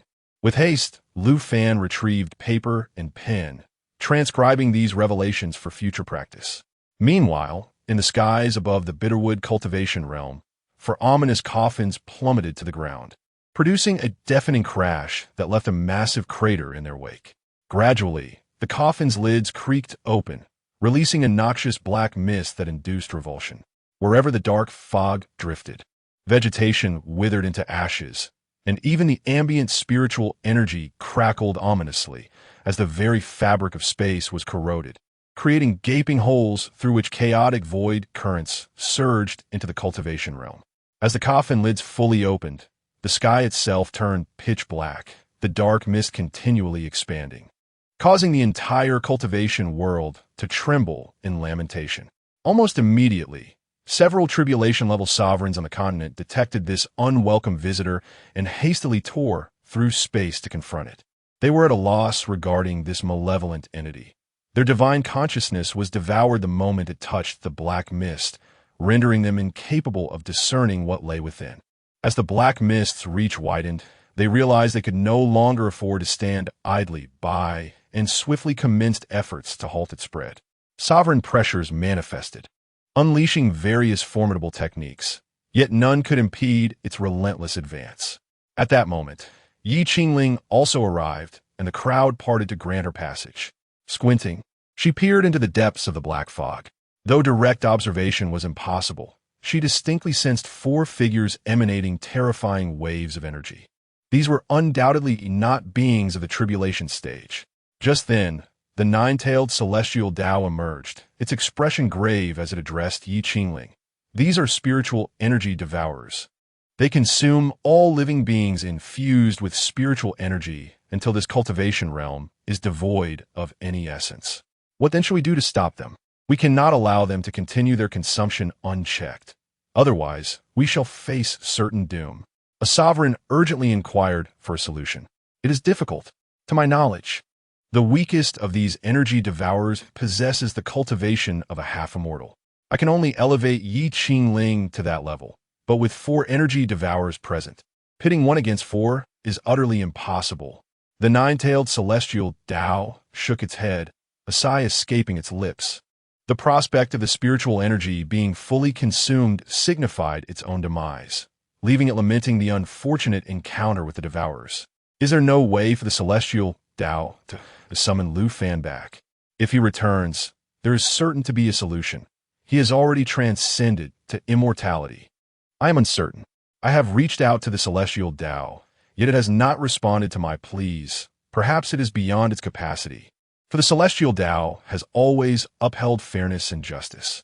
Only those who have attained the golden immortal rank are entitled to petition for a return to the mortal realm. The nine-tailed Tao is also in a precarious state, its once pristine white tails now marred with dark spots. This is dire. We are doomed. Regardless, I shall fight with all my might. As a revered one, if I cannot protect my homeland, I, the sword master, would rather perish. Indeed, if death is inevitable, I will unleash my full strength and engage them. What if we emerge victorious? Amidst the surrounding revered ones exchanging words, Ye Qingling's mind delved into the chat group, inquiring whether Lu Fan was available. Ye Qingling, peak of tribulation transcendence. This life must ascend. Ye Qingling, Lu Fan, are you free at the moment? I have encountered an unexpected situation. This life must ascend. Ye Qingling, peak of mortal immortal. My dear wife, I've always been here. Your guardian Lu Fan is ever at your service, aspiring to be a great, loving, immortal, late stage of transformation god, who is silently indulging in dog food. I won't say, but you all should come out honestly. Absolute authority over eternity, peak of transformation god. Burp, I am well fed. Law god, high mage. 1. Why is my son Wang Deng such a useless person? Peak of great ascension. 2. Dislikes drinking goat milk, late stage of transformation god. 3. Noticing Ye Qingling's silence, Lu Fan grew anxious and quickly messaged. This life must ascend. Ye Qingling, peak of mortal immortal. Ye Qingling, what is happening? Has something occurred? Ye Qingling remained reticent, prompting Lu Fan to take a deep breath to calm himself. It seemed she was preoccupied. He resolved to remain vigilant in the chat group. Should an emergency arise, he would be prepared to respond to any distress signal from Ye Qingling without delay. At that moment, Li Ria's delicate and melodious voice, filled with a touch of vulnerability, echoed. Brother Lu, I seem to have encountered a cultivation issue. Could you assist me? Ria, my dear disciple, I'm currently in the midst of a breakthrough. Please wait for me outside, and I will help you once I emerge. Lu Fan hastily explained, urging her to hold on for a moment. All right, she replied, her footsteps fading away. Lu Fan let out a sigh of relief and resumed his focus on the chat group. In the Bitterwood cultivation realm, at the edge of the black mist, the celestial Tao beckoned. Come forth.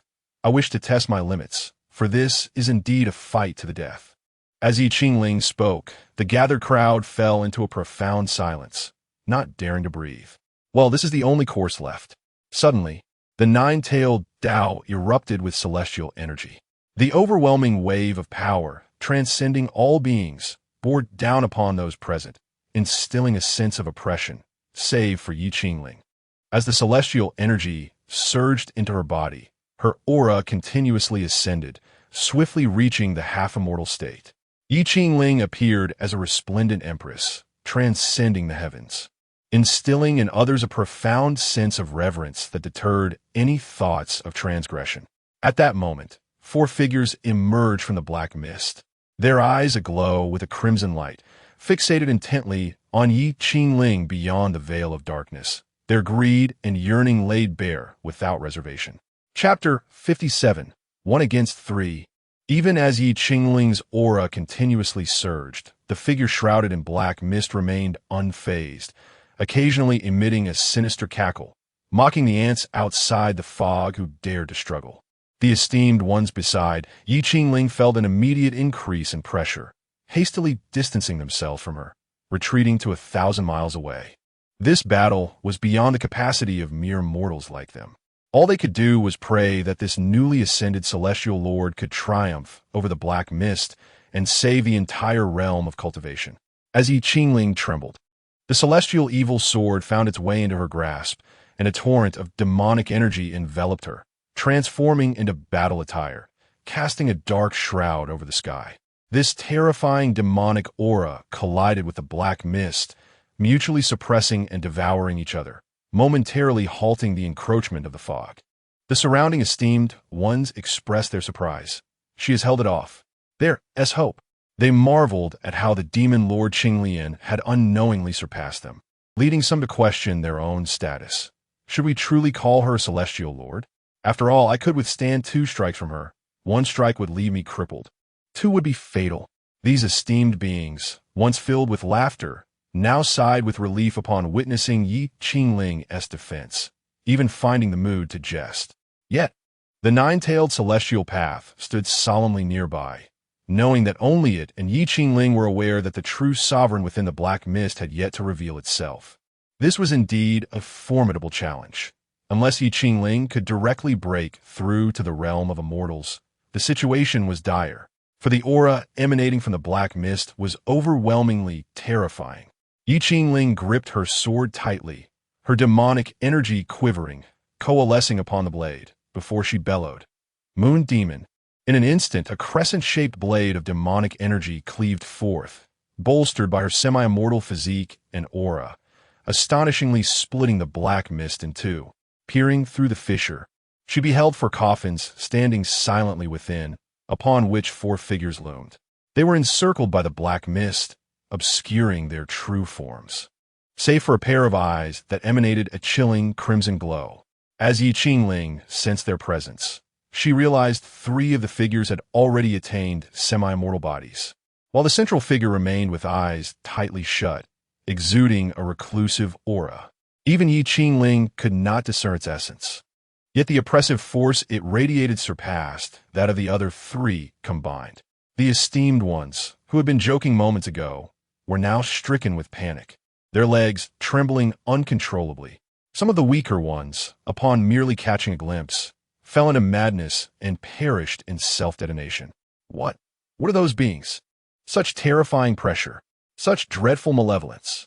This is truly the end. Even Lu Fan wouldn't stand a chance here. The pressure they exude is greater than his. The nine-tailed celestial path cast a disdainful glance at these frail beings and slowly articulated, "They're the true masters of the black mist, the very essence of the fog itself. The mist is merely a tool they unleash to devour." Then, is this truly the end? If the tool is this troublesome, what should we do now? Should we flee? Flee? Where could you possibly run to? The nine-tailed celestial path had ceased to pay attention to the futile utterances of the group before it, choosing instead to observe how Ye Qingling would navigate the unfolding situation. Regrettably, it remained unable to establish contact with Lu Fan, and the celestial path of the immortal realm had yet to respond to its inquiries, causing considerable frustration. Ye Qingling regarded the four figures before her with a solemn expression, her eyes ablaze with the spirit of battle, as the sword in her hand began to tremble, emitting a resonant hum that echoed her resolve. As the central figure uttered an obscure incantation, the three surrounding figures suddenly flickered and converged upon Ye Qingling, poised to deliver a lethal strike. Yet who was Ye Qingling? After extensive training with Lu Fan, she had become a formidable warrior, possessing acute battle awareness and exceptional strength. Despite her recent days being consumed by the mundane, this did not render her a mere ornament. As the three figures charged towards her, Ye Qingling abruptly shattered into nothingness. Just as they sought her whereabouts, she materialized behind one of them, delivering a swift strike that cleaved the figure in two.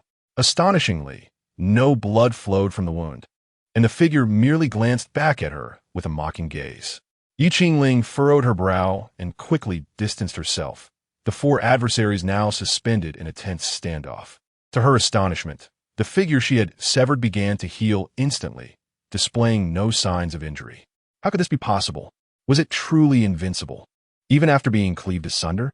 At that moment, the nine-tailed celestial path could no longer endure the cacophony of foolishness surrounding it and barked, "Silence! Speak another word, and I shall send you into the fray." Instantly, the group fell silent, standing obediently to the side. Subsequently, the nine-tailed celestial path conveyed a message to Ye Qingling, outlining her course of action. "Ye Qingling, they are difficult to kill. You must either obliterate their corporeal forms with absolute power or find a way to incinerate the dark mist that facilitates their regeneration. I will allocate all remaining celestial energy to you, aside from that necessary for the maintenance of cosmic balance, to catch them off guard. Afterward, I shall enter a deep slumber and will be unable to assist you further. I hope for your success." Ye Qingling nodded, and as the celestial energy coursed through her, an inferno of demonic flames erupted around her, elevating her into the air like a queen of fire, her captivating gaze fixed intently upon the three adversaries. The figures trembled at the sight of the terrifying, devouring flames that enveloped her, yet their numerical advantage stifled any fear. However, it was Ye Qingling's next strike that truly instilled dread within them. She moved with a swiftness that far surpassed her previous engagement. Before they could comprehend her actions, the blazing sword of the celestial demon pierced one figure's body, and the inferno within erupted violently, consuming and annihilating. It was only then that the other two figures reacted, hastily intervening to thwart Ye Qingling's next move, forcing her to retreat. The figure, scorched by the infernal flames, stood feebly behind the two, barely managing to extinguish the malevolent fire under the relentless pressure of both the duo and the ominous mist. It had long been weakened. Had their assistance been delayed even a moment longer, it would surely have been consumed entirely, just as it readied to retreat into the shroud of darkness to recuperate. The figure that had remained motionless within the black mist suddenly sprang into action. It advanced directly before it, seizing the weakened entity and swallowing it whole to undergo a process of refinement, causing its aura to surge dramatically. In an instant, it flashed before the two figures, chattering incessantly to Ye Qingling. However, Ye Qingling comprehended not a single word. Her expression remained tranquil, yet her eyes betrayed a profound vigilance. Chapter 58. The Emergence of Lu Fan. As the figure perceived that Ye Qingling seemed unable to comprehend its words, it swiftly extended its hand towards the group of revered elders. In an instant, an ancestral elder was seized, his neck firmly gripped, rendering him immobile. With a mere clench of its hand, the elder transformed into a mist of crimson, consumed by the entity's maw, which gradually closed its eyes to absorb the knowledge he possessed. Moments later, the figure reopened its eyes, fixing its gaze upon Ye Qingling, and spoke anew. I hold great admiration for you. Your strength, your valor, both have utterly captivated me. I offer you an opportunity to become my third general, to take the place of that coward. Should you accept, you shall attain the formidable prowess and abilities akin to ours. Furthermore, I can assure you that I shall refrain from devouring the essence of this realm. What say you? Are you tempted? You have but the duration of an incense stick to ponder this. Upon hearing the words of this malevolent deity, the onlooker's eyes turned towards Ye Qingling. Without a moment's hesitation, she declared resolutely, there is no need for deliberation. I shall not stoop to serve you as a mere lackey. Either kill me, or depart from this world. Very well. To refuse a toast is to drink a penalty. You seek your own demise. The sinister figure vanished from Ye Qingling's sight, only to reappear before her in the next heartbeat, delivering a powerful blow to her abdomen. Yet, Ye Qingling remained ever vigilant, reacting in time to raise her sword in defense. However, a strike from one of celestial rank is not easily thwarted. In an instant, Ye Qingling was sent flying for miles, akin to a stone cast into the air. Pain surged through her arms from the force of the blow, and just as she regained her footing, the malevolent being reappeared, striking towards her head with an open palm. Realizing the catastrophic energy contained within that hand, Ye Qingling understood that it could surely shatter her skull, but there was no time to evade. Helplessly, she could only watch as the palm descended towards her, when suddenly, the fabric of reality shattered, and a great hand seized her shoulder, pulling her into the void. The energy of that strike collided with the ground where she had stood, resulting in a thunderous explosion. As the dust settled, a massive crater emerged before the spectators, devoid of any trace of Ye Qingling. The two generals of the malevolent deity erupted into a cacophony of sharp, mocking laughter, seemingly ridiculing Ye Qingling's audacity. In stark contrast, the revered elders hung their heads, fists clenched tightly, believing Ye Qingling to be dead. Is there truly no hope? How can they be so fearsome? Has Ye Qingling perished so easily? She could not withstand even 2 strikes? What do you think will transpire when Lu Fan returns to discover Ye Qingling's demise? No need to speculate. It is uncertain if Lu Fan will even find the Bitterwood. Oh, what a wearisome fate. Let destruction come. I have resigned myself to my destiny.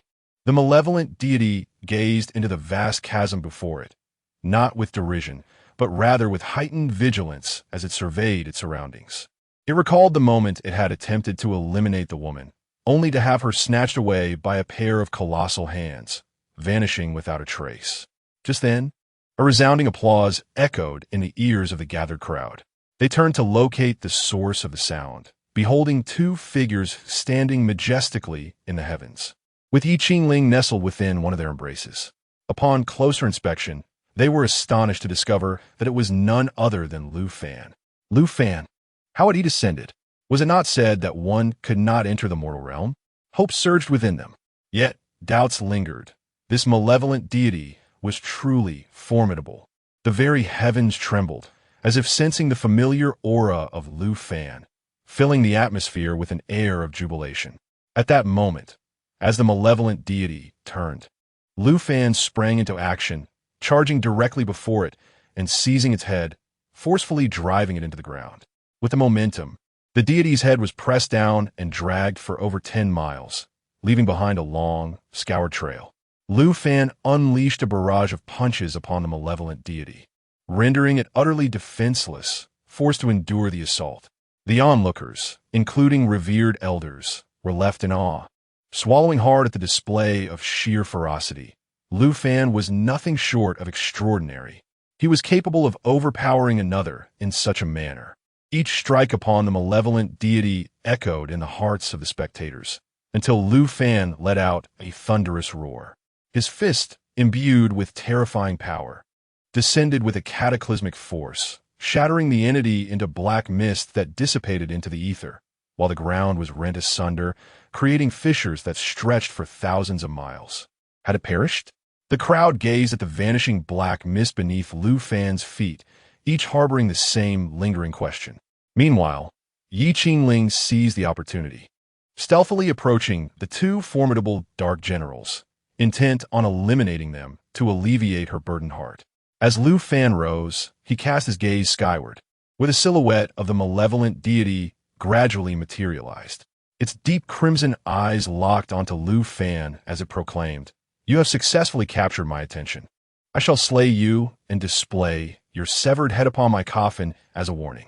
"Huh, I share your sentiment. I too wish to twist your head off and use it as a chamber pot," Lu Fan retorted, loosening his neck and fingers, producing a series of light cracks. He regarded the malevolent deity with keen interest. How audacious! The deity flickered and launched a punch toward Lu Fan.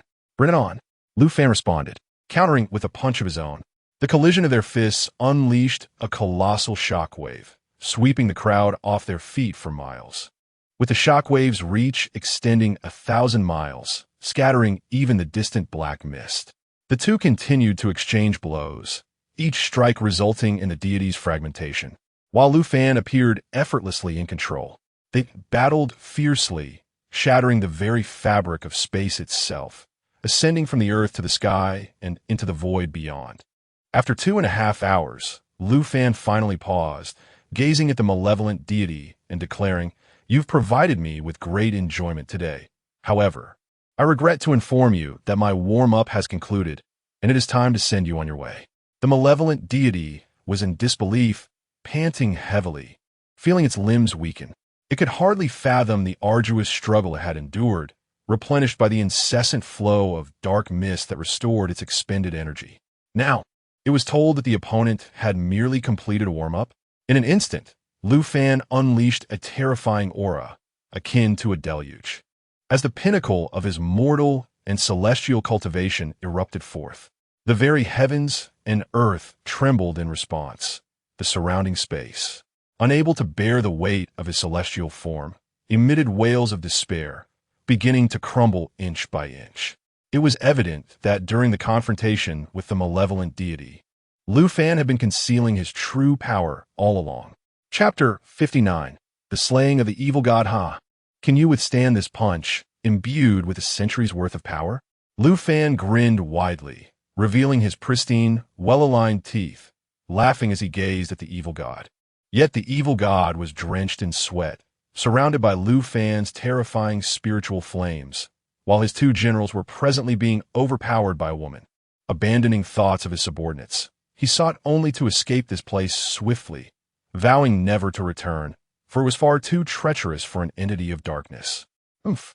Even if I die, it shall not be at your hands. Instantly, the evil god's body swelled grotesquely, turning crimson. Must you be so decisive, resorting to self-destruction? Lu Fan sensed a terrifying energy coalescing within the evil goddess form, and promptly retreated, grasping Ye Qingling's hand and withdrawing 1,000 miles to avoid the impending explosion's collateral damage. However, the evil god feigned a move, forcibly stifling the self-destructive backlash, and instead darted into a coffin, soaring towards the void. 2 of his minions, left bewildered in the aftermath, attempted to flee, but Lu Fan was already upon them, delivering a single punch that obliterated them. He stepped back, his fist erupting with spiritual flames, a terrifying energy accumulating within. Gazing at the coffin that had already distanced itself in the sky, he chuckled and remarked, "If I let you escape so easily, would I not lose face?" With that, he unleashed a punch that tore through the fabric of space, creating a rift that extended towards the coffin, remaining unhealed for an eternity. Boom! The strike landed with precision. The coffin shattered into countless pieces, and the evil god vanished amidst a cacophony of anguished howls. Lu Fan scanned the area with his consciousness, confirming the absence of the evil god's presence before departing. He conducted a thorough search, probing no less than 81 times, and only after failing to detect any anomalies did he finally feel secure in his departure. Once he was certain Lu Fan would not return, a tiny fragment of black mist, hidden within a speck of dust, quietly emerged, soaring deep into the cosmos. From within the black mist, curses erupted intermittently. Damn it. Thankfully, I was cautious. This person is utterly repulsive. Even in death, I had to check 81 times, nearly exposing myself. I refuse to return to this world. The loss of my 3 generals is one thing, but I've been severely injured as well. I must quickly find another realm to devour and recuperate. Lu Fan remained blissfully unaware that, under his meticulous scrutiny, something could still evade detection. Truly, it was deserving of survival. Well, what do you think? Am I not impressive? Lu Fan stood before Ye Qingling, striking a pose he believed to be strikingly handsome, his face alight with a desire for praise. Impressive. Ye Qingling extended her delicate hand, giving Lu Fan a thumbs up, her beautiful eyes curving like crescent moons, exuding an enchanting blend of maturity and innocence. Seeing this, Lu Fan felt a surge of affection swelling within him, drawing Ye Qingling into his embrace. Inhaling the fragrant scent wafting from her hair, he felt his body relax entirely. Ye Qingling lay quietly in Lu Fan's arms, her eyes closed, greedily savoring the unique aroma that was solely his. However, a sudden blush crept across her face, hinting at some unspoken thought. With her cheeks aflame, Ye Qingling maintained a semblance of reserve as she lifted her gaze to meet Lu Fan's eyes. Guess what?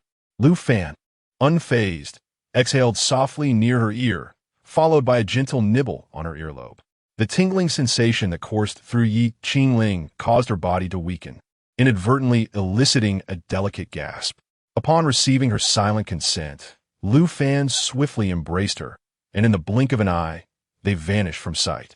After a considerable time, Lu Fan finally exhaled, feeling a profound sense of relief wash over him. Ye Qingling, however, regarded her husband with a look of reproach. At that moment, Lu Fan suddenly recalled something and retrieved a mysterious blue pill from his storage ring. "Darling, take a look at this," he said, presenting it in the palm of his hand before her. Upon recognizing the object, Ye Qingling's eyes widened, her mouth slightly agape, her expression a mix of shock and disbelief. She was utterly adorable. The blue pill resembled one she had seen in the point shop, identical in every way. "Oh dear, I know I am powerful, but using this would merely amplify my strength. It would make me happy, and you would be happy too," Lu Fan said eagerly, his eyes filled with anticipation as he looked at her. "Are you not afraid I might just drop dead right here?" Ye Qingling replied, her face reflecting reluctance. Though she was tempted to experience it, her desire to live prevailed. "What if we just—" Lu Fan hesitated, still wanted to press on, especially since he had spent 10,000 points on it. Though not an exorbitant amount, it was still significant. Ye Qingling, liquid. Gazing at the pill in Lu Fan's hand. Ultimately, her yearning for adventure triumphed over her caution. I'll rig ding. I suppose it's fine. No problem at all, my dear wife. Lu Fan said, his expression turning serious as he immediately pledged his assurance. A day later, Ye Qingling felt as though her entire body was about to fall apart, turning to Lu Fan with an exasperated exclamation, "You better not ever use this again." Chapter 60. Ye Qingling's Ascension. Very well. No need for that next time. Come here, let me embrace you. Lu Fan swiftly enveloped Ye Qingling in a comforting embrace, soothing her tender, wounded spirit. Standing atop a majestic peak, Lu Fan gazed down at the sprawling mountains and rivers beneath them, with wisps of mist floating by, creating an ethereal atmosphere. "Qingling, when do you plan to undergo your tribulation?" he inquired, gently pinching the back of the girl in his arms. "You decide," Ye Qingling replied, feeling a delightful tingle at his touch, her cheeks flushing as she nestled her head deeper into his embrace. "Then let us do it sooner rather than later. While I am still here to safeguard you during your tribulation and guide your training," Lu Fan remarked, oblivious to her bashfulness. 3 days later, at the same Kunlai peak, Ye Qingling sat cross-legged, surrounded by the deep ravines that were remnants of Lu Fan's previous tribulation. The air still crackled with the essence of the thunderous trials. Lu Fan could not fathom why Ye Qingling insisted on undergoing her tribulation in this particular place, to which she simply responded, "It carries your essence." Those words elicited an uncontrollable smile on Lu Fan's face, one that he could not suppress. With the intensity of the thunder tribulation escalating, Lu Fan's demeanor shifted. He focused intently on the girl at the heart of the storm. His sword was poised to strike at a moment's notice. Yet he felt no trepidation for Ye Qingling's safety, knowing she possessed a semi-divine physique. Moreover, with the 2 celestial formation disc from before, and having acquired another formation disc worth 20 million points at a discount, he was confident that her tribulation would proceed without a hitch. His account still boasted 10 million points, indicating that this task had netted him a total of 20 million points. Lu Fan remained puzzled by the criteria for distributing task points within their chat group, a task yielding 9 billion points rewarded only 20 million, while a mere billion points offered several 100,000. Shaking off these musings, Lu Fan redirected his attention to his beloved wife, determined to ensure her safety. As bolts of lightning descended, heavenly thunder of the divine realm, annihilation thunder, 3-colored thunder python. The final strike was a 5-colored thunder dragon, considerably less daunting than the tribulation Lu Fan had faced. With the absence of the final barrage of thunder arrows, Lu Fan felt a flicker of resentment. Was it truly necessary to make an ascension seem so terrifying merely for the sake of demolishing a portal to immortality? I've done it. I'm an immortal now, Ye Qingling exclaimed, having absorbed the gifts of the heavenly Tao, as she darted into Lu Fan's embrace to share her joyous news. Lu Fan affectionately ruffled her hair and pulled her closer, then playfully flicked her forehead, feigning reproach. "Is that all? You've merely passed the trial of immortality. The road ahead is still long. You only know how to tease me. I won't talk to you anymore." Ye Qingling pouted, rubbing her forehead, then stamped her foot in mock annoyance, turning away with an expression that was irresistibly adorable, reminiscent of a youthful sprite. This left Lu Fan utterly bewildered. How could a strikingly beautiful, tall, and elegant woman, who stood at 175 centimeters, suddenly adopt a lowly demeanor? When had I ever adjusted you to be this way? I certainly did not make such changes. Nevertheless, this new persona evoked an unusual thrill within Lu Fan, causing him to feel an involuntary excitement.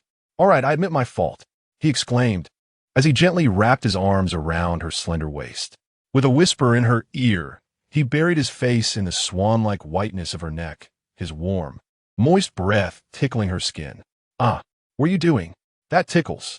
Ye Qingling felt an overwhelming shyness wash over her, especially since they were outside. "It's fine. I'm going to embrace you properly." Lu Fan refused to let go, closing his eyes and savoring the delicate fragrance that wafted from her. Ye Qingling was nearly driven to madness by his persistent antics, yet she found herself unable to resist him, which was exasperating. My heart belongs solely to my wife. I care for no one else, he declared, before turning her around and planting a kiss on her lips. Ugh, stop. Ye Qingling gasped in surprise. 3 days later, I need to rest for a few days. You can return to your celestial realm. Ye Qingling hurriedly ushered Lu Fan out of her room, firmly shutting and locking the door behind him. Lu Fan rubbed his nose, feeling somewhat embarrassed. He never expected to be expelled from his own room by his wife. So, am I leaving now? He ventured to ask, noticing the silence in the room. At that moment, the door opened slightly, and Ye Qingling peeked out, tossing Lu Fan's clothes at him while shouting, "Get out." All right, then I shall take my leave. Remember to reach out in the chat group if something arises. Lu Fan stepped into the void and vanished. After a considerable time had passed, Ye Qingling, hearing no movement outside, cautiously opened the door and peeked out with her lovely eyes, only to find no trace of Lu Fan. Relieved, she stepped outside confidently, but the sudden stride caused her thigh to cramp painfully, leaving her drenched in sweat. Hastily, she returned to her room to massage her leg for relief. After this incident, she was wary of stretching her legs too wide, fearing another nerve pull. Meanwhile, Lu Fan returned to the familiar surroundings of the celestial realm. Yet he felt as though he had forgotten something important, someone whose identity eluded him. Sigh. It feels as if my memory has declined, Lu Fan mused, shaking his head in resignation. Yet, the allure of Ye Qingling's enchanting figure and breathtaking beauty was simply irresistible.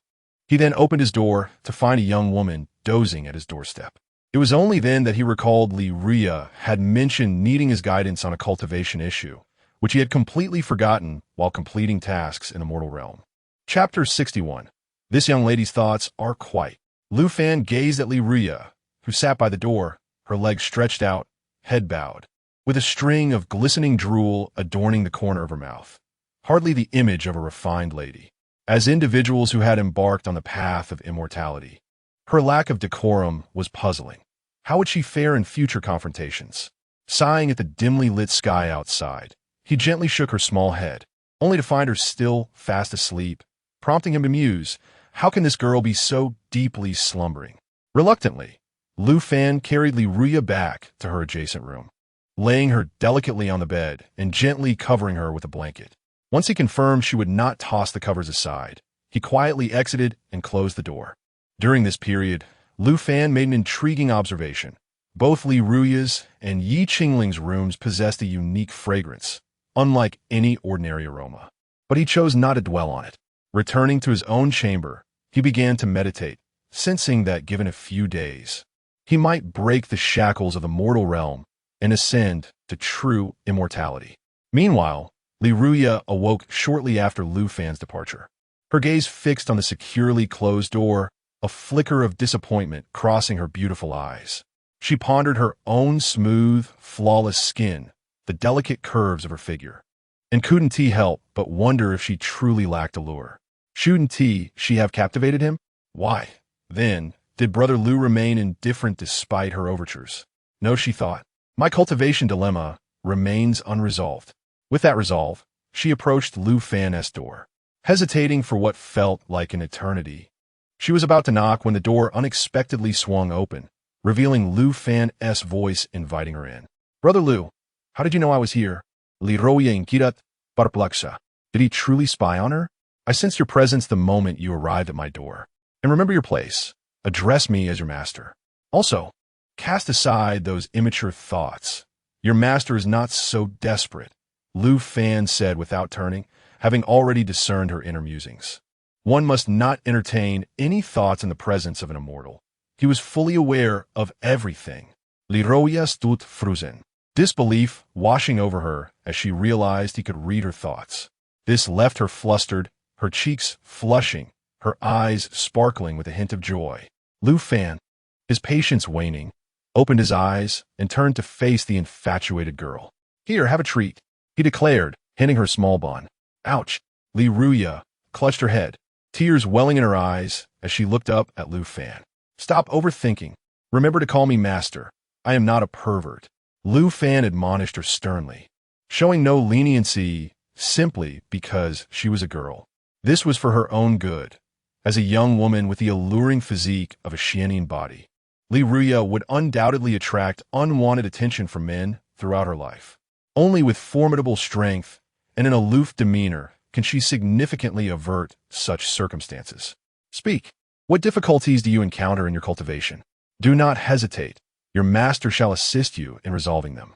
Lu Fan could have directly probed her inner being with his celestial vision, but considering that Li Ruya is a young woman, he refrained, believing it more appropriate to let her articulate her concerns. Li Ruya had never witnessed Lu Gij's fierce countenance, especially as he emanated an aura of terror. Leaving her momentarily stunned, her gaze fixated on his eyes, rendered speechless. Observing her state, Lu Fan sighed. The girl was too timid, freezing in the face of danger. Yet, he felt compelled to act, calling out firmly, "Speak." The suddenness of his command startled Li Ruya, prompting her to lower her head and stammer, I feel pain in my meridians when absorbing spiritual energy." She glanced up at Lu Fan's expression, fearful of further reprimand. "Turn around and sit down. I will examine you," he instructed. As Li Ruya slowly complied, presenting her back to him, Lu Fan placed his hand upon her spine. As a stream of warm, celestial energy flowed into her, Li Ruya could not suppress a soft gasp. As the energy penetrated deeper, Lu Fan discerned the cause. Her meridians bore tiny fissures, a clear indication of her impatience and disregard for advice. At her tender age, her meridians were still fragile and had not yet undergone the refinement of elixirs. Speaking of elixirs, it was high time to brew a batch for her. However, the immediate priority was to mend the damaged meridians to prevent further fissures from leading to ruptures. After having Li Ruya swallow a vital meridian pill, he combined it with his celestial energy to commence the repair. Throughout this process, Li Ruya emitted soft, pleasurable gasps, the frequency of which grew increasingly curious. Lu Fan furrowed his brow, momentarily unable to discern whether she feigned these sounds or genuinely found comfort. Coincidentally, at this juncture, Yun Feng arrived to visit Lu Fan. Upon entering the grand hall atop Xian Peak, he was suddenly met with the melodious sounds of Li Ruya's gasps emanating from the adjoining chamber. Instantly sensing something amiss, he promptly knelt and offered 3 respectful bows towards the room, vowing to the heavens never to divulge what he had seen or heard regarding matters on Xian Peak. Completing his solemn oath, he swiftly departed, without a moment's hesitation, even covering his ears in a fervent desire to preserve his life. All of this was clearly perceived by Lu Fan's divine sense, his lips curling into a smirk as he felt a mix of bewilderment and amusement at the unexpected encounter. But he would not condemn himself. He had committed no wrongdoing. As the final fissure in her meridian was mended, Lu Fan withdrew the celestial energy from her body and removed his hand. "Well, remember not to be disobedient next time. I warned you against haste, yet you chose to act contrary to my counsel." He shot a stern glare at Li Ruya before delivering a thorough admonishment. Li Ruya's cheeks remained flushed, seemingly aware of her own words during the process of channeling her energy. With her head bowed, she appeared not only shy but also eager to heed counsel. "You may leave now. Come find me if you need anything," Lu Fan said, turning away and gesturing for her to depart. Li Ruya glanced back at Lu Fan's tall figure several times, reluctant to close the door behind her. As the door clicked shut with a soft sound, Lu Fan let out a sigh. He felt that this young lady was better suited for cultivating demonic arts. Perhaps he should have Ye Qingling guide her in the future. Chapter 62. Commencing training for Li Ruya, it is imperative to promptly concoct a potion of spiritual essence to refine her meridians. For such an extraordinary talent must not be squandered. However, at this moment, Lu Fan is keen to ascertain the purpose of Yun Feng's visit. He then communicates telepathically with Yun Feng. At this juncture, Yun Feng is seated in the grand hall of the sect, surrounded by the heads of various peaks and esteemed inner elders. A few chairs remain vacant, notably those of the Yin Yun Peak Master, the 3 Grand Elders, and the Master of Zi Yun Peak. "Master, we implore you to devise a strategy. The Red Cloud sect has exceeded all bounds of decency. Indeed, Master, Upon learning of a disciple with a royal-grade spiritual root within our sect, they have resorted to desperate measures. That old demon of the red cloud has already transcended the tribulation. How can we contend with him? Unless our sect produces a tribulation transcendent. As this discussion unfolds, the hall falls into a profound silence. The weight of the tribulation-level power bears down on them, rendering them breathless. At this moment, an elder interjects, his expression one of confusion. Pray tell, where is this royal-grade spiritual root disciple you speak of? Why have I yet to see him? The surrounding elders exchange glances, equally perplexed. No one has informed them of the whereabouts of the royal-grade disciple. They lament the lack of answers, feeling as if they are ensnared in a riddle. At Ziyun Peak, Yinfeng remains unfazed by the news of the Red Cloud Demon's breakthrough. On the contrary, he eagerly anticipates the arrival of troublemakers. Under the influence of the supreme, celestial spiritual stones bestowed by Lu Fan, he has achieved a breakthrough to the great ascension within a single night, ascending to the tribulation stage and emerging as a formidable force in this untamed land. Ziyun Peak, has it not been abandoned? Indeed, how could we allow our sect's treasure to languish in such a desolate place? We must at least ensure he is placed under the care of another elder. Listening to the cacophony of doubts below, resembling a bustling marketplace, Yunfeng furrows his brow and lightly taps the armrest of his chair. In an instant, a terrifying wave of energy erupts from his palm, stunning the assembly into silence. As they sense the formidable aura accompanying this wave, the gathered crowd gazes in astonishment at the sect leader on the dais. The peak masters perceive the situation most acutely. This unmistakably signifies the aura of a tribulation transcendent. Master, have you truly transcended? Indeed, as you can see, I have achieved this breakthrough, Yunfeng replies, reclining against the back of his chair, his countenance remaining composed. However, the hall erupts into a frenzy of congratulations and discussions, which Yunfeng merely acknowledges with a nod. Then, he unleashes a formidable aura, sternly warning all present. What transpires today must not be disclosed. Those who defy this edict shall face dire consequences. As the final words resonate, an ominous vision of a mountain of corpses and a sea of blood looms before them, the chilling aura of death permeating their hearts. Is this the presence of a tribulation-level powerhouse? With a single utterance, they all succumb to a loss of judgment, rendered as lambs to the slaughter. Had Yunfeng exhibited even a modicum of hostility, they would have found themselves bereft of burial grounds.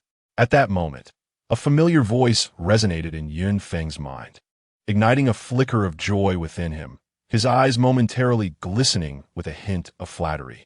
Yet, he soon reverted to his icy demeanor, addressing the crowd below. Disperse. Remember, do not speak of this to others, and each of you must pledge a sacred oath to the heavenly path. This pertains to our ability to eradicate the Red Cloud sect, a matter of utmost gravity.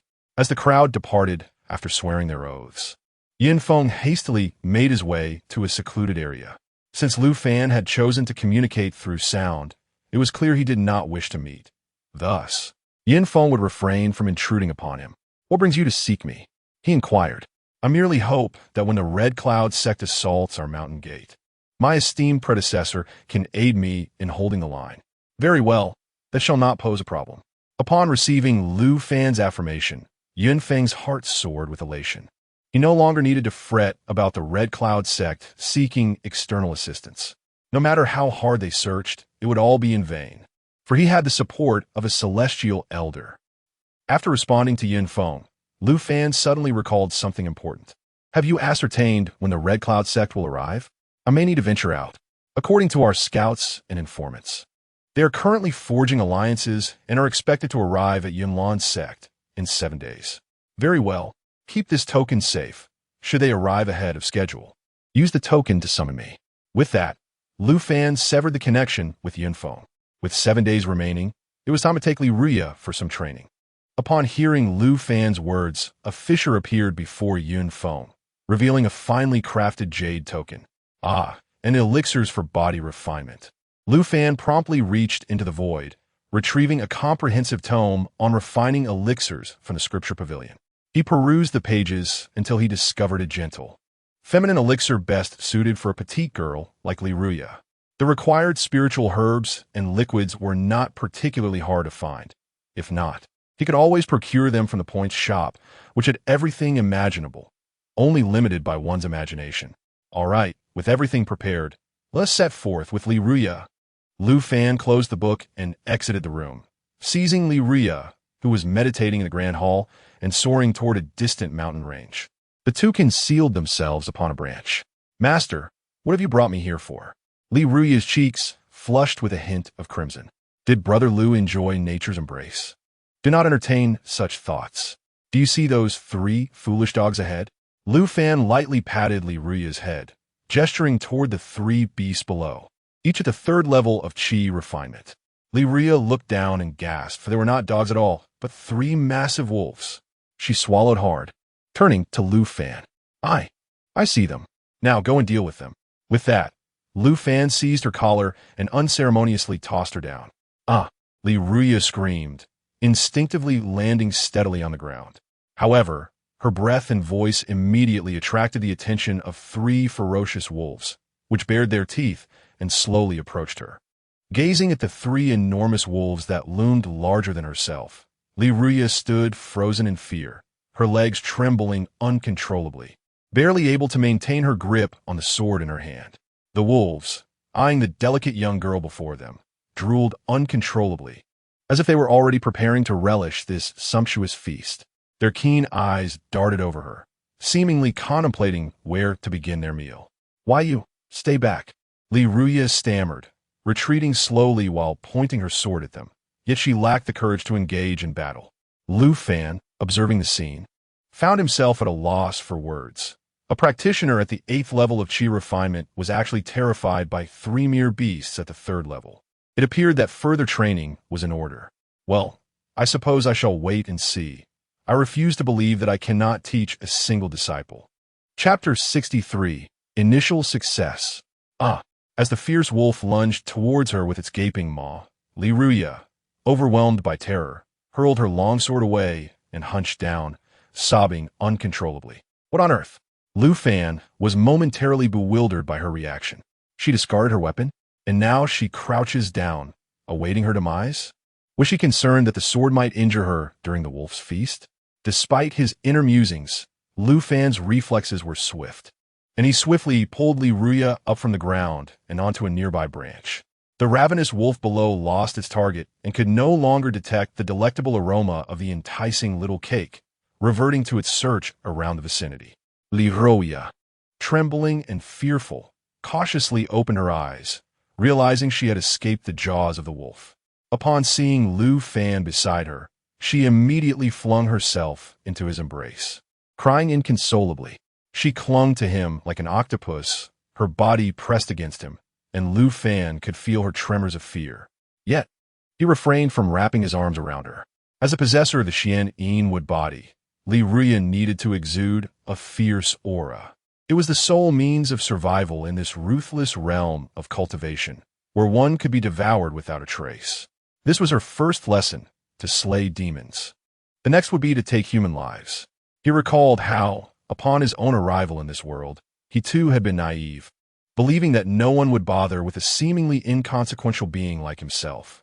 Yet, reality proved Lu Fan wrong. On that fateful rainy night, he had extinguished an entire family. It was his first act of murder, and he felt nothing save for his trembling limbs that betrayed him throughout the night. He did not even retch. In the days that followed, he found solace in his actions. Killing became a means to an end. Anyone who opposed him would meet their demise. As he forged a path directly into the realm of tribulation. Dare to seize my precious elixirs? Very well. Slay. Attempt to steal my divine weapon? Very well. Slay. Make a move against Ye Qingling? Very well. Slay. Over the years, Lu Fan had lost count of how many adversaries he had eliminated for Ye Qingling, each one of them justifying their actions under the pretense of delivering the populace from the clutches of the so-called demoness. Yet in truth, Ye Qingling had not taken many lives. Indeed, her methods were somewhat brutal, but so what? They had provoked her. Most of Ye Qingling's foes were dealt with by Lu Fan, and during her perilous moments, it was he who came to her aid. Compared to Ye Qingling, the Demon Lord, Lu Fan embodied a true Demon Lord, slaughtering heaven and earth, annihilating all who walk the earth. Returning to the matter at hand, he mused, "Have you finished crying?" His voice was calm, yet seemed to possess an enchanting quality, causing Li Ruya to cease her sobs and crawl down from him. Lu Fan regarded her, noting the slight redness at the corners of her eyes, the tear streaks tracing down to her chin, with two glistening droplets precariously swaying there. She pouted like a sorrowful kitten, having shed her tears. "Once you've conquered your fear and dealt with those 3 wolves, we shall continue," he stated coolly, completely indifferent to her pitiable demeanor. Only coldness remained. Upon encountering Lu Fan, Li Ruya still wore a disgruntled expression, with a reluctant purse of her lips. She grasped the long sword beside her and leaped down. Witnessing this scene, Lu Fan nodded in satisfaction. At least he wouldn't have to physically lift her and throw her out. However, as the girl's screams echoed from below, a hint of helplessness crossed his face. Ultimately, he had been defeated by her. He soon retrieved Li Ruya from below, observing the girl who lay on the ground, trembling in panic. "Fine, let us reduce the difficulty a bit. Come on," he thought, seeing her nearly petrified state. He decided to ease her challenge, grabbing the collar of her attire. He led her deeper into the forest, leaving 3 wolves stationary in place, awaiting her practice. 2.5 minutes later, he called out, "Li Ruya, come here and firmly wield your weapon to slay it." He pointed at the severely injured bear that was growling in agony. Li Ruya watched as Lu Fan effortlessly struck the creature, causing crimson blood to splatter, and instinctively recoiled in fear. Upon hearing Lu Fan's command, she shook her head vigorously, resolutely refusing to approach. Yet, Lu Fan was not one to heed her reluctance. With a swift motion, he employed a technique to draw her closer, thrusting the long sword into her embrace while commanding, "Overcome your inner fears. Use the sword in your hand to kill it." I can't. I'm not able to. Brother Lu, let us just forget about it. Perhaps I am unfit for cultivating immortality," Li Ruya murmured, her gaze cast downward. The sword she held fell to the ground as tears streamed down her cheeks. She simply could not bring herself to take an innocent life. "Do you have any idea how many are coveting your body? Are you aware of how desirable your physique is to others? Without strength, you can only watch helplessly as others toy with you. Do you understand?" His words, though harsh, contained a potent truth. Lu Fan sought to convey the stark realities of lacking power. One could not be a saint. Sometimes, one must act decisively. As Li Ruya absorbed his words, memories surged back from her time in the woods of Feiquan City and the recruitment event at Yunlan Sect. What would have happened if Lu Fan had not saved her back then? She shuddered at the thought. She might have succumbed to humiliation and taken her own life. The very notion chilled her. She did not wish to be subdued. She did not desire to be violated. She wanted no one but Brother Lu to touch her in any way. Resolutely, she picked up the fallen longsword and approached the injured beast, though her legs trembled uncontrollably. The fear within her was not easily vanquished. With trembling hands, she raised the sword, turning her head away in dread of the creature before her, and then thrust it down. Boom! The bear let out a tremendous cry, blood spewing from its head and splattering onto Li Ruya's body and face, before it convulsed a few times and fell still. As Li Ruya inhaled, the metallic scent of blood mingled with the foul odor emanating from the surrounding air. A wave of nausea surged within her, prompting her to hastily retreat to an open space to expel the contents of her stomach. Observing her progress, Lu Fan felt a surge of joy. The satisfaction of nurturing his apprentice's advancement was indeed delightful. He approached Li Ruya with a gentle smile, patting her back in a soothing manner, hoping to alleviate her discomfort. Subsequently, he offered words of comfort. Take it easy, take it easy. It's natural to feel this way the first time. With practice, you will grow accustomed to it, and such unpleasant sensations will dissipate. Yet, a slight disquiet tugged at him, as if something about his words felt amiss. However, Lu Fan brushed it aside, content that he could provide some consolation, for he was not a trained psychological counselor. Chapter 64. Teach her to kill. After a considerable time, Li Ruya finally regained her composure. Though intermittent dry heaves still plagued her. It was not that she wished to vomit. Rather, she had already emptied her stomach. She lifted her head, her eyes glistening with tears as she gazed at Lu Fan. "That's quite normal," he reassured her, despite his own lack of such an experience. He gently ruffled her hair and produced a handkerchief to wipe the blood from her face. Observing the bloodstains adorning her dress, Lu Fan retrieved a beautiful gown from his storage ring and offered it to her, gesturing for her to change out of the soiled attire. Li Ruya took the dress and began to remove her bloodied gown, but Lu Fan quickly intervened, suggesting she retreat to a nearby thicket. Realizing her impropriety, a blush crept onto her cheeks. Evidently, fear had rendered her momentarily dazed. Once she donned the new dress, her legs trembled as she followed Lu Fan, her tear-streaked eyes a haunting reminder of her earlier fright. To an onlooker, they would seem not like hunters of demons, but rather adventurers seeking thrill in the wild. 3 days later, death. At the sound of a crisp, indifferent female voice, a chilling light flashed, and the head of a gray wolf fell lifelessly to the ground. Clapping enthusiastically, Lu Fan exclaimed, "Excellent. What a transformation in just 3 days. Well done, my apprentice. All thanks to your master's teachings." Li Ruya bowed slightly, then bounced toward him, her beautiful eyes blinking adorably as she sought praise, her lips curving into a charming smile. "That's quite enough.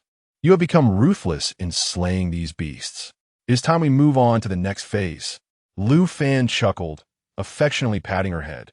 Having conquered her fear of slaying demonic creatures, it was now time to teach her the art of killing humans. Lu Fan led Li Ruya to the outskirts of a bandit stronghold, where a few marauders patrolled aimlessly. Despite their proximity, the bandits seemed oblivious to the presence of the duo. "Ruya, are you capable of taking a life?" Lu Fan inquired, gesturing toward the bandits, whispering softly in her ear. Kill someone?" Li Ruya froze, fear flooding her senses. The very thought of taking a life made her stomach churn. "Indeed, they are scum. Do not burden yourself with guilt.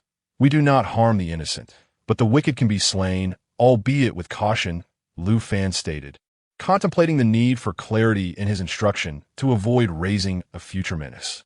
But, Li Ruya stammered, still paralyzed by the notion that such an act was beyond the realm of a sweet girl like herself. Observing her hesitation, Lu Fan decided to expose her to sights not meant for one of her tender age, knowing that without such exposure, she would never summon the resolve to kill. He grasped her collar and, in a flash, transported them into the largest dwelling within the bandit's lair, revealing several women lying haphazardly within. Her clothing lay scattered, abandoned on the ground, while a group of men surrounded them, engaging in unspeakable acts. "Did you see that? Do not regard them as human. They are unworthy. Killing them should bear no burden on your conscience. They are destined to perish, and you are merely hastening their demise," Lu Fan admonished Li Ruya with earnest intent. However, Li Ruya, her eyes tightly shut, dared not bear witness to the scene, yet the harrowing cries of the women echoed around her. At that moment, memories of her own suffering resurfaced. Had it not been for Lu Fan's intervention, she too could have been among them, helplessly pleading for mercy as the demons tormented her. In her despair, she felt as though the heavens turned a deaf ear and the earth offered no solace. Resolute, she opened her eyes, confronting the abhorrent sight before her. She vowed to rescue them, just as Lu Fan had once saved her. Yet, her own cultivation was woefully inadequate. The bandits in the hall were formidable cultivators in the Foundation establishment stage, a daunting challenge for her. Thus, she turned her gaze to Lu Fan, her expression pleading as she clasped his arm and implored, "Master, I can't possibly defeat them on my own. Would you lend a hand?" Indeed, her innocent charm was infinitely more disarming than any mature allure, and Lu Fan felt as though he were melting under her gaze, entranced by her innocence. "You cannot contend with them at your current level, so you must hasten your cultivation. Upon our return, I shall prepare a medicinal bath for you." With a decisive wave of his hand, the bandits in the vicinity were instantly reduced to ash, vanishing without a trace. The women, witnessing the disappearance of their tormentors, cared not for the hows or whys. All they desired was to escape this den of horrors. Yet Lu Fan would not allow their escape. The bandits outside remained a threat, and venturing out now would be tantamount to certain death. With a firm grip, he pulled back the women who had attempted to flee, imprisoning them once more in the center of the hall. Having completed this, he turned to Li Ruoya and said, "This is where my assistance ends. The rest is up to you. You must eradicate the bandits outside." "Oh, master, might you not help me eliminate them all?" Li Ruoya continued herpatin, realizing her charm bore fruit. Yet Lu Fan was not a man easily swayed by feminine wiles, with the singular exception of Ye Qingling, who held a special sway over him. "Alas, master, you are of no use." With that, Lu Fan seized her collar and flung her toward the exit, bellowing, "Thief!" Instantly, all the bandits turned their attention to the little girl, their eyes gleaming with desire. How adorable! How beautiful! There seemed to be an irresistible allure emanating from her, amplifying their lustful intentions. In that moment, the sole thought occupying their minds was to seize her. Li Ruoya, acutely aware of the unabashed longing in their gazes, recalled her previous traumas. Their stares were far more terrifying than those of any beast. "Little beauty, what brings you here? Are you lost?" "Hee. Came to chat with the brothers about life, didn't you? What a pretty little thing. Never seen one like you before. This is our lucky day." The bandits exchanged vulgar banter with lewd grins, slurping back drool that nearly dripped from their lips. Li Ruoya kept her legs tightly pressed together, yet couldn't stop trembling. Those pristine, flawless limbs seemed to them like a child who'd just gotten their favorite Ultraman toy, something they could play with endlessly for days on end. Chapter 65. The three major sects surrounding Yinlan's sect do not come any closer. I do not wish to take a life. Li Ruoya trembled as she brandished her long sword, pointing it at them. "Fear not, my little beauty, it will not hurt. In fact, it will be quite pleasurable. Do not struggle. Once you enter the realm of bliss, escaping is impossible. It would be best to surrender to your brothers, for that will hasten the end of your suffering and lead you into ecstasy." As they advanced towards her, Li Ruoya's anxiety grew. Just then, Lu Fan's voice echoed in her mind. "Go slay them. They are all demons, mere scum. Do not feel guilty. Treat them as you would savage beasts."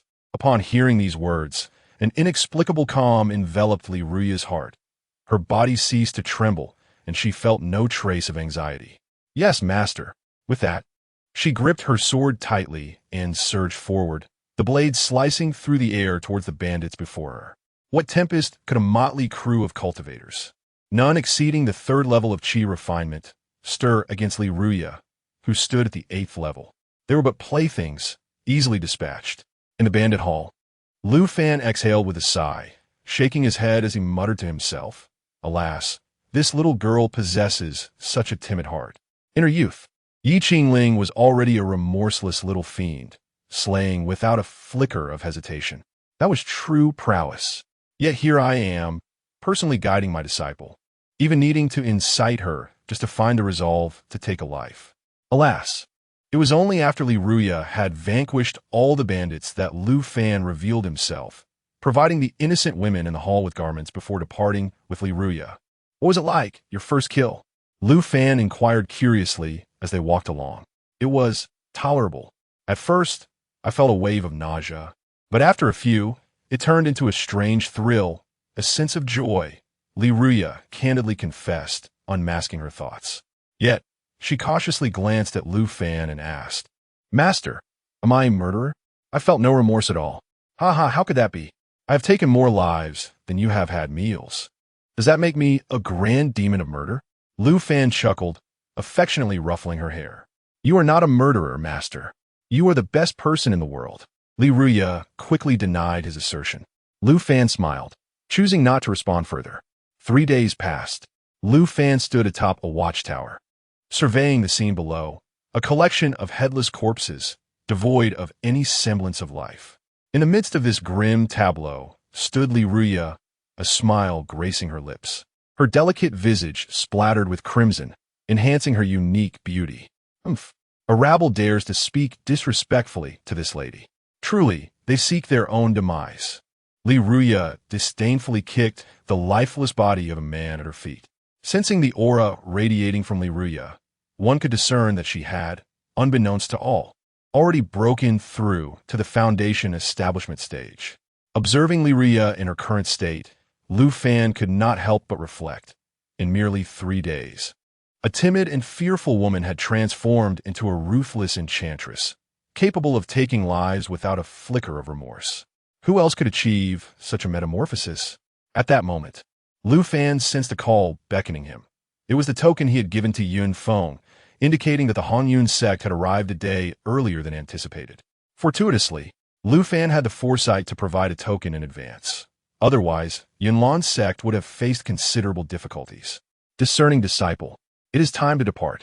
Lu Fan called out to the furious Li Ria below. Oh, I am coming. Li Ria quickly followed in his footsteps. Without hesitation, Lu Fan tore through the fabric of space, bringing Li Ria along, enveloping her in spiritual energy to shield her from the chaotic currents of the void. 3 colossal airships boldly anchored themselves before the Yunlan sect, and upon the central vessel stood a pallid, effeminate man, Hong Xian, the sect leader of the Hongyun sect. Surrounding him were the various peak masters and elders, showcasing their full might, exuding an undeniable aura of intent to obliterate the Yunlan sect. Yunlan sect, cease your futile resistance. You are surrounded. Surrender immediately and deactivate your protective formation, shouted a disciple from the airship towards the Yunlan sect members within. Seeing no response from within, Hong Xian grew impatient, unleashing his oppressive aura upon the protective formation of the Yunlan sect. Instantly, the formation creaked ominously. As one of the 4 major sects of the Eastern Wilderness, the Yunlan sect may have been the youngest, lacking in profound heritage. Yet their protective formation remained at the level of a great ascension. However, it was evident that when faced with a transcendent being, it would shatter like an eggshell upon impact, providing no real defense. At that moment, Yun Feng could no longer contain himself. After calling for Lu Fan, he ascended to confront Hong Xian. After all, constructing a protective formation was no trivial task. Its destruction would entail far greater losses than mere resources. Hong Xian, what brings you to the Yunlan sect? I have yet to settle the score for the massacre of my disciples, and you dare to come here yourself. Yun Feng stated calmly, gazing at the man before him, who appeared more effeminate than masculine. Is it merely the death of a few of your disciples? Do not make such a fuss. I have come today with a significant mission, to annihilate your sect. A fleeting smile grist Hong Xian's face, only to morph into a sinister expression as he spoke of destruction. We shall see if you possess the capability. Yun Feng scoffed, unimpressed. What a jest! Had you made such claims before Lu Fan's arrival, I might have felt apprehensive. But now, times have changed. What sect does not have an immortal among them? Ha ha ha. So, Yun Feng, you believe that merely breaking through to the transcendent stage enables you to contend with us? Hong Xian mocked him with a derisive smile. A mere transcendence. Let us strike together and eliminate you swiftly to avert any unforeseen complications.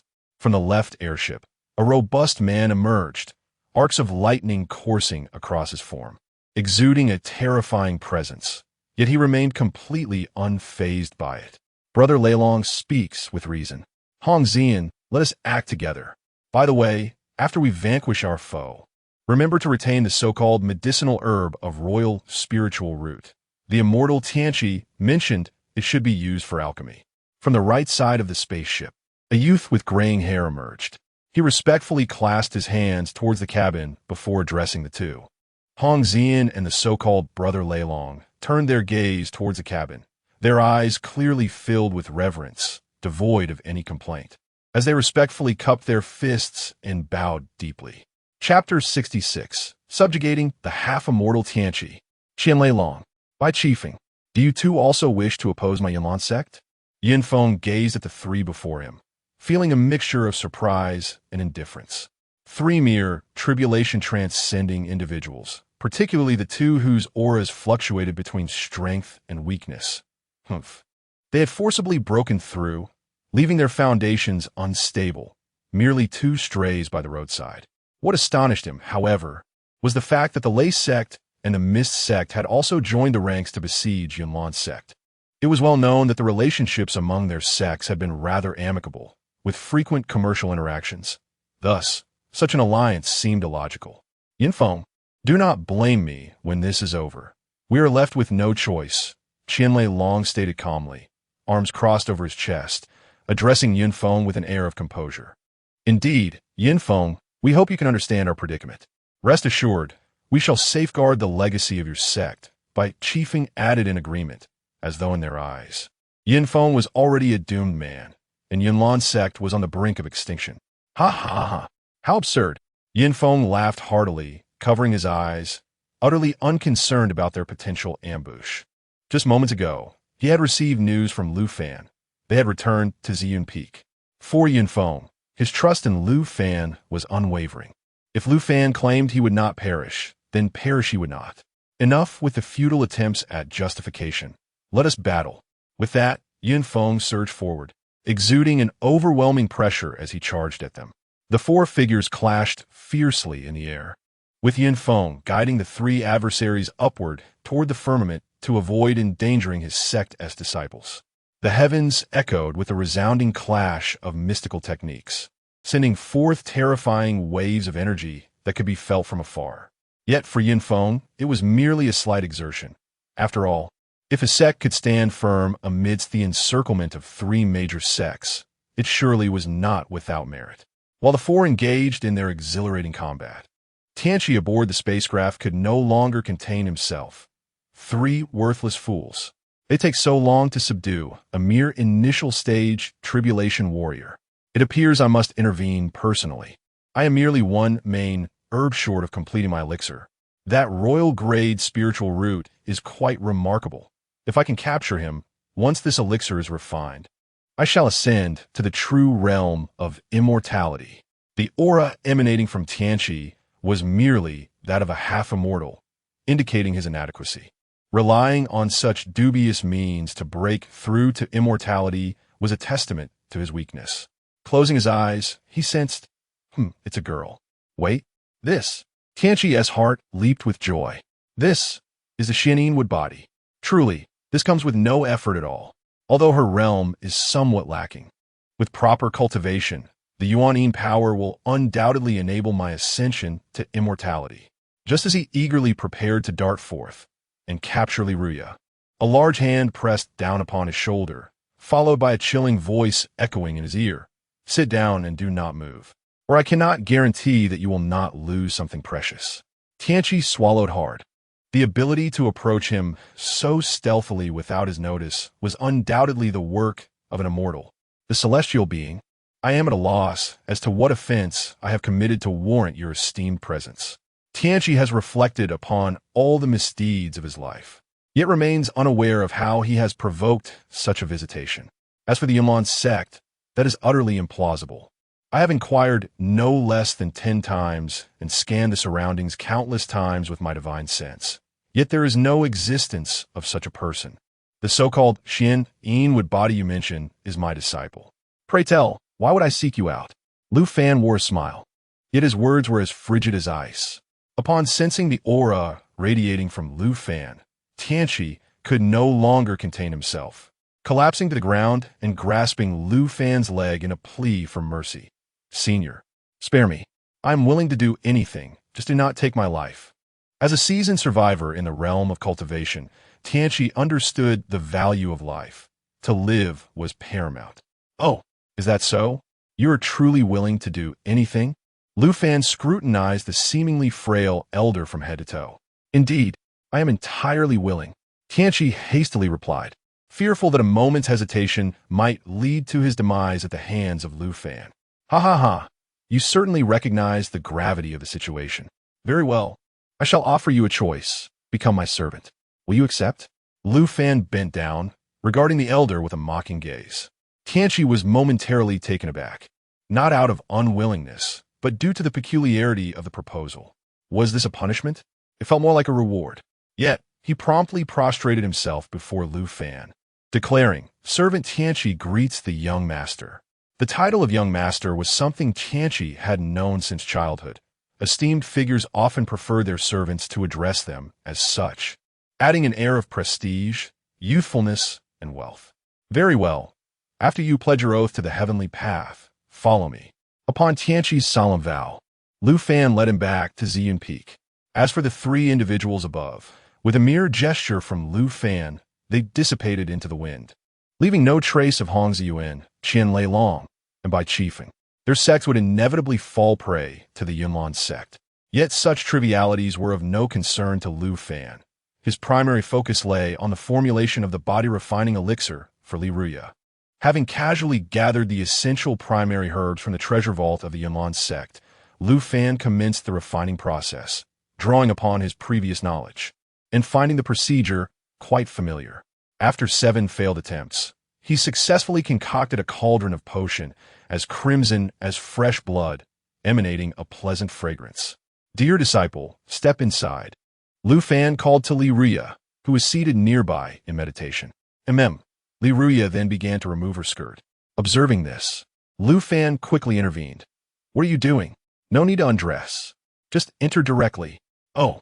Upon hearing Lu Fan's words, she halted her actions and stepped into the cauldron, sitting cross-legged to begin absorbing the essence of the elixir.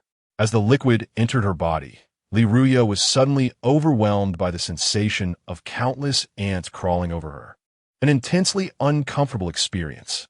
She even felt a slight dizziness as the spiritual liquid continuously flowed into her meridians, completely filling them. The terrifying energy within the liquid caused cracks to form in her meridians, yet they were swiftly mended by the same liquid. Throughout this process, Lu Fan remained by her side, reassuring her, "Relax, it's all right. This is a normal occurrence. Hold on. Feeling dizzy is completely normal." Time passed quickly, but for Li Ruya, it felt as though she had endured several years in that moment. As the medicinal concoction in the vat gradually became clearer, having been largely absorbed into her body, she sensed her physique becoming lighter, with all impurities eradicated. Her meridians also grew robust and resilient, significantly enhancing her capacity to absorb spiritual energy. Chapter 67. Separation. Trials. Li Ruya's bratin gradualistia. After absorbing the body-tempering elixir, her cultivation had soared to the later stage of foundation establishment, with an exceptionally solid foundation, showing no signs of instability. Coupled with the elixir's body-tempering effects, Li Ruya had truly embarked on an extraordinary path of cultivation. She then opened her eyes in delight, feeling the abundant energy coursing through her body. A vortex of spiritual energy was slowly spinning in her dantian, continuously drawing in and exhaling pure spiritual energy. This pristine energy circulated through her body, enhancing her physical defenses. Given a few more days, Li Ruya felt she would be able to form a dan and break through to the golden dance stage. Rising slowly to her feet, her damp azure dress clung closely to her figure, revealing her silhouette. Through the fabric, one could faintly discern the fair skin of her youthful form. Gazing at her own alluring appearance, a blush crept onto her delicate face, rendering her even more captivating. In her heart, Li Ruya pondered whether her master would fall for her if he saw her like this. But as she looked around, there was no sign of Lu Fan. With no choice, she touched herself lightly before returning to her chamber to change out of her soaked dress into a dry one. Meanwhile, after confirming that Li Ruya was well, Lu Fan stepped outside. Upon seeing the so-called treasures brought by Yun Feng from the other 3 major sects, he and Tianqi tidied up, discarding what was useless back to Yun Feng. In the end, they were left with a single storage ring, which, although unnecessary for Lu Fan, was perfectly suited for Li Ruya. As he contemplated the ring in his hand, Lu Fan realized it was time to find an opportunity for Li Ruya to venture down the mountain for trials. As for her guardian, he had already prepared Tianqi for the task. He would just need to give him a nudge to set him to work. The reason behind his desire for Li Ruya to leave was that Lu Fan felt her feelings for him had become somewhat unhealthy, which was not ideal. He acknowledged his own attractiveness, but regrettably, he was a man with a commitment, and their relationship could never yield a fruitful outcome. Thus, it would be best to sever her infatuation sooner rather than later. Encouraging Li Ruya to undertake trials represented a splendid opportunity. After all, he had already taught her about combat and some practical knowledge of the martial world.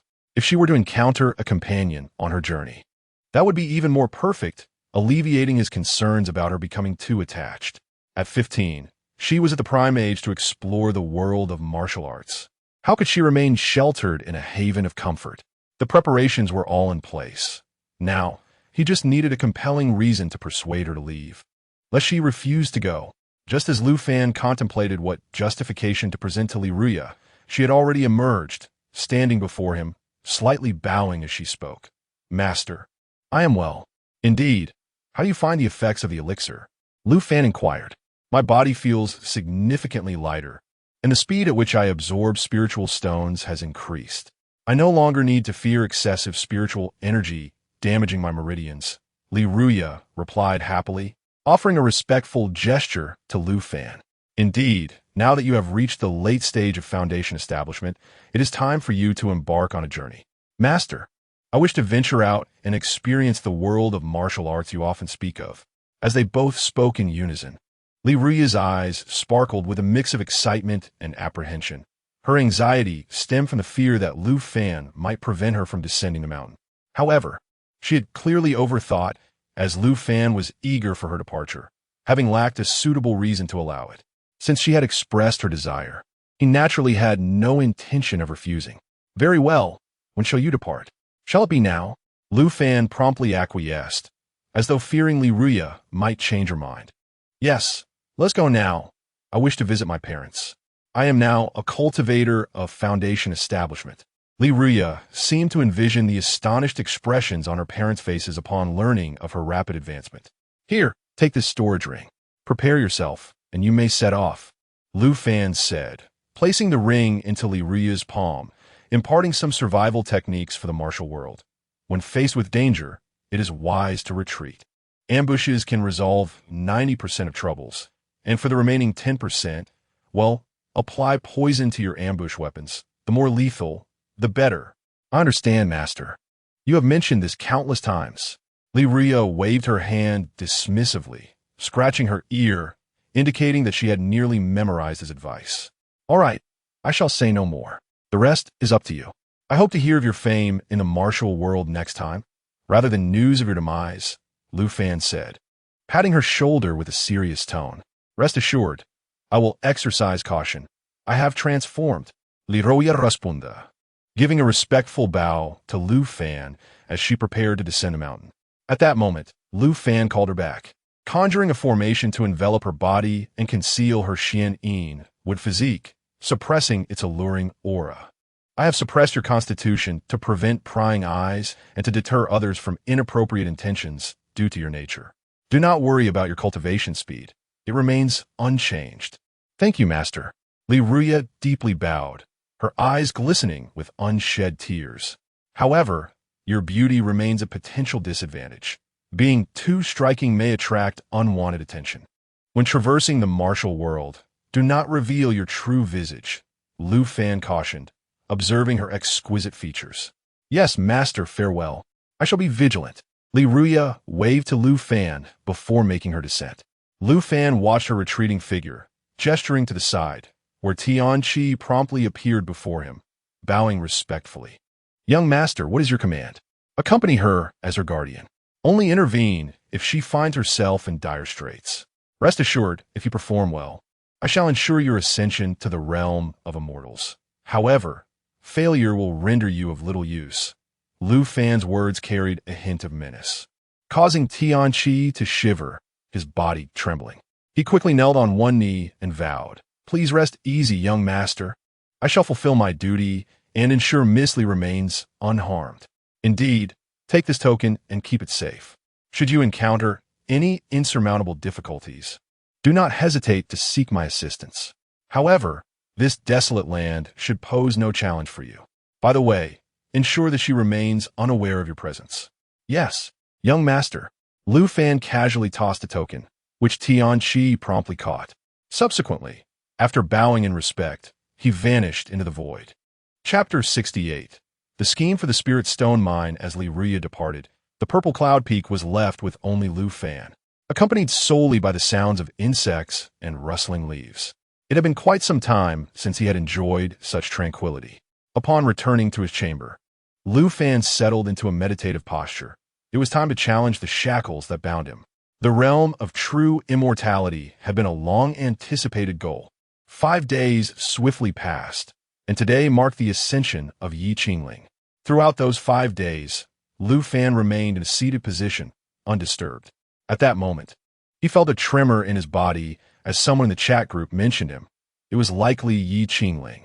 He opened his eyes with a resigned sigh, feeling an inexplicable barrier preventing his progression into the realm of true immortality. For now, he could only take one step at a time, believing that it would not be long before he could break through that wall and enter true immortality. The immediate concern was to discern where Ye Qingling had been transported. If it were to the eastern region, that would be manageable. However, if she were sent to another domain, it would pose a significant challenge. Without coordinates, reaching her would be difficult unless he utilized the void passage opened by the chat group as tasks. Yet, the crux of the matter was that Ye Qingling was a mortal immortal, and he was also a mortal immortal. If she were to acquire 1 billion points to break through to the pinnacle of mortal immortality, it would complicate matters further. With his current strength, he could at best contend with the early stages of true immortality. He could evade but not defeat. Ye Qingling, too, was in a similar predicament. Lu Fan shook his head in resignation. It seemed that for the time being, he could not traverse the void passage to reach her. Since Ye Qingling could escape from a true immortal, it was clear that the system's rescue task could not be triggered. However, if she found herself in peril, it would likely involve a true immortal of the late stage, in which case Lu Fan would merely be a target, leading to a double defeat. Lost in thought, Lu Fan immersed himself in the chat group, where he was met with discussions about the ongoing battles. Dominating eternity, late-stage transformation. I don't like drinking goat milk. Sure, Ritian, I can't believe it. I only asked you to take a little, and you've emptied our sect's treasury. I don't like drinking goat milk, early-stage void refinement. Too slow? Don't worry, we're all buddies. Besides, I'm just helping you sort it out. It was too chaotic. Dominating eternity, late-stage transformation. The sounds of birds and flowers. Ye Qingling, early stage mortal immortal. This life must ascend Ye Qingling.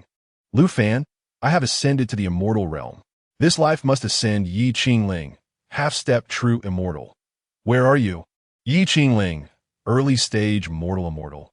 I just captured a demonic cultivator and probed his soul. I'm currently in the demon domain, which is in the northern region. This life must ascend Ye Qingling, half-step true immortal. All right, stay safe.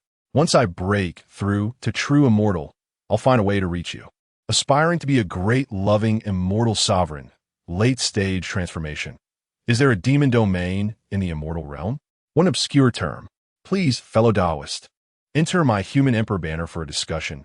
Pinnacle transformation. Aspiring to be a great, loving, immortal sovereign. Lin Mingza, you little novice, since there's an immortal emperor. Why isn't there a demon emperor? Do you believe I could refine it in an instant? Lu Fan glanced at the screen for a moment, and upon realizing that Ye Qingling had ceased sending messages, he exited the conversation. His immediate priority was to break through to the true immortal realm, and the most expedient method involved harnessing the celestial energy contained within the Qianling stones, coupled with the abundant spiritual essence, to shatter his current limitations. As for acquiring a substantial quantity of Qianling stones, he had already identified the source. The nearest mine was under the control of one of the preeminent sects of the Eastern Domain, Fan Sect. It was merely 100 billion miles away, a distance trivial for an immortal who could traverse vast expanses of space effortlessly. Lu Fan surmised that at least one immortal would be stationed there, perhaps even two, given the significance of the Qianling stone mine. As long as the spiritual mother within remained intact, the mine would continuously produce Qianling stones. The only variable was the rate of generation.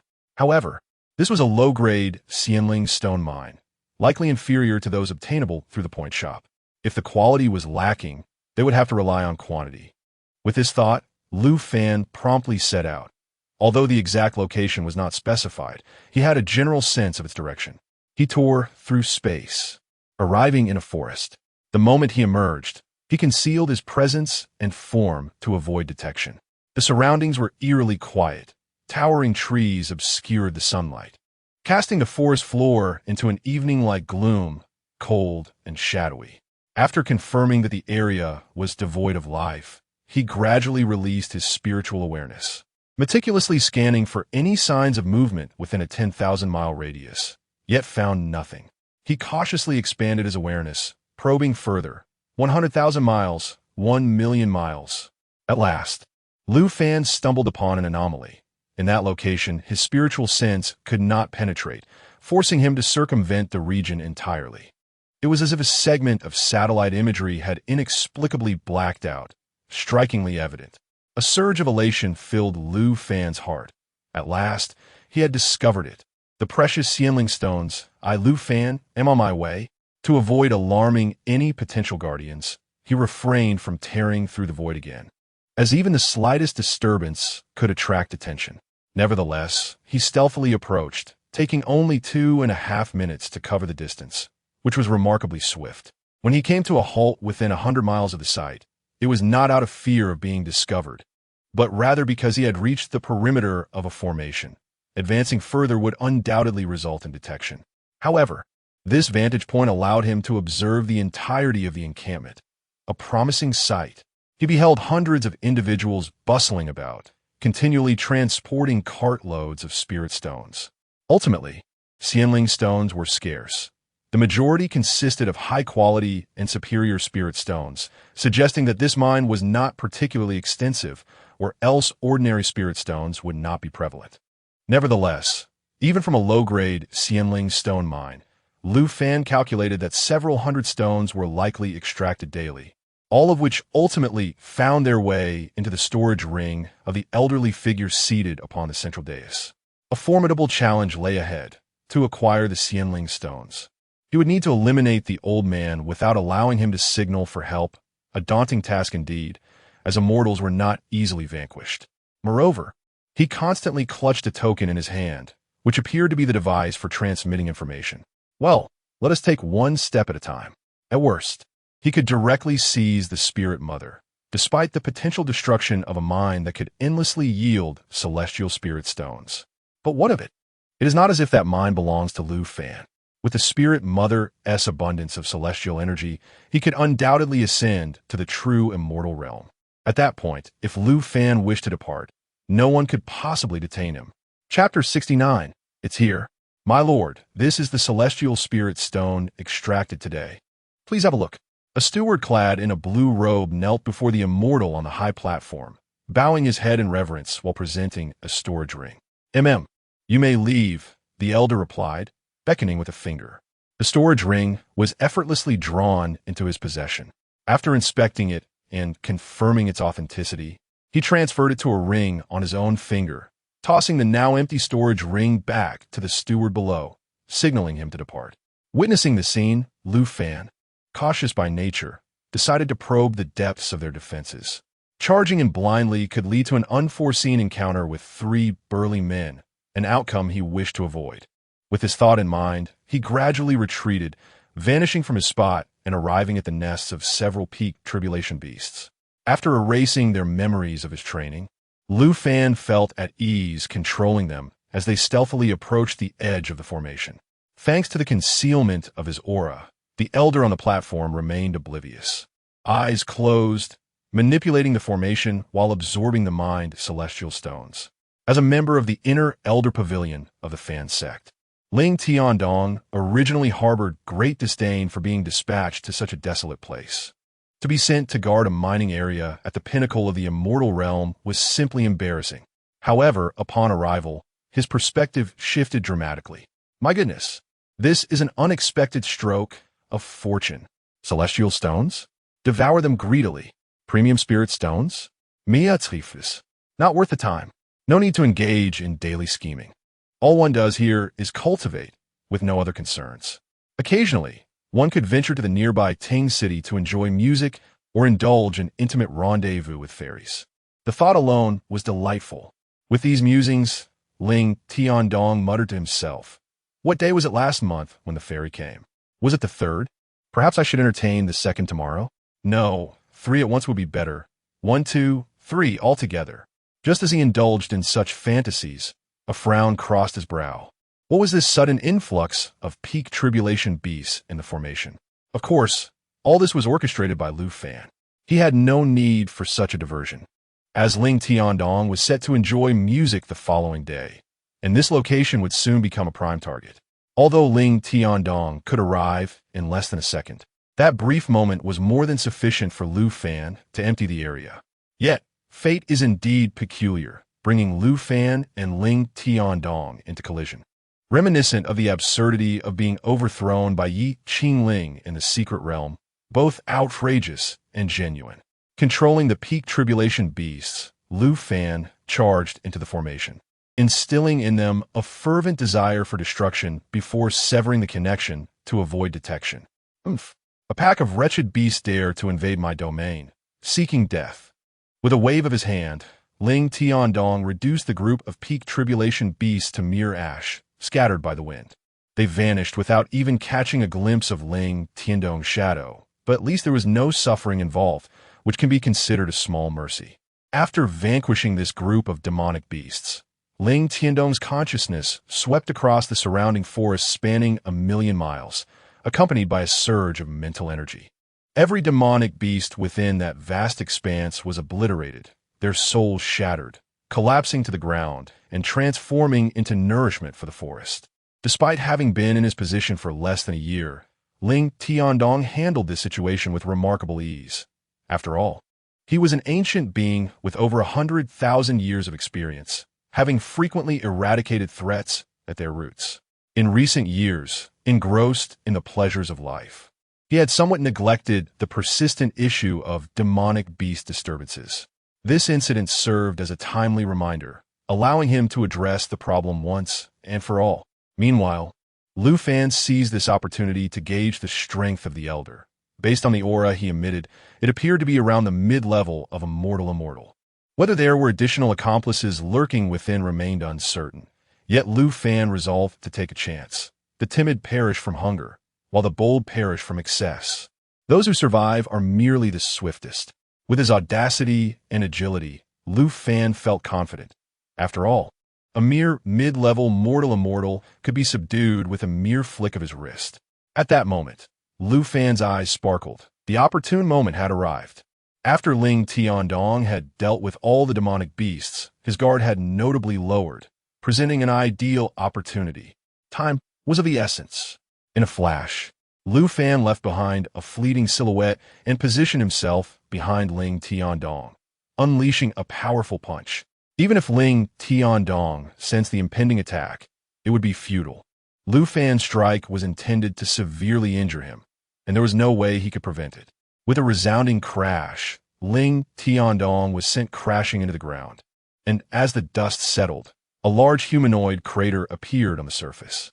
Just as Ling Tiandong, filled with rage, emerged from the pit, a size 42-foot crashed down upon his face, driving him back underground and conveniently relieving him of several storage rings adorning his fingers. As Lu Fan prepared to take the spirit mother along, he suddenly felt a disturbance in the void. Reinforcements had arrived. Time to make an exit. He swiftly tore through the fabric of space and made his escape. Just as Lu Fan departed, 3 fissures in the void materialized above the mining area, from which 3 figures emerged. Their powerful auras radiated wildly. One was a true immortal, accompanied by 2 mortal immortals. Truly, the top sex of the eastern region could effortlessly dispatch a true immortal powerhouse. The leading true immortal gazed at Ling Tiandong, who was clawing his way out of the deep pit, and sternly inquired, "What transpired?" "The spirit stones have been stolen," replied Ling Tiandong, brushing off the dust from his garments and wiping the shoe print from his face before slowly elaborating, wholly unconcerned about the repercussions. The true immortal, clearly skeptical of the situation's authenticity, extended his hand, unleashing a wave of energy that swiftly brought the steward before him, grasping his throat. As agonized cries echoed, the true immortal gleaned the truth, confirming that Ling Tiandong had not been deceptive. "Very well. As for your punishment, you are surely aware. I need not elaborate further. You may proceed." "Indeed, I acknowledge my mistake." Ling Tiandong offered no resistance, nor did he harbor the slightest animosity towards Lu Fan. He understood that, even in the absence of Lu Fan, His misdeeds would eventually come to light, and the subsequent repercussions could be even more severe. The only regret he felt was the loss of another storage ring, snatched from him by Lu Fan. While its significance could be debated, neither entirely trivial nor wholly indispensable, it nonetheless held a special value for him. After all, it was a trophy from his previous battles with the fairies of the Concealed Beauty Pavilion. To have it taken away like this was disheartening. Alas, he could only hope to gather such treasures anew in the future. Chapter 70. Achieving True Immortality. The true immortal, momentarily taken aback, nodded in confusion, as if receiving a telepathic communication. With a solemn expression, he addressed Ling Tiandong. Indeed, Ling Tiandong, do not speak of today's events. There are arrangements from above. Ling Tiandong gazed into Zhou Yu's eyes, seemingly recalling something, and nodded silently, understanding that the less he knew, the slower his demise would be. Is there nothing further you wish to convey, my lord? If not, I must return to my sect to face punishment. Yes, you may go. Zhou Yu gestured for him to depart. The trio watched as Ling Tiandong tore through the fabric of space and vanished. One of the immortals, brimming with curiosity, inquired, My lord, is the sect preparing to take action against the Tianlan sect? Zhou Yu cast a sidelong glance at him and slowly articulated a single word. Yes.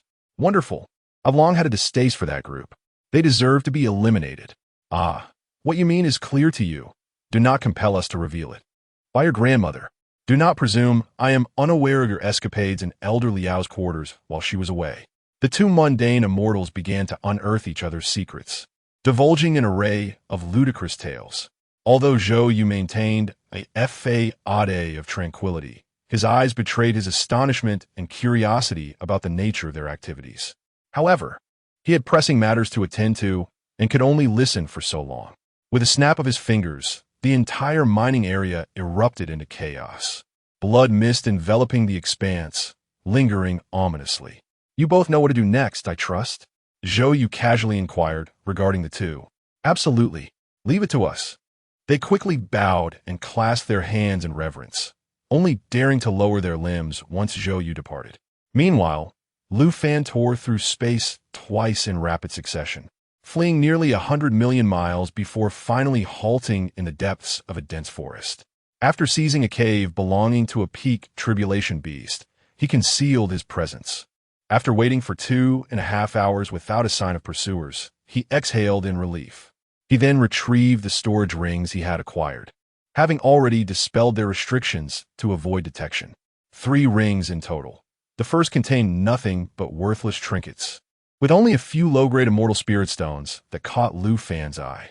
However, the second ring proved to be more intriguing, filled with women's undergarments, seemingly used and somewhat faded, even bearing unidentifiable stains. Startled, Lu Fan hastily withdrew from the ring and cast it aside, questioning, what on earth is this? Truly. This led him to suspect that the third ring might hold similarly mundane items, which could explain why his pursuers had not followed. With a racing heart and trembling hands, Lu Fan ultimately decided to open the final storage ring. Upon seeing its contents, he breathed a sigh of relief. Fortunately, it was not all in vain. The chamber was filled with an abundance of inferior celestial spirit stones, numbering over 40,000, completely sufficient for Lu Fan's breakthrough. A mere thin wall stood in his way, and he charged forward with determination. Lu Fan promptly extracted all the celestial spirit stones, and instantly, the cavern was suffused with the overwhelming aura of spiritual energy. He sat cross-legged on the ground, gradually closing his eyes, and then a powerful force of attraction erupted from within him. A vortex formed around him, voraciously drawing in the spiritual energy from the surrounding stones and transforming it into celestial energy. As time passed, Lu Fan sensed that he had accumulated enough celestial energy and was ready to commence. He directed this amassed energy to strike the wall, akin to a battering ram, crashing against it with a series of dull thuds until cracks began to appear. With his final blow, he declared, this strike is destined to succeed. His force of attraction intensified, turning large portions of the celestial spirit stones to ash. Break for me! With a thunderous roar from within Lu Fan, the wall shattered, the shackles broken, and dark thunderclouds materialized above, where thunder dragons soared, emitting deafening roars. Under the cover of the thunderstorm, the sky darkened like an abyss, with no sunlight penetrating, and terrifying pressure emanated from the tempest. After storing the remaining unabsorbed celestial spirit stones in his storage ring, the first thunder dragon descended, shattering the mountain above him that stood 100 meters tall. Thus, he found himself completely exposed beneath the wrath of the thunderstorm, akin to a cockroach dragged from its hiding place, with nowhere to conceal himself. Surrounding beasts fled in panic, daring not to linger. The forest within 1,000 miles ceased to exist, utterly ravaged by the thunder dragons. Some lowly beasts were crushed by the overwhelming pressure, while others were simply frightened to death. Witnessing this scene, Lu Fan felt his battle spirit surge. He vividly remembered the torment he endured during his ascension tribulation. At that moment, another thunder dragon descended, roaring as it charged toward him, its presence causing the very air to crackle. "Come on, it's time to collect some interest," Lu Fan shouted with a smile, unperturbed by fear. He then unleashed a punch imbued with tremendous pressure, obliterating the thunder dragon into fragments of lightning, which danced around him, causing only a slight tingling sensation. Soon after, another thunder dragon appeared, this one exuding the pressure of mid-level celestial beings. However, to Lu Fan, it was no different from a mere insect. He could suppress it with a flick of his hand. "What a bore, one after another," Lu Fan murmured, then charged skyward, diving into the thunderstorm. Inside, the air was filled with the roars of thunder dragons, cries of anguish, and flashes of swordlight. After 2.5 minutes, the thunderstorm began to dissipate. Warm sunlight spilling once more upon the land, now rendered a desolate wasteland devoid of any signs of life. Lu Fan gently descended to the ground, unhurriedly retrieving a robe from his storage ring to adorn himself. Subsequently, he tore through the fabric of space and departed. Just as Lu Fan vanished, a few individuals quietly emerged in the vicinity. They had come to investigate the source of the breakthrough, but were deterred by the terrifying thunder tribulation, fearing that an impulsive approach might lead to being targeted by the heavenly bolts. Thus, they were left with no choice but to await the dissipating storm. The moment the tribulation subsided, they arrived at the scene, only to find, regrettably, that they were a step too late. There were no remnants of the tribulation left behind. Even the very space around them had been thrown into chaos by the strikes of lightning, rendering it impossible to discern whether the individual had perished or simply departed. Surely it was yet another reckless old monster facing their end. Alas, even if they had succeeded, it would merely mean the emergence of a true immortal. Hardly a cause for concern. After realizing the absence of any traces, the various groups exchanged glances and promptly departed, harboring no intention of lingering further. Chapter 71. The Master of Romance, Lin Mingze. At this moment, our protagonist Lu Fan had returned to Ziyun Peak, unnoticed by anyone. The first thing he did upon his return was to inform Ye Qingling of the news in his room, but after seeing the discussions among the group, he decided to indulge in the gossip instead. Wishing to be a great love immortal, late transformation stage. Friends, join me in the Human Emperor banner for a chat. Lin E, have you obtained the super harmony powder I requested? Please join me in the Human Emperor banner, P transformation stage. What do you need that for? Just trade it. Group member wishing to be a great love immortal initiated a bounty trade. 100,000 points for a vial of super harmony powder. Transaction successful. Wishing to be a great love immortal, late transformation stage. To woo girls. Unrivaled in eternity, late transformation stage.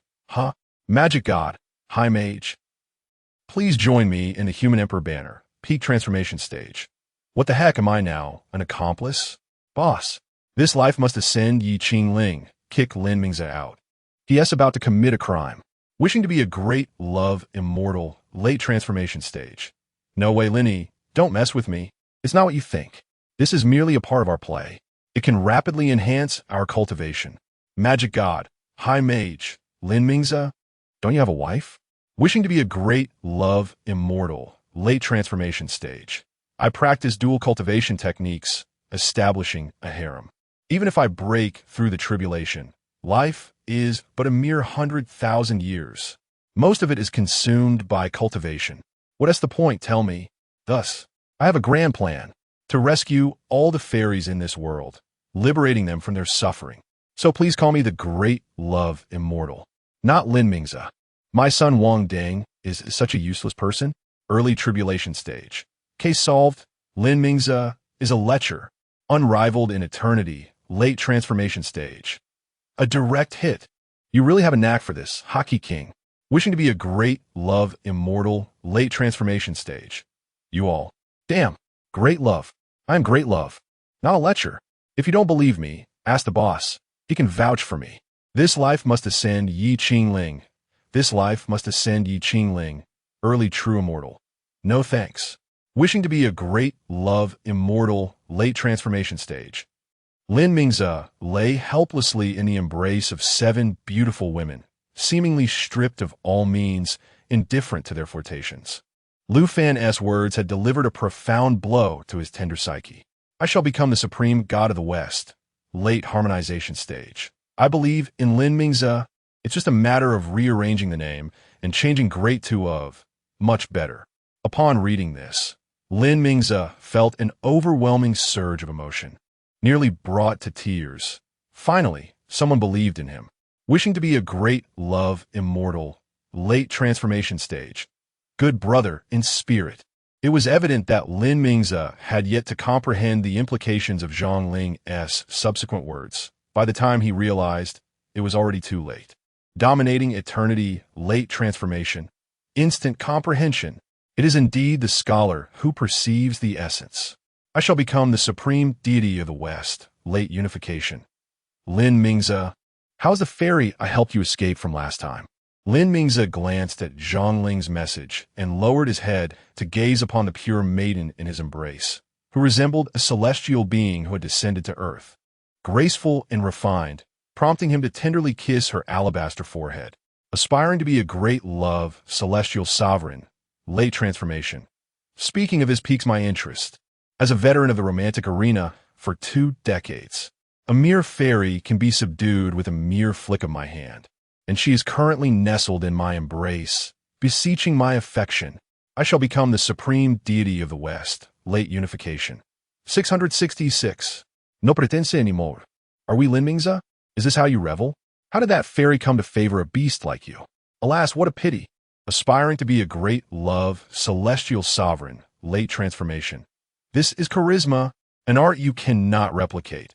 In the future, when you find a fairy you fancy, come to me, and I shall be your strategist, ensuring she is enraptured and utterly unable to resist you. Invite fellow Taoists to discuss in my Emperor's Banner, Pinnacle of Transformation. Well, that might be useful, so I 1T let the boss kick you out. Lu Fan was captivated. Lin Mingzi is indeed a remarkable figure. I hope his vitality remains intact.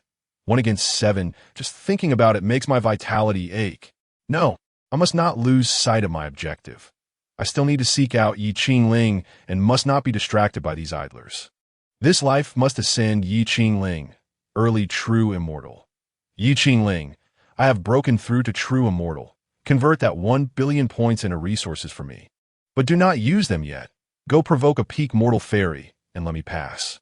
Ye Qingling, early mortal fairy. I was just about to use it, but I'll heed your advice. I 1T use it for now. I'll go find a fortunate soul right away. Expression, obedient. JPG, dominating eternity, late transformation. Too fast. Too fast. Is it impossible to catch up, even with all my might? Why is my son Wang Deng such a useless waste? Early tribulation. Lu Yin, I can only say practice more if you're weak. If you can't take the loss, don't play. I shall become the supreme deity of the West. Late unification. 1 dominating eternity. Late transformation. Damn it, don't call the 2 who took shortcuts. 1 relies on lineage, the other on the heavenly path. How absurd, my brother. Ye Qingling, early mortal fairy. This life must ascend Ye Qingling. Lu Fan, give me some time. It's a bit challenging to find, still lacking suitable candidates. Let me search a bit. This life must ascend Ye Qingling, early true immortal. No rush. Take your time. After noticing Ye Qingling had not responded for some time, Lu Fan logged off. Just as his reward for breaking through to true immortal arrived, Congratulations on breaking through to the true immortal realm. Reward points. 1. 5 billion. Group chat experience increased by 750 million. Group chat level rose from level 45 to 55. Monthly sign-in points in the group increased from 200,000 to 500,000. In the chat group, a persistent buzzing sound ensued. Upon inspection, Lu Fan discovered it was not a message from Ye Qingling, prompting him to promptly exit the group chat. Settling down in a meditative posture, he accessed the points store, seizing the opportunity to exchange his points for cultivation resources while the store was still offering discounts. Once again, he opted for the celestial spirit pills, exchanging them in such abundance that his hands ached. As his points dwindled like water flowing away, a total of 750 celestial spirit pills materialized before him. These pills emanated an alluring fragrance, each the size of an egg, their surfaces smooth and devoid of wrinkles, surrounded by a swirling golden mist. Just gazing upon them was enough to evoke an insatiable appetite. Chapter 72. The Demon Puppet Sect. The medicinal pills dissolved instantaneously upon entry, transforming into a surging torrent of spiritual energy, which was subsequently transmuted into a terrifying aura of celestial essence, absorbed by Lu Fan. He inhaled deeply, consuming every last bit, his physique swelling as the influx of spiritual energy outpaced his absorption. Yet, he remained unfazed, wholly focused on cultivating his techniques, fervently converting spiritual energy into celestial essence. This instilled a sense of urgency within his body. Without such peril, one could not unleash their true potential. This had been Lu Fan's steadfast approach for a long time. Though it risked catastrophic failure, the rewards upon overcoming such trials were undeniably sweet. The fortitude of his physical form, the rate of celestial essence conversion, and his explosive power could all be elevated. Thus, one must never doubt their own potential.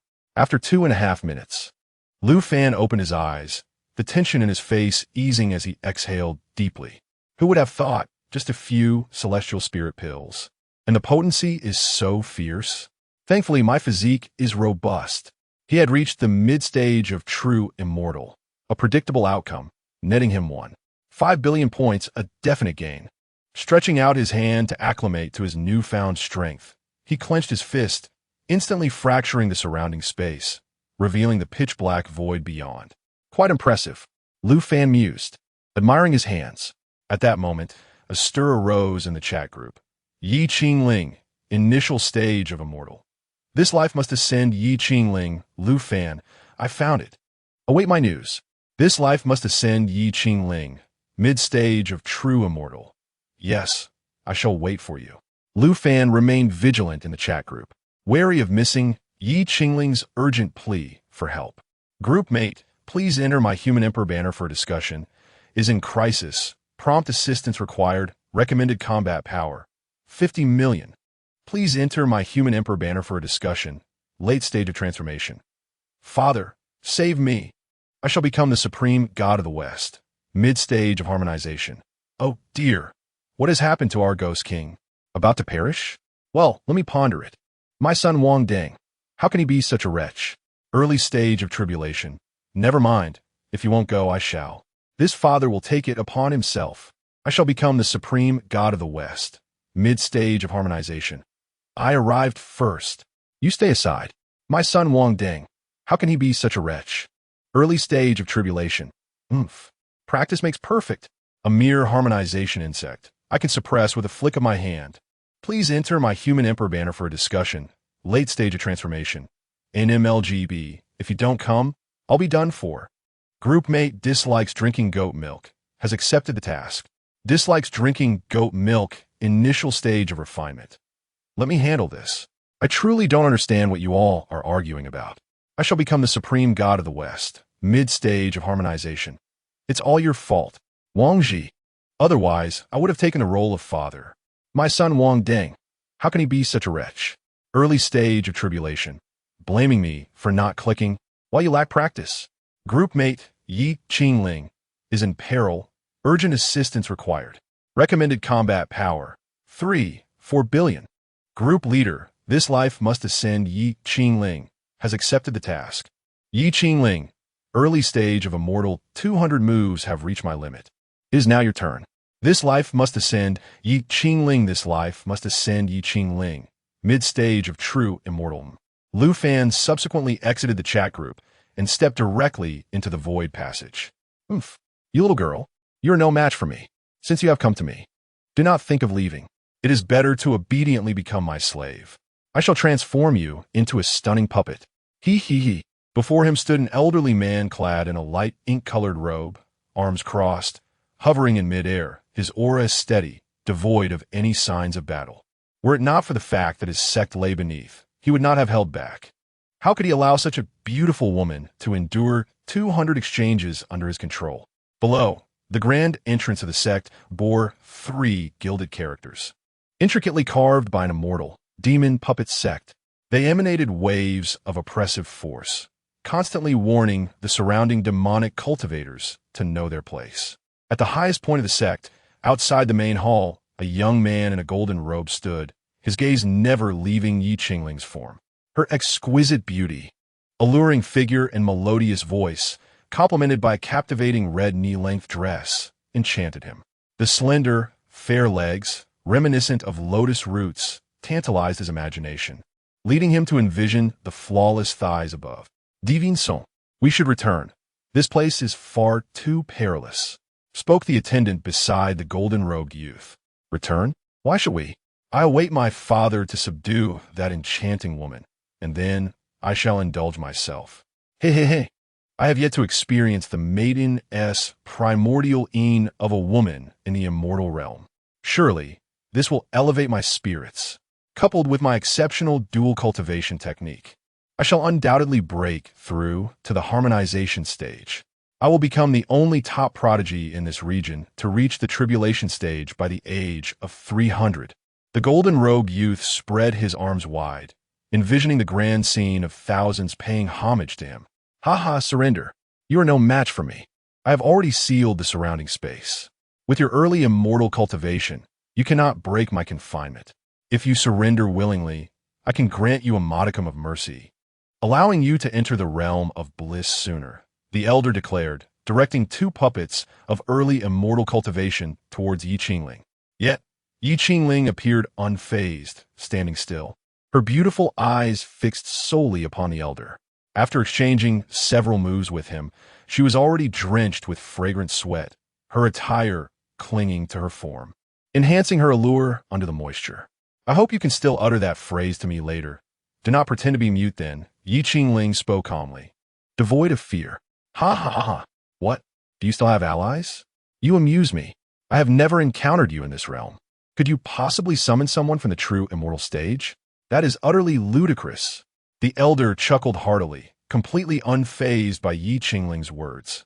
In the Eastern Demon Domain, the family backgrounds and offspring of every true immortal are thoroughly known, and this young woman before him simply did not correspond to any prominent figure. P.S. Here, I fear you may not understand, so allow me to elucidate why the young man in golden robes perceives Ye Qingling as a maiden. One reason is his own inferiority in strength, which is undeniably evident. The second reason lies in their perception. Beings like Ye Qingling, who embody the essence of immortality, are viewed as exceedingly proud and unlikely to engage in unions without due consideration, prioritizing their cultivation above all else. Thus, this creates a misconception in their minds. Chapter 73. Annihilation of the sect indeed. You speak the truth, but you should still confront him. Ye Qingling's expression remained impassive as she observed the puppets on either side brandishing their long spears towards her. The glimmer of cold steel at the spearheads exuded a terrifying pressure that seemed to rend the very fabric of space. Facing the imminent peril, Ye Qingling felt no impulse to evade. Humph, do you dare not to dodge? Then you shall obediently become my puppet. I shall allow you a sliver of consciousness to fully savor the pleasure of enslavement. The old man's face lit up with joy, believing Ye Qingling had surrendered. Ha ha, father is indeed formidable. Now we can truly indulge. The tribulation is within reach. The young man in golden robes laughed heartily, already lost in fantasies. Just as the spear tips were less than a meter from Ye Qingling, a cold, deep voice resonated. Annihilate. In an instant, the two early-stage puppets erupted, transforming into a cloud of crimson mist that dissipated into the air. Unbeknownst to all, a figure had appeared behind the woman. He radiated a terrifying aura that warped the surrounding space, resembling a sun suspended in the heavens, too formidable to gaze upon directly. His presence instinctively compelled those nearby to kneel and pay homage and reverence. "You have arrived." A smile graced Ye Qingling's face, her eyes revealing unmasked affection. "Indeed, I have come." Lu Fan nodded, squeezing her shoulder, the sensation still as exquisite as ever. The old man was struck with panic, abandoning all thoughts of his sect. He realized he had provoked a being of unimaginable power, a true immortal. He immediately tore through space, fleeing a distance of millions of miles. In this realm of demons, while one might lack offensive capabilities, one must possess unparalleled means of escape.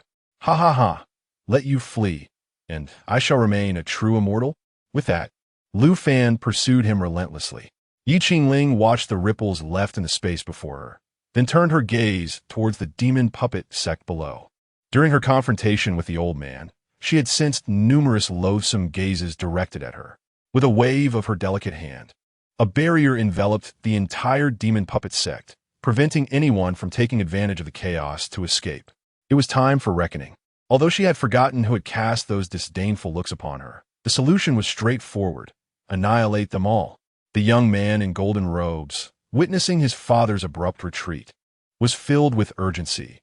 He had to flee, or he would face dire consequences when the retribution began. He hastily tore through space, leaving behind valuable items in his haste. Yet in the next moment, a barrier sealed off the entire void, forcibly expelling the golden-robed youth, who landed heavily on the ground. Ye Qingling surveyed the panicked crowd below, noting some disciples already kneeling in submission, apologizing and pleading for mercy. Yet her expression remained cold, her gaze akin to that of one observing the dead. Then, she opened her palm, and a magnificent black lotus of demonic energy materialized, exuding an aura of despairing terror that collapsed the surrounding space. "Go!" Ye Qingling waved her hand, and the lotus of demonic energy descended slowly, akin to snowflakes drifting through the air, giving the impression of an ordinary magical lotus. However, the terrifying pressure it exuded jolted them from their reverie. This was indeed an annihilation of their sect. A colossal mushroom cloud engulfed the sky, instilling a palpable sense of dread, reminiscent of the apocalypse. Their prayers proved futile as the demonic lotus struck the sect, the horrific shockwave shattering their protective barrier. Despairing cries echoed as black flames consumed all in their path, reducing the entire demon puppet sect to rubble. What was once a grand mountain, upon which the sect was built, now lay in ruins, leaving behind only a vast pit. The scene resembled hell itself. The disciples of the demon puppet sect were left with nothing but ashes, their souls incinerated beyond recognition. Ye Qingling traversed the remnants of the sect, her feet never touching the ground, ensuring that Lu Fan experienced the utmost purity of her presence. Bathed in the glow of the surrounding flames, she resembled a queen emerging from the abyss, elegant yet perilous. She advanced steadily in one direction, seemingly drawn by an unseen force. Upon reaching the edge of the barrier, she found a man lying on the ground, gasping for breath. It was the young man in golden robes. Had it not been for his robust physique and his distance from the epicenter of the explosion, coupled with a protective talisman granted by his father, he would have surely perished. Ye Qingling regarded the man before her, initially contemplating crushing him beneath her foot, but reconsidered, realizing that would only serve to grant him an undeserved advantage. Instead, she summoned the flames of creation to incinerate him alive. Satisfied by the sight of the charred remains of the golden-robed youth, she nodded in approval before turning to leave. At that moment, several figures appeared in the sky, drawn by the tremendous commotion. Upon witnessing the demon puppet sect reduced to a heap of debris, they were awestruck. They had never anticipated that the sect, once a dominant force in the eastern demon domain, would face such utter destruction. Was this truly the demon puppet sect? With its obliteration, did that not render this area a lawless land? How splendid! Blood demon, Do not rejoice too soon. We still have our own sex to contend with, one remarked. Let us not be hasty. We must first assess the situation. If they could annihilate the demon puppet sect, they could very well do the same to us. This is not a trivial matter. That does not concern us. However, the demon puppet sect seems to have some ties with the celestial puppet palace. I wonder how they will respond, considering the puppet demons are, after all, their kin.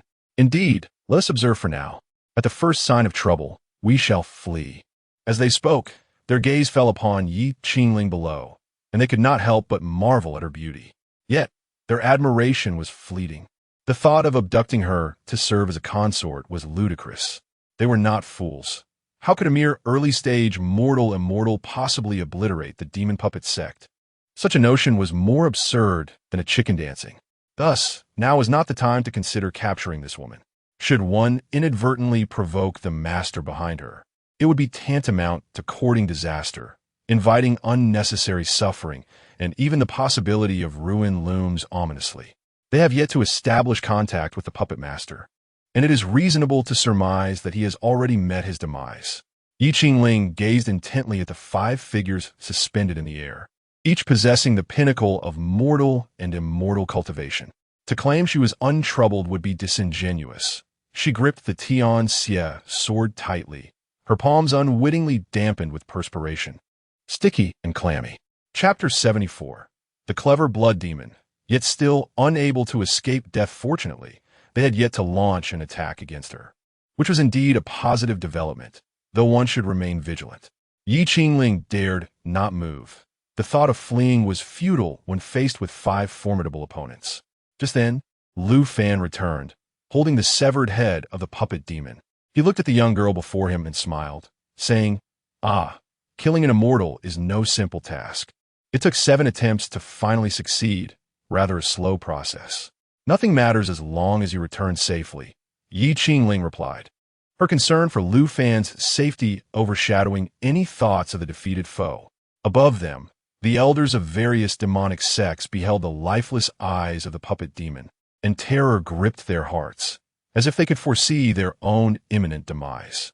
An urgent voice echoed within, compelling them to flee. Run, quickly. This individual is not to be trifled with. If you do not escape, you shall surely perish. Instantly, they succumbed to their instincts and scattered in a frenzy, their flight more rapid than that of hounds, each sensing danger and taking flight at the slightest hint of trouble. Oh, so they're accomplices? Lu Fan mused, intrigued by the spatial ripples created by their hurried escape. It is impossible for you to flee. You should remain. With that, he pursued them, leaving Ye Qingling behind, seemingly fatigued, found a clean stone to sit upon as she awaited Lu Fan's return. 2.5 minutes later, he returned, dragging 5 individuals before her, sealing their celestial energy and confiscating their storage rings. As they landed, each began to bow and plead for mercy, exclaiming, "My lord, spare us. We have done nothing wrong. We merely came to witness the commotion. Indeed, we are all good people. We have never harmed anyone, nor pillaged or destroyed families." They implored. The others exchanged incredulous glances at the blood demon who blurted out such foolishness. Truly, this was a case of self-incrimination. "Rest assured, I shall not harm you," Lu Fan replied, "but tell me, if you come to visit, should you not bring gifts? Allow me to see what treasures lie within your storage rings." As he opened the first ring, his expression darkened as he retrieved a heap of women's undergarments and traditional garments. The 4 others cast their eyes upon a burly man among them, the lust demon, an elder of the pleasure sect, famed for his exquisite dual cultivation technique and his harem of 30,000 beauties. Laughter erupted among the onlookers, despite their efforts to stifle it, as they beheld the mountain of undergarments before them. The lust demon could only wish to vanish, unable to fathom the embarrassment he would face if he returned alive. Fortunately, the subsequent storage rings yielded no further surprises, filled instead with many celestial stones and potent elixirs, all of which Lu Fan collected into his internal space. This realm can only be accessed by celestial beings of a higher order, capable of creating a microcosm within themselves, though devoid of living creatures. This internal expanse is vast enough to store an immense reservoir of celestial energy for unforeseen circumstances. In contrast, the inner worlds of beings at even loftier levels are truly terrifying, possessing independent laws, with a single punch unleashing the force of an entire realm. Akin to the world itself crashing down upon you, virtually insurmountable. Above the celestial king level, such inner worlds can manifest outwardly, subduing the heavens above. Each strike imbued with the power of the cosmos instills a dread that renders any thought of resistance utterly futile, compelling one to kneel in supplication. Indeed, I find this quite satisfactory.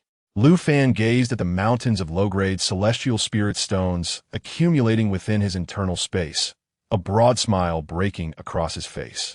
With this, he had ample resources for his wife's breakthrough to true immortality.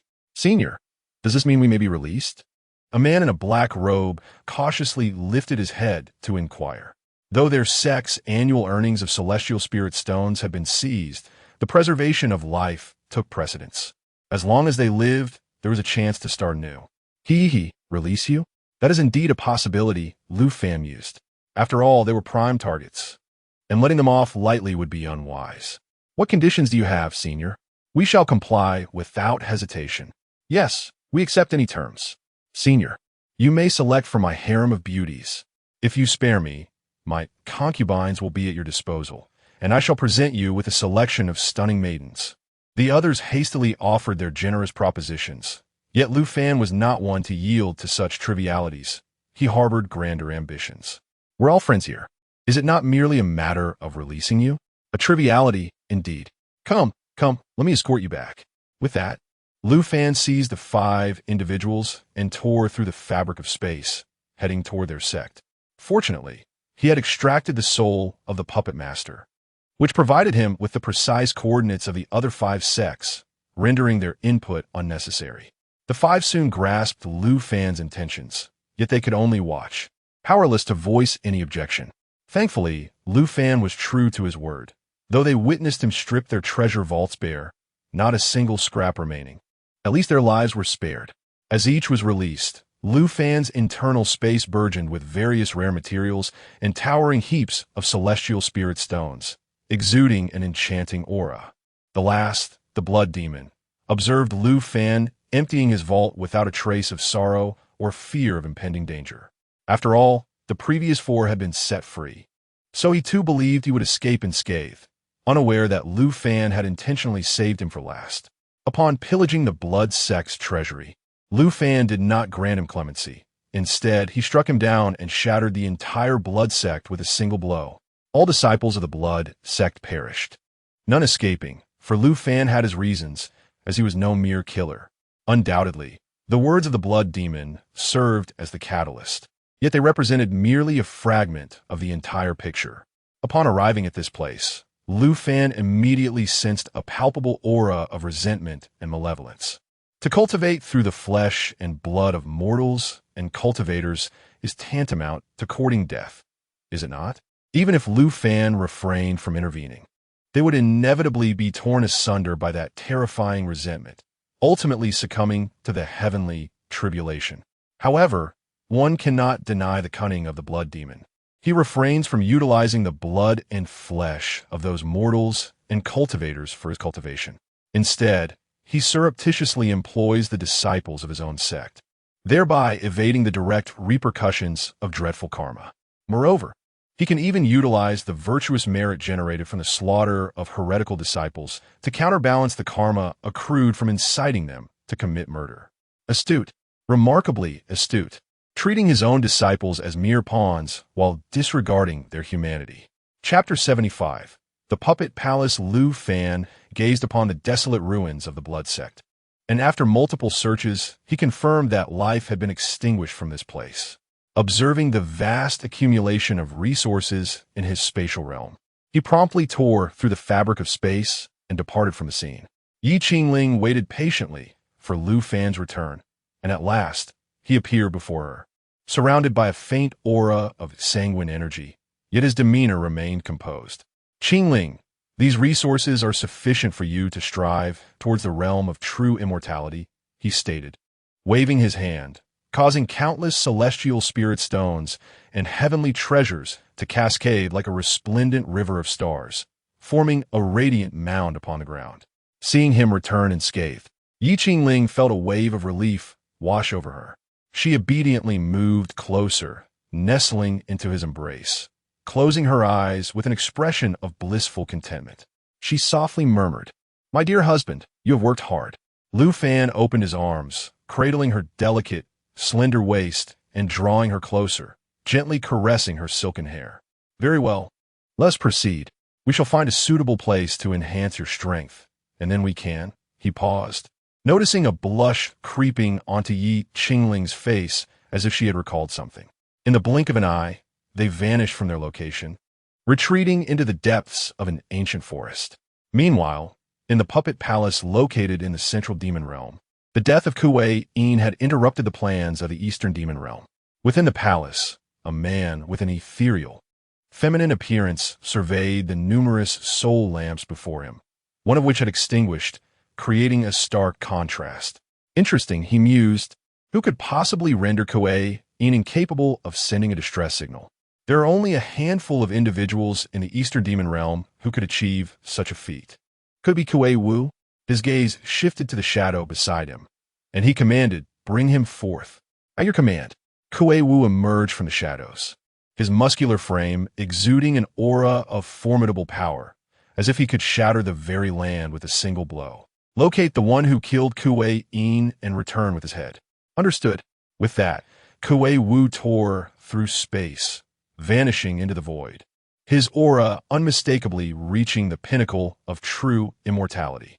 In the eastern demon realm, the news of the blood sect's annihilation sent ripples of fear through the ranks. Fortunately, they had refrained from engaging in such heinous acts. Otherwise, they too would have met a similar fate. However, this development bore good news.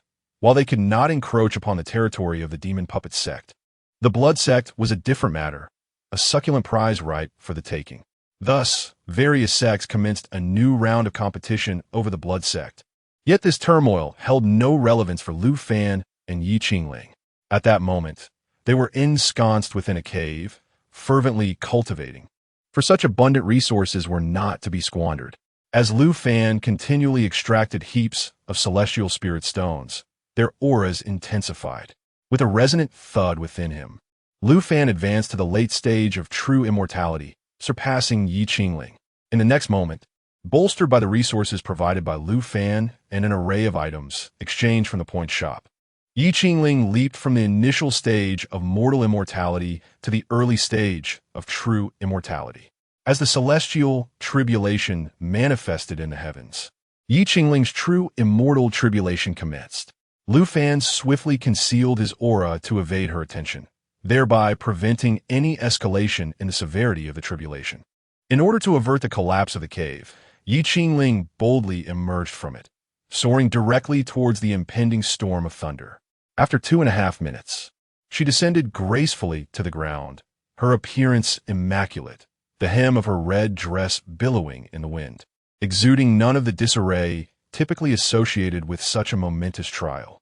Although her aura was restrained and her foundation slightly wobbled from the forceful leap from the early mortal realm to the initial stage of true immortality, it was a minor issue that could be easily fortified. "Ah, my dear wife, you smell divine." Lu Fan marveled at the sight of Ye Qingling, who radiated brilliance akin to a celestial maiden descending from the heavens. He could not resist embracing her, his hand instinctively reaching out.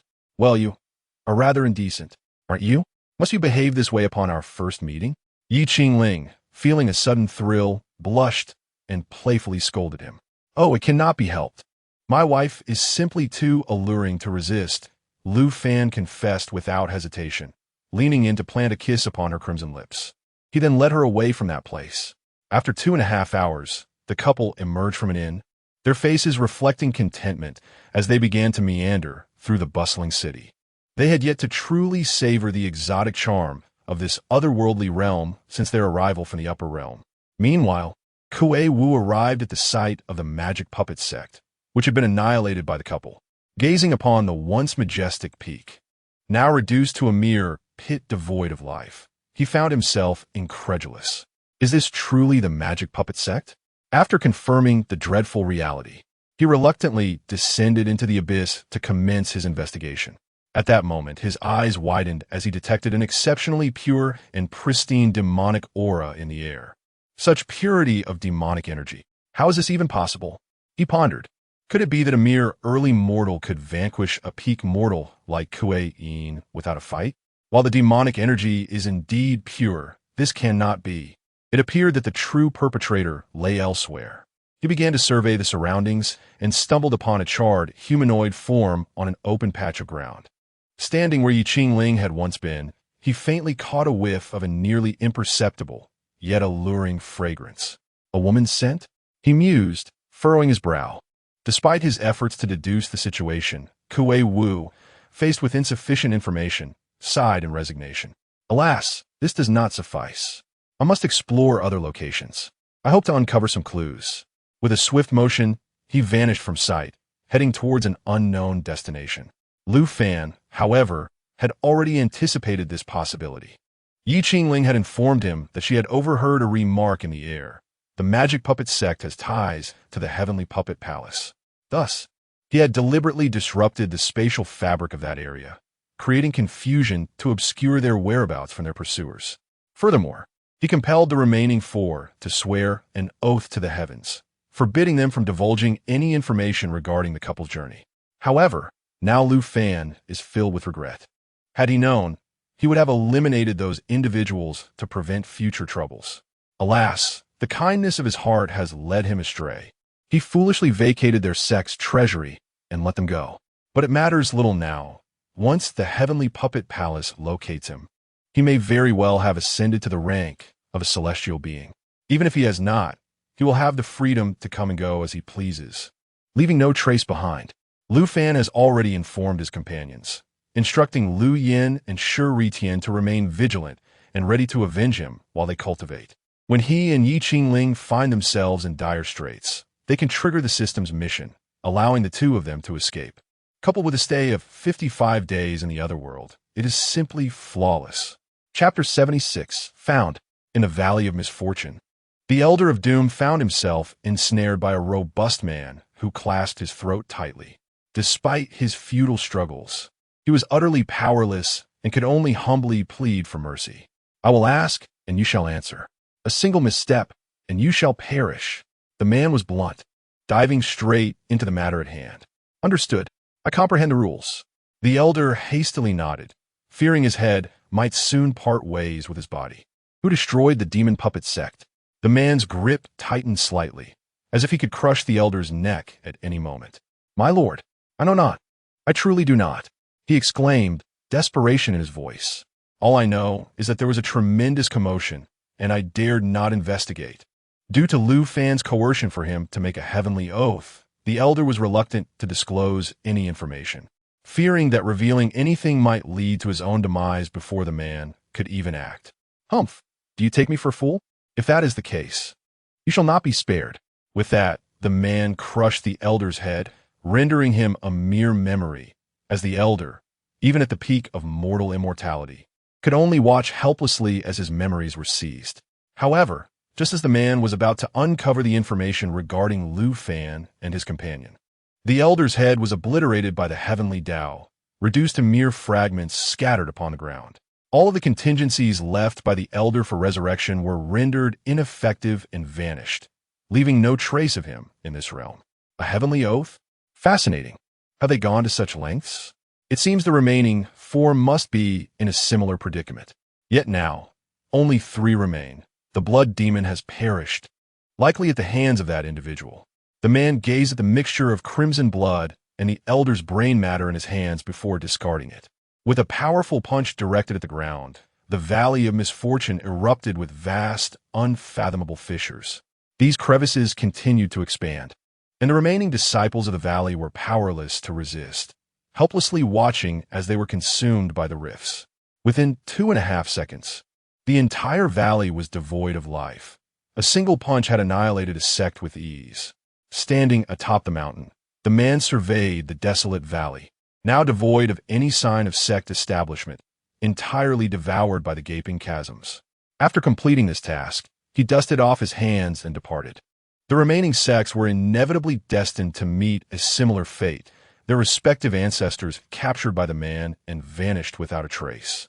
The reason for his abductions was singular: to uncover the true mastermind behind these events. Yet, all of them were bound by the heavenly oath, complicating matters. Of course, there were ways to circumvent the heavenly oath in pursuit of the truth. Coincidentally, the Heavenly Mechanism Pavilion excelled in such endeavors. Do you understand the price? An elderly woman with white hair, wielding a heavenly mechanism device, regarded the robust man before her, despite his cultivation being nearly 2 realms above hers. Her tone remained resolute and unwavering. Conversely, the man appeared subservient, not daring to refuse her, continuously nodding in agreement. "No problem, my lady. We can proceed. The payment has already been dispatched." The reason for this deference lay in the fact that the Heavenly Mechanism sect was a colossal entity in the central domain. With their branches established throughout the upper realm, their presence felt in every domain. The Heavenly Puppet Palace is merely a colossal entity within the demonic realm. How could it possibly compare to the central domain? 2.5 minutes later, the burly man finally discerned the identity of the true culprit behind the scenes. Although the information was fragmented, it sufficed for his purposes. However, the cost of this revelation was steep. The trio had lost their celestial status, descending into the ranks of mortals. The celestial mechanism was also ruined, and an overwhelming amount of resources had been expended, leaving the man feeling that it was hardly worth the sacrifice. Alas, this was the command of the Deputy Palace, and he had no recourse to resist. He could only execute orders, a mere pawn in the Deputy Palace's game. He subsequently exchanged a tracking array disc with an old crone, and after reducing the 3 to dust, he departed, embarking on a pursuit of Lu Fan. Meanwhile, Lu Fan was still accompanying Ye Qingling on leisurely excursions, relishing the tranquility of their lives. Though they were often interrupted by petty individuals seeking to provoke Ye Qingling due to her beauty, these would-be challengers were swiftly crushed, unable to last even a second against Lu Fan, who found their weakness utterly unamusing. The demonic realm was indeed a den of iniquity, a lawless paradise where chaos reigned, and corpses littered the streets of this remote town. Even when the couple ventured into a forest far from civilization, hoping to experience something different, their peace was continually shattered by those intent on disrupting the atmosphere. Seated in Lu Fan's embrace, Ye Qingling gazed into his eyes and inquired, "Are you certain they will come today? How dare you question your husband's sixth sense?" Lu Fan replied playfully, pretending to pinch her soft thigh, a delightful blend of fleshiness and tenderness that was simply irresistible. "Ouch! Don't do that. It hurts." Ye Qingling protested, swatting Lu Fan's hand away, her expression a mix of reproach and amusement. "Why pinch my thigh when you could simply pinch it?" "Ha ha ha. My dear wife, you are truly adorable," he chuckled, ruffling her hair before gesturing for her to descend from his lap. His smile faded as he silently observed a certain direction, his expression shifting to one of vigilance. "Is there an enemy?" Ye Qingling, still at the initial stage of true immortal cultivation due to her foundational weaknesses, was unable to detect the presence of any foes. However, Lu Fan's demeanor alerted her. After all, he was a formidable demon lord who had emerged from the battlefield. She remained alert, ready to flee, knowing her current cultivation level would only complicate matters. As she scanned the distance, she discreetly warned a few individuals in their chat group about the impending danger. "Clap, clap, clap. You've managed to find me. Your vigilance is impressive. Despite my efforts to conceal my presence, you've still detected me," the burly man exclaimed as he stepped forth from the void, radiating the peak power of a true immortal. It was an overwhelming presence that instilled a slight sense of pressure in Lu Fan, though nothing he could not handle. However, for Ye Qingling, the situation was far more precarious. Her peak mortal strength was firmly suppressed, and beads of anxious sweat began to form on her forehead and back. "Lu Fan, I cannot continue. I will withdraw for now. Please take care of yourself." Ye Qingling, overwhelmed by exhaustion, realized she had no choice but to retreat in order to avoid hindering Lu Fan's performance. Although she yearned to fight alongside him, The limitations of her cultivation rendered her nothing more than a burden, utterly ineffective. As a crisis unfolded around Lu Yan, Ye Qingling accepted a mission and was promptly transported away through the void portal. P.S. The author has become utterly engrossed in the Delta storyline, paying no heed to the update schedule. Chapter 77.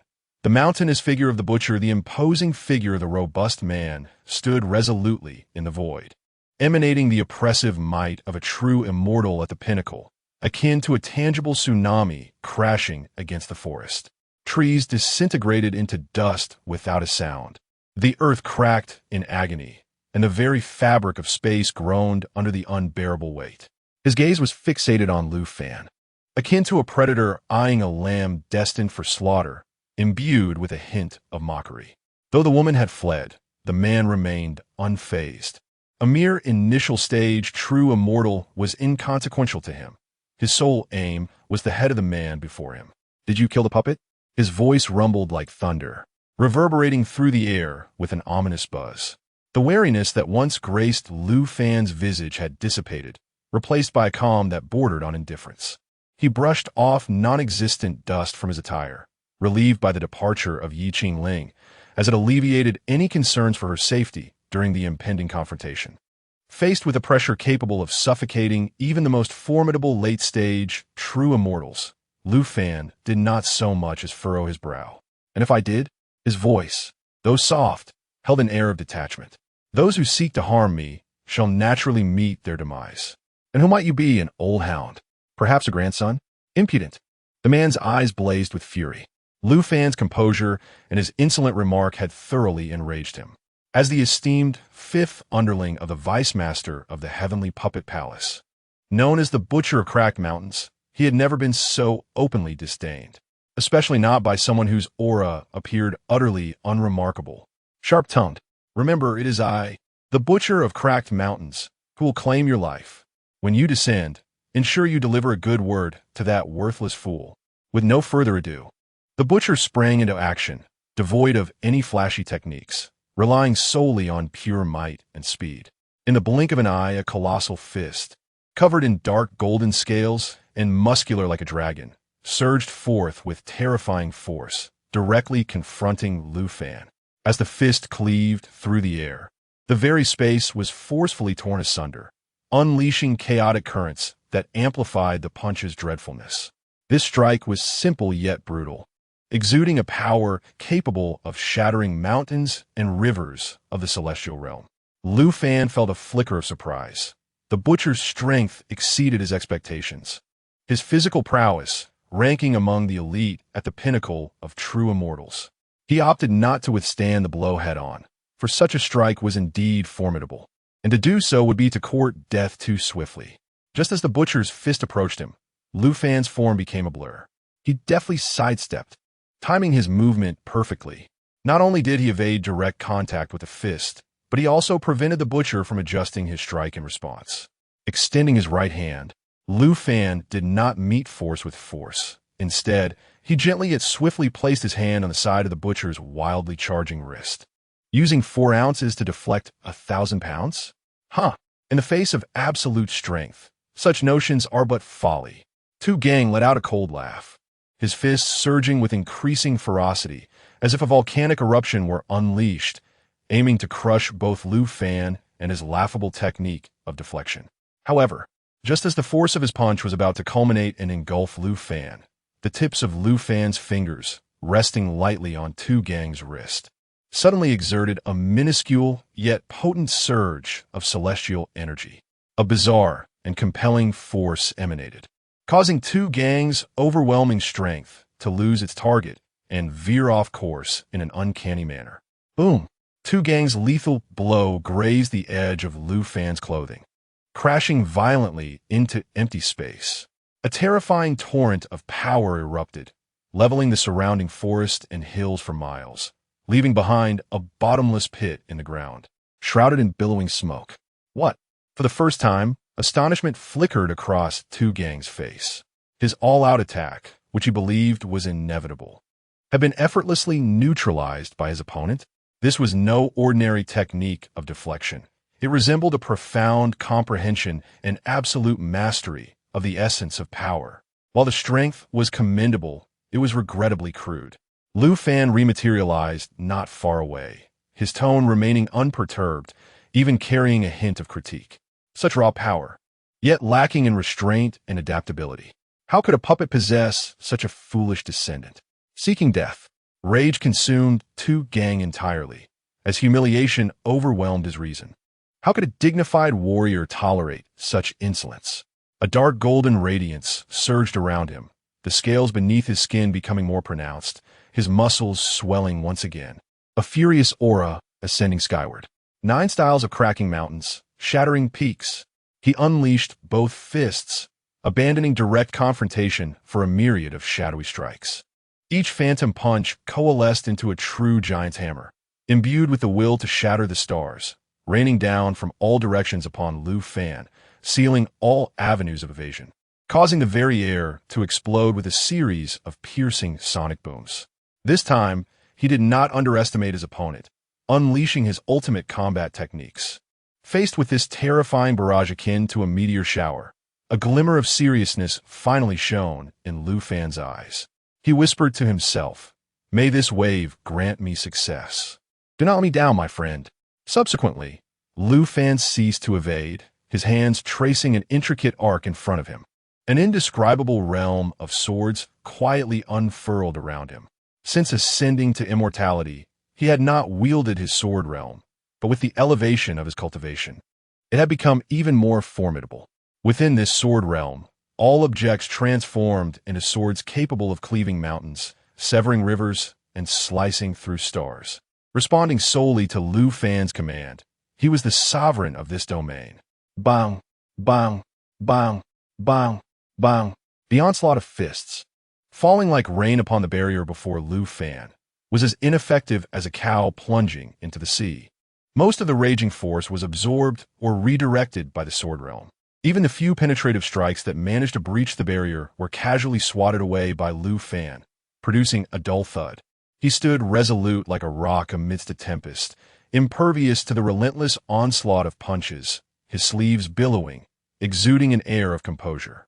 Tu Gang became increasingly alarmed as he fought. His formidable 9 styles of cracking mountains was unparalleled and rarely met a worthy opponent in the demon realm. Yet, when it struck the adversary, it felt as if it collided with an incredibly slippery yet remarkably resilient barrier, dissipating 7 or 8 parts of its full power. The opponent's strength, while not particularly overwhelming, was wielded with such exquisite finesse that it defied belief, something even the top prodigies of the central continent had yet to comprehend. How could this seemingly youthful individual, whose bone age barely exceeded a century, exhibit such meticulous control over power? Impossible. What realm do you truly inhabit? Tu Gang could not suppress his roar, and his offensive momentum faltered slightly. Doubts began to creep into his mind regarding the accuracy of the information provided by the Heavenly Mechanism Pavilion. This individual was undoubtedly more than just a late-stage true immortal. In that fleeting moment of uncertainty, Lu Fan, who had been on the defensive, suddenly revealed a glimmer of cold brilliance in his eyes. After such a prolonged exchange, it was high time for my turn. Chapter 78, Tu Gang's Demise. In an instant, the sword realm expanded rapidly, enveloping Tu Gang within its grasp. A sense of alarm surged within him. Something was amiss. Yet, before he could mount a counterattack, Lu Fan's figure abruptly vanished. It was not merely a phantom left by extraordinary speed, but a genuine disappearance, as if he had melded into the very fabric of space. Tu Gang's heart raced with dread. A chilling sensation coursed from his tailbone to the crown of his head. Instinctively, he crossed his arms defensively over his chest, his scales shimmering brilliantly as he summoned his utmost defensive stance. However, it was all in vain. A long, pale hand, seemingly devoid of strength, emerged from the void behind him like a specter, without any warning. The fingers splayed open, appearing slow, yet actually surpassing the limits of perception, and gently pressed against the vulnerable spot on Tu Gang's scaly back. A soft sound echoed, akin to a bubble bursting, devoid of any thunderous crash. Tu Genkis Messif Body stiffened abruptly. In disbelief, He lowered his gaze to his chest, where a clear palm print had penetrated his proud, dark golden scales and formidable muscle. Emerging through his front, the edges of the imprint were impeccably smooth, not a drop of blood in sight, as if his once resilient form was nothing more than soft tofu before that hand. Tu Gang opened his mouth, yet no sound emerged. He felt an indescribable, overwhelming sword intent surging from the palm print, annihilating all vitality, celestial essence, and even the essence of his soul. His once proud pinnacle of true immortal power felt as fragile as paper before this force. You are not a late-stage true immortal. Tu Gang summoned the last vestiges of his strength to utter these words, his eyes filled with sheer terror and confusion. He finally comprehended the magnitude of the entity he had provoked. Lu Fan's figure slowly materialized behind him, expressionless as he withdrew his hand. He did not cast another glance at Tu Gang, as if he had simply swatted away an annoying fly.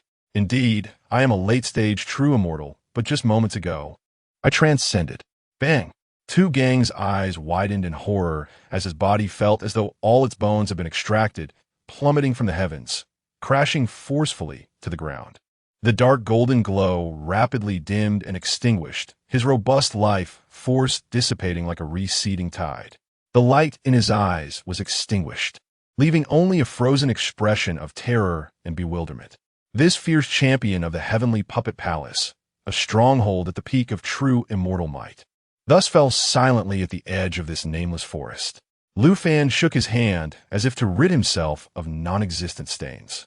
He glanced at Tu Gang's lifeless body and then cast a sidelong glance towards the direction of the demon puppet sect, his gaze profound. This upper realm indeed possesses some intrigue. Even the heavenly Tao's oaths can be circumvented to trace me. It seems I cannot afford to linger here in complacency. He murmured to himself. However, for the heavenly puppet palace to send such a character to capture me, they are sorely underestimating my capabilities. He pondered about his wife, convinced that she was undoubtedly safe. As Lu Fan's thoughts stirred, he sensed the safety signal sent by Ye Qingling through the chat group, accompanied by a tense emoji. A hint of affectionate amusement graced his lips. How delightful it is to have a wife.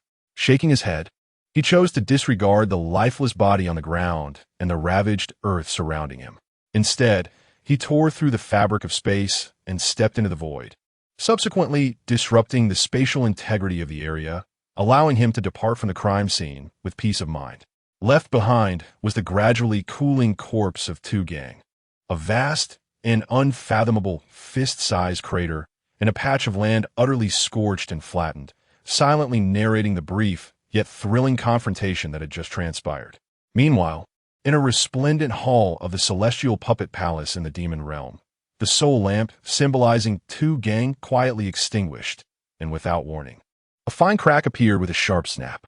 In the serpent-like eyes of the effeminate man, a terrifying brilliance suddenly erupted. Tu Gang is dead.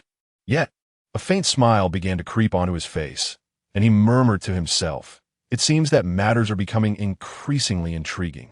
"Shadow," the effeminate man called out, his expression unchanging as he gazed at the shattered soul lamp on the altar. In an instant, a woman clad in a form-fitting black attire emerged from the space, without a ripple disturbing the surrounding air. Her perfect figure, accentuated by the tight garb, exuded an irresistible allure.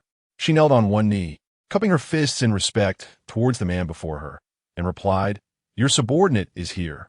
Her voice, reminiscent of a soothing melody, calmed the restless heart. Observing her flushed face, the effeminate man furrowed his brow momentarily before relaxing. "Has the palace master done something to you?" To which she responded, "Yes. It was half an hour ago." There was a hint of shyness in her tone, and her already rosy cheeks deepened in color. "How many times has it been this month?" 17. Do not attract his attention. Strive to gain his trust. Rest assured, once our objective is achieved, I shall declare you, Liao Ying, as my rightful consort to the world. Thank you, my lord. I shall undoubtedly fulfill all your tasks. Without hesitation, her charming face beamed with joy as she eagerly crawled toward the man, yearning to nestle in his embrace. Clearly, she had become so ensnared that she could not extricate herself, Whether it was voluntary or the result of manipulation remained uncertain. The effeminate man extended a hand, pressing a wooden stick against her chest, signaling her to maintain her distance. He then turned his gaze toward her and declared, "However, I have a task for you. Here is all the information regarding Lu Fan, sent from Puppet 5 at the Heavenly Machine Pavilion. He has since been slain by this individual. Bring back Puppet 5's corpse and also retrieve this man's head. The majesty of the celestial puppet palace must not be compromised." "Yes, my lord." The woman exhaled in relief, genuinely wishing to avoid further warming the bed of that greasy, foul-mouthed man. She yearned to swiftly complete the tasks of adulthood, only to burrow into her master's warm embrace, longing for his affection. With this thought, the woman vanished before the man in an instant, unable to contain her eagerness for the comforting warmth of maturity. After her departure, Yin Xianzhang's face, once adorned with a hint of indulgent amusement, was now etched with cold indifference and disdain. Chapter 79. Assassination. Lu Fan's figure flickered in the void, completely distancing himself from the scorched battlefield. He felt the torrent of his refined and potent celestial energy coursing through him, as well as a clearer perception of the laws of heaven and earth, a subtle smile gracing his lips. "Ah, the pinnacle of true immortal, it comes naturally," he murmured to himself. The previous clash with Tu Gang, seemingly effortless yet fraught with peril, particularly the final strike that utilized the sword realm as a foundation, had led to a profound understanding of power, space, and the principles of swordsmanship. The seemingly casual yet deeply annihilative imprint of his palm shattered the bottleneck that had long troubled him. He chose not to summon Ye Qingling back immediately, for precaution's sake. It was better for her to remain in her current position until he had stabilized completely. Subsequently, Lu Fan sought out a secluded cliff and sat cross-legged.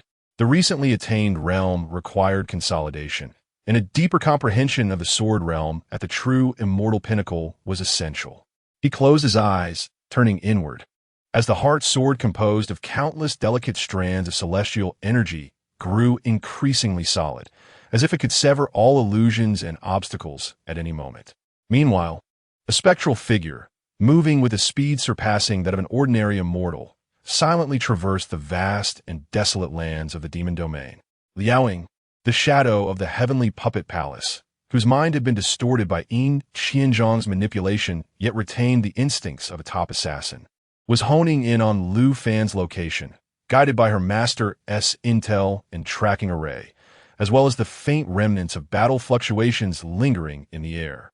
Her once breathtaking face, now marred by a sickly blush from prolonged distortion, bore an expression of almost fanatical coldness.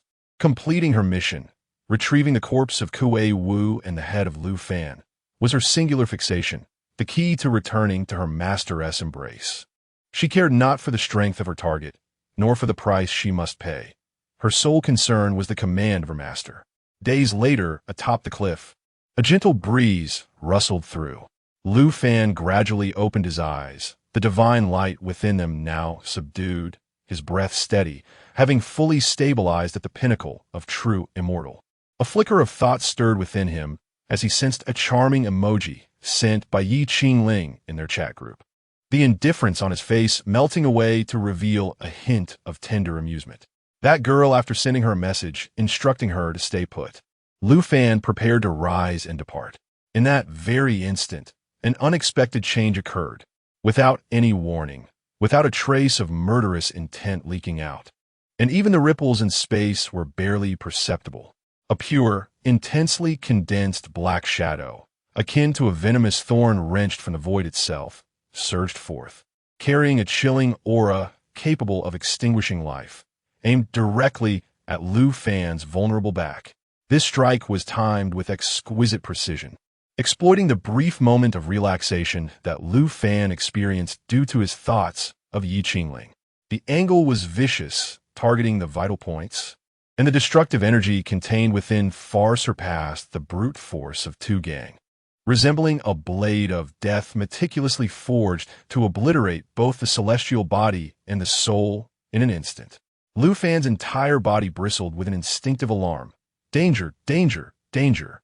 This was an urgent warning from his consciousness. He barely had time to turn around completely. In a critical moment, his newly acquired, profound understanding of spatial laws, combined with his formidable awareness honed over decades of evasion, saved his life. Buzz. Sizzle. That lethal shadow of darkness grazed the robe beneath Lu Fan's ribs. The razor-sharp force of destruction tore through his garment, leaving behind a gaping wound that exposed bone. Fortunately, it did not strike a vital area, a stroke of luck amidst misfortune, allowing Lu Fan to quickly put distance between himself and the threat. Though pain radiated from the wound, Lu Fan, being at the pinnacle of true immortality, swiftly healed from what was merely a superficial injury. A voice, imbued with evident surprise, emerged from the void behind Lu Fan. It was Liao Ying, who found it hard to believe that her decisive strike had missed its mark. She pondered how even a typical mid-level immortal would struggle to evade such a meticulously prepared assassination. In an instant, Lu Fan vanished from his original position, reappearing several dozen feet away in midair, his gaze coldly fixated on the still, undulating space. People from Tianjiu Palace? Quite efficient, he remarked, his tone calm. Yet underneath lay a chilling essence that seemed to drop the ambient temperature around him. He beheld Liao Ying, a woman of exquisite form, clad in tight black attire, her beauty marred only by a vacant, fervent gaze and an unnatural flush to her cheeks. Her aura was exceedingly restrained, akin to a venomous serpent lurking in the shadows. Had it not been for that astonishing strike, Lu Fan would have struggled to pinpoint her presence immediately. By the command of my master, I am to take your head and return it to the remains of the puppeteer. Liao Ying's figure became fully visible, her voice clear yet devoid of emotion, as if reciting a cold decree. In her hand, she wielded a peculiar short blade, its pitch-black surface seemingly capable of devouring light, the very source of the earlier fatal shadow. And who is this master of yours? Lu Fan scoffed. Sending a woman to her demise? How generous of you. Insulting my master is a crime that warrants additional punishment. A flicker of madness ignited in Liao Ying's eyes, her twisted loyalty ablaze. Her form blurred once more, not disappearing, but rather splitting into dozens of indistinguishable afterimages, each radiating a chilling intent, simultaneously lunging at Lu Fan from all directions. Clones? A mere parlor trick. Lu Fan's gaze sharpened, a thought stirring within him. Sword Realm, activate. Buzz. An invisible domain expanded instantaneously, enveloping Liao Ying and all her clones. This iteration of the Sword Realm was more refined and lucid than the last time he had faced a formidable foe. Within this realm, every gust of wind, every speck of dust, and even the very fabric of space transformed into swords under Lu Fan's command. The feeble clones, lacking substance, crumbled upon entering the Sword Realm, like fragile bubbles bursting, leaving only Liao Ying's true form behind. She, much like one ensnared in a quagmire, found her speed drastically diminished. Every movement bound by an invisible yet formidable restraint and the pervasive, concealed edge of lethal sword energy. What? A look of terror finally flickered in Liao Ying's hollow eyes. The power of this domain could directly disrupt her agility, even subtly suppressing the flow of her celestial essence. This was a force far beyond that possessed by a true immortal in the later stages, or even one who had just broken through to the pinnacle. Your covert assassination technique is commendable. Alas, in my realm, there is no escape. Lu Fan's voice resonated like that of a judge. With a finger poised like a sword, he gently traced a line towards Liao Ying, ensnared within the sword realm and moving sluggishly. Annihilation / Chapter 80. The first encounter with the master of the celestial puppet palace, a blade of piercing white energy, honed to perfection and seemingly capable of severing the Milky Way, traversed the space with silent grace, appearing instantaneously before Liao Ying. In its wake, it left a delicate black fissure in the very fabric of the sword realm itself. Being an assassin, Liao Ying's physical form could not rival the formidable strength of Tu Gang. A premonition of death gripped her, awakening every ounce of her latent potential. With a shriek, she unleashed a thick, ink-like glow from the obsidian dagger in her grasp, desperately attempting to block the impending doom. Clang! The sharp clash of metal resonated throughout the sword realm.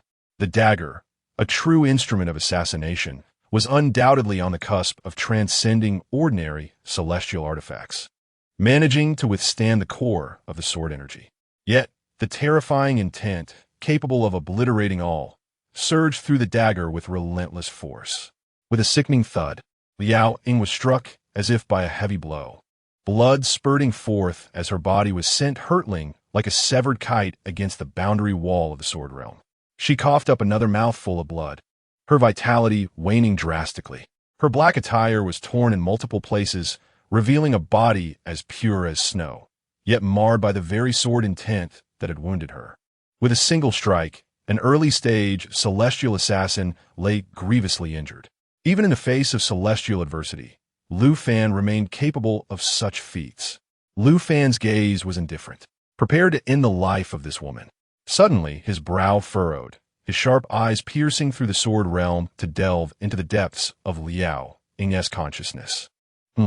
This distortion of her soul. Is she being manipulated?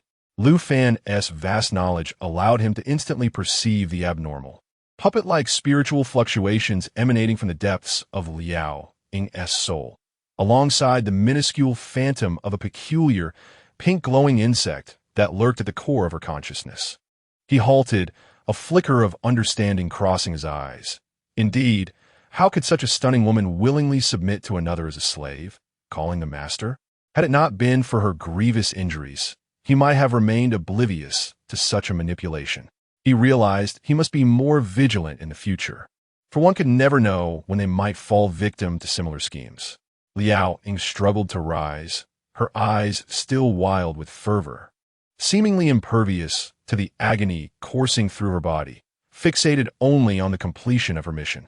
However, the dual afflictions of a shattered soul and a broken body rendered her unable to even maintain her footing. Lu Fan regarded her with a moment of complex emotions. This woman was both a pitiable and loathsome pawn. Though he was not a man of bloodlust, releasing a tiger back into the mountains was out of the question, especially one so deeply controlled as an assassin. Just as Lu Fan prepared to end Liao Ying's life, an unexpected turn of events unfolded. A suffocating pressure, immense beyond comprehension and surpassing the true celestial level, descended like an invisible giant hand from the heavens, suddenly tearing through the barriers of Lu Fan's sword realm. The entire space seemed to freeze. A languid yet supremely authoritative voice, echoing as if from the ninth heaven, resonated clearly in the ears of both Lu Fan and Liao Ying. TSK, how splendid. Oh, old Ying, I wondered how you could bear to send my little Ying out on a mission. The space rippled like waves upon water. A middle-aged man, adorned in an opulent brocade robe, with a slightly corpulent figure and a sardonic smile gracing his features, stepped forward, manifesting above the shattered realm of swords. He appeared to stand there casually, yet he seemed to have become the very nucleus of this universe, exuding a celestial pressure that instantaneously engulfed Lu Fan, making him feel as if he bore the weight of an immense divine mountain, rendering his breath stifled. The newcomer was none other than the master of the heavenly puppet palace.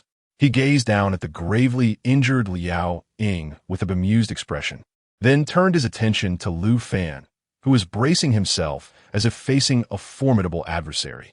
Ultimately, his gaze seemed to pierce through the boundless expanse, directing itself towards the heavenly puppet palace with a tone laced with mockery and coldness.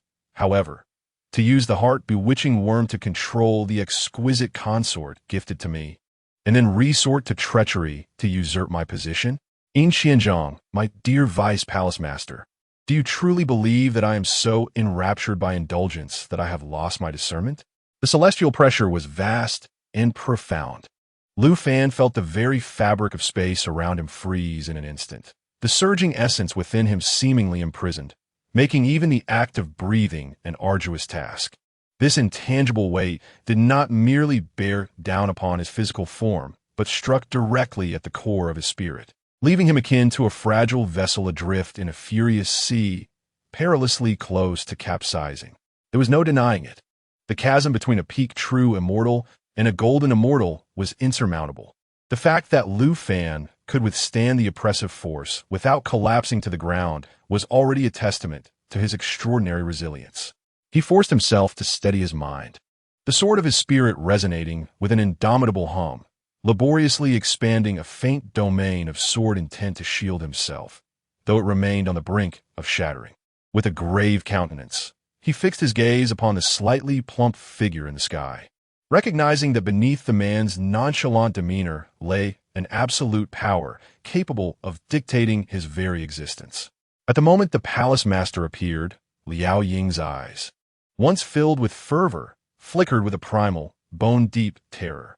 Yet, it was swiftly suppressed by the heart-bewitching worm, as she struggled to rise and pay her respects, only to collapse once more due to her grievous injuries. The palace master's gaze casually swept over Liao Ying, his eyes betraying a hint of regret as one might regard a slightly damaged toy, yet devoid of any genuine concern. His attention eventually settled upon Lu Fan, imbued with unabashed curiosity and keen interest, to stand resolutely under my pressure, even managing to manifest a hint of domain. Young man, you are truly remarkable. The palace master's tone remained languid, yet it struck Lu Fan like a hammer upon his heart. No wonder you were able to dispatch that inept two gang and force little Ing into such a state. Pray tell, what is your name? Whom do you follow? I find myself rather intrigued by the origins of one capable of producing such an anomaly. Bearing the immense pressure, Lu Fan endeavored to keep his voice steady. I am Lu Fan, a solitary cultivator without a sect. He understood that fabricating lies before such an entity would be futile. It was far better to be forthright. A solitary cultivator? The palace master raised an eyebrow, his smile deepening with a hint of amusement. How fascinating, truly fascinating. A solitary cultivator at the peak of true immortal with over a century of cultivation, exhibiting such exquisite control over power and comprehending this formidable realm. Young man, you harbor many secrets indeed. His gaze seemed to penetrate all things, lingering on Lu Fan as if searching for some hidden clue. A chill coursed through Lu Fan's heart, yet his expression remained inscrutable. It was merely a stroke of luck.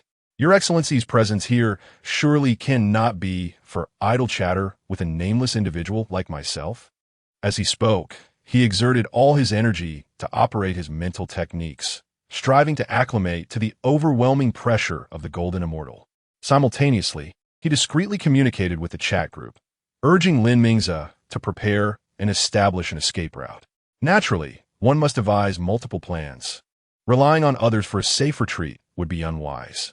Lu Fan also sought to connect with the Sword Realm, searching for even the faintest possibility of escape. Engaging in a direct confrontation would be tantamount to courting death. He could only resort to cunning or await the unfolding of unforeseen circumstances. The palace master let out a hearty laugh, though it resonated with an intangible shockwave, causing Lu Fan's sword intent domain to tremble violently. Idle chatter? Certainly not. I have come to retrieve my little songbird. I cannot allow her to suffer any indignities. And you, I find you equally intriguing. His tone shifted abruptly, his gaze sharpening like a blade, piercing through the boundless void as if directly locking onto Yin Qianzhong, who was far away in the heavenly puppet palace. However, he soon withdrew his gaze. It was not yet the time to act against Yin Qianzhong. Cooperation was essential, for such a fascinating occurrence was a rare find. In the secret chamber of the heavenly puppet palace, Yin Qianzhong suddenly felt a chill run down his spine, though he could not discern its source. Chapter 81. Flight. The gaze of Yu Quan, indifferent yet imbued with overwhelming authority, fell upon Lu Fan like a tangible shackle, binding him firmly in place. Lu Fan felt every bone in his body groaning as the realm of sword intent was forcibly torn asunder, crushed at the moment of the opponent's arrival. The remnants of the sword intent domain trembled precariously under the vast pressure of the Golden Immortal, barely sustaining its existence against complete annihilation. Little fellow, you possess quite a sturdy frame. Yo Chuan's playful smile remained intact, yet a glimmer of icy scrutiny flickered in his eyes. A loose cultivator? In my long existence, I have yet to encounter such an interesting loose cultivator. Over a century at the pinnacle of true immortal, profound sword intent, a naturally formed realm. Surely, you harbor some earth-shattering treasure, or perhaps a legacy? His words served as invisible probes, attempting to pierce deep into Lu Fan's soul. Lu Fan guarded his consciousness fiercely, his heart soared vibrating as he resisted the invasive force with all his might. His complexion paled slightly, blood seeping from the corner of his mouth. The mental assault of a golden immortal, even if merely a casual probe, was far beyond what a true immortal could easily withstand. "My lord, you jest. It is mere luck," Lu Fan gritted his teeth, his voice strained, and each word seemingly draining his strength. "Luck?" Yuquan scoffed, turning his gaze towards Liao Ying, who lay crumpled on the ground, her soul wounded and racked with pain from the backlash of the insect curse. The flicker of pity in his eyes vanished, replaced by sheer indifference. "Even a nascent immortal like Liao Ying nearly succumbed to your hands. I am quite eager to personally assess this luck." He slowly raised a hand, his movements as casual as if playing a game of chess. Yet, the moment he lifted his hand, the heavens shifted. The space within a radius of several hundred miles abruptly solidified, as if it had transformed into the hardest of ice. Lu Fan sensed that both he and everything around him had been frozen within this space, his thoughts becoming sluggish beyond measure. Time seemed to stretch infinitely as he could only watch helplessly while Yuquan, with a mere flick of his fingers, directed his hand toward Lu Fan. There was no cataclysmic spectacle, only an exquisitely refined, hair-fine grayish-white beam of light that silently shot forth.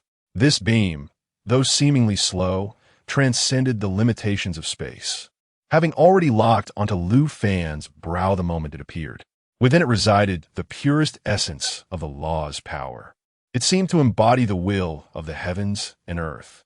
Wherever it passed, the space did not shatter, but rather silently vanished, leaving behind a straight, profound, and terrifyingly ominous void.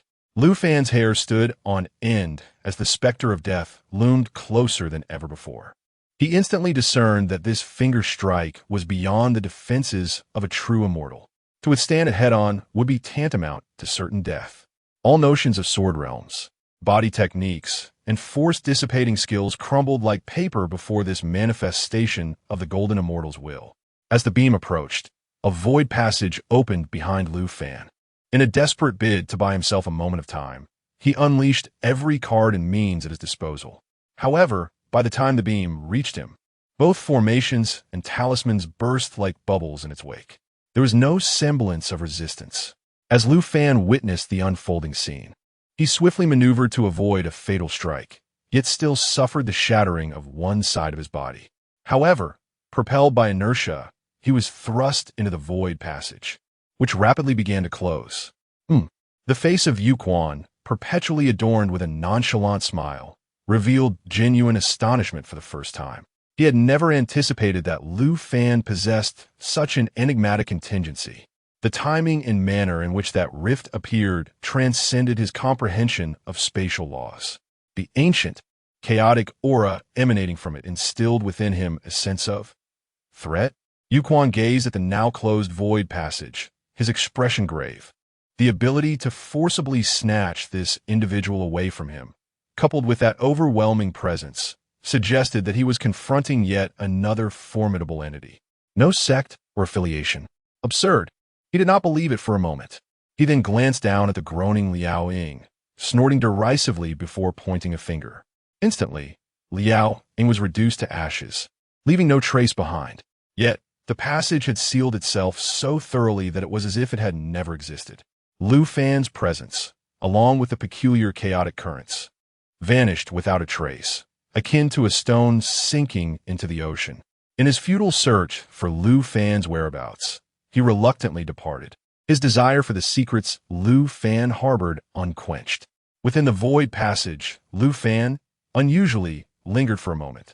Upon his emergence, he involuntarily expelled a mouthful of blood rich in vital essence and tinged with the terrifying principles of the Golden Immortal, splattering it across the frozen space. The moment this blood made contact with the chaotic floor of the void passage, it hissed and was swiftly obliterated into nothingness. As Lu Fan entered, the void passage seemed to be smoothed out by an invisible hand, closing instantaneously. Only a fleeting wisp of chaotic energy and the pungent scent of blood remained. The entire sequence transpired in less than a single breath. Now reduced to half of his former self, Lu Fan lay feebly on the floor of the void passage, his wounds enveloped in celestial essence. As the vibrant life force emanated from within his inner world, new flesh rapidly grew over the wounds, and within 2.5 breaths, he restored himself to his former state. However, this excessive consumption of his essence left Lu Fan feeling an unprecedented weakness. His complexion turned pale, and he felt utterly drained of strength. Yet, he summoned the will to rise, for Lin Mingze remained ensnared in peril, and he needed to ensure the task was completed before restoring himself. On the Tianqian continent, following Lu Fan's earlier instructions, Lin Mingze had already found himself in jeopardy, waiting for Lu Fan to undertake the mission. He was ensconced within a small formation acquired from the point shop.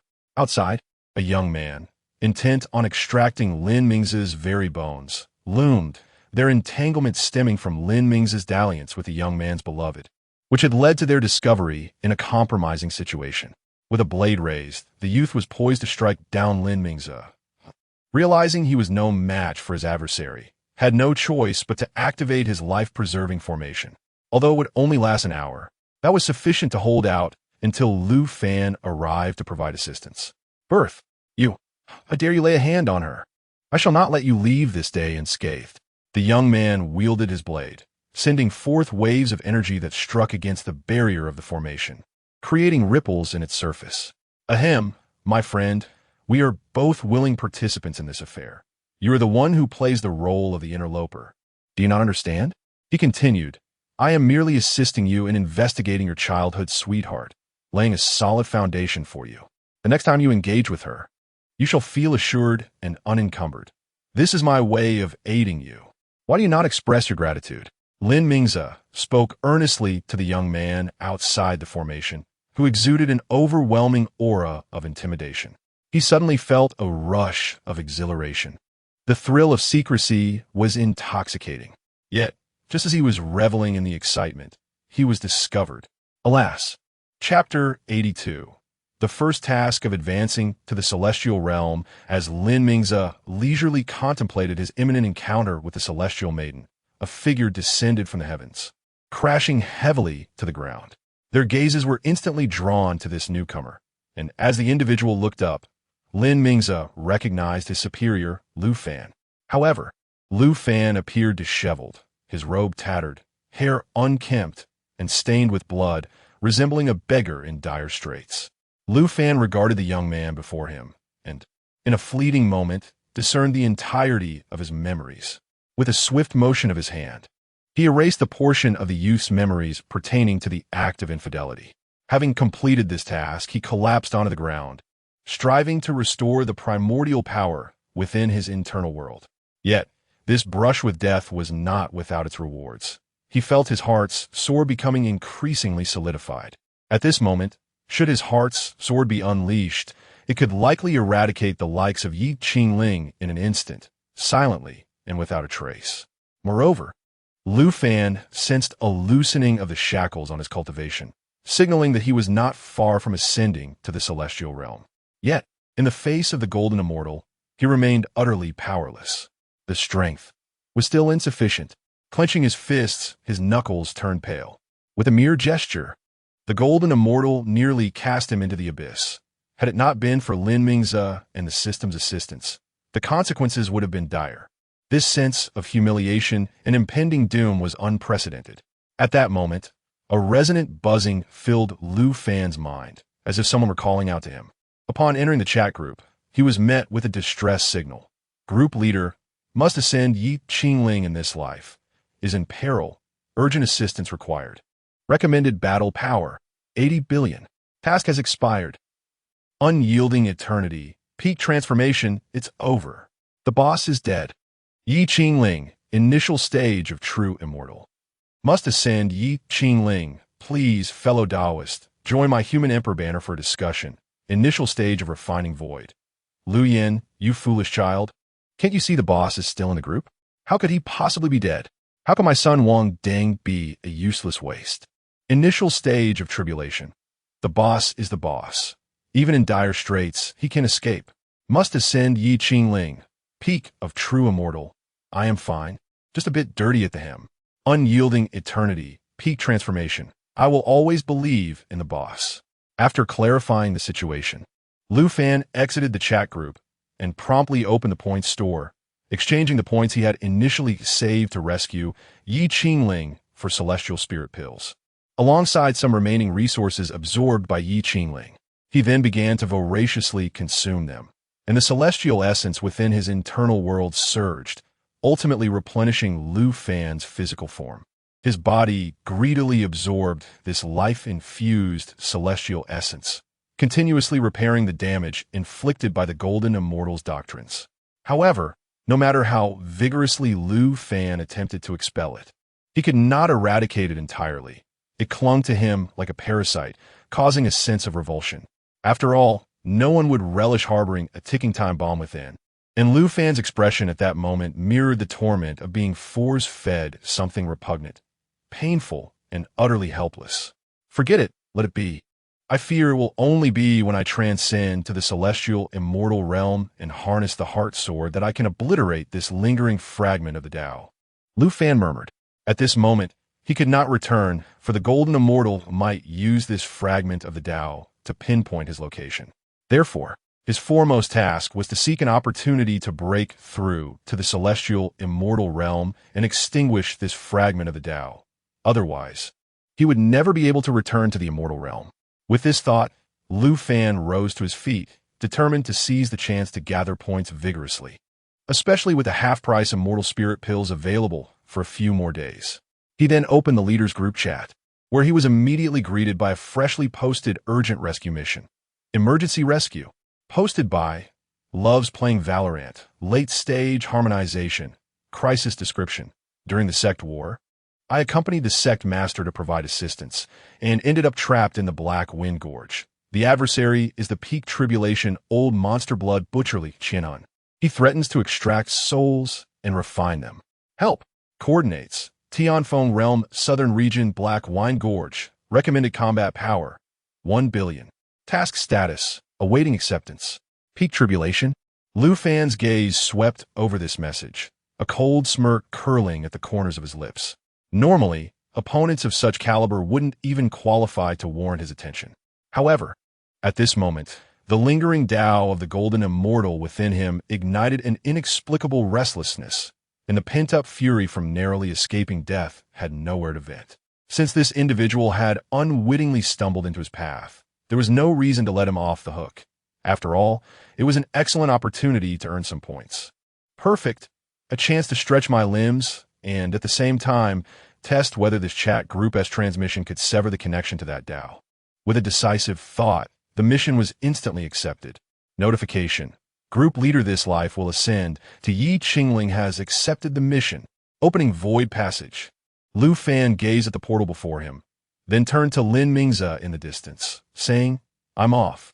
Until next time. With that, he stepped into the portal and vanished. In the Black Wind Gorge, a chilling wind howled, and ominous energy permeated the air. Loves Playing Valorant, also known as Xiao Hua, was drenched in blood, lying amidst scattered rock debris, struggling to rise. Despair clouded his face as he looked around. His comrades, unable to stand, were similarly engulfed in hopelessness. They never anticipated that the sect master of Blood Butcher's sect had actually broken through to the peak of tribulation. Above them, their own sect master, Lin Howren, was teetering precariously as a late-stage tribulation cultivator, desperately defending against the onslaught of the peak tribulation adversary. He manipulated several dimly glowing magical artifacts, striving to fend off the blood-red claw shadows that descended upon them like a torrential storm. Before them stood a gaunt old man with sunken eyes, exuding a thick stench of blood, none other than the Blood Butcher, Ye Qingling. He grinned malevolently. Every swing of his withered claws produced a chilling whistle that tore through the air, accompanied by corrosive bloodlight that threatened to shatter Lin Howren's protective aura. Ha! Lin Howren, did you ever imagine? I have actually broken through to the peak of tribulation. You might as well surrender. Wait until I have transformed you all into blood puppets, and together we shall conquer this world. Li Qianhuan's voice was as grating as claws scraping against metal, a sound most discordant. Old dog, you shall surely face retribution, Xiao Hua retorted through gritted teeth, yet his heart felt like a block of ice. The oppressive aura of the tribulation peak weighed upon him like a mountain, rendering him breathless and causing his body to tremble on the verge of collapse. At that moment, a voice echoed in Xiao Hua's mind. The leader of Group 438 has accepted your rescue mission, just as Li Qianhun sneered, coalescing a colossal blood claw, potent enough to rend space itself and ready to deliver the final blow to the crowd. A hum resonated. The very fabric of space within the black wind gorge froze without warning. Time seemed to have been pressed on pause.